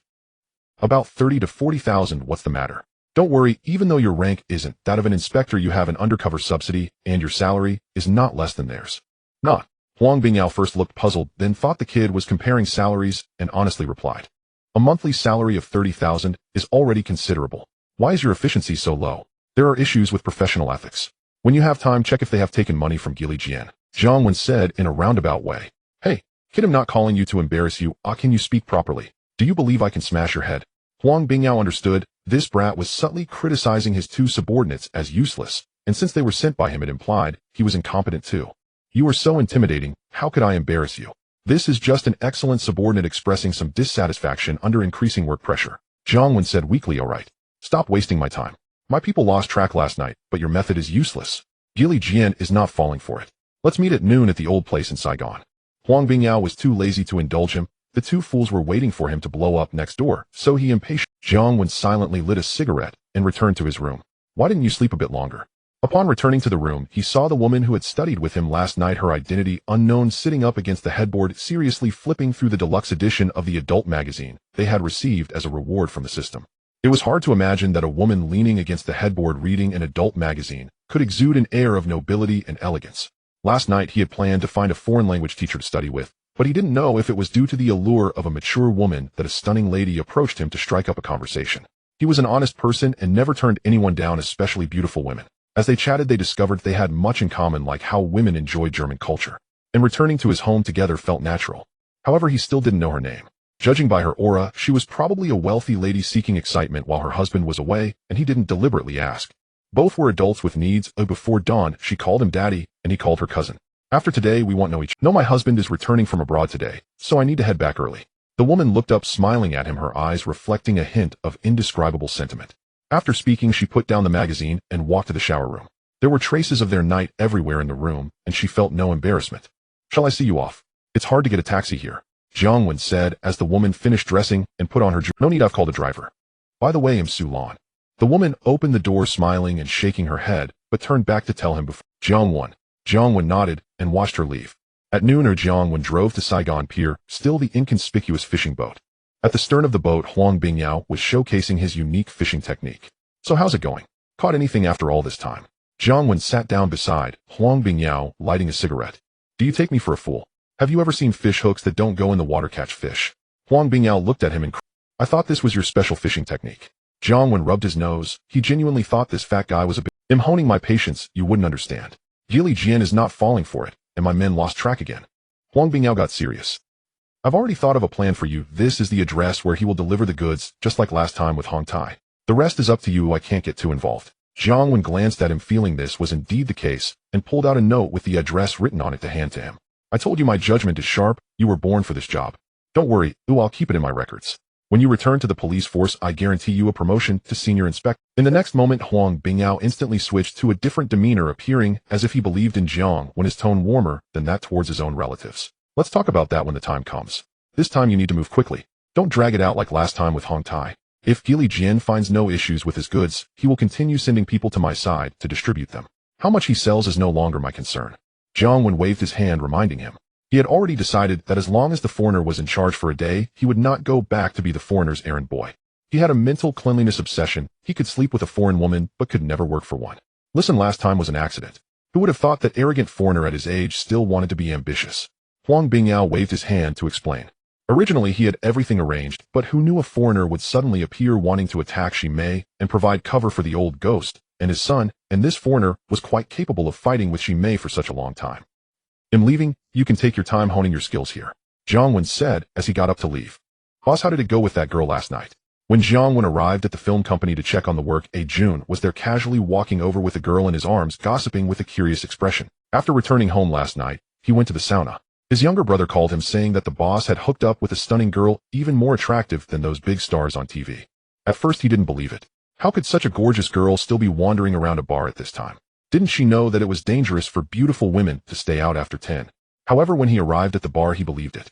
That girl was indeed far more beautiful than any star on television. The most crucial thing was an indescribable aura about her, definitely not an ordinary lady. She's okay, but her combat power is somewhat lacking. Didn't you see me here checking on the work? You. Yes, you. Be more convincing. You look too fake like this, and the audience won't buy it. Jiang Wen looked at the shooting scene in front of him, and finally couldn't bear it anymore. He called cut to the crew filming the bed scene, and sternly criticized the girl who was distracted and unable to get into character. Damn it, I'm filming a movie to make money, not to refine your acting skills. Brother, when I don't want this either, it's just that this girl can't get into character. The girl ran over, draped in a tattered cloth, hugging his arm, her voluptuous figure pressing against his arm, as she complained dramatically. Jiang Wen took a deep breath to calm his ups and downs of emotions, and turned to look at the director, who seemed to have come from nowhere to cast a supporting role. She looked emaciated, with her ribs clearly visible, and her body covered in flashy tattoos of dragons and leopards. He thought the girl was right. Director, what's going on? Where did you find this talent?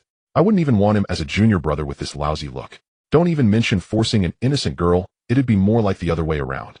Get someone else. Am I out of options? Jiang Wen turned his head and shouted at the little bearded director. Brother, when there's nothing we can do, everyone willing to appear has already shot once. They agreed to only film once, and if we call them back, they won't want it. The little bearded director rushed over, wiping the sweat from his forehead nervously, as he explained with a pained expression. If they don't agree, it's because your offer isn't enough. Be a bit more flexible. Is there anything in this world that money can't solve? If it's really impossible, just go find professionals in the film city. If they don't agree, just send them 2 bullets. Jiang Wen reminded the little bearded director, speechless. He could understand the mindset of his younger brother. Filming these low-budget movies was enjoyable, but appearing on screen wasn't something everyone could accept. It was like those young masters in nightclubs letting them accompany wealthy women in the city, even if they had to roll in bed no matter how ugly or old they were, but filming a low-budget movie was a different story. They wouldn't agree to any fee unless it included 2 bullets. Brother, when how about you act? I haven't had you audition. Hearing this, the actress who was hugging his arm became displeased. She often heard those gossiping girls bragging about how amazing Brother Wen was, and how good his directing skills were. Yet despite being in the company for so long, Brother Wen had never asked her to audition, leaving her feeling unbalanced. What's wrong with my looks and figure? Girl, maybe it's not you, but it's just that my standards are quite high. Alright, go inside and find your state. I'll give you a bit more pay. Jiang Wen winced at the sight of the girl acting cute. Regardless of her figure or looks, she was definitely top-notch. But she was not a star. She could take whatever leftovers, and just needed a little oiling. Humph. The girl pouted at his words, angrily turning around and walking into the changing room. Get a newcomer to my office. I'll test her acting skills. After the girl left, Jiang Wen spoke to his assistant director. Okay, Brother Wen. The assistant director turned to find a newcomer for the boss. Has the money from Guo Li Jian arrived? Arriving at his office in the film company, Jiang Wen sat down, lit a cigarette, and asked to Jun. The fat guy was about to take action against Guo Li Jian. It was better to settle the payment Guo Lijian owed him last night quickly to avoid complications. Knowing Uncle Dong's character, it would be hard to ask him to help get the payment back once Guo Lijian was arrested. I've urged him twice. His guy Chui Rong is bringing the money over. However, boss, the money from Guo Lijian isn't clean. Washing it in our gambling den would attract too much attention and would be too slow. Ajun took the cigarette Jiang Wen handed him and held it between his lips. What he meant was that it would be better to find a bigger casino where so much money wouldn't draw attention. Let's see. Keep that money aside for now. Jiang Wen thought for a moment and said, in Mongkok, there were many gambling dens, but large casinos were nearly non-existent. Most large casinos were located in Sim Sha Sui Wan Chai and Causeway Bay, and most were hotel casinos. Mongkok had many gangs and mixed elements, but the key point was that no wealthy people came here to play, so nobody wanted to run a large casino in Mongkok. Although those gambling dens were booming, they never worried about everyone playing. People from Hong Kong had the spirit of gambling. Even if they didn't become emperors, they could at least live as beggars. But those who played in gambling dens only wagered thousands or tens of thousands at most. Truly wealthy families either went to Macau or to those hotel casinos. So putting so much money in there would indeed stand out, and the speed would be slow. But every large casino had a gang behind it, and getting them to help wasn't easy. They were too busy managing their own gang's money to have time to help you. They had connections with Lian Sheng, and this business was under the responsibility of Huan Yo, but Huan Yo was with Deng Bo. This money he collected from Guo Lijian would not be good for Deng Bo to find out, as it would affect his rating with Deng Bo. He still wanted Deng Bo to write his name on the estate. For now, money wasn't a pressing issue, so he decided to leave the money aside for later. This time the fat guy remembered his reminder and didn't keep Jiang Wen waiting too long. Knowing the address where Guo Lijian was hiding, and with no repeat of the previous incident like with Hong Tai, a week later Jiang Wen received news that Guo Lijian had been betrayed by his younger brother. However, just like in the movies, accidents tend to happen before the big finale when the police are doing their job. Evidence was already in hand, but when the police arrived to arrest him, they found that apart from Guo Lijian's 80-year-old mother, a few middle-aged wives, and some underage children, Guo Lijian had already fled. When Jiang Wen heard this news, he was stunned.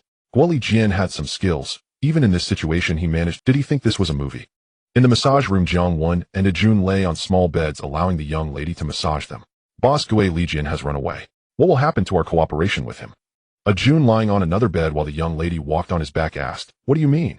Of course the cooperation is terminated. If he has run away, who do we ask for the money? Can he make the decisions? Jiang Wen said matter-of-factly while the young lady pressed his calves.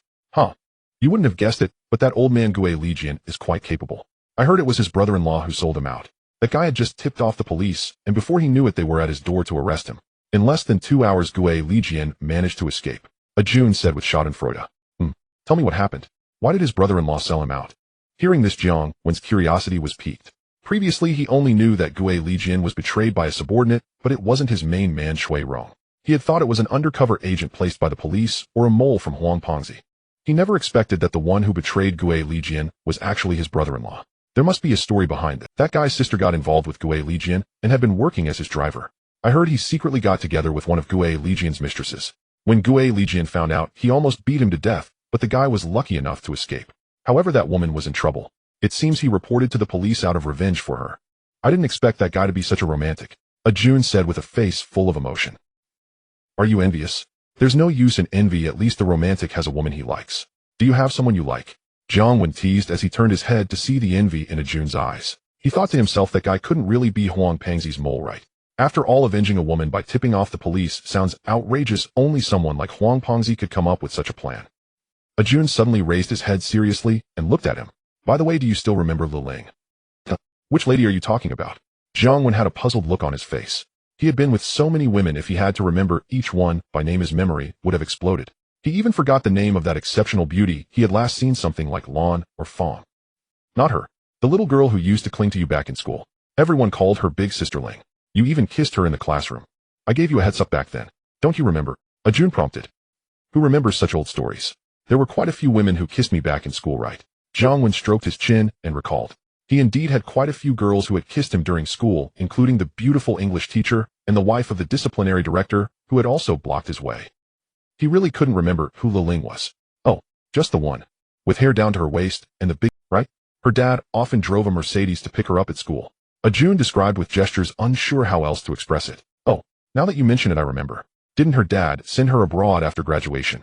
What was she doing back? After Ajun's description, Jiang Wen recalled that she came from a wealthy family, which might explain her excess nutrition. It was hard to imagine that an Asian girl at such a young age possessed a stature seen rarely even among European girls. Influenced by a strong subculture, she always dreamed of being a leader, throwing money around, and gathering a gang of younger brothers and sisters. However, given her privileged background, it was impossible for her to really be a delinquent. After graduating from high school, her father sent her abroad. The night before leaving Hong Kong, she specifically came to find him for a passionate farewell kiss. Last week I saw her, but she had changed a lot. At first I wasn't sure, but last night I saw her again. She was shopping with her dad at the mall, and then I was sure it was her. Ajun said. And then, oi. Upon hearing this, Jiang Wen was confused about what Ajun wanted to express. Hong Kong wasn't that big, or running into someone from abroad a couple of times wasn't surprising. Ajun continued, didn't you used to like her? Knowing she's back, didn't you think about rekindling? Let me tell you, she has changed so much that I can't find any trace of the old delinquent. Ajun noticed Jiang Wen's indifferent expression and found it strange. He felt that the boss and that delinquent matched well together. They had a vibe of a couple back then. Damn, you said I'm fated with her, why should I rekindle? She's living her life, well now, why disturb her? We're from different worlds. After saying this, Jiang Wen sat up, took out a cigarette, lit it, and gazed at the ceiling, seemingly reminiscing about the youthful European beauty. It wasn't that he was pretending to be deep. After several years of being a gangster, he had experienced quite a bit. Back then he hadn't recovered his memories yet, and it was natural for a young person to be curious about new things. Now looking back, his impression of Liling was still stuck in the image of her, with heavy makeup, a nose ring, and colorful hair, looking like a true delinquent. He really couldn't muster any interest. Ding ding ding. Before he could reminisce any longer, his phone rang. Hello. Jiang Wen answered the phone. On, Huanyo here. Deng Bo wants you to come over to his house. Huanyo's tone was somewhat heavy, making Jiang Wen confused. Deng Bo was still alive, so why the heavy tone? Alright, I'll go over now. I'm heading to Deng Bo's place. After hanging up, Jiang Wen told Ajun and left the room. Half an hour later, he arrived at Deng Bo's house. Deng Bo, Uncle Chuan, Uncle Yao, Uncle Long. Upon entering, he saw several old men sitting there with solemn expressions. Dede and Alu, the two leaders, were also present. Dede gave him a look that said, don't leave after school. Apart from Dede and Alu, there were many other influential figures from the society. The atmosphere clearly indicated that a major incident had occurred. After greeting them, he sat down behind Deng Bo. Everyone is here. Huanyo, go ahead and speak. After Jiang Wen sat down, Deng Bo looked at Huanyo and began. Everyone should know that something happened with Gue Lijian a couple of days ago, but there's something you might not know. Before Gue Lijian ran away, he came to me asking to borrow money. At that time I didn't think much of it, and lent him the money. However, today I found that the society's account books and roster are missing. The only one who came to see me in the past few days was Gue Lijian. I suspect he took the account books and roster. Huanyo said with a grim expression. What that scoundrel Gue Lijian is so bold. If he's running away, he can do anything bold. Yes, that scoundrel used to be called Killer Jian. What hasn't he done? Scoundrel. What do we do now? What if that scoundrel hands the account books and roster to the police? Huanyo's words were like a depth charge, causing a stir among the crowd. Whether it was the account books or the roster, both were the lifeblood of their society. They were too important. If the police got hold of them, everyone present would be in serious trouble. Jiang Wen secretly clicked his tongue. Gue Lijian was quite sharp. He had underestimated him before for daring to play such a big game. Triad societies in Hong Kong are peculiar indeed, illegally organized yet meticulously maintaining rosters and ledgers. A roster is understandable. With so many members, one must keep records to distinguish allies from strangers. But why preserve ledgers? That is tantamount to handing evidence straight to the police. Now both documents have been seized by Gue Lijian, and if he hands them over to the authorities, the irony would be, though the police would not dismantle Wahou Wen Sheng, outright possession of these documents would place the society in an extremely vulnerable position. Enough. This is not the time for speculation. Your presence here is to resolve the crisis. Seeing the group erupt into chaotic debate, Uncle Deng rapped sharply on the table to restore order. Uncle Deng, then what do we do? Gue Lijian has already stolen both documents, and if that scoundrel delivers them, Depu Hei's face darkened with fury. He longed to annihilate Gue Lijian's entire family. His pharmaceutical trade was vast. Should Gue Lijian be arrested and surrender the documents, Depu Hei would already be packing his belongings to flee. And Huanyo, how could he neglect such vital documents? Even worse, the theft went unnoticed for days. Gue Lijian had vanished without a trace. Yet this time Depu Hei unjustly blamed Huanyo. Such sensitive materials were never left unsecured. They resided inside a vault. But even vaults offer no absolute safety. Who knew Gue Lijian possessed lockpicking mastery capable of breaching reinforced safes? And surely one cannot inspect ledgers and rosters daily. Had today's accounting not required their retrieval, Huanyo might still remain unaware of their disappearance. Gue Lijian fled several days ago. He stole these documents solely for self-preservation. Police warnings have already severed his ties with human smugglers. Unless mistaken, he remains somewhere in Hong Kong concealed. Dispatch all your men immediately. Find him before the authorities do. Uncle Deng poured himself 2 cups of tea to soothe his throat before continuing. And once found, shall we bring him back? That question came from Dede. Inwardly, he had cursed Gili Jian's entire lineage countless times. Why choose his tenure as acting leader to ignite chaos? Was it not an implicit indictment of his competence? His intent was unmistakable. No formal tribunal was needed. Merely locate Gili Jian and eliminate him outright. Retrieve the documents. Handle the man yourselves. Uncle Deng, grasping Dede's meaning, responded without hesitation. He weighed other considerations as well. Executing Gili Jian under traditional clan law would normally follow discovery, but with the man now wanted by police, convening a public tribunal posed excessive risk. Better to dispose of him quietly than discreetly leak his fate to the authorities. Hello, Mahua. Send everyone out now. Hello, Xia. Hello. It's me. Upon finishing, Uncle Deng's words prompted immediate action. Others seized their phones and began issuing orders to subordinates. Uncle Deng, one more matter with Gili Jian gone, his territory lacks leadership. Chui Rong served him loyally for years and commands strong support among junior members. Might he succeed Gili Jian? After others concluded their calls, Ali seized the moment to speak. Jiang Wen glanced sidelong at Ali's affable smile, uncertain whether Chui Rong had approached him. But Ali's talent for cultivating loyalty was undeniable. Chui Rong's decades-long service to Gili Jian made him the natural successor. Yet Ali's endorsement, though effortless for him, conferred profound patronage upon Chui Rong. Truly a master who eclipsed Dede's lavish spending with mere fruit baskets. Noting Dede's dazed silence, Jiang Wen urgently signaled him with his eyes. No, you yourself said Chui Rong served Gili Jian for years. Now that Gili Jian has betrayed us, how can we trust Chui Rong's integrity? What if he too someday follows his master's treacherous path? What if he too someday follows his master's treacherous path? Receiving his younger brother's glance, Dede misread its intent, assuming Jiang Wen coveted Gili Jian's territory. Recalling Jiang Wen's pivotal aid during his own ascension to leadership, Dede rose instantly to oppose, although convinced he owed his brother this favor. He even winked slyly at Jiang Wen. Jiang Wen stared blankly. I told you to seize the moment and win loyalty, not stand there like a statue. Dede raises a valid point.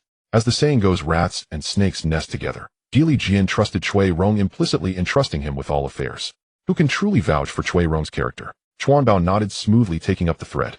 Since Dede had generously enriched him, Chuan Bao stood unwaveringly by his side. Yet after Dede's rise, income had dried up. Where once cash flowed freely, now silence reigned, leaving him hollow inside. Lately, however, Dede had offered no opportunities to earn. Indeed, Chui Rong himself is hardly untarnished. Should he too falter tomorrow, what further catastrophe? Exactly. Having spoken, Chuan Bao earned nods from many. Some shared his financial desperation, having grown accustomed to wealth, and now finding austerity unbearable, hoping Dede would soon sponsor another live-streaming gala. Others, however, voiced genuine concern for the society's stability. Gili Jian's betrayal had been catastrophic, stealing both roster and ledger, and given his deep trust in Chui Rong, who could say they weren't cut from the same cloth? Then what is your proposal, Dede? Though seething inwardly, Alu retained his courteous smile. I recommend Bao Jun, one of Ah Wen's men, or Gao Jin if necessary. Dede declared bluntly, then flashed Jiang Wen a look demanding gratitude. You help me claim leadership, I grant you a branch. All eyes turned toward Jiang Wen, whose expression remained impassive. Since when had this young master, when grown so close to Dede, had he truly bestowed a branch upon him? Earlier, Dede's opposition had seemed born of greed. Wasn't Sin one already wholly under his control? Did he covet even Gili Jian's modest domain? Yet now he endorsed Jiang Wen's subordinate for succession. Was this not equivalent to gifting the branch outright? Even blood brothers seldom showed such extraordinary favor. Even Deng Bo turned around, curiously looking at him. He knew that this handsome guy was close to Dede, but he didn't expect their relationship to be this strong.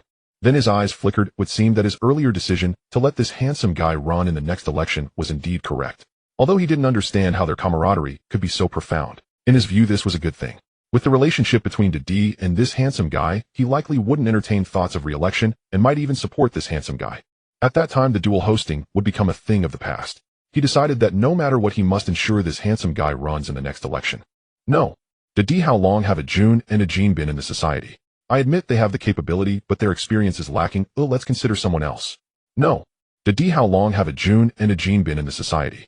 I admit they have the capability, but their experience is lacking. Let's consider someone else. Don't mess things up. He was correct in wanting a Jun and a Jean to rise to positions of authority, but he hoped it would happen naturally rather than being forced, as that would only draw unnecessary attention and not benefit either of them. One is right. Dede, Bao Jun and Gao Jin are undoubtedly capable, but their experience is in. Hearing Jiang Wen say this, others nodded in agreement. This handsome guy was indeed perceptive, unlike Dede, who often acted rashly. Then who do you think is suitable? I firmly oppose Chui Rong taking over his boss position. This time Dede understood his younger brother's intentions, realizing he had misunderstood. However, in front of so many people he couldn't admit to his mistake. He spoke with confidence, and then sat down. I think Liang is a good candidate. Last time he helped the society deal with that traitor from Zhongfa, and stayed inside for 2 years. Last month, he just came out and helped the society regain control of the territory in Kowloon. At this moment Long Jin spoke up. Liang won't work. You mentioned he helped the society reclaim Kowloon last month. Well, I was planning to recommend him as the leader there when I stepped down next month. Another person chimed in. The territory in Kowloon was lost by him, and last month Liang proactively sought his help to reclaim it under the condition that once stabilized he would step back and support Liang's rise. After all these years he had made enough money and was preparing to immigrate abroad, so he readily agreed. What if Liang found out he was pushed into such a small position? It would be awkward if he didn't support him. The underworld is perilous, one must uphold some credibility. What's wrong, Zhong? Why the sudden urge to step down? Others looked at him with curiosity. Sigh, I'm already in my 50s and my youngest grandchild is almost 3. Should I still be engaging in these violent affairs? It would be better to step down early and let capable people continue working for the society. Zhong sighed as he spoke. Hearing this, others nodded in agreement. At this age, not only is it difficult to manage the younger members who constantly worry about various issues, but it is also hard to keep the external societies in check. Bullying the old and weak is the norm. Stepping down at this age would still allow him to retain some dignity. If it really comes to it, how about sending my top man, Jian, to take over? Jian has done a lot for the society over the years. In terms of experience and capability, he is qualified to take over the position of Gui Li Jian. The leader of the East District spoke up, putting on a facade of promoting the deserving regardless of personal ties. However, many people knew that this guy had been unable to control his top man for years, fearing that in 2 years, he would completely lose control and be overthrown by his top man. Rather than that, it would be better to send the uncontrollable top man to a smaller position to take over Gui Li Jian, thereby improving his reputation. As a leader, he not only did not obstruct his subordinates from rising, but he also actively supported their ascension when they showed capability. Damn it, the scheme is laid bare before them. Jian won't do. Big Mouth, don't think we don't know what you're plotting. I know Jian well. If he goes over there, internal strife will be rampant every few days. The Tunmun leader, who had always been at odds with Big Mouth, also spoke up. He was waiting to see Big Mouth's downfall. If Jian were sent to Gui Li Jian's territory, what a sight that would be, so he firmly opposed it. Actually, my top man Bao is also a good option. Mine. Then everyone began to express their opinions again, with many eyeing Gui Li Jian's territory. Although Gui Li Jian's territory was a bit small, even the smallest mosquito is still meat. Besides, can it be smaller than Wan Chase, Chueji? Throughout this process, Lu remained silent, watching everything with a smile. However, when his gaze swept over Dede, his clenched fist tightened slightly. Since everyone has someone to recommend, just as I was discussing with Dede about making a move into Tsim Shui, I see that no one can convince anyone, and therefore let's see who has the greatest merit when the time comes. Lu released his fist, interrupting the argument among the crowd. Others turned to Dede. Previously, Lu had approached them about sending troops to Tsim Shui, but they were reluctant to entertain Lu. After all, there were multiple factions, so what did it matter if they didn't show him respect? They supported Dede, right? Lu and I have already discussed it. Each faction will send troops, and whoever achieves the most will claim the seat, so there's no need to compete. Dede nodded in response to their gazes. In truth, he had no strong feelings about Tsim Shui, as most of the benefits lay with Fu Tujun and Hongxing's prince, and the other territories were not worth much to him. Even if they conquered them, he wouldn't be interested. However, during this time, Lu kept inviting him to play golf or attend yacht parties, making him feel somewhat embarrassed. He thought that just sending a few people to help wouldn't be too difficult, so he felt bad about refusing again. Since that's the case, let's go with a less plan. We need to tighten our grip on Gui Li Jian's affairs and find him before the cops do. Alright, let's disperse. After they finished their discussions, Deng Bo finally spoke up, waving his hand to signal one. As Jiang Wen was preparing to leave with Dede, he suddenly heard Deng Bo call him, giving Dede a look that said, "Don't leave yet," and turned to sit beside Deng Bo. Deng Bo, do you have something to discuss? After everyone else left, only Deng Bo and Huanyo remained in the room. After Deng Bo showed off his team-making skills, Jiang Wen finally spoke up. What I mentioned to you last time, have you thought it over? I see that your relationship with Dede is good. If you run in the next election, he might also support you. After pouring 2 cups of tea, Deng Bo looked at him. Deng Bo, I already spoke with Dong Shu. He believes there is still ample time. In 2 years, who can say how I will have progressed, so let us wait until then and reassess. Seeing Deng Bo bring up the old matter again, Jiang Wen could not help but feel a sharp sting of annoyance. To secure the inheritance, he could not refuse. He had to keep using Gui Dong as a scapegoat. Inwardly, he was already plotting a way to divert Deng Bo's attention. That may be so. Let us wait until then. I know you shook down Galigian for a sum. That money is tainted, so hand it over to Huanyo. Next time, do not do such things. Though you took a loss, we are brothers in the same club. If this spreads, it will sully you. Deng Bo nodded. Jiang Wen smiled and said, thank you, Deng Bo. Brother Huanyo, thank you, he added, smiling toward. Galijian made such a scene he knew he could not hide, having shaken them down. Still, Deng Bo arranging for Huanyo to clean that money for him was a help, and also a warning. We are all on the same side, ordinary scuffles are nothing, but this time, he had stepped over the line. He chatted with Deng Bo a while longer, and only left when it was nearly mealtime. Why are you staring at me? Is there something on my face? When Jiang Wen returned to the bar, Ajun and Gao Jin were staring at him intently, and Ajun's eyes held a trace of malicious glee. Ajun, grinning slyly, pointed upstairs at his office, and said there was someone waiting and a surprise. Jiang Wen asked what sort of surprise it could be. It is not my birthday. Men do not need that sort of fuss, he thought, tilting his head and wondering what mischief the two were. Ajun chuckled and said that he would see once he went in that it was a very, very big surprise. He then dragged Jiang Wen upstairs, shoved him into the office, and shut the door behind him. Just as Jiang Wen pushed into the room, turned to scold, a woman's voice called out from behind A1. When he turned, a heady scent swept over him, and then something soft collided with his chest. The yielding touch made him reluctant to let go. He stammered nonsense names before finally managing a Liling. Eventually, he let her go and gazed at the woman before him, her figure outrageously voluptuous, and her face a striking beauty. Old memories flooded back, and he widened his eyes in disbelief at those monumental World Cups. Indeed, a woman can change dramatically with age. In just a few years, she had transformed so completely that no one would have imagined this demure-looking, explosively endowed woman had once been a petty ruffian. What was more, she had evolved to World Cup status. Do not speak. Kiss me, she commanded, lunging at him again and winding her arms around his neck, so he had no chance to reply. This time Jiang Wen did not let go. As the old master used to say, when succulent meat is placed in your mouth, to refuse, it would be a betrayal of oneself. In the office, a song called Spring Mud began to play, its notes falling like thunder and do a kind of benediction. Time lost its measure. Jiang Wen had no sense of how long had passed before Spring Mud finally ended. His novelty watch had been discarded by the woman early on. Lying on the sofa and cradling the World Cup, Jiang Wen heard her say that she had come so suddenly that he had had no time to prepare. The woman lay against him like wet clay. It sounded a little like the line of a cad, but it was candidly how he truly felt. Though young and foolish once, and having shared an ill-fated liaison, they were ultimately from different worlds. He had no ambitions of becoming a tycoon, marrying a wealthy beauty, and reaching life's summit. He was content with his present lot. He admitted that her former style had not appealed to his aesthetic sensibilities, and he had not expected her to seek him out. Lu Ling patted his pectoral lazily and rolled her eyes, saying, "What do you mean? Planning to ditch me? I have fixed my heart on one man. He will not be allowed to run." Jiang Wen, seeing her plaintive look, explained, "I did not mean that. Did your father not send you abroad? How come you returned so suddenly?" He would never admit that he had learned from Ajun that she had returned earlier that morning. She said abroad was dull, and I missed you. Are you not the same? Lu Ling laid a hand lightly on his waist and pressed her cheek to his chest, murmuring softly, "Of course I missed you. I had planned to finish a few tasks and then ask your father where you had gone abroad so I could find you. Now that you are back, are you leaving again?" Jiang Wen asked, gazing tenderly at her face. "I am not leaving. I will help out at my father's television station," she replied. "Didn't you once say you wanted to be a police officer? How did you end up running a club and even becoming its leader?" Lu Ling asked, curious. "Now the police require the ABC exams. If you fail, you come out and join a club. One must have something to do." Jiang Wen shrugged. It was not exactly a lie. He had been lucky in his year. The ABC requirement had not applied, and only the following year it was enforced. "I knew you would do well if you joined a club," Lu Ling said, nodding in approval of his achievement. Jiang Wen stared at the ceiling in silence. Her words sounded oddly familiar. Had she perceived his talent even before Huang Ponzi did?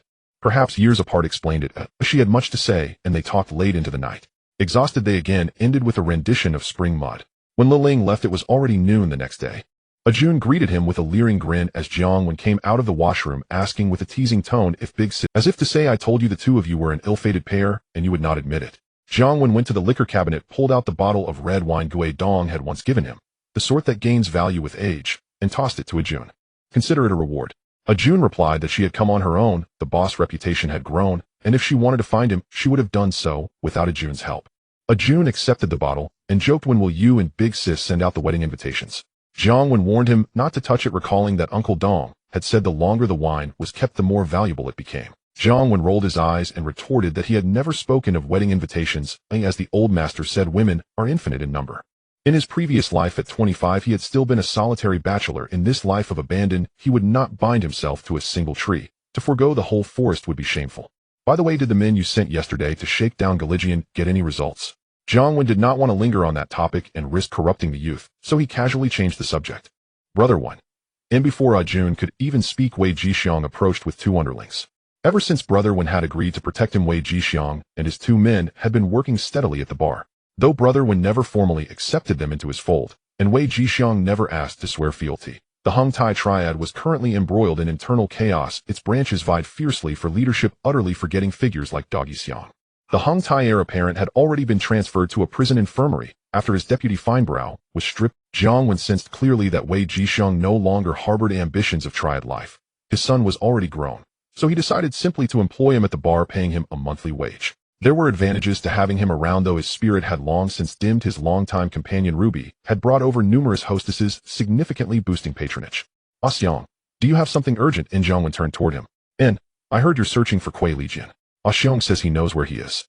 Oh, what's the situation? Jiang Wen glanced at Xiang beside Wei Jixiang, a stocky, compact man whose face bore an uncanny resemblance to a smiling tiger once known as Big Brother B. Brother Wen, last night when I returned to my hometown, I noticed someone staying in the vacant village house next door. Looked just like Kuei Lijian. That house is usually empty, so I assumed he'd fled there to evade the police. Only today did I learn that members of the Walinshan Triad were confronting him there, so I told Brother Xiang. Where exactly is your hometown? Jiang Wen asked. In Lama Island. In Jun. You take some men and go with Xiang to check it out. Jiang Wen nodded and instructed Jun. It truly could be Kuei Lijian. The authorities had issued an alert the very day he fled. No smuggler dared risk sheltering him. Anyone receiving his call would either inform the Triad or immediately tip off the police. Thus Kuei Lijian had no choice but to hide somewhere within Hong Kong Island. Lama Island was ideal. Its officers spent their days fishing. Jun nodded and left the bar with Xiang. Xiang, what's your plan? Still intent on Triad life? If so, I'll accept you. I'll instruct Jun to hand over several venues for you to manage. Only after Jun and Xiang departed did Jiang Wen turn to Wei Jixiang. After all, the man had rendered real assistance. Even if his fire had long since cooled, courtesy demanded acknowledgement. No, Brother Wen, I'm content as things are.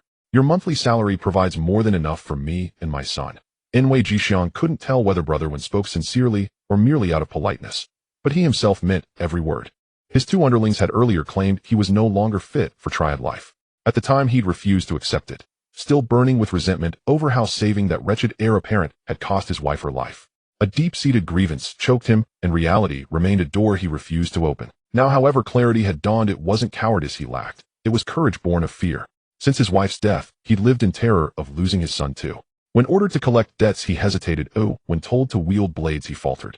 He had finally faced truth. He truly no longer belonged in that world. A quiet life, steady wages, weekend trips to amusement parks with his son, was not merely tolerable, it was peace. If you found such equanimity, then all is well. Should you ever wish to return, my door remains open, to you always. Jiang Wen nodded, his expression one of quiet support. They waited at the bar until dusk, then Jun and Xiang returned. Boss, it's definitely Kuei Lijian. But that old fox won't reveal where he's hidden the goods, not even under torture. He's demanding to see Elder Deng. That old fox isn't foolish. If he surrendered the goods now, he'd be feeding dogs by dawn. I'll call Elder Deng. Jiang Wen showed no surprise as he picked up the phone. Hello, Elder Deng. We've located Kuei Lijian, but he refuses to disclose where he's concealed the items. Insists on seeing you. After the line connected, Jiang Wen spoke. Bring him here. Na pause lingered on the other end before Elder Deng replied. Understood, and take him with you. Jiang Wen hung up and departed the bar with Jun. Half an hour later, Jiang Wen and Jun arrived at Elder Deng's residence, flanked by 2 underlings and dragging a battered, unrecognizable Kuei Lijian. Elder Deng, for all the years I served the Triad, spare me this once. The moment his gag was removed, Kuei Lijian erupted into wails and thrashing, desperate to crawl to Jian.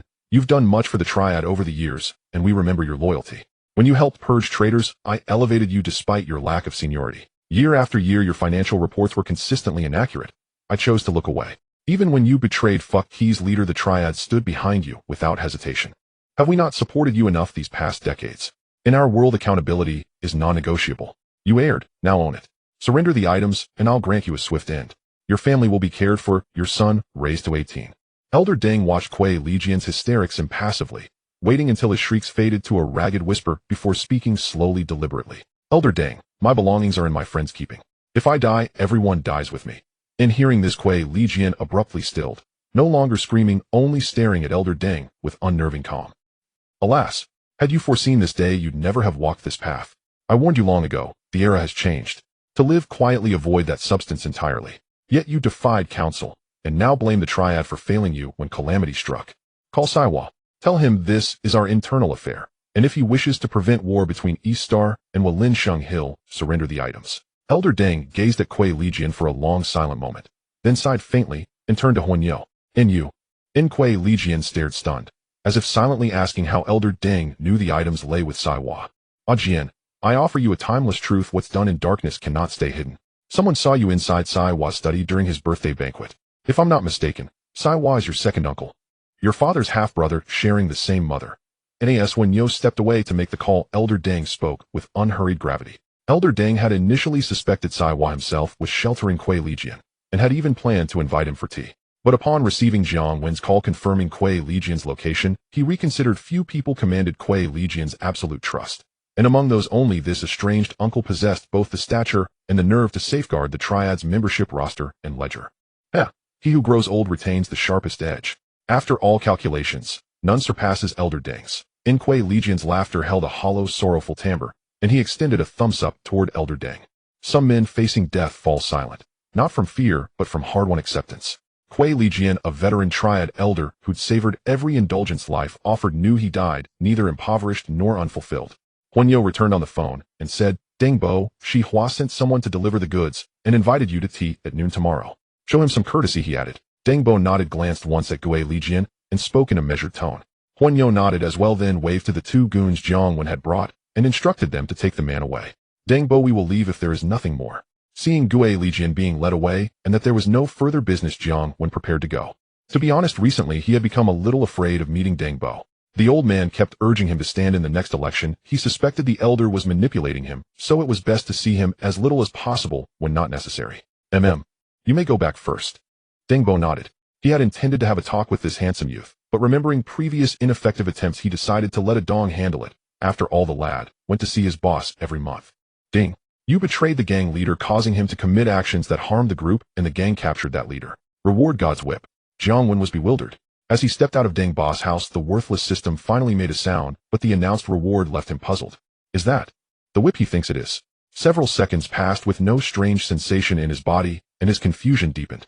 Was this really the God's whip? Where was the whip? He glanced into the space, and a horsewhip materialized before him, jet black from tip to grip, its intricate patterns imbued with a heavy sense of history. This was obviously no ordinary tool. It was the Great Khan's horsewhip. Oh, it truly was the God's whip. Jiang Wen dwelt on the possible powers of the God's whip as he and Ajun returned to the bar when a familiar female voice rang out. Why are you here? He looked up. A familiar figure barreled into him, and he caught her in his arms. Was she insatiable, or simply craving him? She had sung all night, left at noon, and now was back again. Big sisterling, it's been less than half a day, and already you miss my boss so much. Ajun teasingly mocked with a lascivious smirk. Get away. I'm here on business with a one. Lu Ling snapped at Ajun, shooting him an annoyed glance.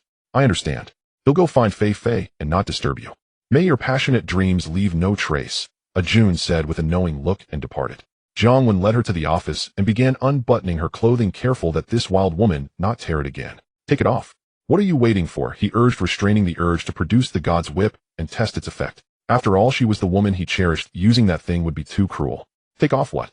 Aren't you tired? I'm really here on business, she protested. Lu Ling rolled her eyes at him, though her hands moved with earnest intent. Don't you already know whether I'm tired or not? She teased. Jiang Wen cocked an arrogant brow. His midnight wolf capturing 18 moves, combined with the Vajra kidney, formed an invincible pairing. If conditions allowed, he could last 3 days and nights without his waist aching. Another song ended. Jiang Wen steadied the trophy with one hand, lit a cigarette, and asked, You said you had something to tell me. Move aside, she snapped. You're crushing my hair. She sat up and leaned against his shoulder. My father lost 5 million last night at a private gambling parlor. After I returned, and he told me I suspected he had been set up by that place, so I came to ask for your help. Gambling has its wins and losses. Given your father's means, losing 5 million in a single night is hardly extraordinary, is it? Jiang Wen replied. Jiang Wen executed a rakish, dashing turn and frowned. From what she said, her father was a shareholder in a television station. Not the sort of top-tier tycoon, but certainly among the wealthy. These days, without deep capital, one cannot navigate the television industry. For people of that wealth, losing a few million in a night is commonplace. On Gangdao it is one thing, and Amin losing tens of millions in a single evening would not be surprising. No, I know my father. He enjoys card games with his friends, but he would never play at such high stakes. At most he would lose 1 or 2 million, and then stop. Li Ling shook her head. Which gambling hall in Jiandong? Who brought him there? Jiang Wen asked. By her account, her father might indeed have been entrapped, though it was unclear whether the casino itself had set the trap, whether others had lured him in, or whether the casino had colluded with them. Such schemes were common on Gangdao. Private gambling dens were not regulated like the licensed halls in Amen. They cared little for fair play.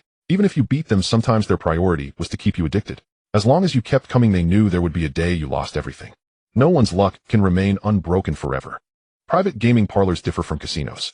They often cater to familiar or high-end clients, offering better service akin to the VIP rooms in Aomen's casinos. It was at the Junyu Hotel. The hotel owner took him there, Liling said. Could your father have been intoxicated? A hotel owner wouldn't likely set your father up for a mere 5 million, would he? Jiang Wen asked, casting a sidelong glance at her. A hotel magnate in Jiandong scheming over 5 million. What a petty level of operation that would be. Someone of that standing able to open a hotel in Jiandong and run a private gambling parlor would risk being devoured by rivals. No, Lu Ling answered. According to my father, after losing the 5 million, the other party tried to coax him into continuing, but he found an excuse to leave. From his description, I am certain he was set up. Lu Ling shook her head with firm resolve. What do you want me to do? Jiandong is Fatujin's turf, who am not acquainted. Their motive is surely not mere money. I suspect they are scheming for my father's shares in the television station. That's about the only thing worth coveting. I want you to help me investigate. Tonight I'll have someone go take a look. Ha. I've helped you, now it's your turn to help me. Jiang Wen nodded. An inquiry was not the same as fighting Fatujin. A Jean was skilled at such matters. He turned with a wicked grin and cupped her chin. You tease. The woman coquettishly rolled her eyes, drew close, and prepared to metamorphose into a bold, ardent lover. No, I'll use this. Jiang Wen said, producing the great Khan's horsewhip. Get lost. You're becoming more perverse by the day. Lu Ling snapped. After sending away the World Cup, Jiang Wen picked up the mystical whip and examined it closely. No wonder it was hailed as the whip of God. With a single strike, even a woman as headstrong as the World Cup had become a true believer, calling him father without hesitation. He wondered whether it would work on males. If so, a single lash upon the foreign leaders, their prime ministers, their parliamentarians, might render British sovereignty obsolete long before 1997. Wait, what if he lashed their queen? Perhaps even secured a title of prince consort. After this wild reverie, he carefully stowed the artifact away in his spatial storage. It was far too overpowered, safeguarding it was imperative. Should anyone else discover and wield it for grand designs, all would be lost. Hey, Jin, come see me. Having secured the mystical whip, Jiang Wen called Gao Jin. He was a man of integrity. Since that young woman had just addressed him with such deference, he bore full responsibility for her fate. Brother Wen. Moments later, Gao Jin entered. Investigate the owner of Junyu Hotel in Simtong. What sort of background does he have? He dared lay hands on my girlfriend's father. Jiang Wen feigned outrage. If he has no powerful backing, shall we? Hearing that someone had dared touch his boss's future father-in-law, Gao Jin clenched his fist and made a sharp, throat-slitting gesture. Hold off for now. Let's gather all facts first. Jiang Wen waved dismissively. Truly a suave brute. His bloodlust was staggering. Even Jiang Wen himself, the newly minted son-in-law, felt comparatively calm. Understood. Gao Jin nodded and departed. Jiang Wen lit a cigarette, then recalled with sudden dismay that the lone shark, Gui Lei Jin, was already dead. As an undercover officer, he had yet to report this to his superior. How unprofessional. He picked up the phone and dialed Huang Fatso's number, letting it ring twice before hanging up. Beep, beep. Within 5 minutes, his dedicated undercover pager buzzed. He often wondered why they still used pagers, when encrypted satellite cards would suffice, unless perhaps discretion demanded it. Could it be budgetary constraints? Unlikely. The news reported that Hong Kong's tycoons and knights donated generously to the police force each year. Huang Fatso arranged their meeting at their usual spot, by day aboard a fishing boat at Sai Kung Pier, by night atop a building in Wan Chai. Jiang Wen rose, instructed Yen Zai and Wai Chi Xiang, then left the bar. Top of the building. Speak. What urgent matter brings you here so late? Huang Bingyao greeted him impatiently. Clearly he'd been interrupted mid-act. Something less than wholesome. Was Gui Lei Jin's brother-in-law one of your operatives? Jiang Wen asked first. What do you mean, your operatives? You're a cop too. Yet he wasn't ours. Merely a loose thread our surveillance caught. While tracking Gui Lei Jin, the youth had been entangled with Gui Lei Jin's mistress, so we wove him into a trap. Huang Bingyao offered this aside with casual nonchalance. Gui Lei Jin stole the Triad's membership roster and ledger to save himself, and Fire Ox has already dealt with him. Jiang Wen fell silent, then gave a quiet thumbs up. Dead is dead. At least I can now give my superior. Huang Bingyao smacked his lips, patting his belly, swollen as though carrying a 7 or 8-month-old fetus. Typically, when a Triad elder fled, even with official cooperation, apprehension proved elusive. Either he vanished entirely or was silenced by his own organization. Either outcome had been anticipated. Still, Huang Bingyao preferred the latter. He'd rather Gui Lei Jin be eliminated than truly escape. By the way, Louis Manbin's been tailing me relentlessly. Find a solution. Jiang Wen, having concluded the Gui Lei Jin affair, now frowned in complaint. Just moments earlier he'd been tailed upon leaving through unmistakably Louis Manbin's men. Fortunately, his driving skill was exceptional. 3 dazzling high-speed drifts around tight corners left them behind. He'd been tailed the moment he stepped out. No doubt Louis Manbin's men. Fortunately, his driving was peerless. 3 breathtaking high-speed drifts through sharp bends had shaken them off. He's a rising star favored by higher-ups. I can't reassign him. Just endure it a while.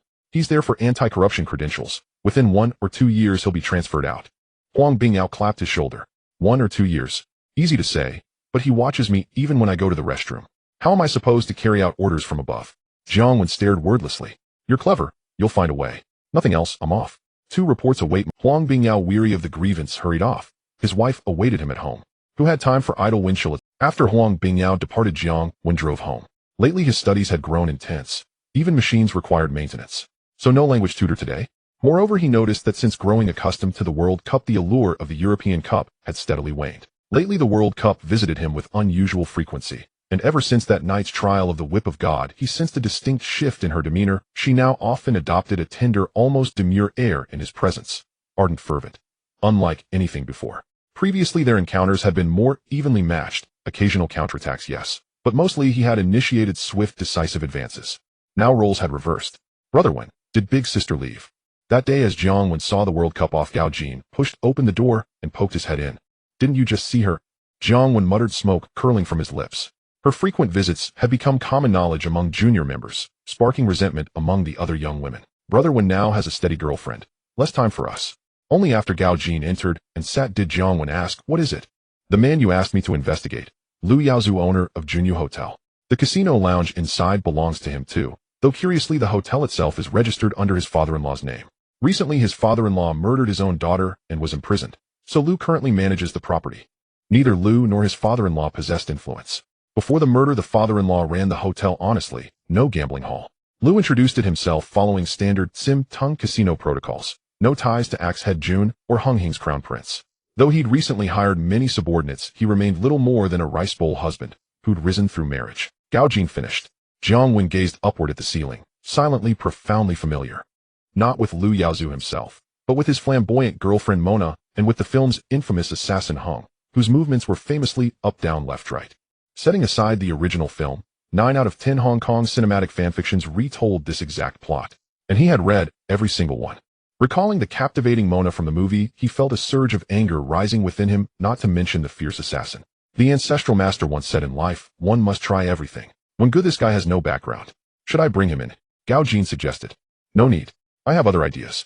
Look for a fish tank or a glass container at his villa. Check if there are any compartments, and if there are, bring back whatever is inside. Jiang Wen recalled a scene from the movie and said, okay. Gao Jin nodded. He was too familiar with the scenes in this movie. The film began with Lu Yaozu seeking out Huazai, who played a con artist named Qian, Wendy instructing him to con his father-in-law in prison to hand over those bonds worth several billion. He remembered that the bonds were hidden in a compartment of the glass tank at Lu Yaozu's home. According to what Gao Jin just said, Lu Yaozu had just imprisoned his father-in-law, so he probably hadn't approached Qian, Wendy for assistance yet. It's uncertain if he had sent anyone else to threaten his father-in-law. If someone had already threatened his father-in-law, that would be easier. He realized he hadn't visited Uncle Dong this month. He would go see him tomorrow. The next day, Jiang Wen arrived at Chizhu with a stack of the latest magazines for the month. Why did you come so early this month? Gue Dong walked over holding a microphone and smiled at him. I brought you the latest magazines so you won't be bored inside. I also wanted to ask for a favor. Jiang Wen replied. Oh, I'm already inside, or what could I help you with? Gue Dong looked at him curiously. This handsome guy had more skills than he did. Even Deng Bo had sent Huanyo to work on this handsome guy's mindset, hoping he would run for a seat when he got out next time. With the capabilities of this handsome guy, Gue Dong, who relied on his little brothers to enjoy life inside, wondered what he could really do. Help me find someone named Robinson inside. Tell him I can help him deal with his son-in-law, but I'm interested in his hotel in Jiandong. If possible, help me keep an eye on him. Jiang Wen whispered after looking around. Gue Dong's expression shifted slightly as he discreetly nodded at the prison guard not far behind him. Although he didn't know what this little brother was up to, his current carefree life depended on this little brother's protection, so helping out was only natural. He'll come see you next month. As visiting hours ended, Jiang Wen smiled and stood up to leave. Inside the prison. Recreational time. A muscular man with a face full of flesh was forcefully surrounding an old man with a group of little brothers. The old man tried to dodge, but his frail limbs couldn't keep up with the speed of these young men. In less than 2 rounds, he was surrounded and pushed to the ground by this group. Such scenes were nothing new to the other inmates or prison guards. As long as no one died, no one cared. Old man, if you know what's good for you, hand over the goods, or today won't end well for you. The muscular man grabbed the old man's collar, punched him in the face, and threatened him fiercely. Dinosaur brother, I truly don't know what you're talking about. Are you sure you're not being deceived? The old man trembled as he feigned ignorance. Let's see if your mouth is tougher than my fist. The muscular man raised his fist ready to strike. What's going on? What's happening? At that moment, Deng, with a cigarette in his mouth, and a group of little brothers outside, his power was weak, so it was fine to make a little money. But inside, his little brothers worried he might be bullied, and sent little brothers to him often. He couldn't afford to be greedy. Didn't he see the large group of little brothers around him? Uncle Deng, this is our private matter. Are you going to interfere? Dinosaur frowned at Deng. Previously, he wouldn't have even glanced at this old man. The old man was notoriously timid, and only because he relied on lynching did he not get touched. To him, this old man was just trash. But now the situation was different. His little brother was a fierce character. After rising to power, he not only remembered this old leader, but also busied himself outside, and occasionally sent little brothers to care for him. When he was still outside, his boss had used this matter to provoke him. Not to mention that now there were many people on the opposing side. He couldn't do anything to them. Even if he could, he wouldn't dare. His boss sent him inside to work, not to make enemies. Besides, with the fierce Jiang Wen, even his boss might not be able to handle him. I don't care if this is a private matter. In any case, this person is under my protection now. Is there a problem? Deng said to Dinosaur's cigarette in mouth. As soon as his words fell, a group of little brothers stepped forward in unison, staring at Dinosaur and his crew. Uncle Deng, if you do this, I'll have a hard time explaining it to my boss. Dinosaur looked at the opposing group, his eyes flickering as if assessing their strength. Ultimately, he felt they likely wouldn't win and had no choice but to speak. Whether it's easy for you to explain has nothing to do with me. If there's anything, let Fei Fu come in and speak to me. I'm taking him away now. Deng said, pouting, and without caring for Dinosaur, took Robinson away under the protection of a large group of little brothers. Dinosaur brother, what now? A little brother of Dinosaur asked softly after seeing the other side leave. What else can we do? Inform the boss that Deng suddenly intervened in this matter. Have the boss find Jiang Wen outside. Dinosaur said, staring at the departing figures. He could tell just by thinking that this was Jiang Wen's intention. Deng never meddled in others' grudges and never proactively sided with anyone. Now, he actually stepped out to protect that old man. If it wasn't Jiang Wen's idea, that would be strange. The little brother nodded, indicating he understood. Thank you, Uncle Deng. If it weren't for you today, I would have. Deng brought Robinson to a large tree, and Robinson, hunched over, wore a face full of smiles. He was indeed a legitimate businessman, but he was also cunning. Since the other party was helping him so much, they must have some ulterior motive. However, Uncle Deng's power was even greater than Dinosaur's. He truly felt trapped between a wolf in front and a tiger behind. You don't need to act like this in front of me. I've been in this world for decades, and I can see clearly who is human and who is ghost. I'm not particularly interested in your matters. I just want to help my brother Jiang Wen take care of you a bit. By the way, he can help you deal with your son-in-law, but he also has an eye on your hotel in Jiandong. I won't push you. Think it over well for yourself. Deng looked at Robinson, who was nodding and bowing, and without further ado, he patted his shoulder. Hearing the other person's words, Robinson's expression flickered with uncertainty, as if engaged in an internal struggle.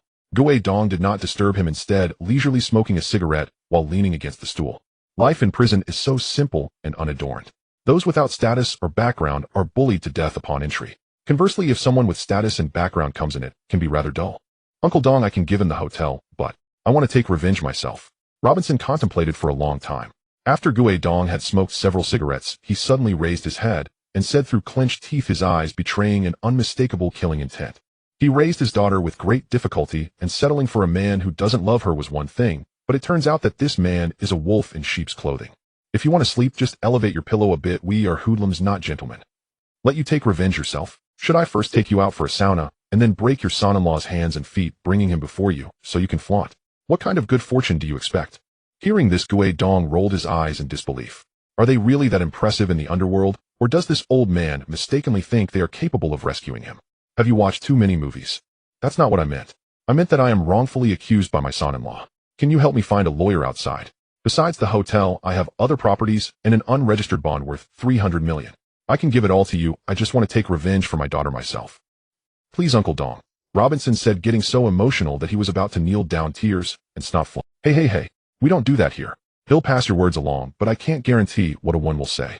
Perhaps it was because he was a parent. Deng was touched by this. Seeing him about to kneel, he quickly pulled him up and finally softened his heart, agreeing to pass on the message. Thank you, Uncle Deng, you are a good person. Robinson continuously expressed his gratitude, looking at him appreciatively. Forget it. Go ask around who in here is a good person. Perhaps it was the first time in many years someone called him a good person. Dong felt a bit embarrassed, shrugged his shoulders, and left with his underlings. Boss, the little brother inside has conveyed a message. That old man says he is wronged and wants us to help him find a lawyer to get him out. He wants to take revenge himself. Jun walked into Jiang Wen's office, ignoring the boss and the sister-in-law who were being affectionate as he had seen it before. This is troublesome. Jiang Wen frowned. Having watched movies, he knew that old man was indeed wronged, but he had already been sentenced. Even if a lawyer were found to get him out, it would take a long time, and that was too long. His original plan was to cut the knot swiftly. Once Gao Jin got hold of that bond worth several billion, he would directly eliminate Lu Yaozu and take a few posthumous photos for Dong to deliver to the old man, and that would be it. Now the old man actually wants to take revenge himself, or won't that drag on for a long time? They can't just let him keep Lu Yaozu alive, can they? Yes, but that old man said he has other properties and an unregistered bond worth 300 million besides the hotel which he can bring out. Boss, this is feasible. 300 million. Jun was so excited he was trembling. Yes, it would not only his hotel and other properties, but also the 300 million bond. Not only Jun was excited, but even Lu Ling trembled. She came from a wealthy family and had never lacked money, but she had never seen 300 million. Moreover, she also had her own thoughts. Based on her understanding of her father, if her dad knew her boyfriend was a hoodlum, he would definitely disapprove of them being together. However, if her boyfriend had legitimate businesses, she could spin it, and her father would have nothing to say. So she quickly fueled the fire. But it seems too troublesome. Jiang Wen looked at the excited two with a bit of helplessness. He had forgotten to tell them that the thing he asked Gao Jin to find was precisely that bond. However, he had forgotten how much it was worth until now, learning it was 300 million. Previously, he was only interested in the old man's hotel. Last time, Jun mentioned that their small gambling dens were too troublesome for money laundering. Coincidentally, Lu Yaozu had set up a private gambling hall in the hotel which seemed convenient, so he had an interest in this hotel. He did not expect the old man to choose to gamble everything to take revenge for his daughter. What's so troublesome? Leave this matter to my father's lawyer. Perhaps he can help apply for medical parole, allowing him to come out to take revenge himself. Lu Ling, afraid he might not agree, slapped the sofa to make the decision for him. Boss. Jun looked at him. Since the sister-in-law agrees, why are you still hesitating? 300 million. Fine at worst, well, just throw that loser into a dog pit as a pet. Jiang Wen nodded after looking at the two. He had never been in a tough spot before, so he really didn't know there was such a thing as medical parole. They'll call him. Lu Ling, seeing him nod, immediately picked up the phone to call her father's lawyer. Sister, it's night now, he also needs to rest. Let's talk about it tomorrow. The dinosaur in prison also conveyed the news to his boss Fei Fu. Puniam, how did Liang Ziwen find out about this? Fei Fu muttered softly after hanging up the phone. He agreed to help Lu Yaozu trouble his father-in-law, because Lu Yaozu told him that his cheap father-in-law had an unregistered bond worth 300 million. He would help Lu Yaozu obtain the bond, and afterward they would share equally. But now Liang Ziwen is also getting involved, and it is evident that he has set his sights on the 300 million bond held by that old man. This is going to be tricky. If it were someone else, it would be easier to handle, but Liang Ziwen, that loser, is not to be trifled with. He once took over the Hongtai turf for an unfounded distant relative, and he turned Lai Ma into an idiot for a few fake dragon head sticks. If it really comes to a fight with Liang Ziwen, he might not even be able to win. If he loses, it wouldn't even matter if others try to mediate. Boss, what's wrong? The head horse beside Fei Fu asked when he saw the boss frowning after hanging up the phone. A message came from the dinosaur inside. Dong has sent people to protect that old man. I suspect Liang Ziwen also has his eyes on him, Fei Fu said. Boss, Liang Ziwen is not to be trifled with. Anyway, that bond is worth 300 million. At worst, we could negotiate with him, and everyone could share it. It's better to make money peacefully than to fight, right? The little brother suggested quietly, turning his eyes. Once a fight breaks out, they would definitely be the first to charge in. They heard that Liang Ziwen's side is not just him. His head horse Bao Jun and Gao Jin are both formidable fighters. He doesn't want to face such fierce opponents and meet an early end. Then won't I lose face? Fat Fu rubbed his bald head, hesitating. Though he acknowledged his underling's logic, it still stung. Liang Ziwen had suddenly barged in to claim a share, and he'd agreed to split the profits without even throwing a punch. It reeked of surrender. Brother, violence solves nothing. If this blows up, others will catch wind and muscle in. We'll be lucky to scrape up pocket change. Seeing his boss dithering, the underling hurried to dissuade him. Better to split it cleanly now. Each of us walks away with at least 100 million. But stir the hornet's nest, and we'll end up with nothing, not even dust. You're right. Let's go, find Lu Yaozu first. Hearing that, Fat Fu rose without further hesitation, striding out with his underling. Face. What was face worth? What was face worth? His own face wasn't worth 100 million, let alone an entire billion. In Ingenue Hotel, Fat Fu marched straight into Lu Yaozu's office with his underling and laid out the matter plainly. How did Liang Ziwen find out? Lu Yaozu's brow furrowed deeply upon hearing Fat Fu's report. He'd already chafed at the idea of splitting 300 million in bonds with Fat Fu. After all, those bonds were rightfully his. Why should he share? Yet if he refused, the split Fat Fu would refuse to lift a finger for him. Turning to others carried even greater risk. He feared being devoured whole, leaving not even bones behind. At least with Fat Fu there remained a thread of mutual familiarity. Now learning that Jiang Wen of Liansheng had also inserted himself into the affair filled him with visceral reluctance and quiet suspicion. Few knew Robin's held bonds worth 300 million. Even he had only learned it by accident. Robin's daughter, drunk one night, had let it slip. He'd shared the secret solely with Fat Fu and Meng Na. Meng Na wouldn't have leaked it, nor would Fat Fu. There was no gain for him in doing so. Who knows? And who cares how he found out? What matters is action. Let's invite him to talk. Better to unite than let this spiral out of control. Otherwise more players will swarm in, and we'll walk away with less than crumbs. Fat Fu spoke firmly. And even you, brother Fu, can't handle this. Lu Yaozu's woman frowned. In her eyes Fat Fu was a Triad leader. Surely he wouldn't buckle so easily to capitulate the moment someone else stepped and struck her as weak. Miss Meng Na, the Underworld isn't as simple as it seems. Jiang Wen belongs to another Triad, and we're strangers. If I draw blood with him, our superiors will intervene. And once they summon us, the old man's secret comes out. Once they learn he holds 300 million in bonds, do you think we'll keep a single share? Fat Fu glanced twice at the woman. Truly extraordinary. Yet at that moment women held no allure for him. With 100 million in hand, what kind of woman couldn't he attract? Let's find Jiang Wen now. After a moment's reflection, Lu Yaozu nodded. He understood the peril of underworld entanglements.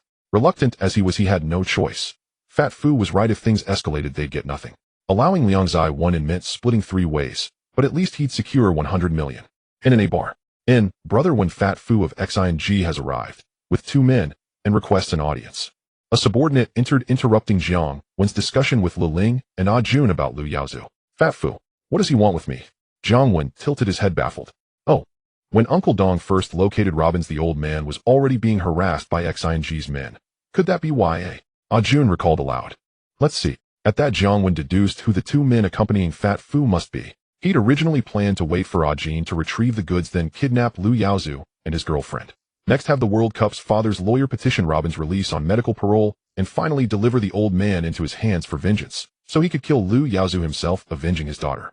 He hadn't expected them to come knocking on his door. Instead, was fate delivering him a woman on a silver platter. Brother Fu, what an honor. Please come in.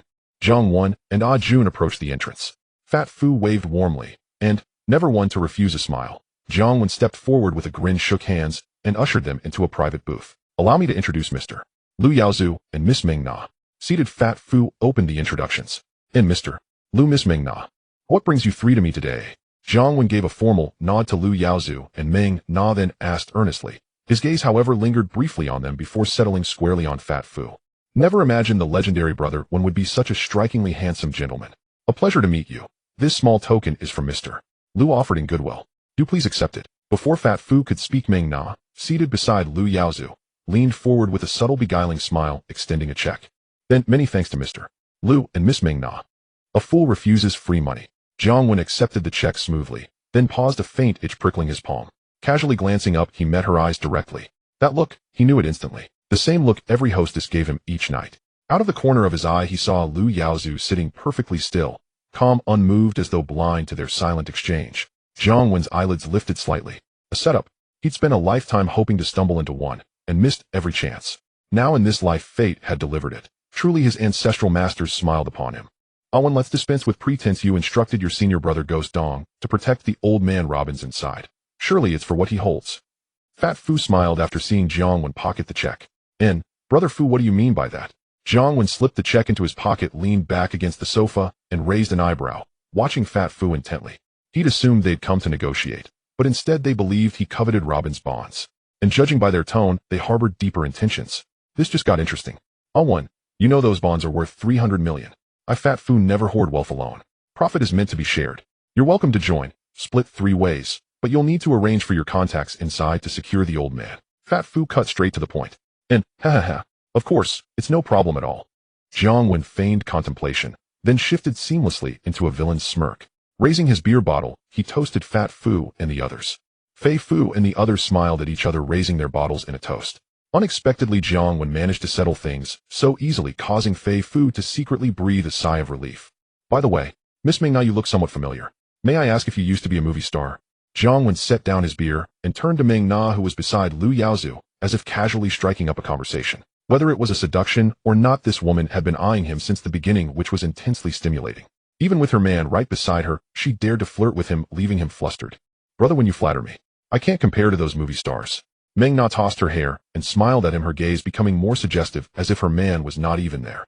Lu Yaozu pretended not to see this, further confirming his suspicion that this couple was setting him up. However, he was born to immerse himself in the game. Oh really? That's such a pity. I thought Miss Meng Na was a movie star. I have a film company, and am currently looking for a lead actress for a big production. I was wondering if Miss Meng Na would be interested in helping out as the lead. Is that so? What kind of movie are you preparing, Brother Wen? Although I don't act, I do know quite a few actresses, and perhaps I can introduce some to you. Meng Na seemed to be intrigued by his words. Both were seasoned players, and now it was a matter of mutual interest, leading their conversation to become increasingly engaged.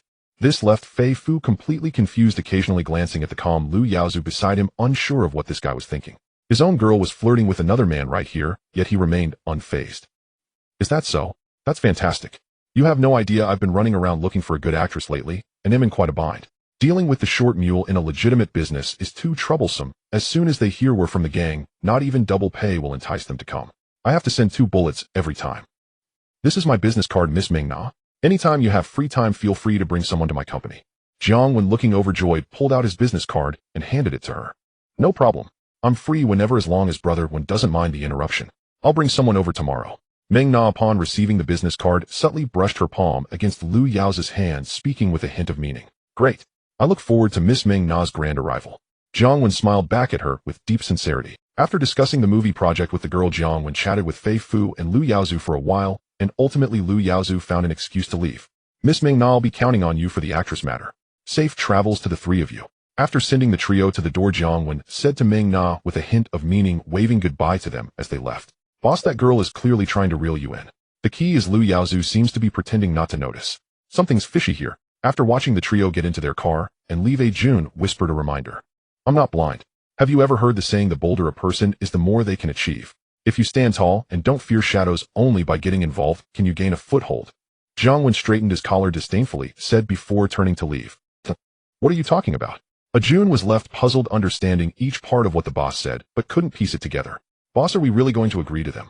Of course. In this business, one must uphold their word. Since we promised them, we must follow through. Weren't we originally planning to let that old guy get medical parole? Then let him suffer a bit. Jiang Wen said as he walked into the office. What's going on? What did Lu Yaozu come to you for? Li Ling had been waiting in his office and immediately asked upon seeing them return. She had just seen Lu Yaozu among the trio. They think I am after the bond that Robinson has, just like them, so they came to recruit me to share the profits. Jiang Wen sat her down on the sofa. Did you agree? Why not? They don't want to escalate things, and neither do we. A 300 million unregistered bond, many people are eyeing it. Jiang Wen shrugged. You didn't agree because of that woman, did you? Li Ling looked at him suspiciously. She didn't care that this guy had women outside. It was normal for men to play around. Her old man had no idea how many mistresses he had out there. This guy had also been involved with several women while in school, who, just from what she knew, there were quite a few, including the director's wife and their former English teacher. She just felt that the woman seemed to have ill intentions, worrying that this guy would be bewitched by her. Am I really that shallow in your eyes? Jiang Wen looked at her, speechless. Isn't it? Li Ling stood her ground, puffing her chest as she glared at him. If you're not shallow, then where is your hand now, eh? Ahem. Being shallow is just my protective coloration. You'll understand in the future. Tomorrow have your father's lawyer meet that old guy and convey the message to him. Jiang Wen awkwardly coughed, yet still kept his hand on the World Cup, changing the subject. Are you sure your plan can handle him? In the car back, Meng Na took out the business card Jiang Wen had given her and asked, I wasn't sure at first, but now I'm 100% confident. You need to have faith in yourself. Oh, no one can resist your beauty. Lu Yaozu, holding a big cigar, took the card and glanced at it before confidently lifting her chin. But I'm still very worried. It's clear Fei Fu is quite wary of him. That guy is not easy to deal with. Meng Na gently pushed his hand away and rubbed her chin, frowning as she spoke. Originally she disagreed with Lu Yaozu's plan, not wanting to share the money and also not wanting to flirt with that handsome Jiang Wen. Although that handsome Jiang Wen was very much to her liking in terms of looks and physique, stirring feelings within her, which made her feel excited, but which of these underworld figures were pushovers? What if he found out she was plotting against him? She didn't care if Lu Yaozu was dead or alive. She worried that then it all depends on your skills. Don't worry, once we get this money, we'll go to Las Vegas and register our marriage. Meng Na pretended to be happy as she lightly nodded, then naturally looked out the window, her eyes flickering as if lost in thought. Initially she thought Lu Yaozu was a reliable person. A little underhandedness was fine, who among the upper class was completely above board. As long as he treated her well, it was acceptable, even if Lu Yaozu was lacking in some aspects. But when Lu Yaozu suggested she flirt with that handsome Jiang Wen tonight, she suddenly realized that this bastard was planning to push her into danger. Pretending to marry in Las Vegas would work on a little girl, but... Early the next morning, Jiang Wen was sitting in the living room admiring the alluring figure exercising in front of the television. Ring, ring, ring. At that moment the phone rang. Hello, brother, when I've got the stuff. A voice from the other end, Gao Jin, came through the phone. Go to the bar first, I'll be there shortly. What's the matter? Jiang Wen raised an eyebrow. He put down the phone, and Li Ling turned around asking curiously, weren't you thinking about the bonds in Lu Bin's hands yesterday? Gao Jin has already gotten them. Jiang Wen looked at her with a straightforward smile. What how do you know where he hid? Li Ling was momentarily taken aback, then sat beside him, sizing up the situation. Lu Yaozu had been Lu Bin's son-in-law for so many years, and still didn't know where he had hidden the items. How could this guy possibly know? Of course it's all based on reasoning. The more dangerous the place, the safer it is.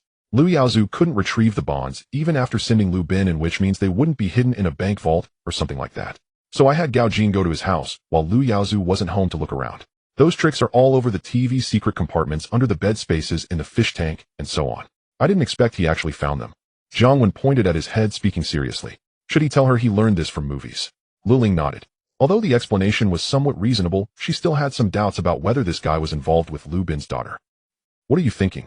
If you had seen Lu Bin's daughter's pretty pictures, you wouldn't have such thoughts. Jiang Wen knew exactly what she was thinking from the look in her eyes. Every time she came to the bar at night to find him trying to chase away the girls around him, she had that same look. Gao Jin had shown him Lu Bin's daughter's pretty pictures. How should he put it?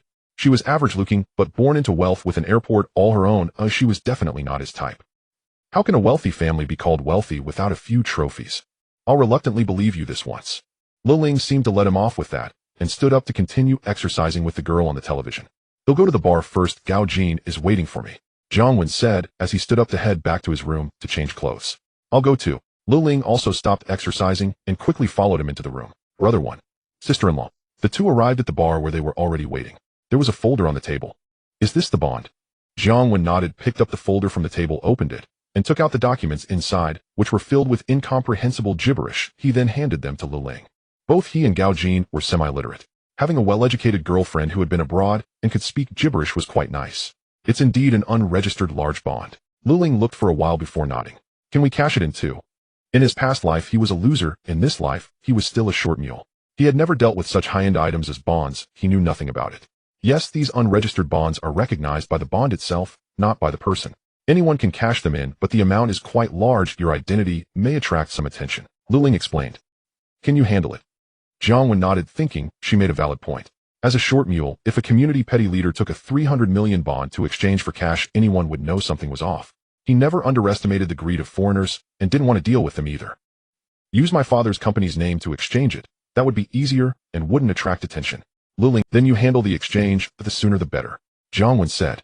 He always felt secure when it came to quick cash. Until the bonds were cashed, they were no different from a pile of worthless paper. Li Ling nodded. After that, Jiang Wen drove Li Ling to his father's company. Ring, ring, ring. Just as he dropped Li Ling off at the company, his phone in his pocket rang. Hello. Jiang Wen took out his phone. Brother Wen, guess who I am? A delicate voice came from the phone. No need to guess. With such a pleasant voice, how could I forget? Miss Ming-Na is calling me about the actress thing, right? Jiang Wen chuckled with amusement. He had thought he would have to wait a few days for the other party to make a move, but unexpectedly Lu Yaozu was so eager, so impatient to send a girl to him. Yes, I've already made an appointment with them. I wanted to ask Brother Wen when you have time. On the other end of the line, Ming-Na held the phone while looking at Lu Yaozu, who was smiling at her. Oh, I need to go to Chizhu first. How about tonight? There's a new Western restaurant in Wanchai. We can have dinner there, and then go to my company to chat leisurely afterward. Sounds good. I'll wait for your call then. Upon hearing this, Ming-Na's mind suddenly flashed with the image of him, and her heart fluttered, but she quickly regained her composure, nodding slightly at Lu Yaozu before speaking into the phone. What did he say? After Ming-Na hung up, Lu Yaozu quickly asked. He asked me to go to his company tonight. Ming-Na's expression was calm, revealing no anomalies. These short mules are all the same. You should dress beautifully. Oh, everything is ready for you. Put the things in the water for him to drink, and by tomorrow morning, he will only remember what he wants to remember. Lu Yaozu chuckled lightly, stepping forward to wrap his arm around Ming-Na's shoulder, pulling out a small box and handing it to her with a smile. Ming-Na glanced at Lu Yaozu before taking the small box, gently nodding. In the evening, Fei Fu received news from his subordinates. Lu Bin was beaten up by the subordinates of the ghost boss, but because they were too severe, he was sent to the infirmary. Fei Fu immediately relayed the news to Lu Yaozu. The pretty boy, once people have already made their move, the time is almost up. You should prepare. Oh, and remind him not to be too harsh, the old guy is getting on in years. After Lu Yaozu hung up the phone, he smiled at Meng Na. The efficiency of the pretty boy Wen's actions was impressive. No wonder he became a gang leader at such a young age. They had just agreed last night, and today he made a move. This efficiency was much higher than Fei Fuss. However, he was also somewhat worried. These short mules were heavy-handed, and Lu Bin was already old. He hoped they wouldn't accidentally kill him. Alright, I'll go change clothes first. Meng Na also smiled, showing no signs of anomaly, and turned to go upstairs. In the place where Lu Yaozu couldn't see, her gaze suddenly became profound. At 8 in the evening in a Western restaurant in Wanchai. Brother Wen, I'm sorry I'm late. Meng Na walked in and immediately spotted the most handsome guy among the guests. There was only him as a guest inside. Where? I just arrived as well. Miss Meng Na, please take a seat. This girl slightly leaned forward, revealing a deep cleavage, her large eyes gazing at him with flirtatious intent, utterly captivating. Unlike Li Ling, who appeared demure yet possessed a striking contrast with her World Cup physique, Meng Na seemed to be merely standard Asian Cup material, but her sultry demeanor and every movement entranced the heart. Mr. Lu is already aware of the situation in prison. He thanks Brother Wen for his assistance. After sitting down, Meng Na picked up a goblet and with a delicate smile looked at them. Mr. Lu is too kind to making it convenient for others, is also convenient for me. Jiang Wen raised his glass and clinked it gently with hers. The dinner, amidst the casual exchanges of two seasoned players, was filled with a harmonious atmosphere, stretching what should have been a normal meal into several hours. Oh, time flies so fast, it's already midnight. The elderly often say that it's unsafe for a person to be out alone at midnight. Miss Meng Na, shall I escort you home? As the Western restaurant was preparing to close, Jiang Wen intentionally glanced at the time, then said to the slightly tipsy Meng Na, who had consumed 2 bottles of red wine, standing up and gentlemanly assisting her. So, are we going to your place or mine? Meng Na coyly leaned against him, her gaze somewhat hazy, whispering softly into his ear. Of course we are going to my place. It's so late, Mr. Lu will likely be asleep. It would be rude to wake him up. Jiang Wen said matter-of-factly, wrapping an arm around her as they exited the restaurant. The two returned to Jiang Wen's home. Water. Meng Na called out, somewhat dazed, sprawled on the sofa. Jiang Wen wondered what this girl wanted. Who asks for water when visiting someone else? He promptly poured her a glass of water. Miss Meng Na, drink some water. He approached her, helping her sit up and bringing the glass to her lips. This dress is a bit uncomfortable. Could you help me unzip the back? After finishing her water, Meng Na leaned against him, weakly acting coy. Of course, no problem. Jiang Wen replied with a grin, then adjusted her posture, reaching behind her to find the zipper, while keeping an eye on what this girl intended to do. This act was incredibly unskilled. To his surprise, the zipper was already down and the girl hadn't done anything. He found this operation hard to comprehend. Could it be that Lu Yaozu was so generous as to send his girl over for his enjoyment? Miss Meng Na, we've arrived home, and your water's finished. It's time we discuss serious matters. With everything laid out before him, Jiang Wen smirked as he lifted her chin. What serious matters does Brother Wen want to discuss? Meng Na looked at him seductively. Of course, matters between us. Aunt, Jiang Wen said, suddenly lifting her and walking toward the bedroom, startling her. Upon entering, he closed the door. The sounds of spring mud began to echo again. On the other side, a gray van was parked at the entrance of the Jiandong Junyu Hotel. It's about time. Gao Jin glanced at the time and signaled to the driver Jun. Jun nodded and took out. Hello, this is the 999 reporting center. Hello, I want to report a crime. There's an illegal gambling den at a hotel in Jiandong, and they're cheating me out of several tens of thousands. Hurry, someone's dead. Okay. Jun didn't wait for the operator to respond. He started his act over the phone, and as if stabbed in the back, let out a scream before hanging up. Gao Jin gave him a thumbs up, acknowledging his performance. Especially that last sharp scream was a masterstroke. Without it, the police might not have arrived so quickly.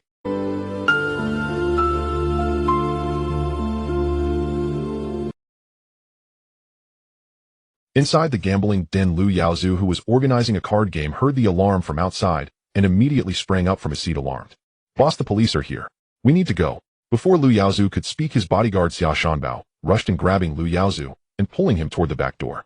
Just as they were about to exit the back door, they saw 2 people standing in front of them, seemingly waiting for them, and sensing that the visitors were not friendly, Xia Shanbao halted. Are you guys with Liang Zaiwen?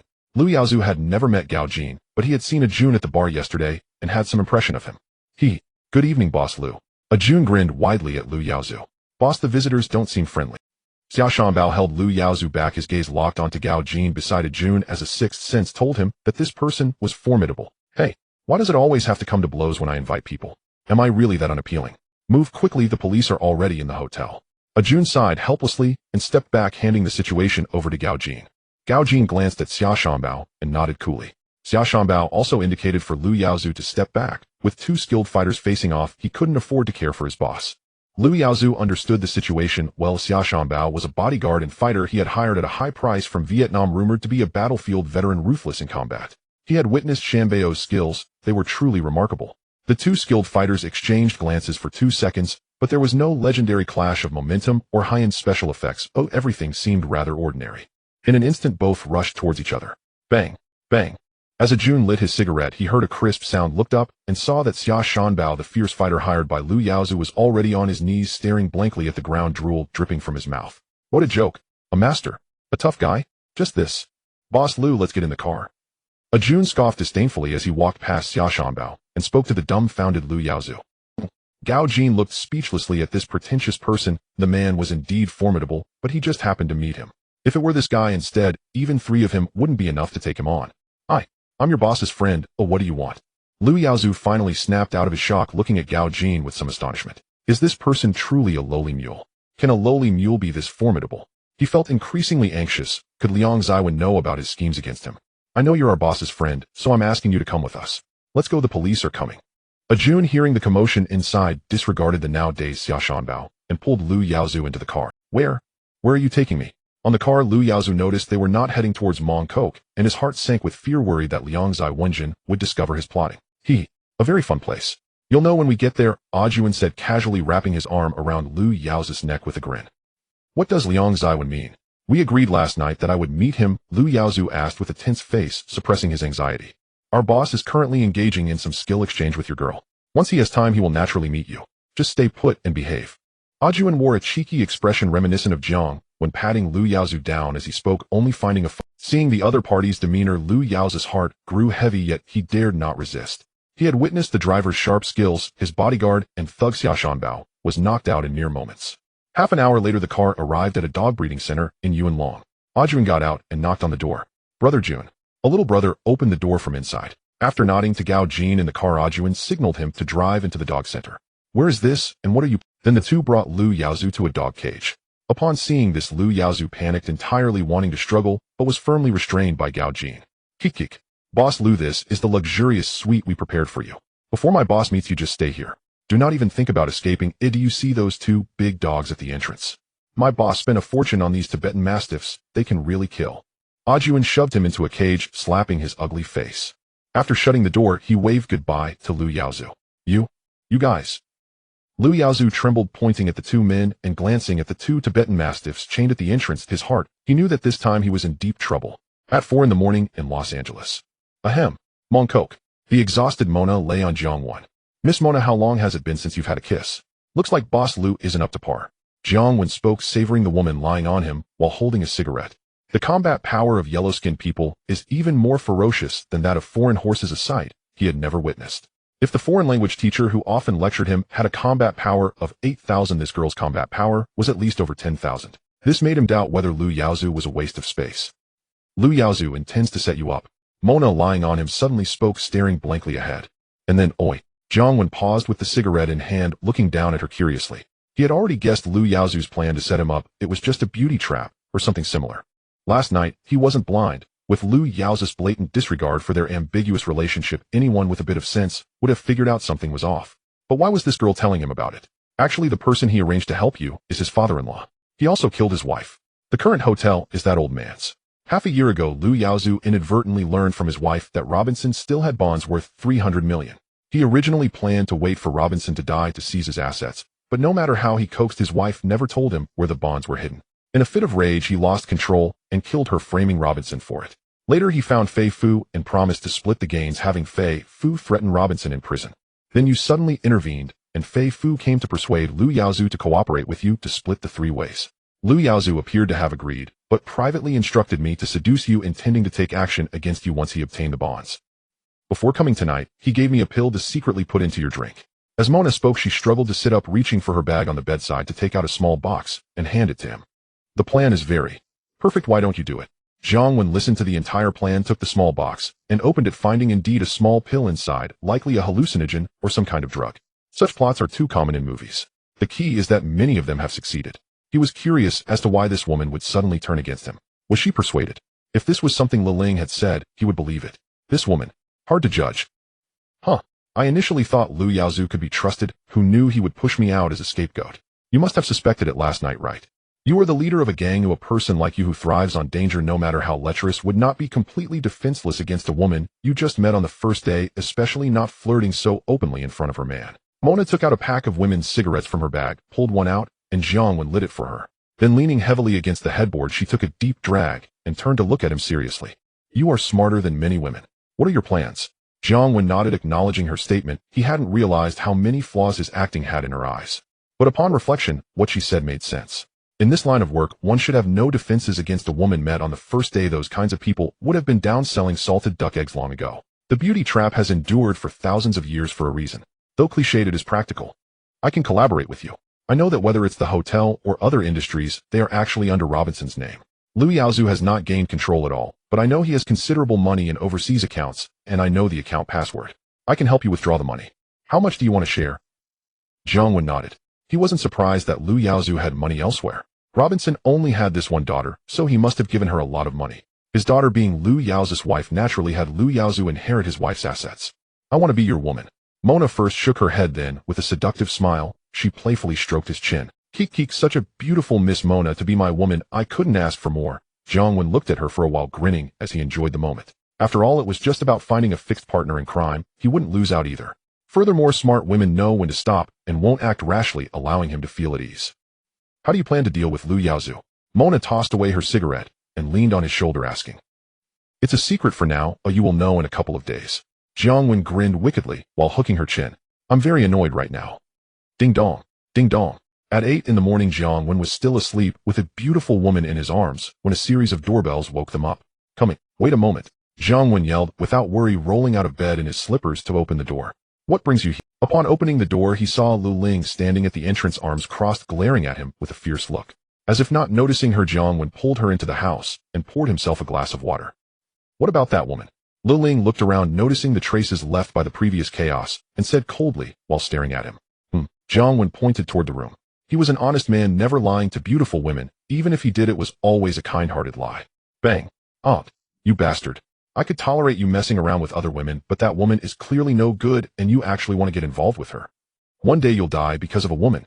Hearing this, Lu Ling instantly got furious, leaping to her feet and swiftly grabbing one of his arms.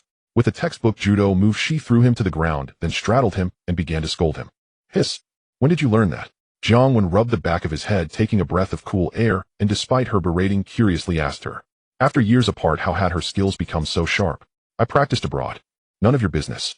Lu Ling casually replied, then realized she should still be angry, letting go of his collar with a cold huff and standing up. All right, you've scolded me and even hit me. Cool down now.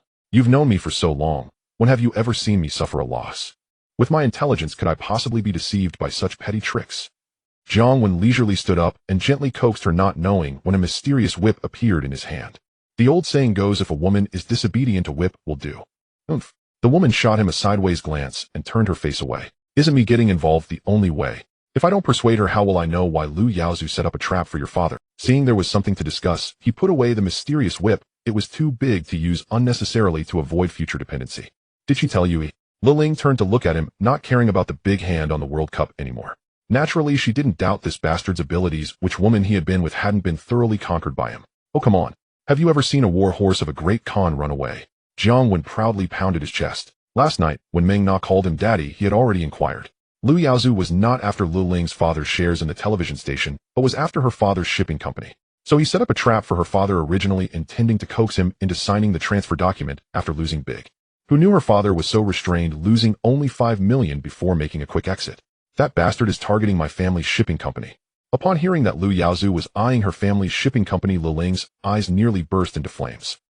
You didn't seem that angry when you suspected Liu Yaozu was after your father's shares in the television station, did you? Isn't that just a small company? Jiang Wen looked at her curiously. Although it was called a shipping company, its actual size was not large, and its value certainly wasn't as high as the television station's shares.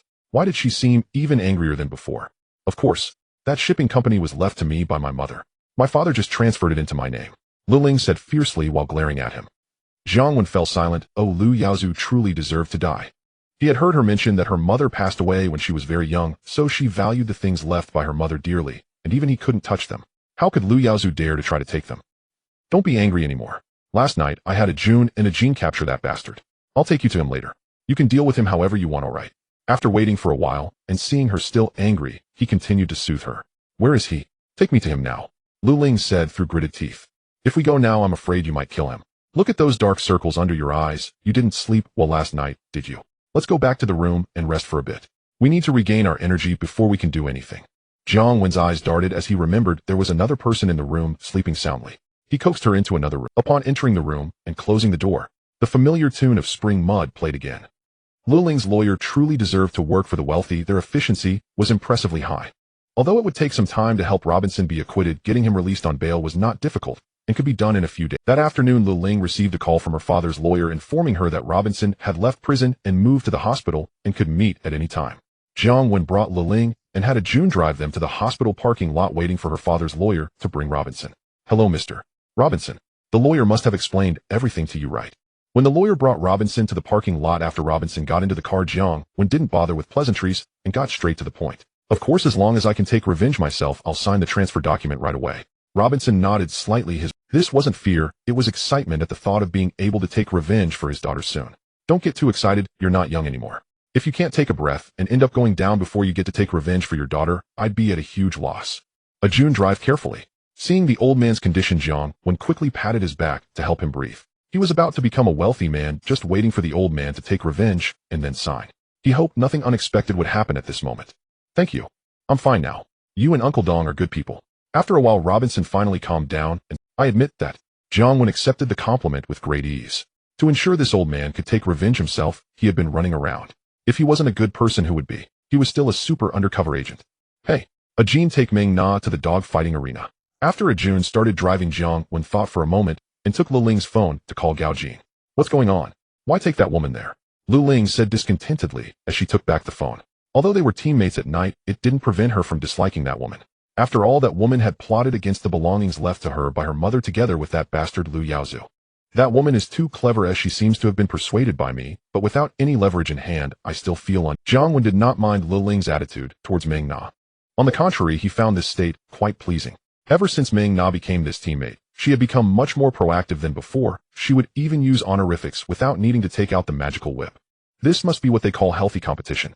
You're the one with the devious thoughts. Lu Ling shot him a glance, too lazy to engage with him further. That woman was completely submissive to this guy, as she couldn't see what thoughts that woman might have. When mixing with others, one must be wary of their hearts. If I have something to hold over her, I wouldn't worry about her getting reckless and stabbing me while I sleep. Jiang Wen placed a hand on her shoulder and smiled. Wengu, Owen, what are we doing? They arrived at the dog training facility. Gao Jin was already outside the dog room with Meng Na. When Meng Na saw Lu Bin's son, she paused for a moment, as if guessing something, and then came over to Jiang Wen, wrapping her arm around his. Didn't you ask me how I planned to deal with Lu Yaozu last time? You'll see him soon. Jiang Wen hugged her shoulders and chuckled, then signaled to his underlings to open the door, leading everyone into the dog room. Boss Lu, surprised, thrilled, we're back. The group arrived in front of the dog cage, holding Lu Yaozu, looking at him with smiles, who had been tortured by Lu Ling into a pitiful state just days ago. Woo! Lu Yaozu, who had been lying down in the cage, heard a familiar voice and scrambled into a corner in excitement, making strange sounds while occasionally peering fearfully through a gap. No. To be precise, he was looking at Lu Ling beside him with fear.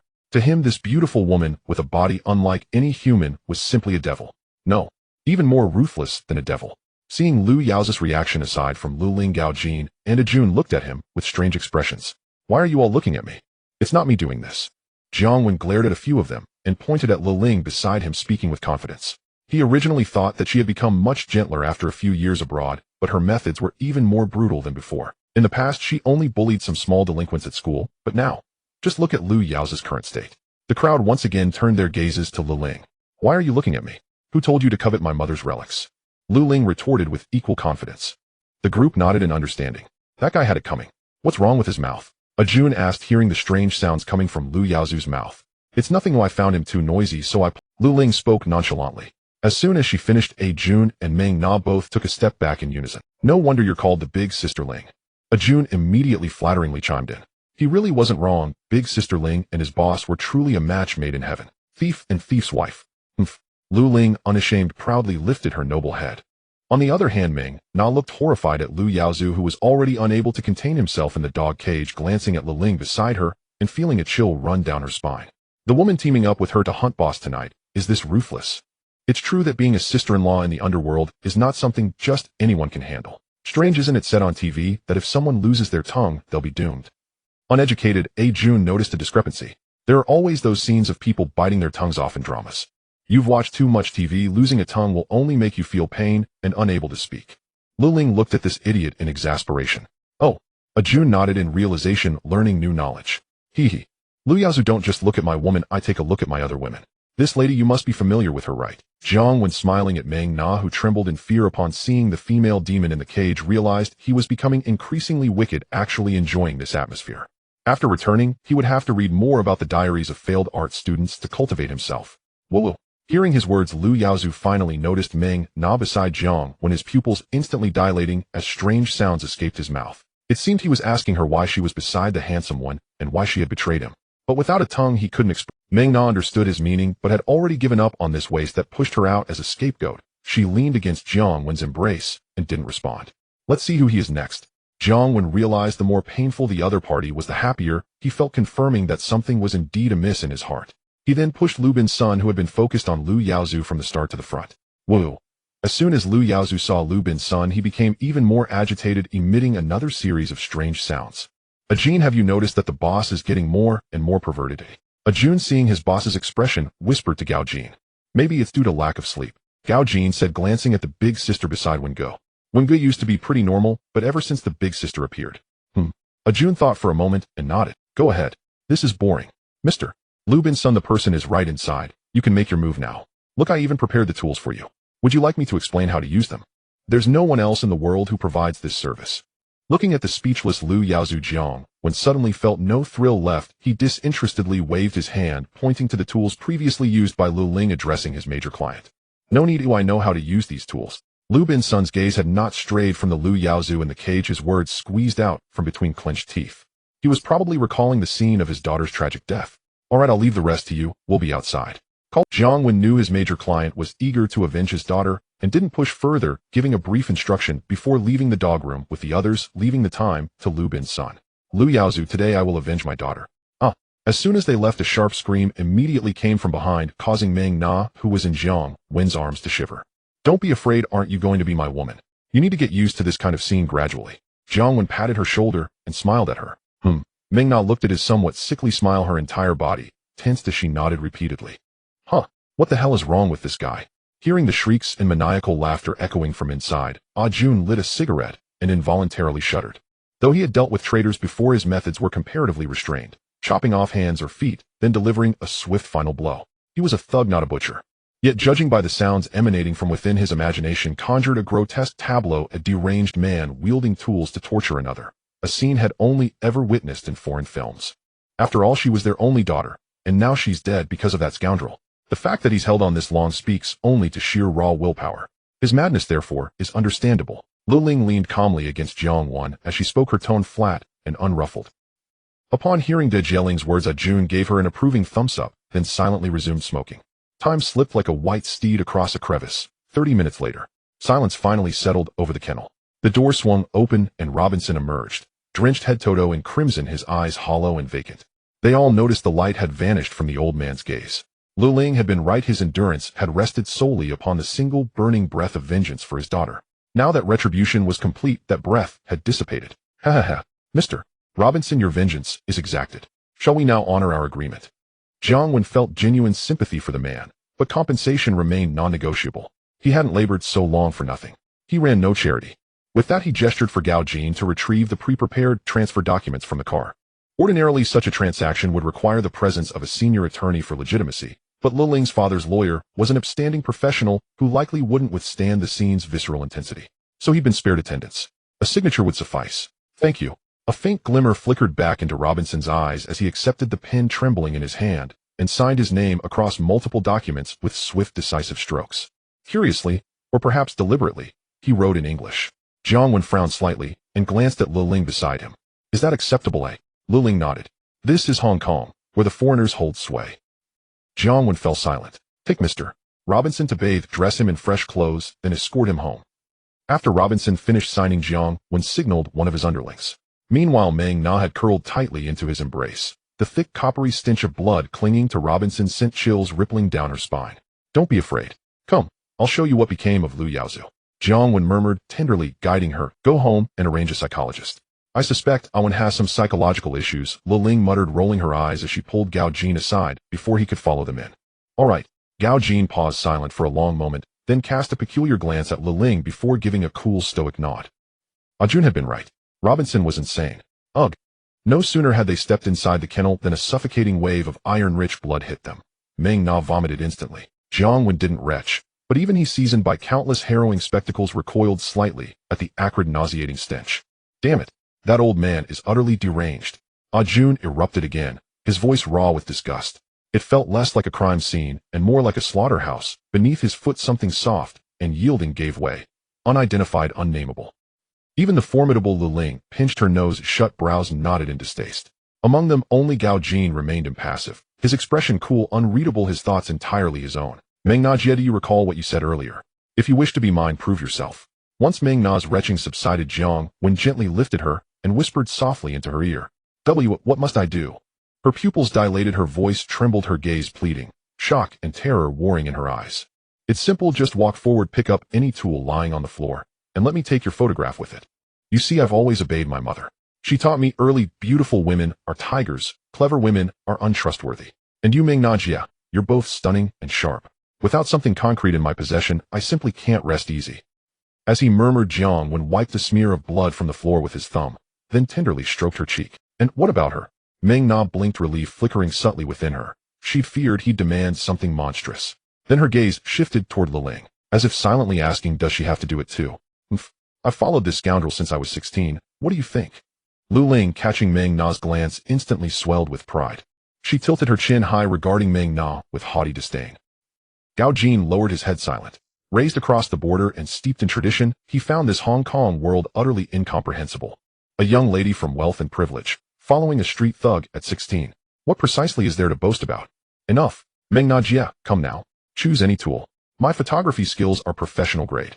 I'll make you look radiant, even more dazzling than a silver screen star. Jiang Wen, seemingly oblivious to the World Cup reference, pulled out his long-prepared camera while soothing Meng Na. Meng Na looked first at Jiang Wen, then at the others. In his gaze she read absolute certainty. Refusal would seal her fate. No better than Lu Yaozu's. Having boarded this vessel black-hulled and treacherous, she had no choice but to sail its course to the very end. She drew a slow, steadying breath, then stepped forward, bending carefully to lift a blood-smeared hammer from the floor. No one knew what horrors Robinson had wrought with it. Its surface still glistened with viscous, milky residue. Excellent. Smile, yes. Say it with me, SB. Ah, perfect. Rest assured, I'll guard this photograph with utmost care. No one shall see it. Not until I draw my last breath. After snapping the photo, Jiang Wen tucked away his camera, took the hammer from Meng Na's hand, discarded it, and drew her close. His voice low, intimate, fervent. Dazed Meng Na nodded numbly, letting him hold her. All settled. Let's go. Jiang Wen smiled satisfied, then led the group away. Brother Jun, this kennel's unusable now. What do we do? As they prepared to board the car, the subordinate managing the kennel pulled Jun aside, wiping his mouth with a grimace and whispering anxiously. Damn that mad old man. Burn it all down, find a new site, and build another kennel. Jun cursed again, casting one last wary glance behind him at the kennel. Next time he wouldn't dare enter it, even alone. True to her roots as a woman of the Jianghu, Meng Na adapted swiftly. Within days, she had fully Meanwhile, lawyer Lao Li's efficiency was beyond reproach. With Robinson's signed transfer documents in hand, all of Robinson's hotel's properties and other assets were transferred within mere days. Yet they were not registered under his own name. Instead, he instructed the lawyer to assign them separately to Lu Ling and Meng Na. After all, his identity straddled two worlds: Triad enforcer and undercover police officer. Suddenly acquiring such vast holdings would inevitably draw scrutiny. He held leverage over Meng Na. Her vulnerabilities made her easy to control, while Lu Ling remained trustworthy in his eyes. Thus, even if his sudden affluence raised eyebrows, any investigation would ultimately trace only to two wealthy girlfriends. The label gold digger might sound unflattering, but who cares? He was already deemed a runt. Adding gold digger to that list changed nothing. A sharp chime echoed in his mind. Deng. Host has acted with ruthless cunning, usurping property, seizing wives and daughters. Reward granted: comprehensive guide to villainous mastery.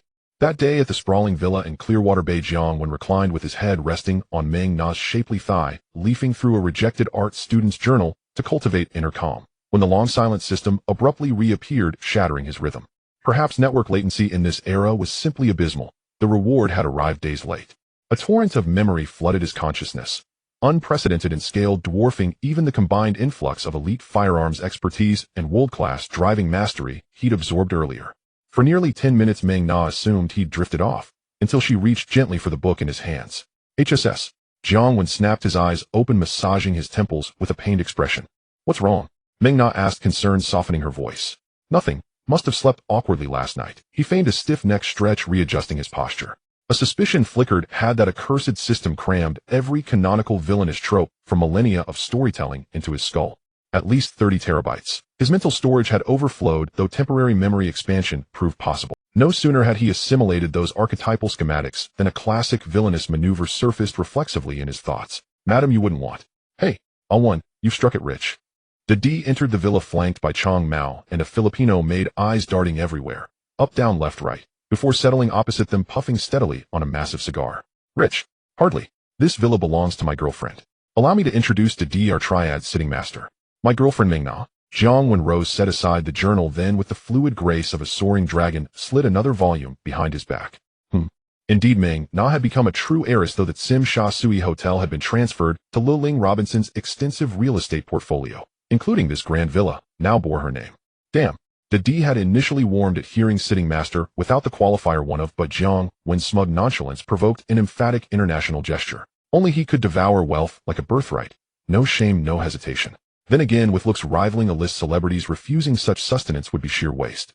Chong Mao, standing behind Dede, felt utterly undone. He'd once scoffed at the adage, handsome men never starve. Now, gazing upon Meng Na's captivating elegance and Jiang Wen's breathtaking charisma, he believed. Not only did handsomeness stave off hunger, it delivered nourishment richer than milk. Brother Dede, a man of your stature, usually tends to matters of state. What brings you to my humble abode? Having played his part, Jiang Wen set aside the cigar Dede offered and lit a 3-5 cigarette instead. Didn't I promise Allah I'd help him lead the Triad into Tsim Sha Sui?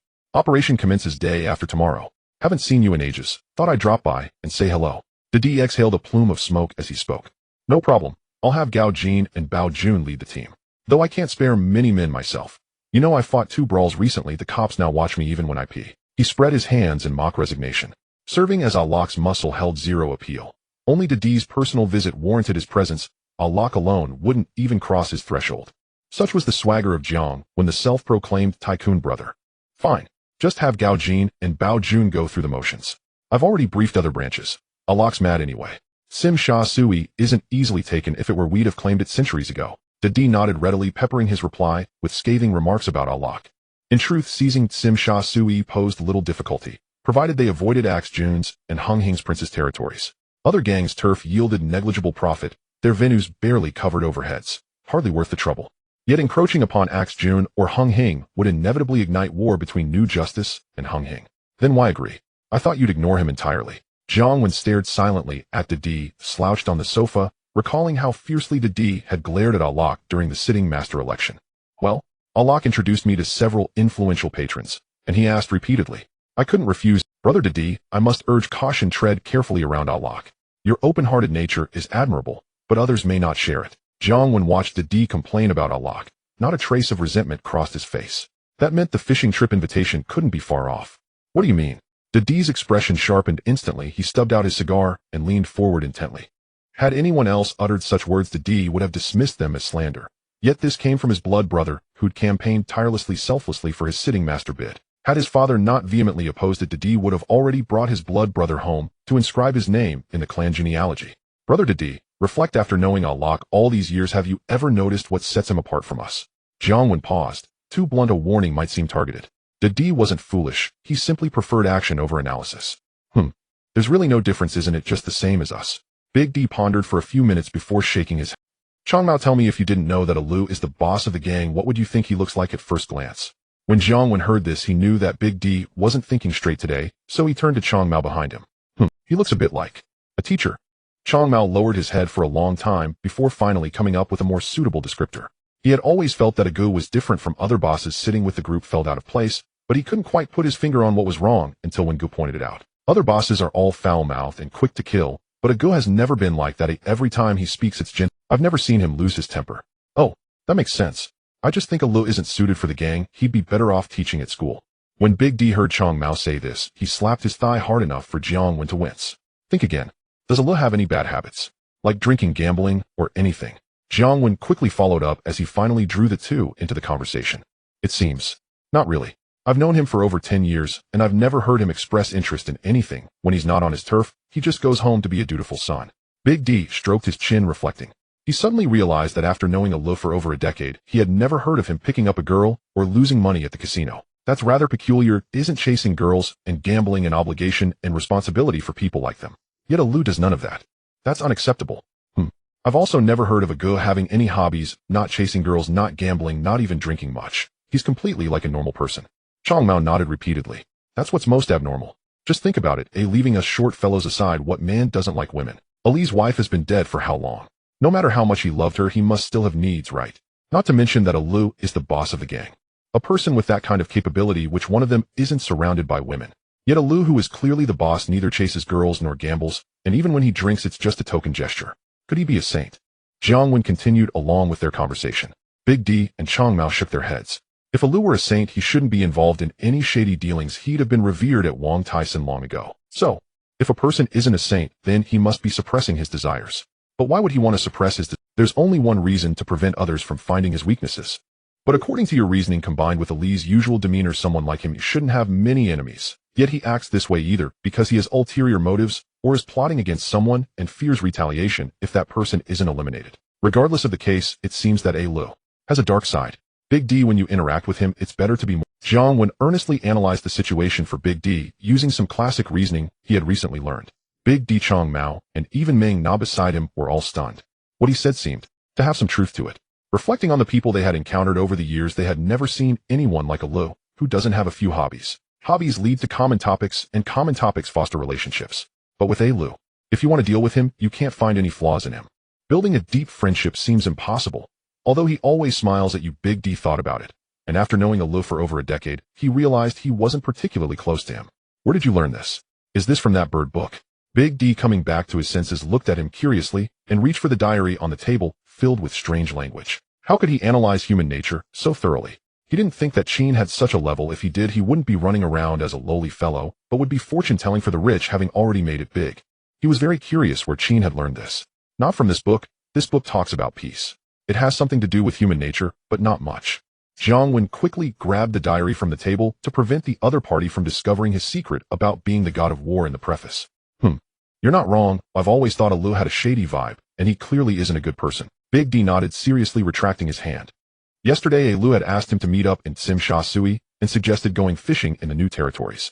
That kind of place even beggars wouldn't bother going. How could he travel all that way just to fish?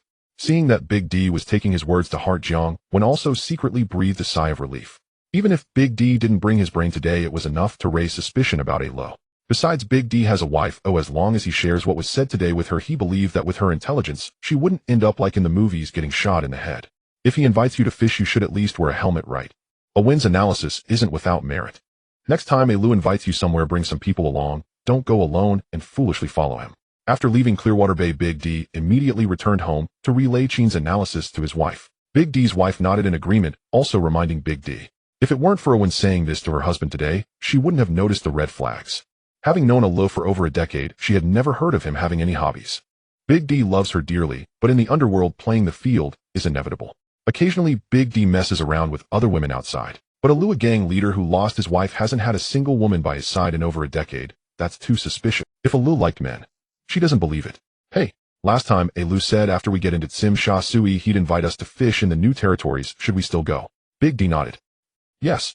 Not only should we go, but we shouldn't bring anyone openly. I'll let Chang Mao take people to follow secretly and see what Alu is up to. Big D's wife hesitated for a long time, tightening her grip on the spoon as she spoke. Also, when we act the day after tomorrow, let Alok's men take the lead. D's wife suddenly recalled something and reminded him once more. What do you mean? Does this scoundrel intend to have our men charge forward during the operation? D gazed curiously at his wife. It's quite possible. Otherwise, with only Alok's meager forces, how could he possibly seize Tsim Sha Sui? Once we truly seize control of Tsim Sha Sui's territories, don't let it become solely his triumph. Keep our people sharp and vigilant. D's wife stirred the sweet soup in her bowl with a spoon. Slap. That scoundrel, utterly D slammed his palm onto the table, grinding his teeth in fury. Tomorrow don't show anything unusual, just behave as you normally would around him. Allah is dissatisfied with the dual sitting master arrangement, perhaps we can leverage this opportunity to legitimize your position. Didi's wife sipped her sweet soup as she spoke. With her earlier warning already in mind, when Didi mentioned Allah had invited them fishing in the new territories, she instantly deduced Allah's true intent. She'd always thought it impossible for two emperors to coexist.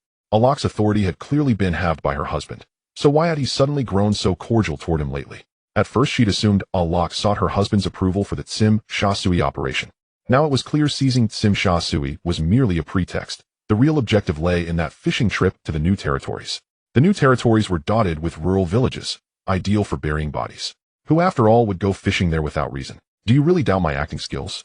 Didi's eyes flickered with ambiguous light upon hearing this. 2 days later Didi and Allah, the twin sitting masters of Wulin, began notifying the heads of all branch halls across the Triad.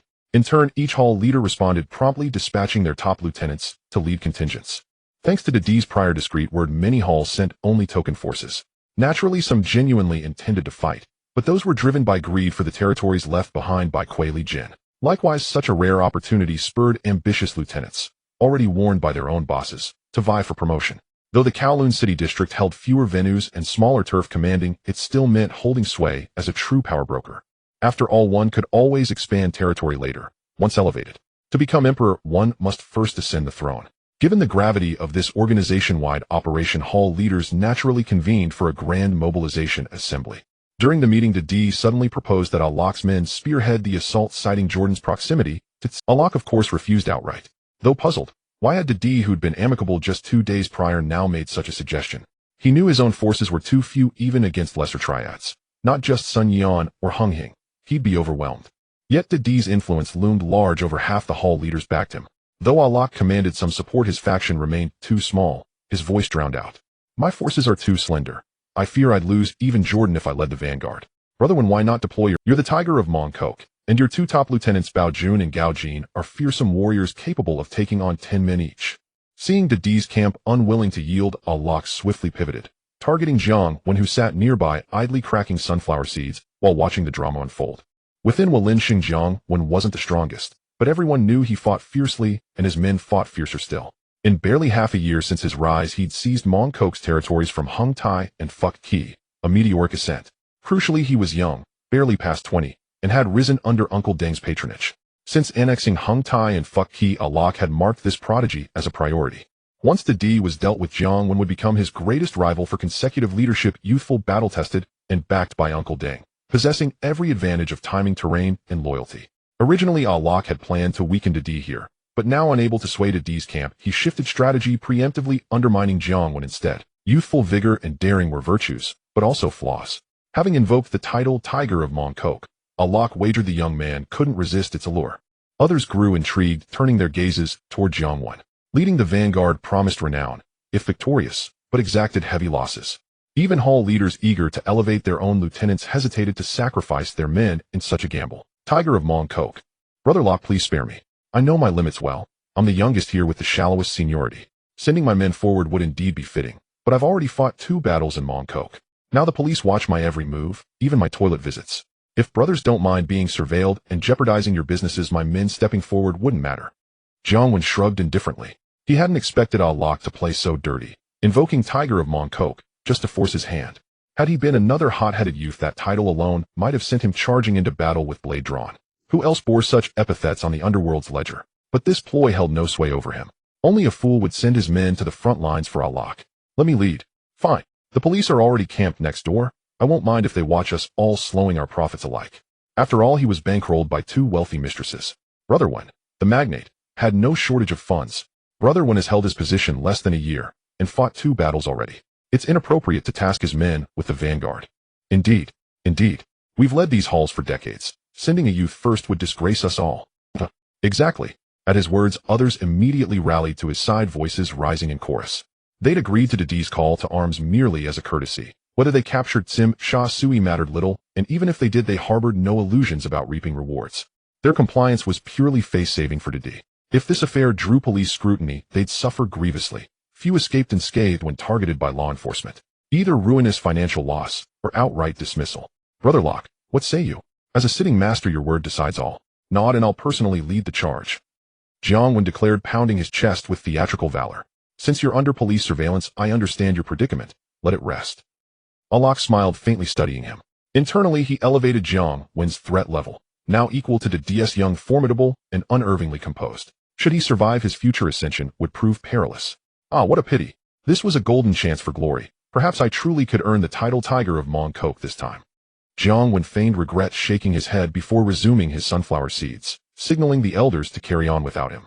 Alesh's plan to divert trouble has failed, and Big D starts to bring up old matters again, insisting that Ale take the lead. Others also chimed in, questioning how Ale could call for action in Sim Sha Sui and now expect others to step forward. Such good fortune is hard to come by. With the conversation reaching this point, even Alesh's close associates had nothing. The meeting concluded with Ale agreeing to let his men take the lead. Afterward, Jiang Wen instructed Ajun to inform Gao Jin and then left the headquarters. Oh, Officer Lee, it's been a while. When did you transfer to the traffic unit? Just after Jiang Wen had driven a short distance from the headquarters, he was stopped by Li Wenbin and a group of his subordinates setting up a roadblock, feigning curiosity as he looked at him through the lowered window. Don't give me that smug look. Today isn't your meeting day with Lianxing. Your gang leaders brought their men over. Do you think we police are blind? Li Wenbin glared at him. We're just gathering for tea and socializing, nothing exaggerated about it. You know how the short mule values his reputation. Oh, what's strange about bringing a few subordinates along? Officer Lee, the new leaders naturally need to convey their core ideas. Don't you police do the same? Jiang Wen spread his hands, feeling perplexed about why Big D and Ale hadn't sorted things out with the police before starting their operations. In truth, he was misjudging Big D and Ale. They had already donated to the foreign charity organization. Li Wenbin's interest in stopping him wasn't due to an order from above. He had been monitoring Jiang Wen's activities and came over after hearing about the gathering at the gang's headquarters, which had nothing to do with the foreigners. The foreigners valued their credibility. They indeed acted on the donations from Big D and Ale and had already ordered the police in Sim Sha Sui not to work overtime that night. However, Li Wenbin happened to arrive before receiving that order. T, have you had enough? Want to come back with me for another couple of drinks? Li Wenbin was at a loss for words in response to Jiang Wen. The newcomers had a peculiar demeanor. Officer Lee, can I call? Feigning helplessness, Jiang Wen took out his phone. Li Wenbin did not stop him. Calling a lawyer was his right. Hey Jun, I've been stopped by the police. Help me call a lawyer. As soon as the call connected, Jiang Wen spoke first, confident that Ajun, usually sharp, wouldn't mess this up. Big D, there are cops outside and my boss has been stopped. Ajun, still at the headquarters, received the call and didn't hesitate to find Big D. What's going on? Big D, didn't you give the cops a heads up? The gang leaders who hadn't left yet looked towards Big D. No, I did. A couple of days ago, I went with Ale. Ilu asked that foreigner what's going on. Big D, confused, turned to Ale. Would the foreigners actually take the money and not do anything? Alu, with a serious expression, took the phone from his subordinate Asia and dialed the foreigner's number. Hello. This is why Ale felt out of place among the surrounding gang leaders. Watching Ale speak a string of incomprehensible gibberish on the phone, Big D and the other leaders wore puzzled expressions. Okay, thank you. Ale frowned after hanging up. The foreigner said he has already issued orders, he'll check. Upon hearing this, everyone frowned, exchanging glances. The gang leaders who originally wanted to leave now hesitated. Ling Ziwen had just tried to leave, but was stopped by the cops. They figured it was best not to leave now. What? Are you signaling to the people inside? After Jiang Wen hung up and got out of the car, Li Wenbin looked at him and said, calling a lawyer is fine, but why not call the lawyer directly instead of contacting your subordinates? Do you think we police are idiots? Officer Lee, if there's something to be done, of course, I let my subordinates handle it. Otherwise, why would I have so many subordinates? Jiang Wen said assertively. Ring, ring, ring. Hello? Yes, sir. I'll pass the phone to Officer Lee. Officer Lee, a call from above. Before Li Wenbin could speak, a subordinate's phone rang. Upon answering, the subordinate immediately handed the phone to Li Wenbin. Hello? Yes, sir. Understood, sir. Li Wenbin took the call, keeping his eyes fixed on Jiang Wen. The conversation on the other end seemed to be an admonishment. Li Wenbin's expression darkened. Consider yourself lucky. Stand down. After hanging up, Li Wenbin stared at Jiang Wen for a long moment before squeezing out a few words, then left with his subordinates. Jiang Wen watched Li Wenbin's retreating figure and couldn't help but marvel at how the foreigners indeed took their money seriously. Just by looking at Li Wenbin's expression earlier, it was clear he had been reprimanded by the foreigners. I knew it. Big D and Alu, being seasoned veterans, would never start operations without notifying the police. That's the way it is on Hong Kong Island. Now, many upright Chinese factions are desperately trying to uphold the law, while those foreigners may speak sweetly on the surface, but they are the biggest tumors on Hong Kong Island. I wonder if Big D and Ale have consulted anyone about the timing. Coincidentally, today is also the day Hung Hing is holding their meeting. Let me tell you, a batch of new girls just came to Yaomati a couple of days ago. Last night, I ordered 2 black pearls. Wow. You have no idea, these black pearls look dark, but their skin is so tender it could squeeze out water. Is it true? Brother G, are you that good? You had 2 at once. Damn, If you don't believe me, let's go after the meeting, and I'll show you what the Hung Hing War God is all about. At Hung Hing's headquarters, wherever Brother Ji is, the atmosphere is always lively. Many early arrivals had already been entertained by Brother Ji's boasting, and occasionally someone would play the role of who's so impressive. It's not like it's the old days of the Hung Hing War God. Jiang Wen and his subordinate Silly Chong just walked in and heard Brother Ji bragging. In the past he would have teased him a bit, but today he was feeling a bit irritable and wasn't in the mood to joke, strutting in with disdain in his voice.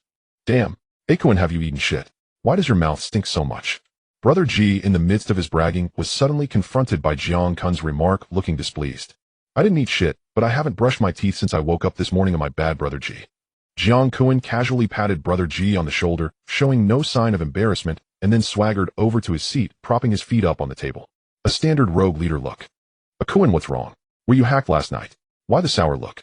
Li Pengzi sat opposite with his legs crossed, idly picking at his toes, and every so often lifting a finger to his nose as if to sniff. He'll cut your mother. Damn it. Wen, revolted by Li Pengzi, shrugged and shot back a retort. Then he noticed someone at the door and deliberately modulated his voice so everyone at the table could hear, but not those beyond the room. He tilted his head to the ceiling, and part complaint, part provocation began. We run around like this day after day. We're the first to arrive at meetings, yet some show up later than us and act as, who are you talking about? Damn it, Wen, who do you mean? Say it clearly. Just as the others were puzzled by Liangkun's intent, Dalao B barged in with his Tongluan 5 tigers glaring venomously at Wen. At that moment, everyone understood. Dalao B and Wen were like cats and dogs, congenitally at odds. They once put on a show of brotherhood for appearances, but at some undefined point the pretense stopped. Now every encounter turned to clash. Dalao B was no fool. He had heard Wen from the doorway, and Wen had been glancing toward the entrance while grumbling. He was not blind. Who else could he have met? Whoever asks, I'll name them. What can't take a joke? Last night someone set my mahjong parlor on fire. What bastard did that? Seeing Dalao B's ugly face finally burst Liangkun's restraint. If that son of a bitch weren't old and faded, he would have shown him how Kun handles a fire. He had spent last night at home being filial to his mother, and yet someone had burned his mahjong parlor. If the parlor weren't his, it would not matter. But he had a shipment stored inside. At the news his mind leapt to Dalao B. Among recent disputes there was no one. That bastard had once sent men to cut down Babai. Even if the 2 million loss he suffered was exaggerated, what Wen said was true. He had only muttered something at a nightclub, and now someone burned his parlor. If you can't do it yourself, must you let others pick up the pieces? B, that's wrong. We're all on the same side. Sit down and talk. Sending underlings to torch someone's place is going too far. At that, the blustering Jigu immediately jumped up to speak up for Wen. Not because Jigu and Wen were particularly close, but because Wen had promised him a stake that remained undelivered. Speaking now would earn him a favor to collect after the meeting. Exactly. B, you've gone too far. If Kun had been in that parlor last night, you'd have burned him alive. B, we're brothers. Let's sit and talk this through. Li Pengzi, who had once nearly been burned by Chun Haonan, echoed loudly. Riding on Ji Guest's lead, others were swept up into the chorus. No, that wasn't me. Wen, tell me plainly. When did I ever send people to burn your mahjong parlor?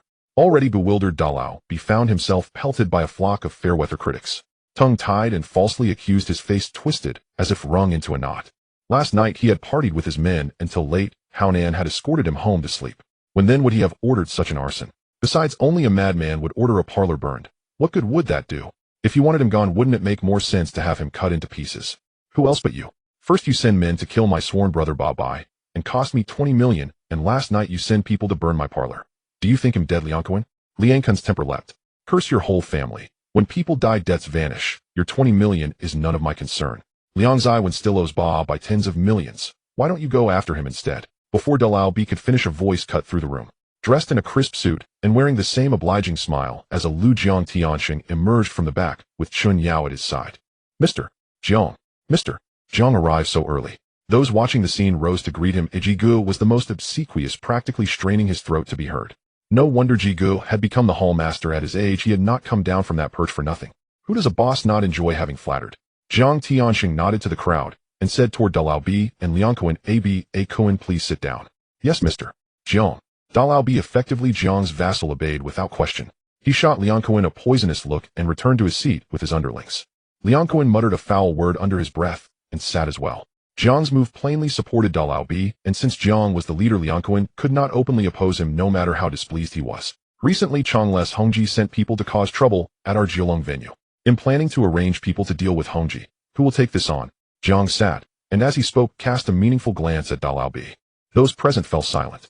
It needed no saying Mr. Jiang intended to elevate Dalao B's underling Chun Haonan. Sometimes they wondered whether Chen Haonan was a mistake left over from Mr. Jiang's past. Otherwise, why lavish such favor on a single junior? Recently, Chen Haonan had been nearly mythologized as a war god of Hongxing. If others did not know the full story, did they think the rest of them were ignorant? It did not concern them, though. Seeing their own underlings stir, they shot quick looks to quell them. Don't be ridiculous. You almost named the Dragonhead's man. Why come out here to stir trouble? Everyone could see Jiang Tiansheng's intentions. How could Liang Kuan not see?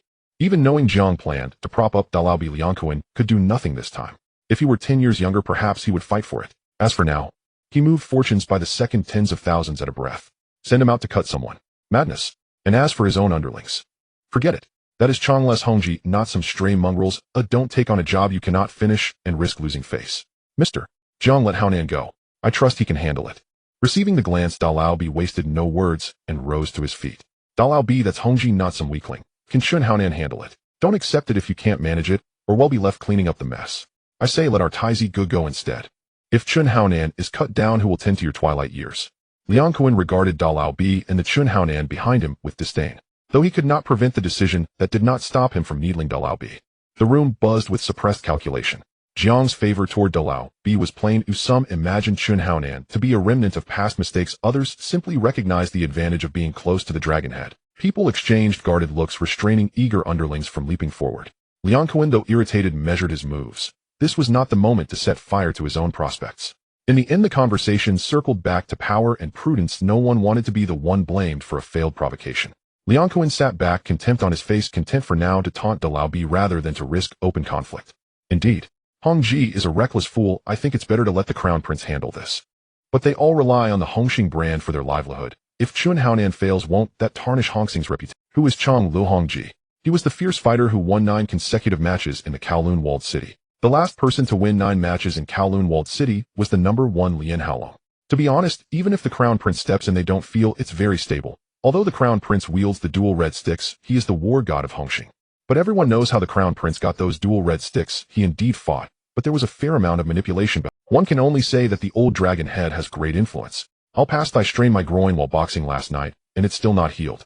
I believe Haonan can do it. The Crown Prince waved his hand, thinking of a reasonable excuse. Although he really wanted to fight Hongji to the death, the conditions clearly do not allow it. Mr. Jiang was just about to name Chen Haonan as his favorite. How could he suddenly step in? Mr. Jiang would have a hard time explaining that. Chen Haonan looked gratefully at the Crown Prince behind Big Boss B. He had heard of Chang Lu Hongji's reputation and knew he was a fierce fighter. Despite this, he absolutely did not want to miss this opportunity. I also believe Haonan can do it. At this moment, Sister 13 immediately spoke up after receiving Mr. Jiang's look. I trust Haonan as well. So do I. Following her, Han Bin and the 2 brothers, the Tyrannosaurus, also spoke up. They did not receive any hint from Mr.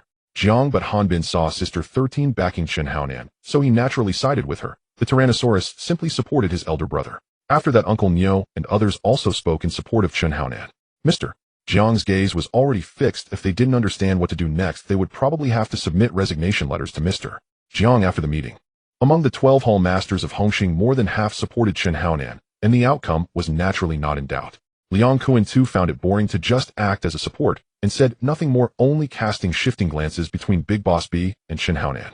Tonight Haonan will lead people to take action. Haonan, since everyone believes in you so much, don't let them down. Mr. Jiang smiled and nodded, then looked at Chen Haonan behind Big Boss B. Yes, Mr. Jiang. Chen Haonan suddenly stood up, startling Shanji and Tian Air beside him. After discussing the important matters, Mr. Jiang chatted briefly with everyone, reflecting on the past and looking forward to the future before getting up and leaving with Chen Yao. I'll be prepare more gold ingots, candles, and incense. Don't let them close the store when we go to buy. After Mr. Jiang left, Liang Kuan also stood up, glanced at Big Boss B, and said, while taking his younger brother Sha Chong with him. Once in the car, Liang Kuan glanced at Sha Chong, whose face was somewhat gloomy, and said, find someone to inform Hongji that Chen Haonan is preparing to make a move tonight. Brother Kuan, won't this be too inappropriate? Sha Chong hesitated for a moment, feeling a bit troubled. Not inappropriate, not inappropriate, not inappropriate. I'm not in a good mood right now. I'll just go and do it to stop wasting time.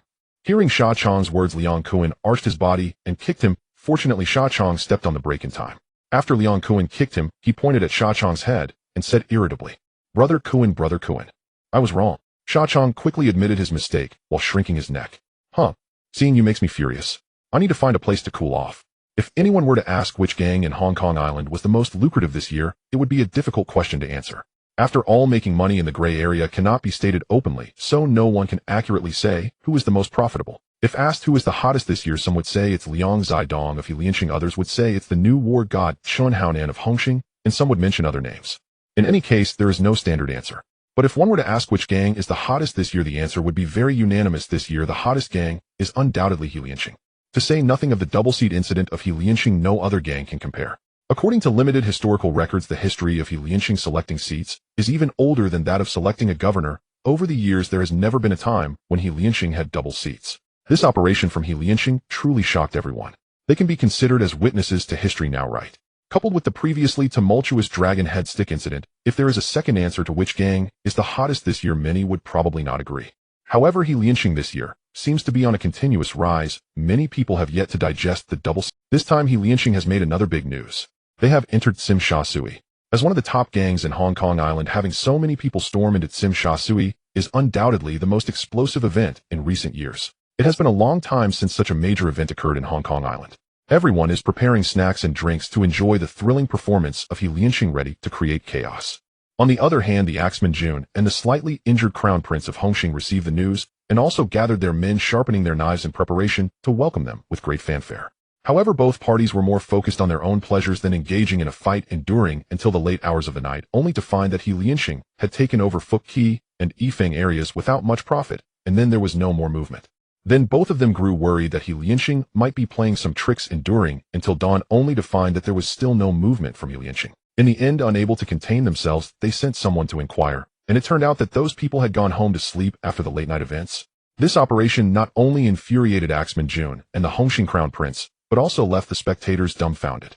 They wondered if this was part of Lianxing's strategy, waiting for Axeman Jun and the Hongxing Crown Prince to let their guards down before launching a follow-up attack.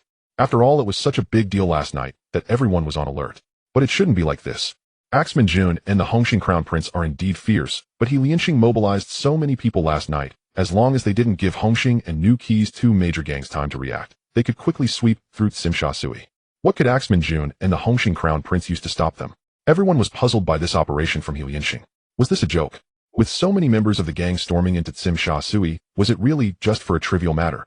Was this like using a rocket to swat a fly? Or was this merely the first day with more follow-ups to come? However, they did not know that there would be no follow-up. The reality of last night was, bang, damn it, a bunch of useless fools. Jiang Wen had received a call from his little brother early in the morning, and when he arrived at noon, he heard this guy venting his frustrations in the billiard room. You're just a background character. Why are you so deeply immersed in the role? Even the main actors aren't this angry. What's your problem? Jiang Wen sat there smoking, watching him speechlessly. Previously, he had repeatedly instructed him to just go through the motions with Ajin, but while Ajin was handling things well, this guy got overly involved. If it weren't for Ajin's quick intervention, he would have been seriously hurt last night. Seeing the lackluster performance of the other factions, especially Ales' little brothers, this guy charged in with his crew unstoppable. He had heard from Ajin that the results from last night were largely due to this guy's efforts. Ales' little brothers looked just like him. They could talk a good game, but when it came to wielding a knife, they were as soft as can be. The other factions were a bit fiercer than Ales' crew, but comparatively speaking, if this guy hadn't intervened last night, many from the gang would have been unable to secure even that small territory. Moreover, Ales' crew was also unlucky. After taking those territories, many planned to push forward and test their firepower against Axe Jun, the Prince of Hongxing. But at this moment, Ales' lead horse was not having it. Before starting, his boss had instructed him that taking these territories was just a formality. He had fulfilled his promise and already advanced into Tsim Sha Tsui, whose territory it was didn't matter. Besides, they were not willing to be the vanguard against Axe Jun. Oh, was it a joke to challenge him? Axe Jun could come at you with an axe from Blue Sky to East Sim. Hongxing's prince was a registered double flower red stick. Wasn't it suicidal to go up against these two? Thus, Ales' lead horse, Aze, was unwilling to be the vanguard. No matter what, anyone could go as long as they were willing to take on the front line. Of course, the others disagreed. When they set out, their boss had also instructed them, clearly supporting you to rise is not a problem, but you must not do something foolish. If you foolishly lead your men to attack Lu, you would come back and be skinned. Thus, throughout the latter half of the night, everyone was arguing, and in the end, after a round of fighting earlier, they simply had no energy to continue arguing, and each went home to sleep. Boss, it's different. So many people went last night, and only managed to seize a tiny bit of territory. If word gets out, won't we be laughed at? The key is I was involved too. Is that what this is about? Even Lu, who is both the host and the leader, isn't afraid of being mocked. Why are you so worried? Besides, who are you really? If anyone is to be laughed at, it should be Lu first. Who knows who Bao Jun is? Jiang Wen shot him a glance. Last night, with so many red sticks leading the charge, even the name Chong Mao surpassed this guy. If anyone is to be mocked, it wouldn't be him. Boss, are you comforting me or mocking me? I am after all the #1 Baturu in Mongkok. Ajun found something off about his words and looked at him speechlessly. Just take it as me comforting you. Later go to a sauna, find a couple of girls to cool off, and you won't need to be so angry. As Jiang Wen spoke, he scrutinized him from head to toe, realizing this guy's skin was growing thicker by the day. When did he become the #1 Baturu in Mongkok? After all, Gao Jin is the real #1 Baturu, right? Jun Gu Wen Gu. At that moment, a little brother rushed in with a gossipy expression, and as soon as he saw Jiang Wen there, he immediately straightened up and dared not say a word. Speak up, what's the matter? Jiang Wen touched his handsome face. Was he really that scary? He considered himself quite easygoing. Wen Gu, I heard from outside that Hong Ji from Chonglu was killed by Chun Haonan from Hongxing last night. Did you hear wrong? Was it Wen Ji? Ajun looked at the little brother suspiciously. There's a Hong Ji from Chonglu who several years ago won 9 consecutive matches at the Kowloon walled city boxing ring. There's also a Wen Ji from Chonglu, but he's a Taoist practitioner. He's as tough as nails, and even killing a chicken would be tough for him. Jiang Wen looked at the little brother with suspicion. Ajun thought the little brother had made a mistake. Although Chun Haonan was hyped as a war god, he knew well how capable that guy really was. How could someone like Chun Haonan take down a fierce guy like Hong Ji? It was really Hong Ji, but spreading outside. I heard the leader from Chonglu is bringing people to discuss matters with Hongxing now. The little brother nodded affirmatively. Is Chun Haonan really that formidable? After waving the little brother away, Ajun looked at his boss with a face full of questions, even forgetting to be angry about last night's events. He had seen Chun Haonan before. He looked average, and was even a bit less attractive than him, but he was still decent looking. However, he didn't look like someone who could fight. Who am I supposed to ask? I know his girlfriend pretty well, but I don't know him that well. Jiang Wen shot him a sideways glance. He figured Chun Haonan must have used some trick to take down Hong Ji. If it was a fair fight, 5 Chun Haonans wouldn't be able to take on 1 Hong Ji. Just because you have people, does that mean they don't? What kind of fantasy world is this? Everyone is just a mortal flesh body. To take down a fierce person, you just need to use some tricks. In movies, wasn't the world's #1 also shot down by the police? At Xiankun Film Company. Bang. Is Hong Ji that useless? He even got the news, and still got taken down by Chun Haonan. Ling Kuan was furious, smashing things in the office. He had hoped to hear that Chun Haonan was killed by Hong Ji, but instead the news his little brother brought back was that Hong Ji had been taken down by Chun Haonan. Now the leader of Chonglu is coming to find Jiang Tianxing to settle the score. Is Hong Ji really that useless? He shouldn't be. If he were, how could he win 9 matches in Kowloon several years ago, where the opponents all bought off? Meanwhile, outside, the timid Chong heard the commotion inside, shrank his neck in fear, and quickly ran to the filming set to find a fire extinguisher for his boss to avoid being targeted by him. In the office, everything that could be smashed had been destroyed by Ling Kuan, yet he was still furious, sitting on the desk with a snort. To be fair, he had no grudge against Chun Haonan. He had long forgotten about the time he got hit with a bottle of coke by him. On the contrary, he quite admired Chun Haonan. His performance didn't matter to him.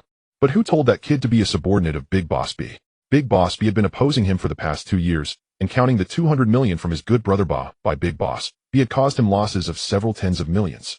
That's several tens of millions, not just a few thousand. Several tens of millions. Enough to be used to elect the governor of Hong Kong. Although Hong Xingming publicly stated that they would not engage in illicit activities, that was merely a facade. Behind the scenes, countless people were secretly involved, including Jiang Tianxing. However, others played the game at a higher level, unlike those who merely set up stalls. It was only the foolish big brother B who believed Jiang Tianxing's nonsense. If you don't partake, then don't obstruct others from making their fortune. Hindering someone's means of income is akin to killing their parents, don't you know? Thinking of how Big Brother B caused him to lose so much money, he couldn't even make up for it by throwing more birthday parties for his mother this year. His eyes were filled with fury. Silly Chong. Silly Chong. Is he dead? Get over here. Liang Kuan shouted towards the door. His boss, the fire extinguisher has arrived. Boss, I see you're upset, so I brought you the fire extinguisher.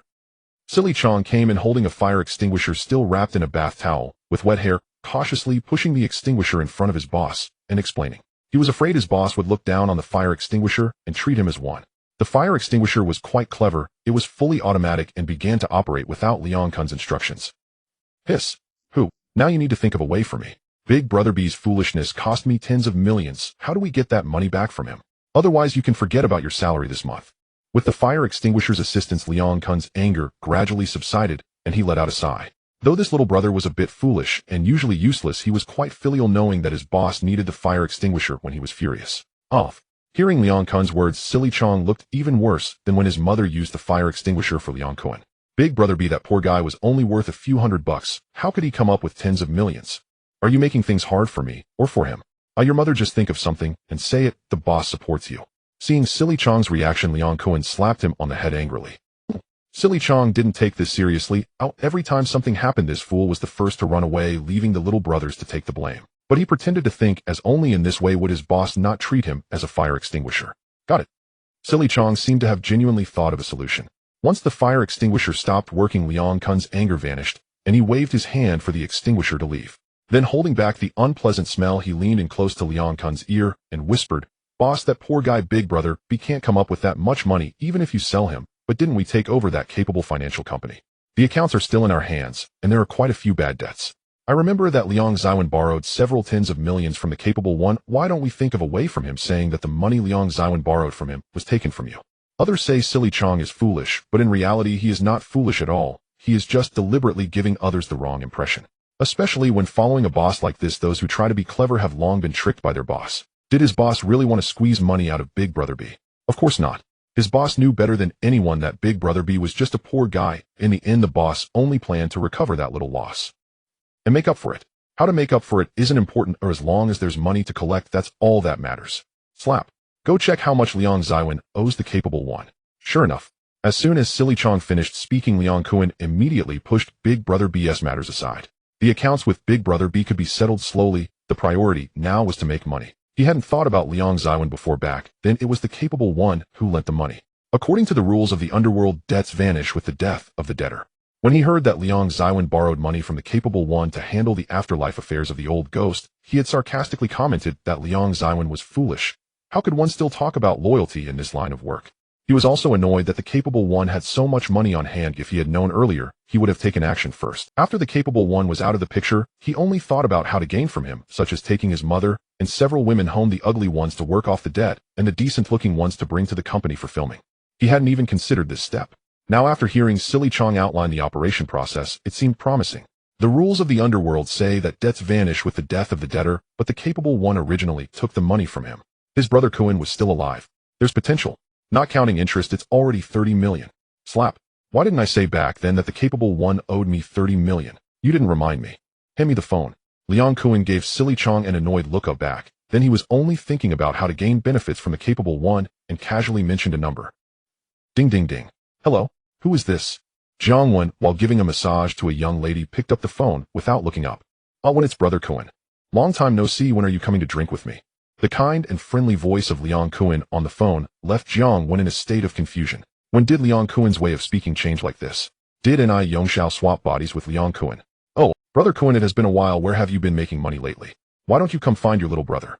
Since you brought Anna back last time, she has been thinking about you. Every few days, she says you, Brother Kun, are exceptionally brave. Jiang Wen chatted casually. In fact, Anna had been complaining about Liang Kun, saying that his vitality was lacking, and that even at the end of the night, he would bring back change. He had never seen such a stingy underworld boss. Hong Kong Island isn't big, and he had a mediocre relationship with Liang Kun. Liang Kun had occasionally come to his place for fun. He had only hosted him a few times. This guy was one who only acted when there was profit. The two had no real friendship, so for him to call was definitely not for any good purpose. Just in time, I have something to discuss with you tonight. I'll come over, and we can have a good chat, my brother. Jiang Wen's words reminded Liang Kun of the big black girl he had brought out last time when he was drunk. Though Brother G liked to boast, it wasn't all just bragging. The black pearl, while looking dark, had really tender skin. Thinking of this, the anger he had just quelled flared up again. All right, I'll arrange it for tonight. After finishing, Jiang Wen put down the phone somewhat puzzled. Was that Liang Kun on the phone? Jun asked him. Jiang Wen nodded. It seems we aren't very familiar, right? We've hardly spoken a few words all year. What does this guy want? Jun pouted. This guy isn't preparing to throw his mother a big birthday party again, is he? Coming over in advance to build rapport. Jiang Wen thought for a moment and began to have doubts. Liang Kun throwing a big birthday party for his mother was indeed a striking scene. According to incomplete statistics, Liang Kun threw birthday parties for his mother more than 10 times a year, holding them for both the lunar and solar calendars, and every holiday had another excuse, averaging once a month. Previously, he had gone with Gui Dong a few times, and had heard Gui Dong complain about how this guy used his mother's birthday parties to make money. It genuinely amazed him back then. Now that Gui Dong was out of the picture and he had risen to power, Liang Kun would reach out to build rapport first, and in a few days throw a birthday party for his mother. He wasn't afraid that he wouldn't attend. Could it be about the money we borrowed from the capable one? Ever since the capable one was out of the picture, this fool has been shouting about how the capable one owes him money. I heard he even took the capable one's mother and several women to work as prostitutes to pay back the debt. Jun said. Although it is often said in the martial world that disaster does not befall one's family, few actually abide by this rule. Killing an entire family is a commonplace occurrence. Should we really wait for the son to come back for revenge years later? Moreover, Ba Bai has no gang backing him. How could Liang Kuan touch Ba Bai's family? Outsiders might complain a bit, but no one would really stand up for a dead man to offend Liang Kuan. Liang Kuan is just a lunatic, not an idiot. Ba Bai has even gone to sell salted duck eggs. Oh, what money could he possibly ask me for? Ba Bai hasn't even slept with his mother. Jiang Wen said this and couldn't be bothered to think much more. He would know what Liang Kuan was planning when he came to see him that night. Liang Kuan arrived very early in the evening, even before business hours. He brought Sha Chong with him, giving off a sense of impatience. This made Jiang Wen even more certain that this guy was about to celebrate his mother's birthday in a big way. Kuan Guyu came so early the ladies haven't even started work yet. It's been a while since we last met. Since there's nothing much going on, I thought I'd come early. It's been 2 months since we've seen each other, hasn't it? While speaking, Liang Kuan kept his arm around Jiang Wen's shoulder, appearing closer than even Big D. While Big D was merely a close brother, Liang Kuan's demeanor was almost fatherly. Kuan Guyu are busy with important matters, unlike me who stays put in this little patch of land. I have plenty of time. I went to your place before and heard your little brother say you weren't in Hong Kong. Your business is getting bigger. Are you planning to make your little brothers rich? Jiang Wen felt uncomfortable with Liang Kuan's attitude. After confirming that he hadn't swapped bodies with Ni Yongxiao, he immediately changed the subject, not wanting to think of him as a potential stepfather. His mother was also crazy and the dampness was heavy. Who would dare to be his stepfather? What wealth? Moldy wealth is more like it. You've heard right. My sworn brother Ba Bai was killed by Chen Haonan. Right now I'm in a phase of 5 fortunes turning and 6 misfortunes. Every time I close my eyes I see Ba Bai waving at me, asking me to take revenge. But you know I'm brothers with Big Brother B and a disciple of Chen Haonan. No matter what, Liang Kuan cannot do such a thing. So this morning I went to Ba Bai's house to see if I could find something to burn for him to keep him settled. Guess what I found at his house? While saying this, Liang Kuan's emotions were deep, tears welling in his eyes. If one didn't know that this scoundrel had dragged someone's mother into prostitution to pay debts, one would genuinely think he was loyal and righteous. However, Jiang Wen was a bit confused by his ramblings. Was he here to ask him to avenge Ba Bai? This made him recall the reward he received after avenging Robinson. It wasn't impossible, huh? Let's see how much Liang Kuan can offer. He had no interest in Ba Bai's mother or wife. Their aesthetic values were simply too different. It's a letter, Ba Bai. He said he had consulted a fortune teller at the bridge before.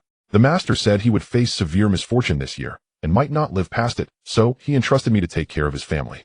Moreover, he kept thinking about the 20 million he owed me. In the letter, he also instructed that if he died without repaying me, to transfer that debt to me, to let him rest easy and be reborn. That's why I came to find you. While speaking, Liang Kuan pretended to wipe his tears and actually pulled out a letter from his pocket to hand it to him. Damn. Jiang Wen stared blankly at Liang Kuan, who was wiping his tears. He was genuinely stunned. This guy was indeed an unrecognized actor with incredible skills. Could he even come up with such a scheme? He was truly the benchmark for lowly scoundrels. He used to think that achieving this level already made him an extremely outstanding gangster. The dog system also evaluated him this way, but encountering Liang Kuan today made him realize he still had a long way to go to become an exceptionally outstanding gangster. This guy truly even produced a letter. Looking at the letter, which was written in a messy handwriting that relied entirely on guessing, Liang Kuan was quite clever. He didn't know who he got to ghostwrite it, but it was very fitting for Ba Bai's identity as an uneducated gangster. But what the hell is this date written on it as today? Kuan Gu, you're mistaken. That money I already repaid Ba Bai with interest long ago. If you don't believe me, I can find an old woman at the bridge to call Ba Bai over for you to ask him. Could it be that Ba Bai didn't get to revise it before Chen Haonan killed him, so it made you misunderstand? Jiang Wen seriously tossed the letter back to Liang Kuan. Do you think you can inherit the throne with a fake will? The court wouldn't even accept it, would it? When Ba Bai indeed borrowed 20 million from you, which he got from me. It's only right to repay debts. I heard you've recently hooked up with 2 rich women. 20 million should be nothing for you. Is there really a need to do this? Liang Kuan saw that this handsome guy wasn't taking the bait and didn't waste any words, going straight to the point. Pay back the money. This scoundrel owes no money. 20 million is not 2,000. If it were him, he wouldn't pay it back either. Kuan Gu, my girlfriend's affairs are my girlfriend's business.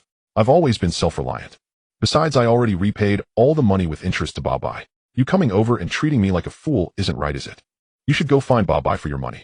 He was killed by Chen Haonan. Go find Chen Haonan or Big Brother B. How does that relate to me? Ba Bai was not killed by me. Jiang Wen squinted at him. It was evident that this guy had been struggling recently, otherwise the esteemed leader of the Hongxing Wanshai wouldn't be so shameless over a mere 20 million. I've sworn brotherhood with Big Brother be cutting off chicken heads and paying respects to Guan Yu together. You're trying to sow discord between us. Liang Kuan turned to look at him, wanting to see the reaction on this handsome guy's face. I'm merely stating the facts. In any case, Kuan-gu, I welcome you to come and have fun with me, but there's no need for anything else. I owe and always repay what I owe, and I've already paid back Bai's money. Kuan-gu, you should go find Big Brother B for your money. I'll go call Anna to keep you company. Jiang Wen couldn't be bothered to argue with him. After he finished speaking, he stood up and left the private room. Do you think you can get money from him with a fake will? Does he really think he's running a charity? After Jiang Wen left, Liang Kuan looked down, his expression fluctuating as he stared at the will he had Sha Chong write. Suddenly, he found a glaring issue that made his hands shake in anger. Kuan-gu, the handsome guy, has left. How did it go? Sha Chong rushed in at this moment, eagerly asking. This was his first time giving his boss advice, and he wanted to know the result more than anyone. Smack. You idiot. You wrote today's date on the will. Do you think he's an idiot too? Looking at Sha Chong's ugly face, Liang Kuan was furious and slapped him again. He said, as an old hand in the game, how could he not manage to trick someone like Jiang Wen? It turns out that the date on the will, he then proceeded to punch and kick Sha Chong repeatedly. Kuan-gu, Kuan-gu. Don't hit me. I was wrong. Kuan-gu. I'll go find you a fire extinguisher. Upon entering the Wang Tai Sin temple, Jiang Wen immediately spotted a chubby figure in front of a statue, not knowing whether it was Confucius or Lao Tzu, speaking earnestly and muttering incomprehensible words.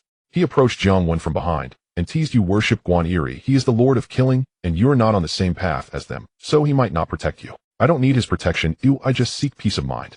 Huang Bingyao stood up, his belly protruding after several months, and glanced at Jiang Wen before walking outside. It's much better to change places. Always going to Saigon to feel the northwest wind. The air here is so much fresher. Who are you planning to target this time? Jiang Wen followed him to a pavilion, took a breath of fresh air, and sat down. Don't say it so harshly. We are maintaining the law of Hong Kong Island. Huang Bingyao corrected his wording with an air of calm. All right then, maintaining the law of Hong Kong Island. Who is the target this time? Jiang Wen yawned and waved his hand dismissively, thinking that this fat man disturbing his pleasant dreams early in the morning was definitely not a good sign. Since Guolijian fell, has anyone contacted you wanting to deal some goods with you? More than a few. Jiang Wen nodded. Since Guolijian fell, his territory no longer had contractors, and many people had indeed contacted him during this time, but he had not agreed to any of them. Although he did not want to get involved with that, it was nearly impossible in this world. Even Hongxing would not abandon their connections, and he suspected that Jiang Tiansheng was also doing the same, as Jiang Tian had plenty of protection in Thailand, making it far easier for him to operate. Even if he didn't want to do it himself, he would secretly let others handle it. He doubted that Jiang Tiansheng was any different, especially since Jiang Tian had a significant advantage in Thailand. The only reason he did not agree immediately was to leave the opportunity for this fat man. What about loyal and trustworthy people? Huang Bingjio's eyes lit up as he stared at him. Jiang Wen remained silent, staring intently at the fat man. What are you looking at me for? Speak up. Huang Bingyao, seeing him silent, impatiently pressed for answers. I was thinking, what do I need to prepare for a duel with the number one in the world? Can your deadly scissor kick take him on? Jiang Wen sized up the fat man. Their body shapes were comparable, but the latter claimed to be the world's most agile fat man, while the one in front of him. Throw it away. What era are we in, still thinking about a duel? Do you see what this is, eh? Huang Bingyao disdainfully wrapped his arms around the gun of kindness in his embrace, speaking with confidence. In his youth, his deadly scissor kick had swept through both the black and white worlds, crushing countless desperate men and short mules, but he genuinely felt a bit intimidated at the thought of dueling with Lian Haolong. His deadly scissor kick was different from other fighting styles. Typically, the larger one got the less agile, they became naturally diminishing their lethality. On the contrary, his deadly scissor kick represented a perfect combination of weight and gravity, with greater weight leading to exponentially higher lethality. However, Lian Haolong was unusually agile for his size, and despite being much older, he showed no reduction in flexibility. It was said that a few years ago he could even take down dozens of armed men with just a folding chair. I've heard that Lian Haolong's marksmanship is also quite impressive. It is rumored that he once took out over a dozen ape-wielding tough guys with a small bird rifle. Jiang Wen stroked his chin and began to speak to himself. Why are you rambling so much? Just tell me if any loyal and trustworthy people have contacted you. Upon hearing his mutterings, Huang Bingyao glared at him impatiently. They have contacted me. Lian Haolong's right-hand man, Ah Wu, had reached out to Bao Jun before. I don't know if that guy's been on steroids lately, but he started talking about a 30% cut, and if you didn't know better, you'd think he was Lian Haolong himself. Just contact him. Find an excuse to agree, and then you know what to do next. Huang Bingyao nodded. You aren't really planning to go after Lian Haolong, are you? Jiang Wen stared at him in shock. This fat man's appetite was becoming increasingly insatiable. He had previously been a minor leader of a fated society like Guolijian, and now he aimed for the number one Lian Haolong. He had seen the movie The Deadly Duel, but couldn't recall many details. The most vivid memory was still the fight scene between Luo Tianhong and Lian Haolong at the end. From their skills, both were masters of the Golden Legend, and he himself held a Golden Legend, namely Gao Jin, the suited thug. He just wondered if Gao Jin could match up against those two. The weapons used in the gang fights were all sorts of strange, but there was no one like Luo Tianhong, who fought like an ancient hero, so he was quite famous on the streets. However, he wasn't known for his exceptional skills, but rather for his appearance, which had been widely mocked. Lien Haolong was much more normal. He could use a folding chair as a weapon. With the title of the world's #1 for over 20 years, no one dared to challenge him until now. The registered double flower red stick of Hong Xing's prince was not even close to Lien Haolong's title of #1. I've tested the upgrade for your boss, but you know the situation with the foreigners. If I don't secure something big, those foreigners will have a heap of excuses to stall me. I've looked out for you plenty, now it's your turn to look out for me. Huang Bingyao patted his shoulder, looking like a good bro, grinning at him. More than just looking out for you, the #1 in the world. I'm elevating you to the pedestal. Jiang Wen looked at the fat man speechlessly. Isn't it good for you if I get promoted? I can cover you even more in the future. Did you not say before that Li Wenbin was always watching you, making it inconvenient for you to work? If I get promoted, I can find an excuse to have him reassigned. What do you think? Isn't my boss good to you? Huang Bingyao tempted him persuasively. You weren't saying that before. Jiang Wen looked at. So this is the difference between a commissioner and a sergeant, huh? We can't explain matters of our level to a lowly officer like you. Anyway, you help me deal with Lien Haolong, and he'll help you get Li Wenbin reassigned, alright? Huang Bingyao waved his hand, not wanting to explain to a lowly officer like him. Do I have the right to refuse? Jiang Wen asked curiously. No. Huang Bingyao answered frankly. Why are you telling me all this if you don't want me to refuse? Jiang Wen replied helplessly. Isn't this just to demonstrate my democratic spirit?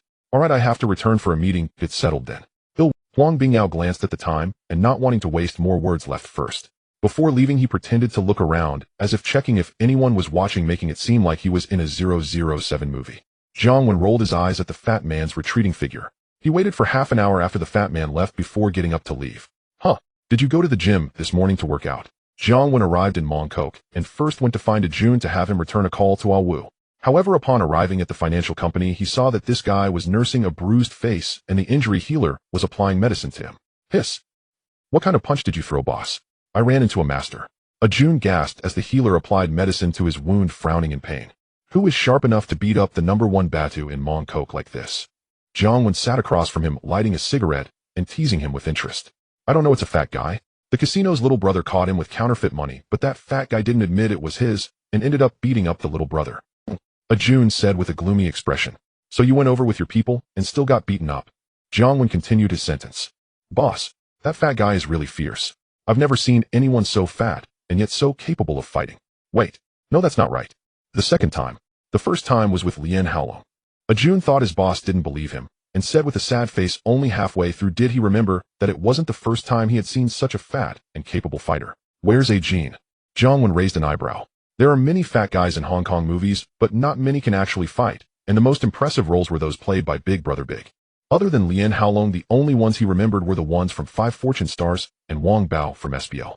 He didn't know who a Jun had encountered, but judging by the other's style, it was more likely to be Wang Bao from SBL. But then he thought it didn't add up. In movies, when Wang Bao strikes, it's ruthless, while a Jun and those little brothers were just beaten up, sustaining only minor injuries, which didn't seem like the work of a ruthless character. A Jin went over, but that guy had already left. What a waste. I hope I don't find him. A Jun said through clenched teeth, full of hatred. Jiang Wen rolled his eyes. Regardless of whether that guy was Zhigu Kai or Wang Bao, without Gao Jin by his side, taking as many people as he did would only lead to disaster. By the way, you just said you saw Lien Haolong in action. I don't recall you mentioning that before. However, he didn't want to dampen a Jun's spirits, so he changed the subject, looking at him in confusion. That was a few years ago. We were still in school back then.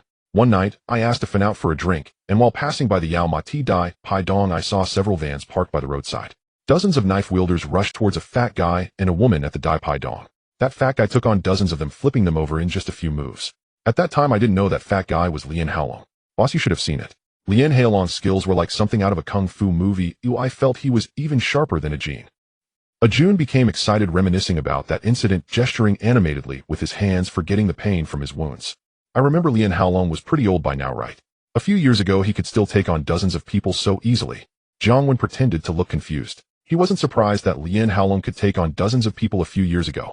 Luo Tianhong could chop down dozens of people like vegetables, yet when he faced Lien Haolong in a duel, he ended up getting killed by Lien Haolong with a stick. He assessed in his mind. The deadly scissor kick likely wouldn't be able to take on Lien Haolong. Is there any doubt? Fin saw it too. If you don't believe me, I can call her over for you to ask her.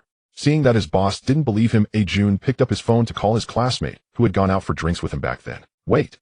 You can still contact Fin. Didn't she get married already? Jiang Wen was about to say that she was married and shouldn't be disturbed, but suddenly realized that A Jun could actually still get in touch with her. Her husband is a gambling addict who owes a mountain of gambling debts. Last month she came to me for help. Jun said proudly, puffing out his chest. Jiang Wen. Alright, you can catch up with her later. Call Wu back, and tonight we will discuss cooperation with him. Jiang Wen waved his hand, too lazy to concern himself with Jun's trivial matters. There are many gambling addicts in Hong Kong, and even more women married to them, and many families have suffered as a result. Once a woman loses clarity and marries a gambling addict, her life is essentially ruined. From another perspective, Jun is doing a good deed, saving a family. Oh, Jun nodded and called Wu. Hello, Wu. Jun, my boss, said to go find you tonight to discuss. Okay, go to his place at 8 tonight.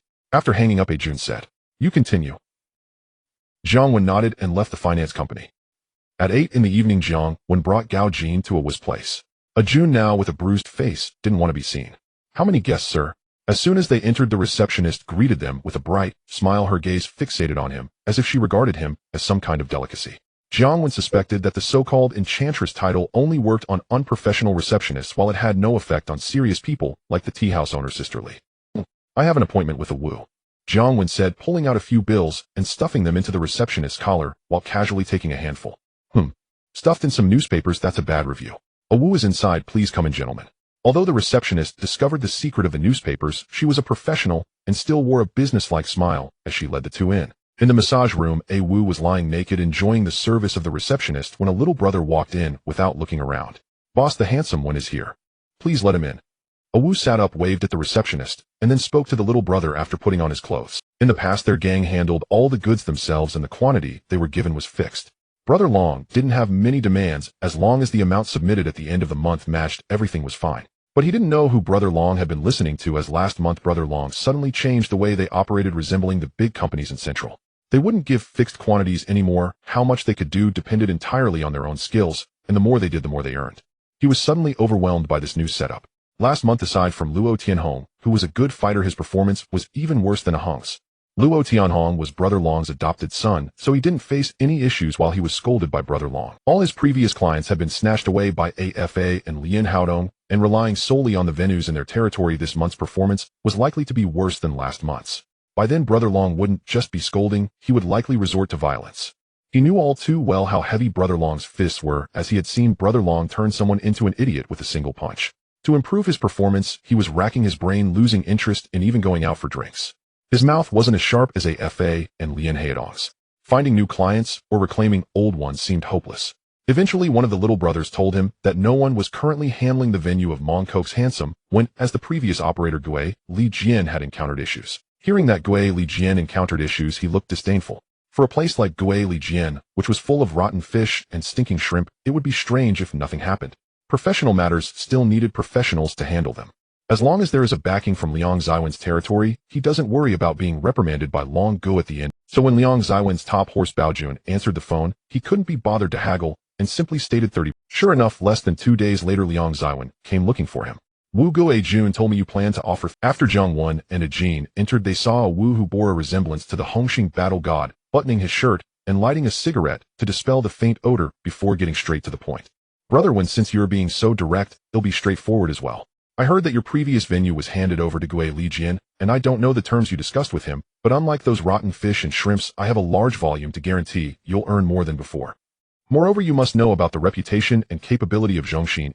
I guarantee it won't cause you any trouble. Wu first had a subordinate bring over a bottle of red wine for the two, then said confidently. Wu guess thoughts align with mine. I originally planned to find someone powerful to collaborate with, but since Gui Li Jian had previous dealings with my boss, I can only give him face. However, I naturally trust the reputation and capability of Zhongxin, but I can't just agree to you based on your words, can I? Also, previously Dongxing, the Ni family, and Yichun have all contacted me offering the same 30% as you, Wu Gu. With just your line of reasoning, it's hard for me to turn down others for your sake. After all, it's all the same 30%. Agreeing to anyone would be a gain for me, right? The numbers of organizations like Dongxing, the Ni family, and Yichun certainly aren't less than that of Zhongxin, are they? Jiang Wen leaned back on the sofa looking at Wu. To deal with Lien Haolong is far more challenging than with Xi Mei or Gui Li Jian. Simply cooperating with a subordinate like a Wu isn't enough. While a Wu may sound impressive as Lien Haolong's top horse, to put it bluntly, he's just a lackey and cannot penetrate the core circle. As far as he knew, the person responsible for Zhongxin's goods was only Lien Haolong's brother Jiang. Lien Haodong and his legitimate wife are untouchable, Initially, Lien Haolong's legitimate wife was the easiest target to approach since she had numerous titles targeting married women. But Lien Haolong's wife seems a bit older and has already entered middle age, and the humidity is too heavy and he can't handle it. Moreover, this sister-in-law from the underworld isn't just a pretty face. She built her empire from scratch alongside Lien Haolong. Such a shrewd woman isn't so easy to deal with. He worries that his acting skills might be seen through by a woman again, so it's better to follow the proper procedure. The fat guy with the scissors is right. His promotion is also a good thing for him. For that fat guy, he's planning to pull something. Just consider it the most spectacular finale fireworks for the #1 in the world. How much do you want? Wu frowned, thinking the other party was dissatisfied with the share. 30% is the limit he can offer. After the incident with Gue Lijian, I realized a principle: relying on others is not as good as relying on oneself. So I plan to go solo but can source from you. Oh, that's not impossible. How much are you planning to take? Wu, hearing this, lowered his head to ponder for a moment. Internally, he was secretly pleased. He initially only wanted to take over Liang Ziwen's venue, but unexpectedly developed into a client. This is even better for him. No need for too much hassle and the risks are minimized. For the first time, just a small test. Let's go with this amount. 1 million. That's a bit low. But you are right, it's best to test the waters first this time. Wu felt slightly disappointed seeing the other party only raise one finger, but considering it was their first time, being cautious wasn't unreasonable. Wu, it seems you have some misconception about my strength. 1 million isn't what I meant. I was indicating 1 billion with a single finger. Jiang Wen frowned, looking as if he was quite displeased at being underestimated. 1 billion. Are you out of your mind? Do you have 1 billion? Wu nearly sprayed the red wine in his mouth all over his subordinate, then looked at Jiang Wen with astonishment. If he remembered correctly, this guy had just taken over Gue Dong's position for less than a year, right? Gue Dong had been in the game for so many years and still didn't have 1 billion. Did this kid rob a bank? Even a Jean sitting next to Jiang Wen was gripping his thigh tightly, afraid he might kick Wu away in a fit of rage. Did Brother Wen really play that big? He used to say he wouldn't touch that stuff because it was too immoral, and once involved it brought disaster for 3 generations. Now he not only plans to go solo, but also claims 1 billion right off the bat. He realized that Brother Wen had been influenced by Sister Ling for too long and was acting a bit strange. Wu Gu, before you look for me to collaborate, you should at least do some research. Who doesn't know I have 2 wealthy women in my life? Do you really think I can't come up with 1 billion? Jiang Wen leaned back on the sofa looking like a lord. Huh, it's not that I doubt you, I believe you can come up with 1 billion. However, Brother Wen, I must clarify, during our first transaction, we can't extend credit. Wu took another sip of red wine and sighed before speaking. He believed this kid could come up with 1 billion in a few years, but the fact that he could produce such a large sum of cash just a year after rising to power made him doubt. Although he wanted to ask where the other party found the wealthy women, he hesitated. He didn't ask for much. Just 1 would be enough. But seeing the other party's arrogant demeanor, he swallowed the words, eating soft food and still being so arrogant. No problem. Just tell me when it's ready. Jiang Wen waved his hand nonchalantly. I can't make decisions on such a big deal. You give me some time. Wu thought for a moment and said he could handle businesses worth 1 or 2 million by himself, but 1 billion. If he took the initiative, Long Gu would definitely kill him afterward. However, he now wanted to rush to Long Gu's side to take credit for this big deal. Dividends from this would certainly net him several million. All right then, Wu Gu, let me know when it's sorted. Jiang Wen checked the time, looking like he was about to make several 100,000 in minutes before leaving with Gao Jin. This guy, eating soft food and being so arrogant. After Jiang Wen and Gao Jin left, Wu's subordinate grumbled with an unsatisfied expression. If you can hook 2 rich women willing to give you 1 billion, you'd be even more arrogant than him. Just watch him going to find. Wu slapped his subordinate's head in annoyance, then stood up to leave, shaking his head as he walked out. He remembered that there was also a wealthy woman who wanted to support Luo Tianhong, but unfortunately, that guy didn't take the bait. Why were there no wealthy women interested in him? He has muscles too. Say whatever you need to say. Oh, I won't have you suffocate on it, Jiang Wen said on the way back, watching a Jean glance over, as if he had something on his mind. After flicking his cigarette, but out the window, he spoke. Brother, when are we really going to do this ourselves? And in such quantities? A Jean finally blurted. They're only being conned. Didn't I already say I will never be complicit with gambling or drugs? Jiang Wen shrugged. But haven't you already made an arrangement with him? A Jin's thoughts tangled. He had no idea what the boss was planning. Relax. Zongxinyi can't produce that volume on short notice. If they wanted to trade with me, they'd have to wait until the next shipment, and I estimate that won't be for at least a month. The cops are watching this line closely. Sea routes are perilous, storms or marine police.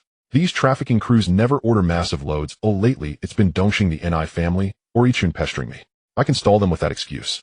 Since he had accepted the villainous plan's outline, he discovered he could lie without blinking, conjuring plausible reasons as easily as breathing. He truly was a good man. In the end, it was all the blasted system's fault. But if next month they really do prepare that much cargo. Gao Jin nodded in understanding at the explanation, yet a sudden worry crept in. What if Zongxinyi really prepared the goods next month? and struck a deal with them. Then we trade with them, and when the time comes we find a way to dump that batch on Xiao Rizi. Let it be said that Wen did a patriotic deed. Jiang Wen said it offhandedly. Gao Jin fell silent and kept driving. By the way, Jin, if you fought Lien Haolong unknown, how confident would you be? Jiang Wen asked, suddenly curiosity light. Although both men bore the title Golden Legend, there are degrees even within that rank. Like Gangs Ho and Sammy, in his estimation Gangs Ho was the superior of the two. I don't know. I've never seen Lien Haolong fight.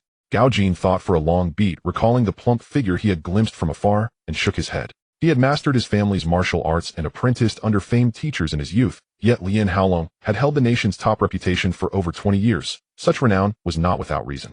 What about Luo Tianhong? I remember you saw Luo Tianhong in action, didn't you? Jiang Wen asked, nodding as he prodded for more. They had once seen Luo Tianhong lead a brawl at a late-night street stall. The scene was cinematic. An 8-faced Han Jian in his hand cutting through men as if slicing fruit. He even chased the opposing boss for several streets. The man he pursued turned out to be the notorious Dongxing Benlei tiger Lei Yaoyang. Later it was said that Dongxing's leader Luo intervened and spirited him off to Helan. It was reasonable to say Luo Tianhong had driven Lei Yaoyang off the island with his blade. 6-4 I'd say, Gao Jin muttered after recalling that night. You 6-4. Gao Jin nodded earnestly. Jiang Wen realized that if that were true, Gao Jin's level among the Golden Legends might be roughly equivalent to the veteran Lien Haolong. In any case, the deadly scissor kick wouldn't beat him. Zhou Chaoxian. Nota D was right. If you're a society boss, you ought to upgrade to a Pingji. Perhaps his status had grown too weighty. The Mazda, barely 3 years old, could not bear it, and the car broke down halfway along the road. Neither of them knew how to fix a vehicle, so late at night they had to squat by the roadside and flag down passing cars. Brother Wen Jun was right. Get a Pingji. Gao Jin looked at the battered car before him. Were it not Brother Wen's pride and joy, he would never be seen in it. Every time they drove it, there were red lights or traffic. In less than 3 years, it had already learned to stall. I know Pingji is good, but it's expensive. Cheap cars have their virtues. When they break, you don't feel it so much. Fine, we'll get a Pingji when we get back. Jiang Wen waved his hand in resignation. The Mazda myth had always clung to him. He hadn't had the cash when he bought it, and after years in a city as feverish as the island, he sometimes craved the chance to slow down. He wasn't a wage earner bound by schedules. His boss Gui Donkai drove a Pingji. Would it do for an underling like him to drive one too? Here comes a cab driver to Wanjiao. Huh, driver, you look familiar. Have we met before? They had waited over half an hour when a taxi finally arrived. They flagged it down, and once inside the driver struck them as oddly familiar. The driver was middle-aged, his hairline receding toward his crown, yet there remained in his brow a trace of the handsome bloom of his youth. This world was maddeningly full of handsome men. For a moment, he felt the urge to draw a gun. Sir, you must have mistaken me. I'm no longer in that line. Ahem. We've never met, the middle-aged driver said, staring straight ahead. At first he had thought the handsome fellow had recognized an old acquaintance, but when he caught that face in the corner of his eye, one that rivaled his own prime looks, he knew the young man had the wrong person. Maybe. To Wanjiao. Jiang Wen sat in the back, glancing at the middle-aged man through the rearview mirror, then at the taxi's advertisement. United Taxi Limited. His eyes flicked as if a memory stirred. With a knowing nod, he told the driver to go. What rotten luck. Wasn't this none other than Hao Gu, the patriarch of freeloaders? If the world had a Hao Gu, then surely it had a Xiao Ma too. That was beside the point. The real matter was the counterfeit note syndicate. Where there's fake money, there's bound to be real cash to be found. This could be arranged.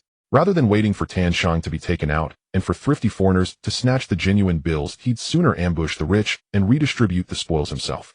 All the way there, Jiang Wen plotted how to relieve Tan Shang of his fortunes. He kept his conversation with the supposed patriarch brief. The man had left the underworld. There was no need to drag him back in. He had watched the film countless times, its imprint outshone even the Young and Dangerous series. With Tan Shang in the picture, he wasn't worried anyone would run. A loud counterfeit king like Tan Shang would be easy to find with a little digging. His only worry was that Tan Shang's lieutenants packed proper firepower. They weren't like their crew, who favored knives and improvised tools. On his side, there were only 2.5 real fighters. He and Gao Jin, counted as 2A Jun, was only half. They lacked the war god aura of Xiao Ma, the kind that makes bullets hesitate. He wouldn't dare, like in the movies, to have a few men rush in and face them heated. We need to find some true masters, he murmured. A private club. Lin Haolong's legitimate wife, the sister-in-law of the martial world, Su Su, was smoking at the entrance while Lin Haolong and his boss Uncle Si were discussing matters inside. Wu, what brings you here? Su Su asked curiously as she saw Wu rushing over. Sister-in-law, I have something to discuss with Long Gu. Wu paused and said, What is it? Your Long Gu is inside discussing matters with Uncle Si. Su Su inquired. Tonight I've got a big deal, but the amount required is too large for me to decide, so I came to find Long Gu. Wu spoke without much thought. Who is the other party? Have you checked? How large is the amount? The other party's identity is definitely reliable. It's with Liansheng's handsome guy, one who recently got 2 wealthy girlfriends. They're quite arrogant and asking for $1 billion worth of goods. Seeing sister-in-law's suspicion, A Wu, who was already anxious to prove himself, hurriedly said, $1 billion. Su Su was surprised and skeptical upon hearing this. Yes, if it weren't for this amount, I wouldn't be so anxious to find Long Gu. A Wu explained.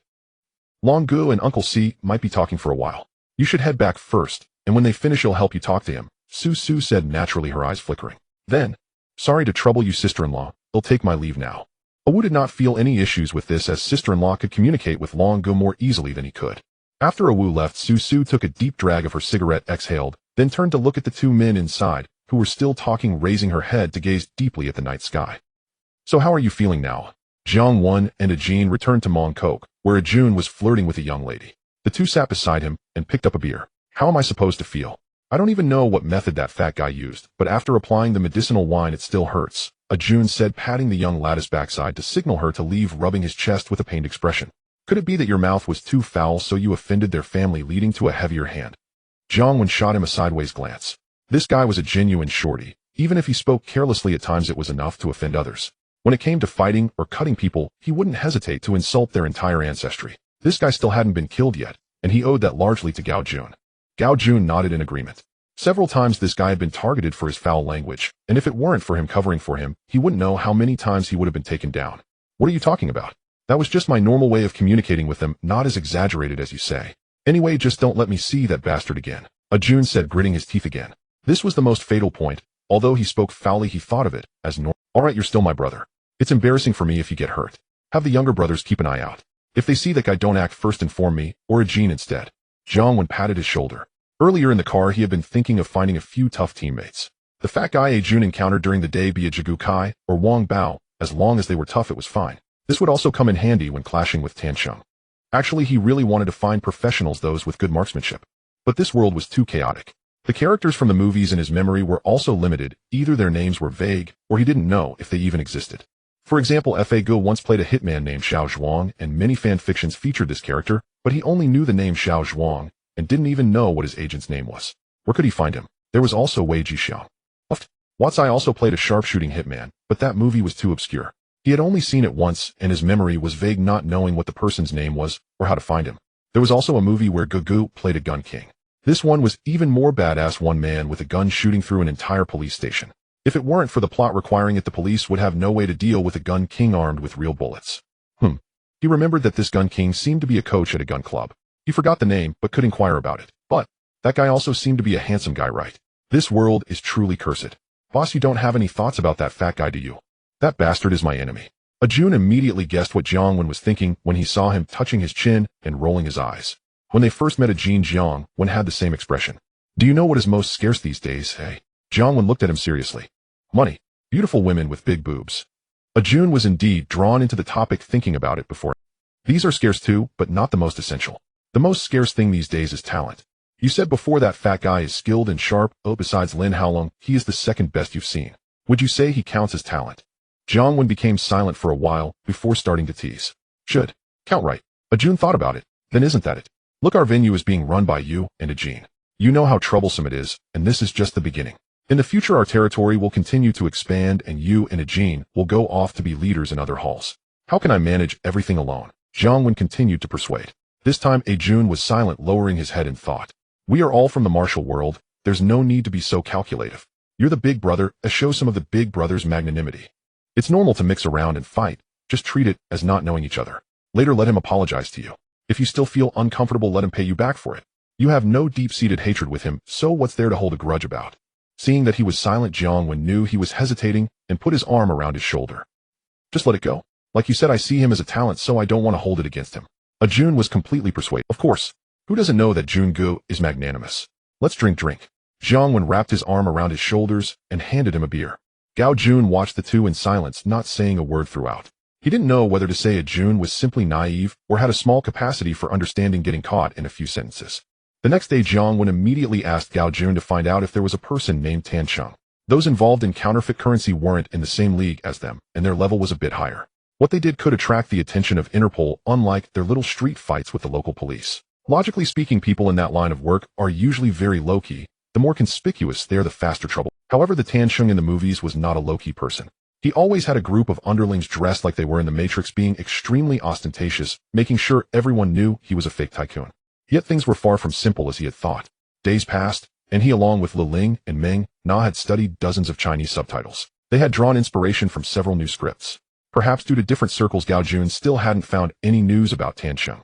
In this place called Hong Kong Island, it's neither too big nor too small. Whether it's a real tycoon or a fake one, there are quite a few.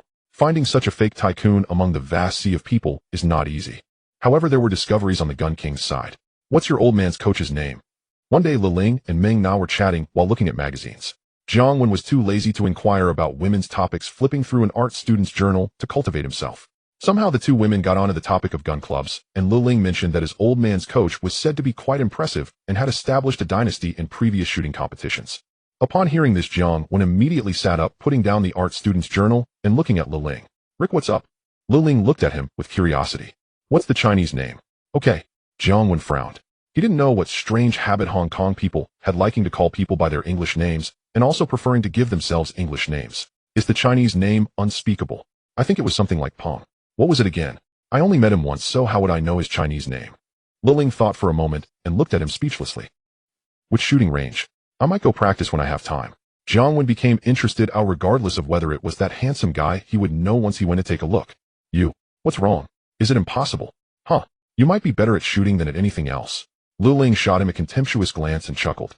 Girl, you're an adult now, you need to be responsible for what you say. Think it through before you speak. Hearing this, Jiang Wen got angry and looked at her dangerously. For men, shooting skills are as important as strength. One cannot exist without the other. I say you might be better at shooting.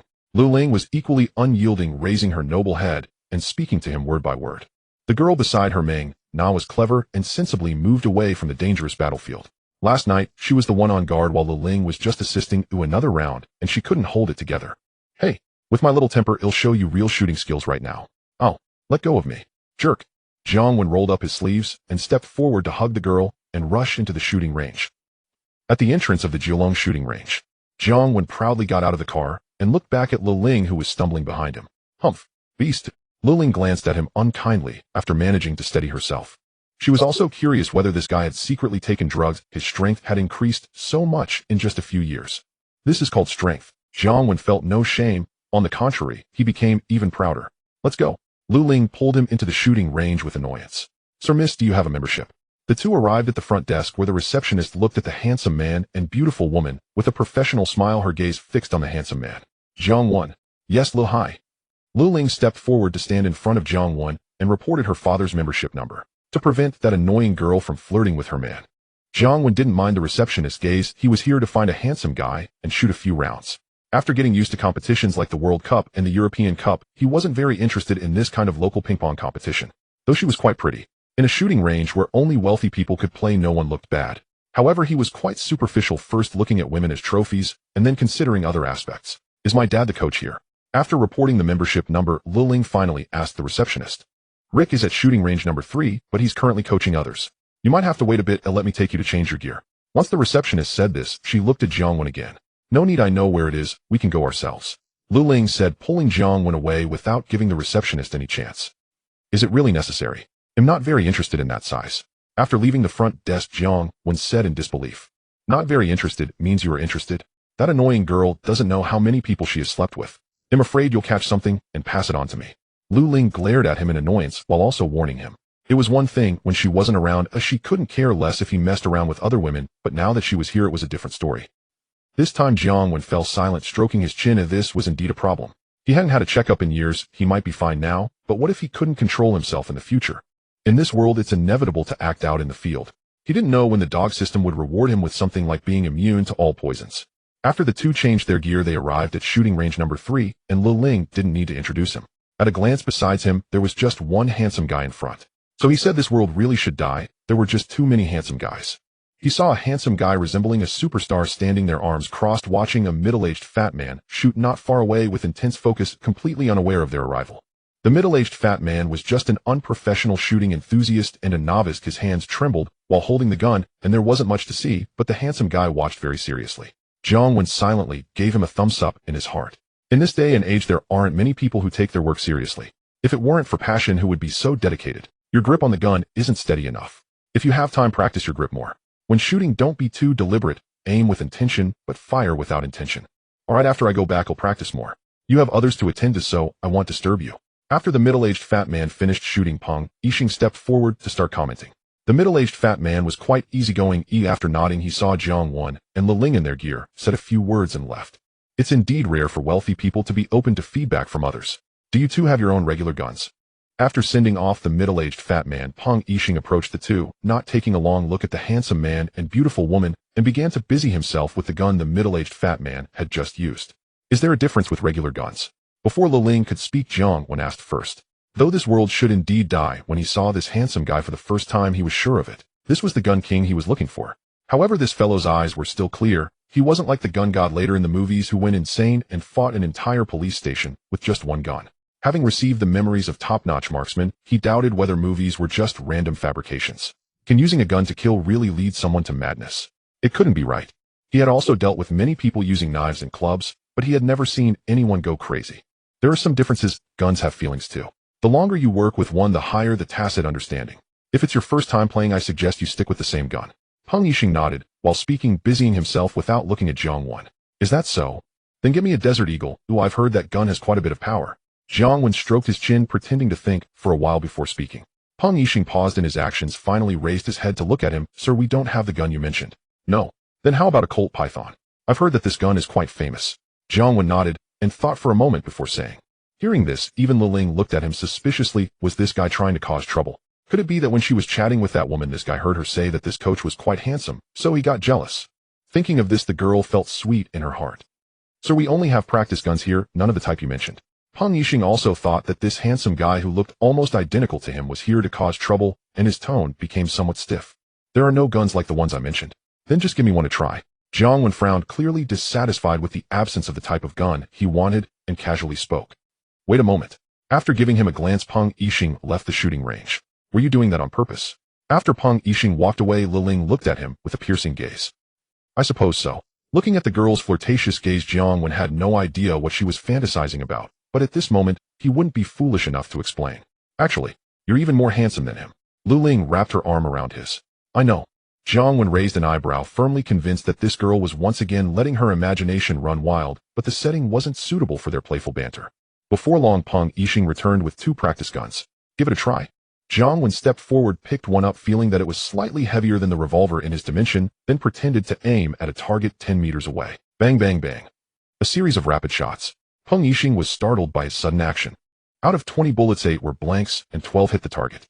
As an exceptionally skilled gangster, he wouldn't be foolish enough to show off his shooting skills in front of outsiders, not even in front of Ling, as it would be impossible to explain why a gangster's shooting was so sharp. Ling was merely infatuated and foolish. If she couldn't even deceive the woman beside her, how could she fool the astute bosses of the underworld? It's okay, but the power is too weak, it doesn't feel right. Do you have something with more power? Jiang Wen asked, looking unsatisfied after putting down the gun. The competition guns have this power. After calming himself, Peng Yixing glanced at him and replied lightly. Then can this type of gun kill? Jiang Wen looked at the handsome guy. A sudden spark of inspiration hit him, and an intriguing idea emerged that he could no longer suppress. As long as you hit the vital points, it can work. This time Peng Yixing's tone became quite serious. That's not interesting at all. There's no thrill of a headshot. By the way, I heard you're a multi-time shooting champion. Have you ever experienced that feeling? Jiang Wen first shook his head in disappointment, then curiously looked at him. Sir, I don't know what you're talking about. If there's nothing else, please leave. Hearing this, Peng Yixing was momentarily taken aback, then looked at him seriously, ready to kick him out. Hey, let's go anyway. This type of gun has no power. It's no fun to play with. Ling heard Peng Yixing's words and was about to say something, but was stopped by Jiang Wen. After he finished speaking, he took her and left the shooting range. Peng Yixing watched their backs for a while before turning to tidy up. Just as Jiang Wen and Ling reached the entrance, he seemed to remember something and turned back. With your abilities, working here is just a waste of time. Here's my business card. If you have any ideas, contact me, and it'll take you to play with real guns, the kind that can blow heads off. Arriving beside Peng Yixing, Jiang Wen smiled as he took out his business card and placed it on the table, tapping it with his finger, then turned and left without waiting for Peng Yixing to respond. After both he and Ling left, Peng Yixing picked up the business card from the table, took a glance, and couldn't help but, with the title of the head of Lianxing in Mongkok, Jiang Wen, nickname Handsome One. Contact number XXXXXX. What kind of ridiculous business card is this? Is this how gangsters' business cards look? However, the words of that guy kept echoing in his ears. Have you ever experienced that feeling? He then discreetly tucked the business card into his pocket. What did you talk to him about? Back in the gun club, the two ordered 2 cups of coffee and sat down with Li Ling looking at him curiously. Nothing much, just met a handsome guy who looks quite similar to me, so I chatted with him. Jiang Wen replied casually. Li Ling nodded, not taking it seriously. In her view, this guy might just be a bit jealous. Lian Haolong, known in the underworld as the best in the world. In his youth, he was just a street punk with no background who fought his way through with sheer fists. Now his reputation for loyalty and righteousness is not smaller than those of the Hongxing and Lianxing gangs.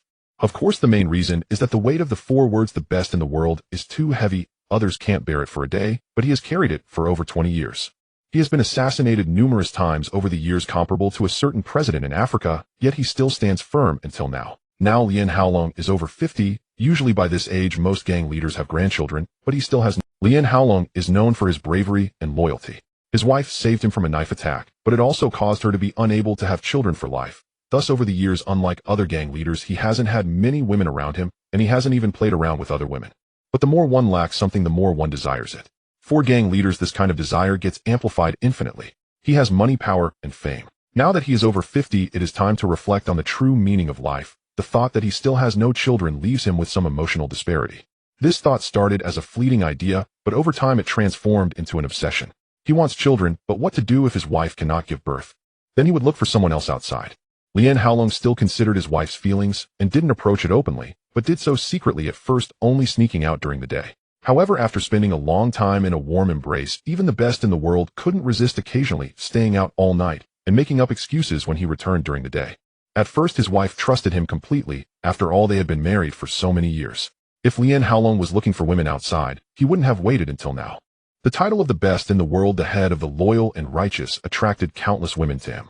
But over time his wife also sensed something was off. Initially it was fine for him to stay a day or 2 at fourth uncle's place when discussing business. If he stayed late with the younger brothers it was okay, as long as he didn't disturb her. 3 nights without returning home was acceptable. But gradually it developed into him spending half of the month out overnight. The key was that one time his wife smelled another woman's perfume on him. And it wasn't some cheap perfume. From that moment on his wife suspected he was involved with another woman outside. Lian Haolong's wife Su Su was smoking on the balcony, gazing at the sky. Last night, Lian Haolong, she had been a sister-in-law in the martial world for decades, but she was still a woman, and a woman who couldn't have children.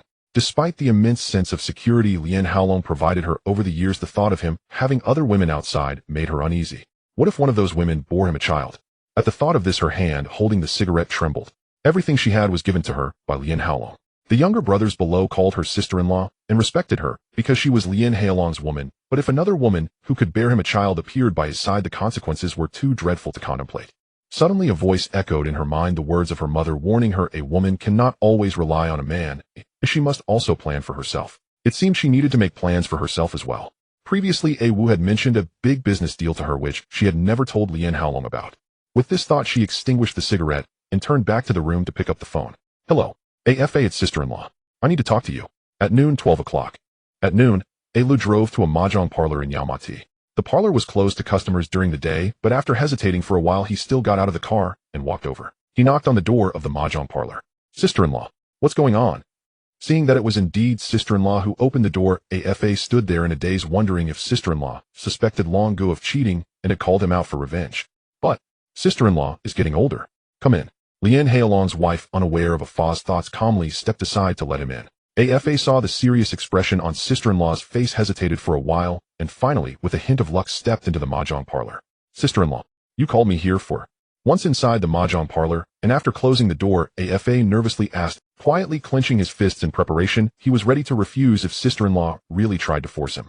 Don't worry, your Long Good doesn't know about this place. Seeing Afa's nervous demeanor, Su Su thought he was worried about Lian Haolong finding out, and spoke up. Sister-in-law, what do you need me for? Hearing this made AFA even more anxious. His fists were clenched tightly as he cautiously asked, I have a background in accounting, and although your accounts look good over the years, you can fool others, but not me. You've made quite a bit of money, haven't you? After taking a deep drag from a women's cigarette, Su Su looked at AFA and said, Sister-in-law, I don't know what you're... Upon hearing this, AFA's heart raced. Was this woman planning to force him into submission? However, he maintained an innocent facade. Don't think I can't produce evidence. Longa still doesn't know about this. If you continue to deny it, I advise against handing the evidence over to him. Su Su stared at him intently. Sister-in-law, what do you want to do? Afa's expression suddenly darkened. For a moment, he thought about killing this woman, but remembering her identity and Long Gu behind her, he hesitated. Having never seen Long Gu throw a punch, he could never know just how powerful Long Gu's fist was, not to mention Long Gu had a killer like Luo Tianhong by his side. So, should he just submit to her? I want. Su stared at him, dragging her words out for a long time, making AFA feel a chill run down his spine. I want you to cooperate with me. Cooperate. AFA, who was already prepared to comply, suddenly froze and stared at her in a daze. She brought him here mysteriously just for this. Was this woman losing her mind? Yes. Su nodded. Sister-in-law, go ahead. AFA relaxed a little. As long as she didn't make things difficult for him, it was fine.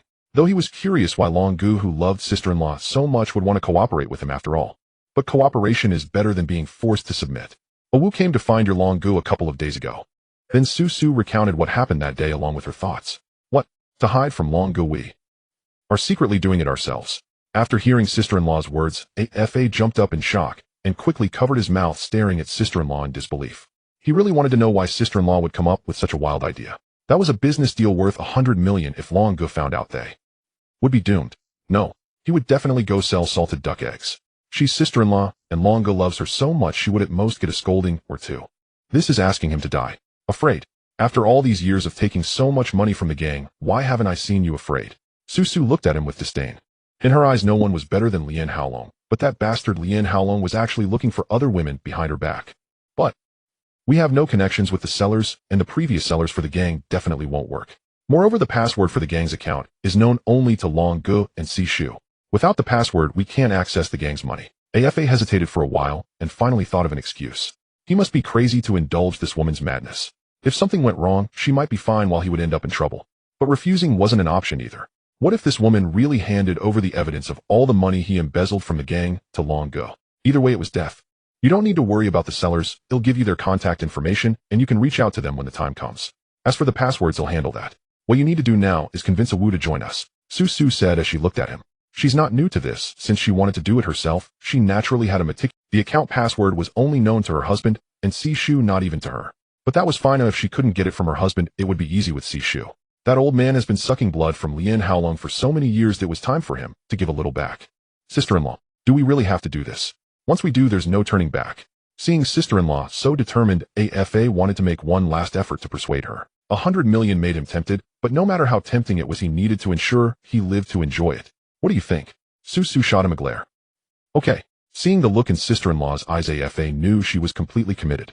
After weighing the pros and cons, he had no choice but to board this ship of sister-in-law. If Long Gu found out how much money he had embezzled from the gang over the years, the outcome would definitely be death. Getting on sister-in-law's sinking ship might just give him a chance to survive. When AFA boarded the broken boat of his sister-in-law to set a trap for a Wu Jiang, one had been waiting for Peng Yixing to take the initiative to bite the hook after returning from the gun club. If memory serves, in the movie, Peng Yixing harbors a monster in his heart. Once he pulls the trigger to kill and experiences the thrill of the bullet-piercing flesh, that monster is completely unleashed. At that moment, the Gun King automatically returns, and what he did earlier was to help him release the monster within, while also hoping to see if the system could reward him with a grand prize. After all, he is the Gun King. He can take on an entire police station by himself. His status is not lower than Lu Yaozu, right? He is a good person. It's all the system's fault for turning him into this. In any case, in the movie, Peng Yixing will ultimately walk this path. What he is doing is also in accordance with the will of heaven. Even if the ancestor knows, he would only feel gratified. As it turns out, the Gun King didn't come looking for him. Jun excitedly ran over with Yinzai. Nephew, I never agreed to take you in. How did you end up with him? Jiang Wen ignored Jun and instead looked at the irritated Yinzai. This kid has been working at his bar since he started, diligent and hardworking, and his youthful face is a favorite among the rich women in town, which has greatly improved his bar's business. However, he still didn't want to take in any younger brothers. The system made him a thug, that's fine, but he isn't a real thug. If they were some unruly punks, he would have taken them in without a second thought, and what happens to them afterward would be none of his business. But this kid isn't even a punk. He could barely be defined as a law-abiding, kind-hearted, unemployed minor. If he took him in, what if one day he gets into trouble and his conscience wouldn't let him sleep for several nights? Wengo, I know you are a good person, but please take me in. I've been going to the boxing gym whenever I have free time, and now I can. Yinzai said with a pained expression, rolling up his sleeves to show off his slightly curved biceps. He'll accept your good person card, but taking you in is another matter. You're really not suited for this line of work. Look at you, not even weighing 2 pounds. How can you fight? Can you fight against others? I remember. I've been paying you quite a bit each month. Oh, why are you still so skinny? Did someone rob you? Jiang Wen looked up and down at this handsome lad, noticing that he hadn't changed at all since before. The salary he gave this kid each month was even higher than what the police department paid him. Not to mention supporting him and his mother, it would even be enough to support his girlfriend and her mother. Upon hearing the boss words, Jun also began to examine Yen Zai. If the boss hadn't mentioned it, he wouldn't have realized that this kid still looked just as frail as before. No, I have money. Wengu, I've saved up the salary you gave me. Ting Ting said she misses college, and I heard that college tuition is quite expensive, so. Yen Zai said this with a shy look, turning his head around. Jiang Wen and Jun. Who would have thought this kid is still such a pure little puppy? Did she just accept your kindness like that? Jun asked, curiously pondering whether to take the little brother to experience the splendor of the world. It's not fashionable to be a pure little puppy in this line of work. If he really gets scammed for money and love one day, they would also be humiliated. No, I haven't told her yet. I'm worried she wouldn't accept my money. Yen Zai shook his head repeatedly. Fine, I'll say it again. I wish you both a love that lasts till the end of time. Let's talk about taking you in later. Seeing that Jun wanted to say something, Jiang Wen interrupted him, not allowing him to speak. First love is the most beautiful time in life, even if its ending isn't perfect. Let him keep a beautiful memory. By the way, boss, I found that fat guy. Yen Zai saw the fat guy gambling on Temple. Call Jean, let's go to Temple Street. After hearing that the same kind of fat guy as the one from the top of the world had appeared, Jiang Wen quickly stood up and said, leading the two of them out. Jean had yet to get any news about Tansheng, so it didn't matter if it took a little longer. They should handle this fast. Jean received the call and hurriedly ran to Temple Street to meet them. Yen Zai led them to the night market where a crowd was gathered around gambling. There he is. Jun spotted a plump figure in the crowd and immediately pointed at him and shouted. It was the first time he had been beaten so badly. Jean, go. Jiang Wen also saw the plump figure in the crowd and gestured to Gao Jing. Why not go himself? As the boss, he should do everything himself. Otherwise, what's the point of having younger brothers? Besides, his street fighting skills as a thug were unsightly compared to Gao Jin's proper combat skills. In public, poking eyes, stealing kisses, and groping were bound to be indecent. He wanted the system to give him a proper fighting technique, but unfortunately it just wouldn't come. Perhaps those shabby tricks were more fitting for his thug identity. Gao Jin coolly nodded, and without saying a word moved through the crowd to pat the fat guy on the shoulder from behind. Don't you know you can't tap on someone's back while gambling? The fat guy turned around with an impatient expression when his shoulder was suddenly patted. My boss wants to see you. I didn't hear you. Gao Jin said coolly as if he hadn't heard him. Who's your boss? The fat guy pushed his hand away impatiently, but still followed him. It's you.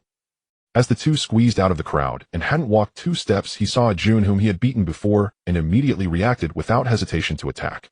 I'll take him back first. Watching the fat guy who had just been taken down by Gao Jin in less than a minute, Jiang Wen said. To be honest, he felt a bit disappointed. Hearing the fat guy's strange cries when he attacked, he roughly knew who this. If it were Wang Bao, even if he couldn't win, he wouldn't be taken down in less than a minute by Gao Jin. After all, he was the one who exploded the universe pill and made the director film 2 endings. Though this fat guy was also quite fierce, he couldn't compare to Wang Bao. But since he was already here, they arrived at the boxing gym. What's your name? Jiang Wen sat there lighting up a cigarette, instructing Jin to let go of the fat guy. My name is Wang Bao. I was the one who dealt with you earlier, but those counterfeit bills aren't mine. You can kill me or cut me, but it's up to you. The fat guy, after being released, rubbed his almost dislocated joints, proudly patting his plump chest. Jiang Wen was taken aback upon hearing this, and then stood up to examine the fat guy from top to bottom left. A glimmer of hope appeared. He was quite young, probably in his 20s, resembling a younger version of the boss. Even their hairstyles were strikingly similar. But could this Wang Bao in front of him really be the one he knew? Is this Wang Bao's skill really capable of blowing up the universe pill? Brother Wen, I sell my art, not my body. Wang Bao felt his scalp tingle beneath that stare, wondering if Handsome Wen harbored some clandestine preference, perhaps a taste for corpulent men. He clutched his chest and regarded him warily. Enough of the nonsense. Do you have a nickname? Looking at this fat man, he kept thinking he was no Wang Bao at all, but rather the great comic lead from Jigukai. In the film, Wang Bao was so dashing. No, I don't. Wang Bao was puzzled by the question. He had only recently come from the countryside. What sort of moniker could he possibly have? Have you ever trained in boxing? Jiang Wen stroked his chin as he appraised him. He did not look like a liar. Yet if he could not last a minute against Gao Jin, how could this fat man ever hope to take on Yuzhou Dan? He was already in his 20s. Surely he was not just entering some belated growth spurt. I've practiced some Hong Fist, Wang Bao replied. He did not know the other's intentions, but the look in his eyes was less sinister now, so he answered honestly. And his skills? How are they? Jiang Wen nodded, and then pulled Jin aside to whisper. Not bad, Jin said after a moment. Can you give a point of reference? Who is he like? Jiang Wen found the answer unsatisfactory. It sounded evasive. Probably a bit better than the Prince of Hongxing, Jin said after thinking. The Hongxing prince fancied boxing, and Jin had seen him spar in the ring from time to time, so he was familiar with his technique. The others scoffed. He's not as weak as you make him out to be. After all, he's a Shuanghua red staff. Your fat man wouldn't last a minute against you. Jiang Wen suspected the man was deliberately belittling the prince to elevate himself. This fat man has no real combat experience, he said. Ajin understood at once the boss had seen the fat man fall in under a minute and assumed he was a dud, so Ajin rushed to explain. Oh, now he understood a ring champion, when met in an alley by a scrappy battle-hardened street fighter, could be undone. He had forgotten that this Wang Bao was still young, not the seasoned figure from the film. No wonder he lacked the film's domineering aura. Watching the two whisper, Wang Bao and Ajun simply stared at one another, awkward and unsure. Fat man, when you said the counterfeit bills weren't yours, what did you mean? Did my men wrongly accuse you? Jiang Wen finished his talk with Gao Jin and turned to Wang Bao. Yes, I had just entered the casino and hadn't even placed a bet when your men grabbed me and accused me of using fake bills. Wang Bao protested with righteous indignation. Who was the first to discover he used counterfeit bills that day? Jiang Wen glanced at Wang Bao and then asked Ajun. Lan Dufai. Ajun said after a moment. Bring him over and have him checked out. Jiang Wen considered and then said fine. Ajun nodded and took out his phone. Hello, Arong, it's me. Is Lan Dufa at the casino? Bring him to the boxing gym. Less than half an hour later, A Rong arrived with Lan Dufa. After greeting Jiang Wen, A Rong sidled up to Ajun and whispered in his ear for a long moment. Ajun listened, nodded, glanced at Lan Dufa, and then leaned toward Jiang Wen to whisper. Boss A Rong says Lan Dufa has come into some small fortune. He won on the horses for a few $100,000. Hearing that, Jiang Wen smiled and approached the trembling Lan Dufa, who grew nervous at the sight of Wang Bao. Lan Dufa, I heard you came into some money, he asked in a genial tone. Lan Dufa was a middle-aged man with triangular eyes and a center part. He looked untrustworthy, the sort who decades ago would have been a collaborator. At a glance, it was obvious which of the two was the fraud. The eyes brother when I won on the horse race a couple of days ago, Lan. He stared at brother Wen's kindly smile and inexplicably overcome with panic nodded repeatedly. A couple of days ago. Do you mean yesterday, the day before, or 3 days ago? Jiang Wen pressed, then nodded as he questioned further. 3 days ago, Lan Dufa replied nervously, sweat beading on his brow. Brother Wen, I'm easy on my own people. They'll give you one last chance to tell the truth. Jiang Wen said, his tone firm. Today is Thursday. The day you called 3 days ago was Monday, a holiday. Where did you watch the horse racing that day? Jiang Wen lit a cigarette with a smile and watched Lan Dufa. He did not seem angry to expose him. He genuinely seemed reasonable and fair. Brother Wen, I was wrong. Old Gao made me do it. He told me to help him fence those counterfeit bills and promised me a commission of 200,000. Lan Dufa cried. Seeing Jiang Wen's disarming smile, Lan Dufa could no longer hold out. He dropped to the floor, clutched at his leg, and begged for mercy. Who is Old Gao? Jiang Wen asked as he let him cling to his thigh. Brother Wen, Old Gao is the owner of the arcade next to the neighboring casino. Lan Dufa sputtered. Before Lan Dufa could speak further, A Rong interjected. Bring Old Gao here as well.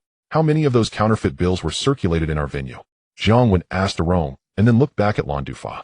Not many. Most were passed off in other venues. That day I was only testing in our place to see if I could fool anyone. Lan Dufa stammered. He continued, as soon as I spent one, Danny discovered it. I was afraid the trail would lead back to me, so. He trailed off and glanced at Wang Bao. So you dragged me into this, you bastard. Wang Bao snapped upon hearing the explanation, rolling up his sleeves to strike. Let me finish dealing with this first. Jiang Wen intervened. Jiang Wen seized his large hand and held him back.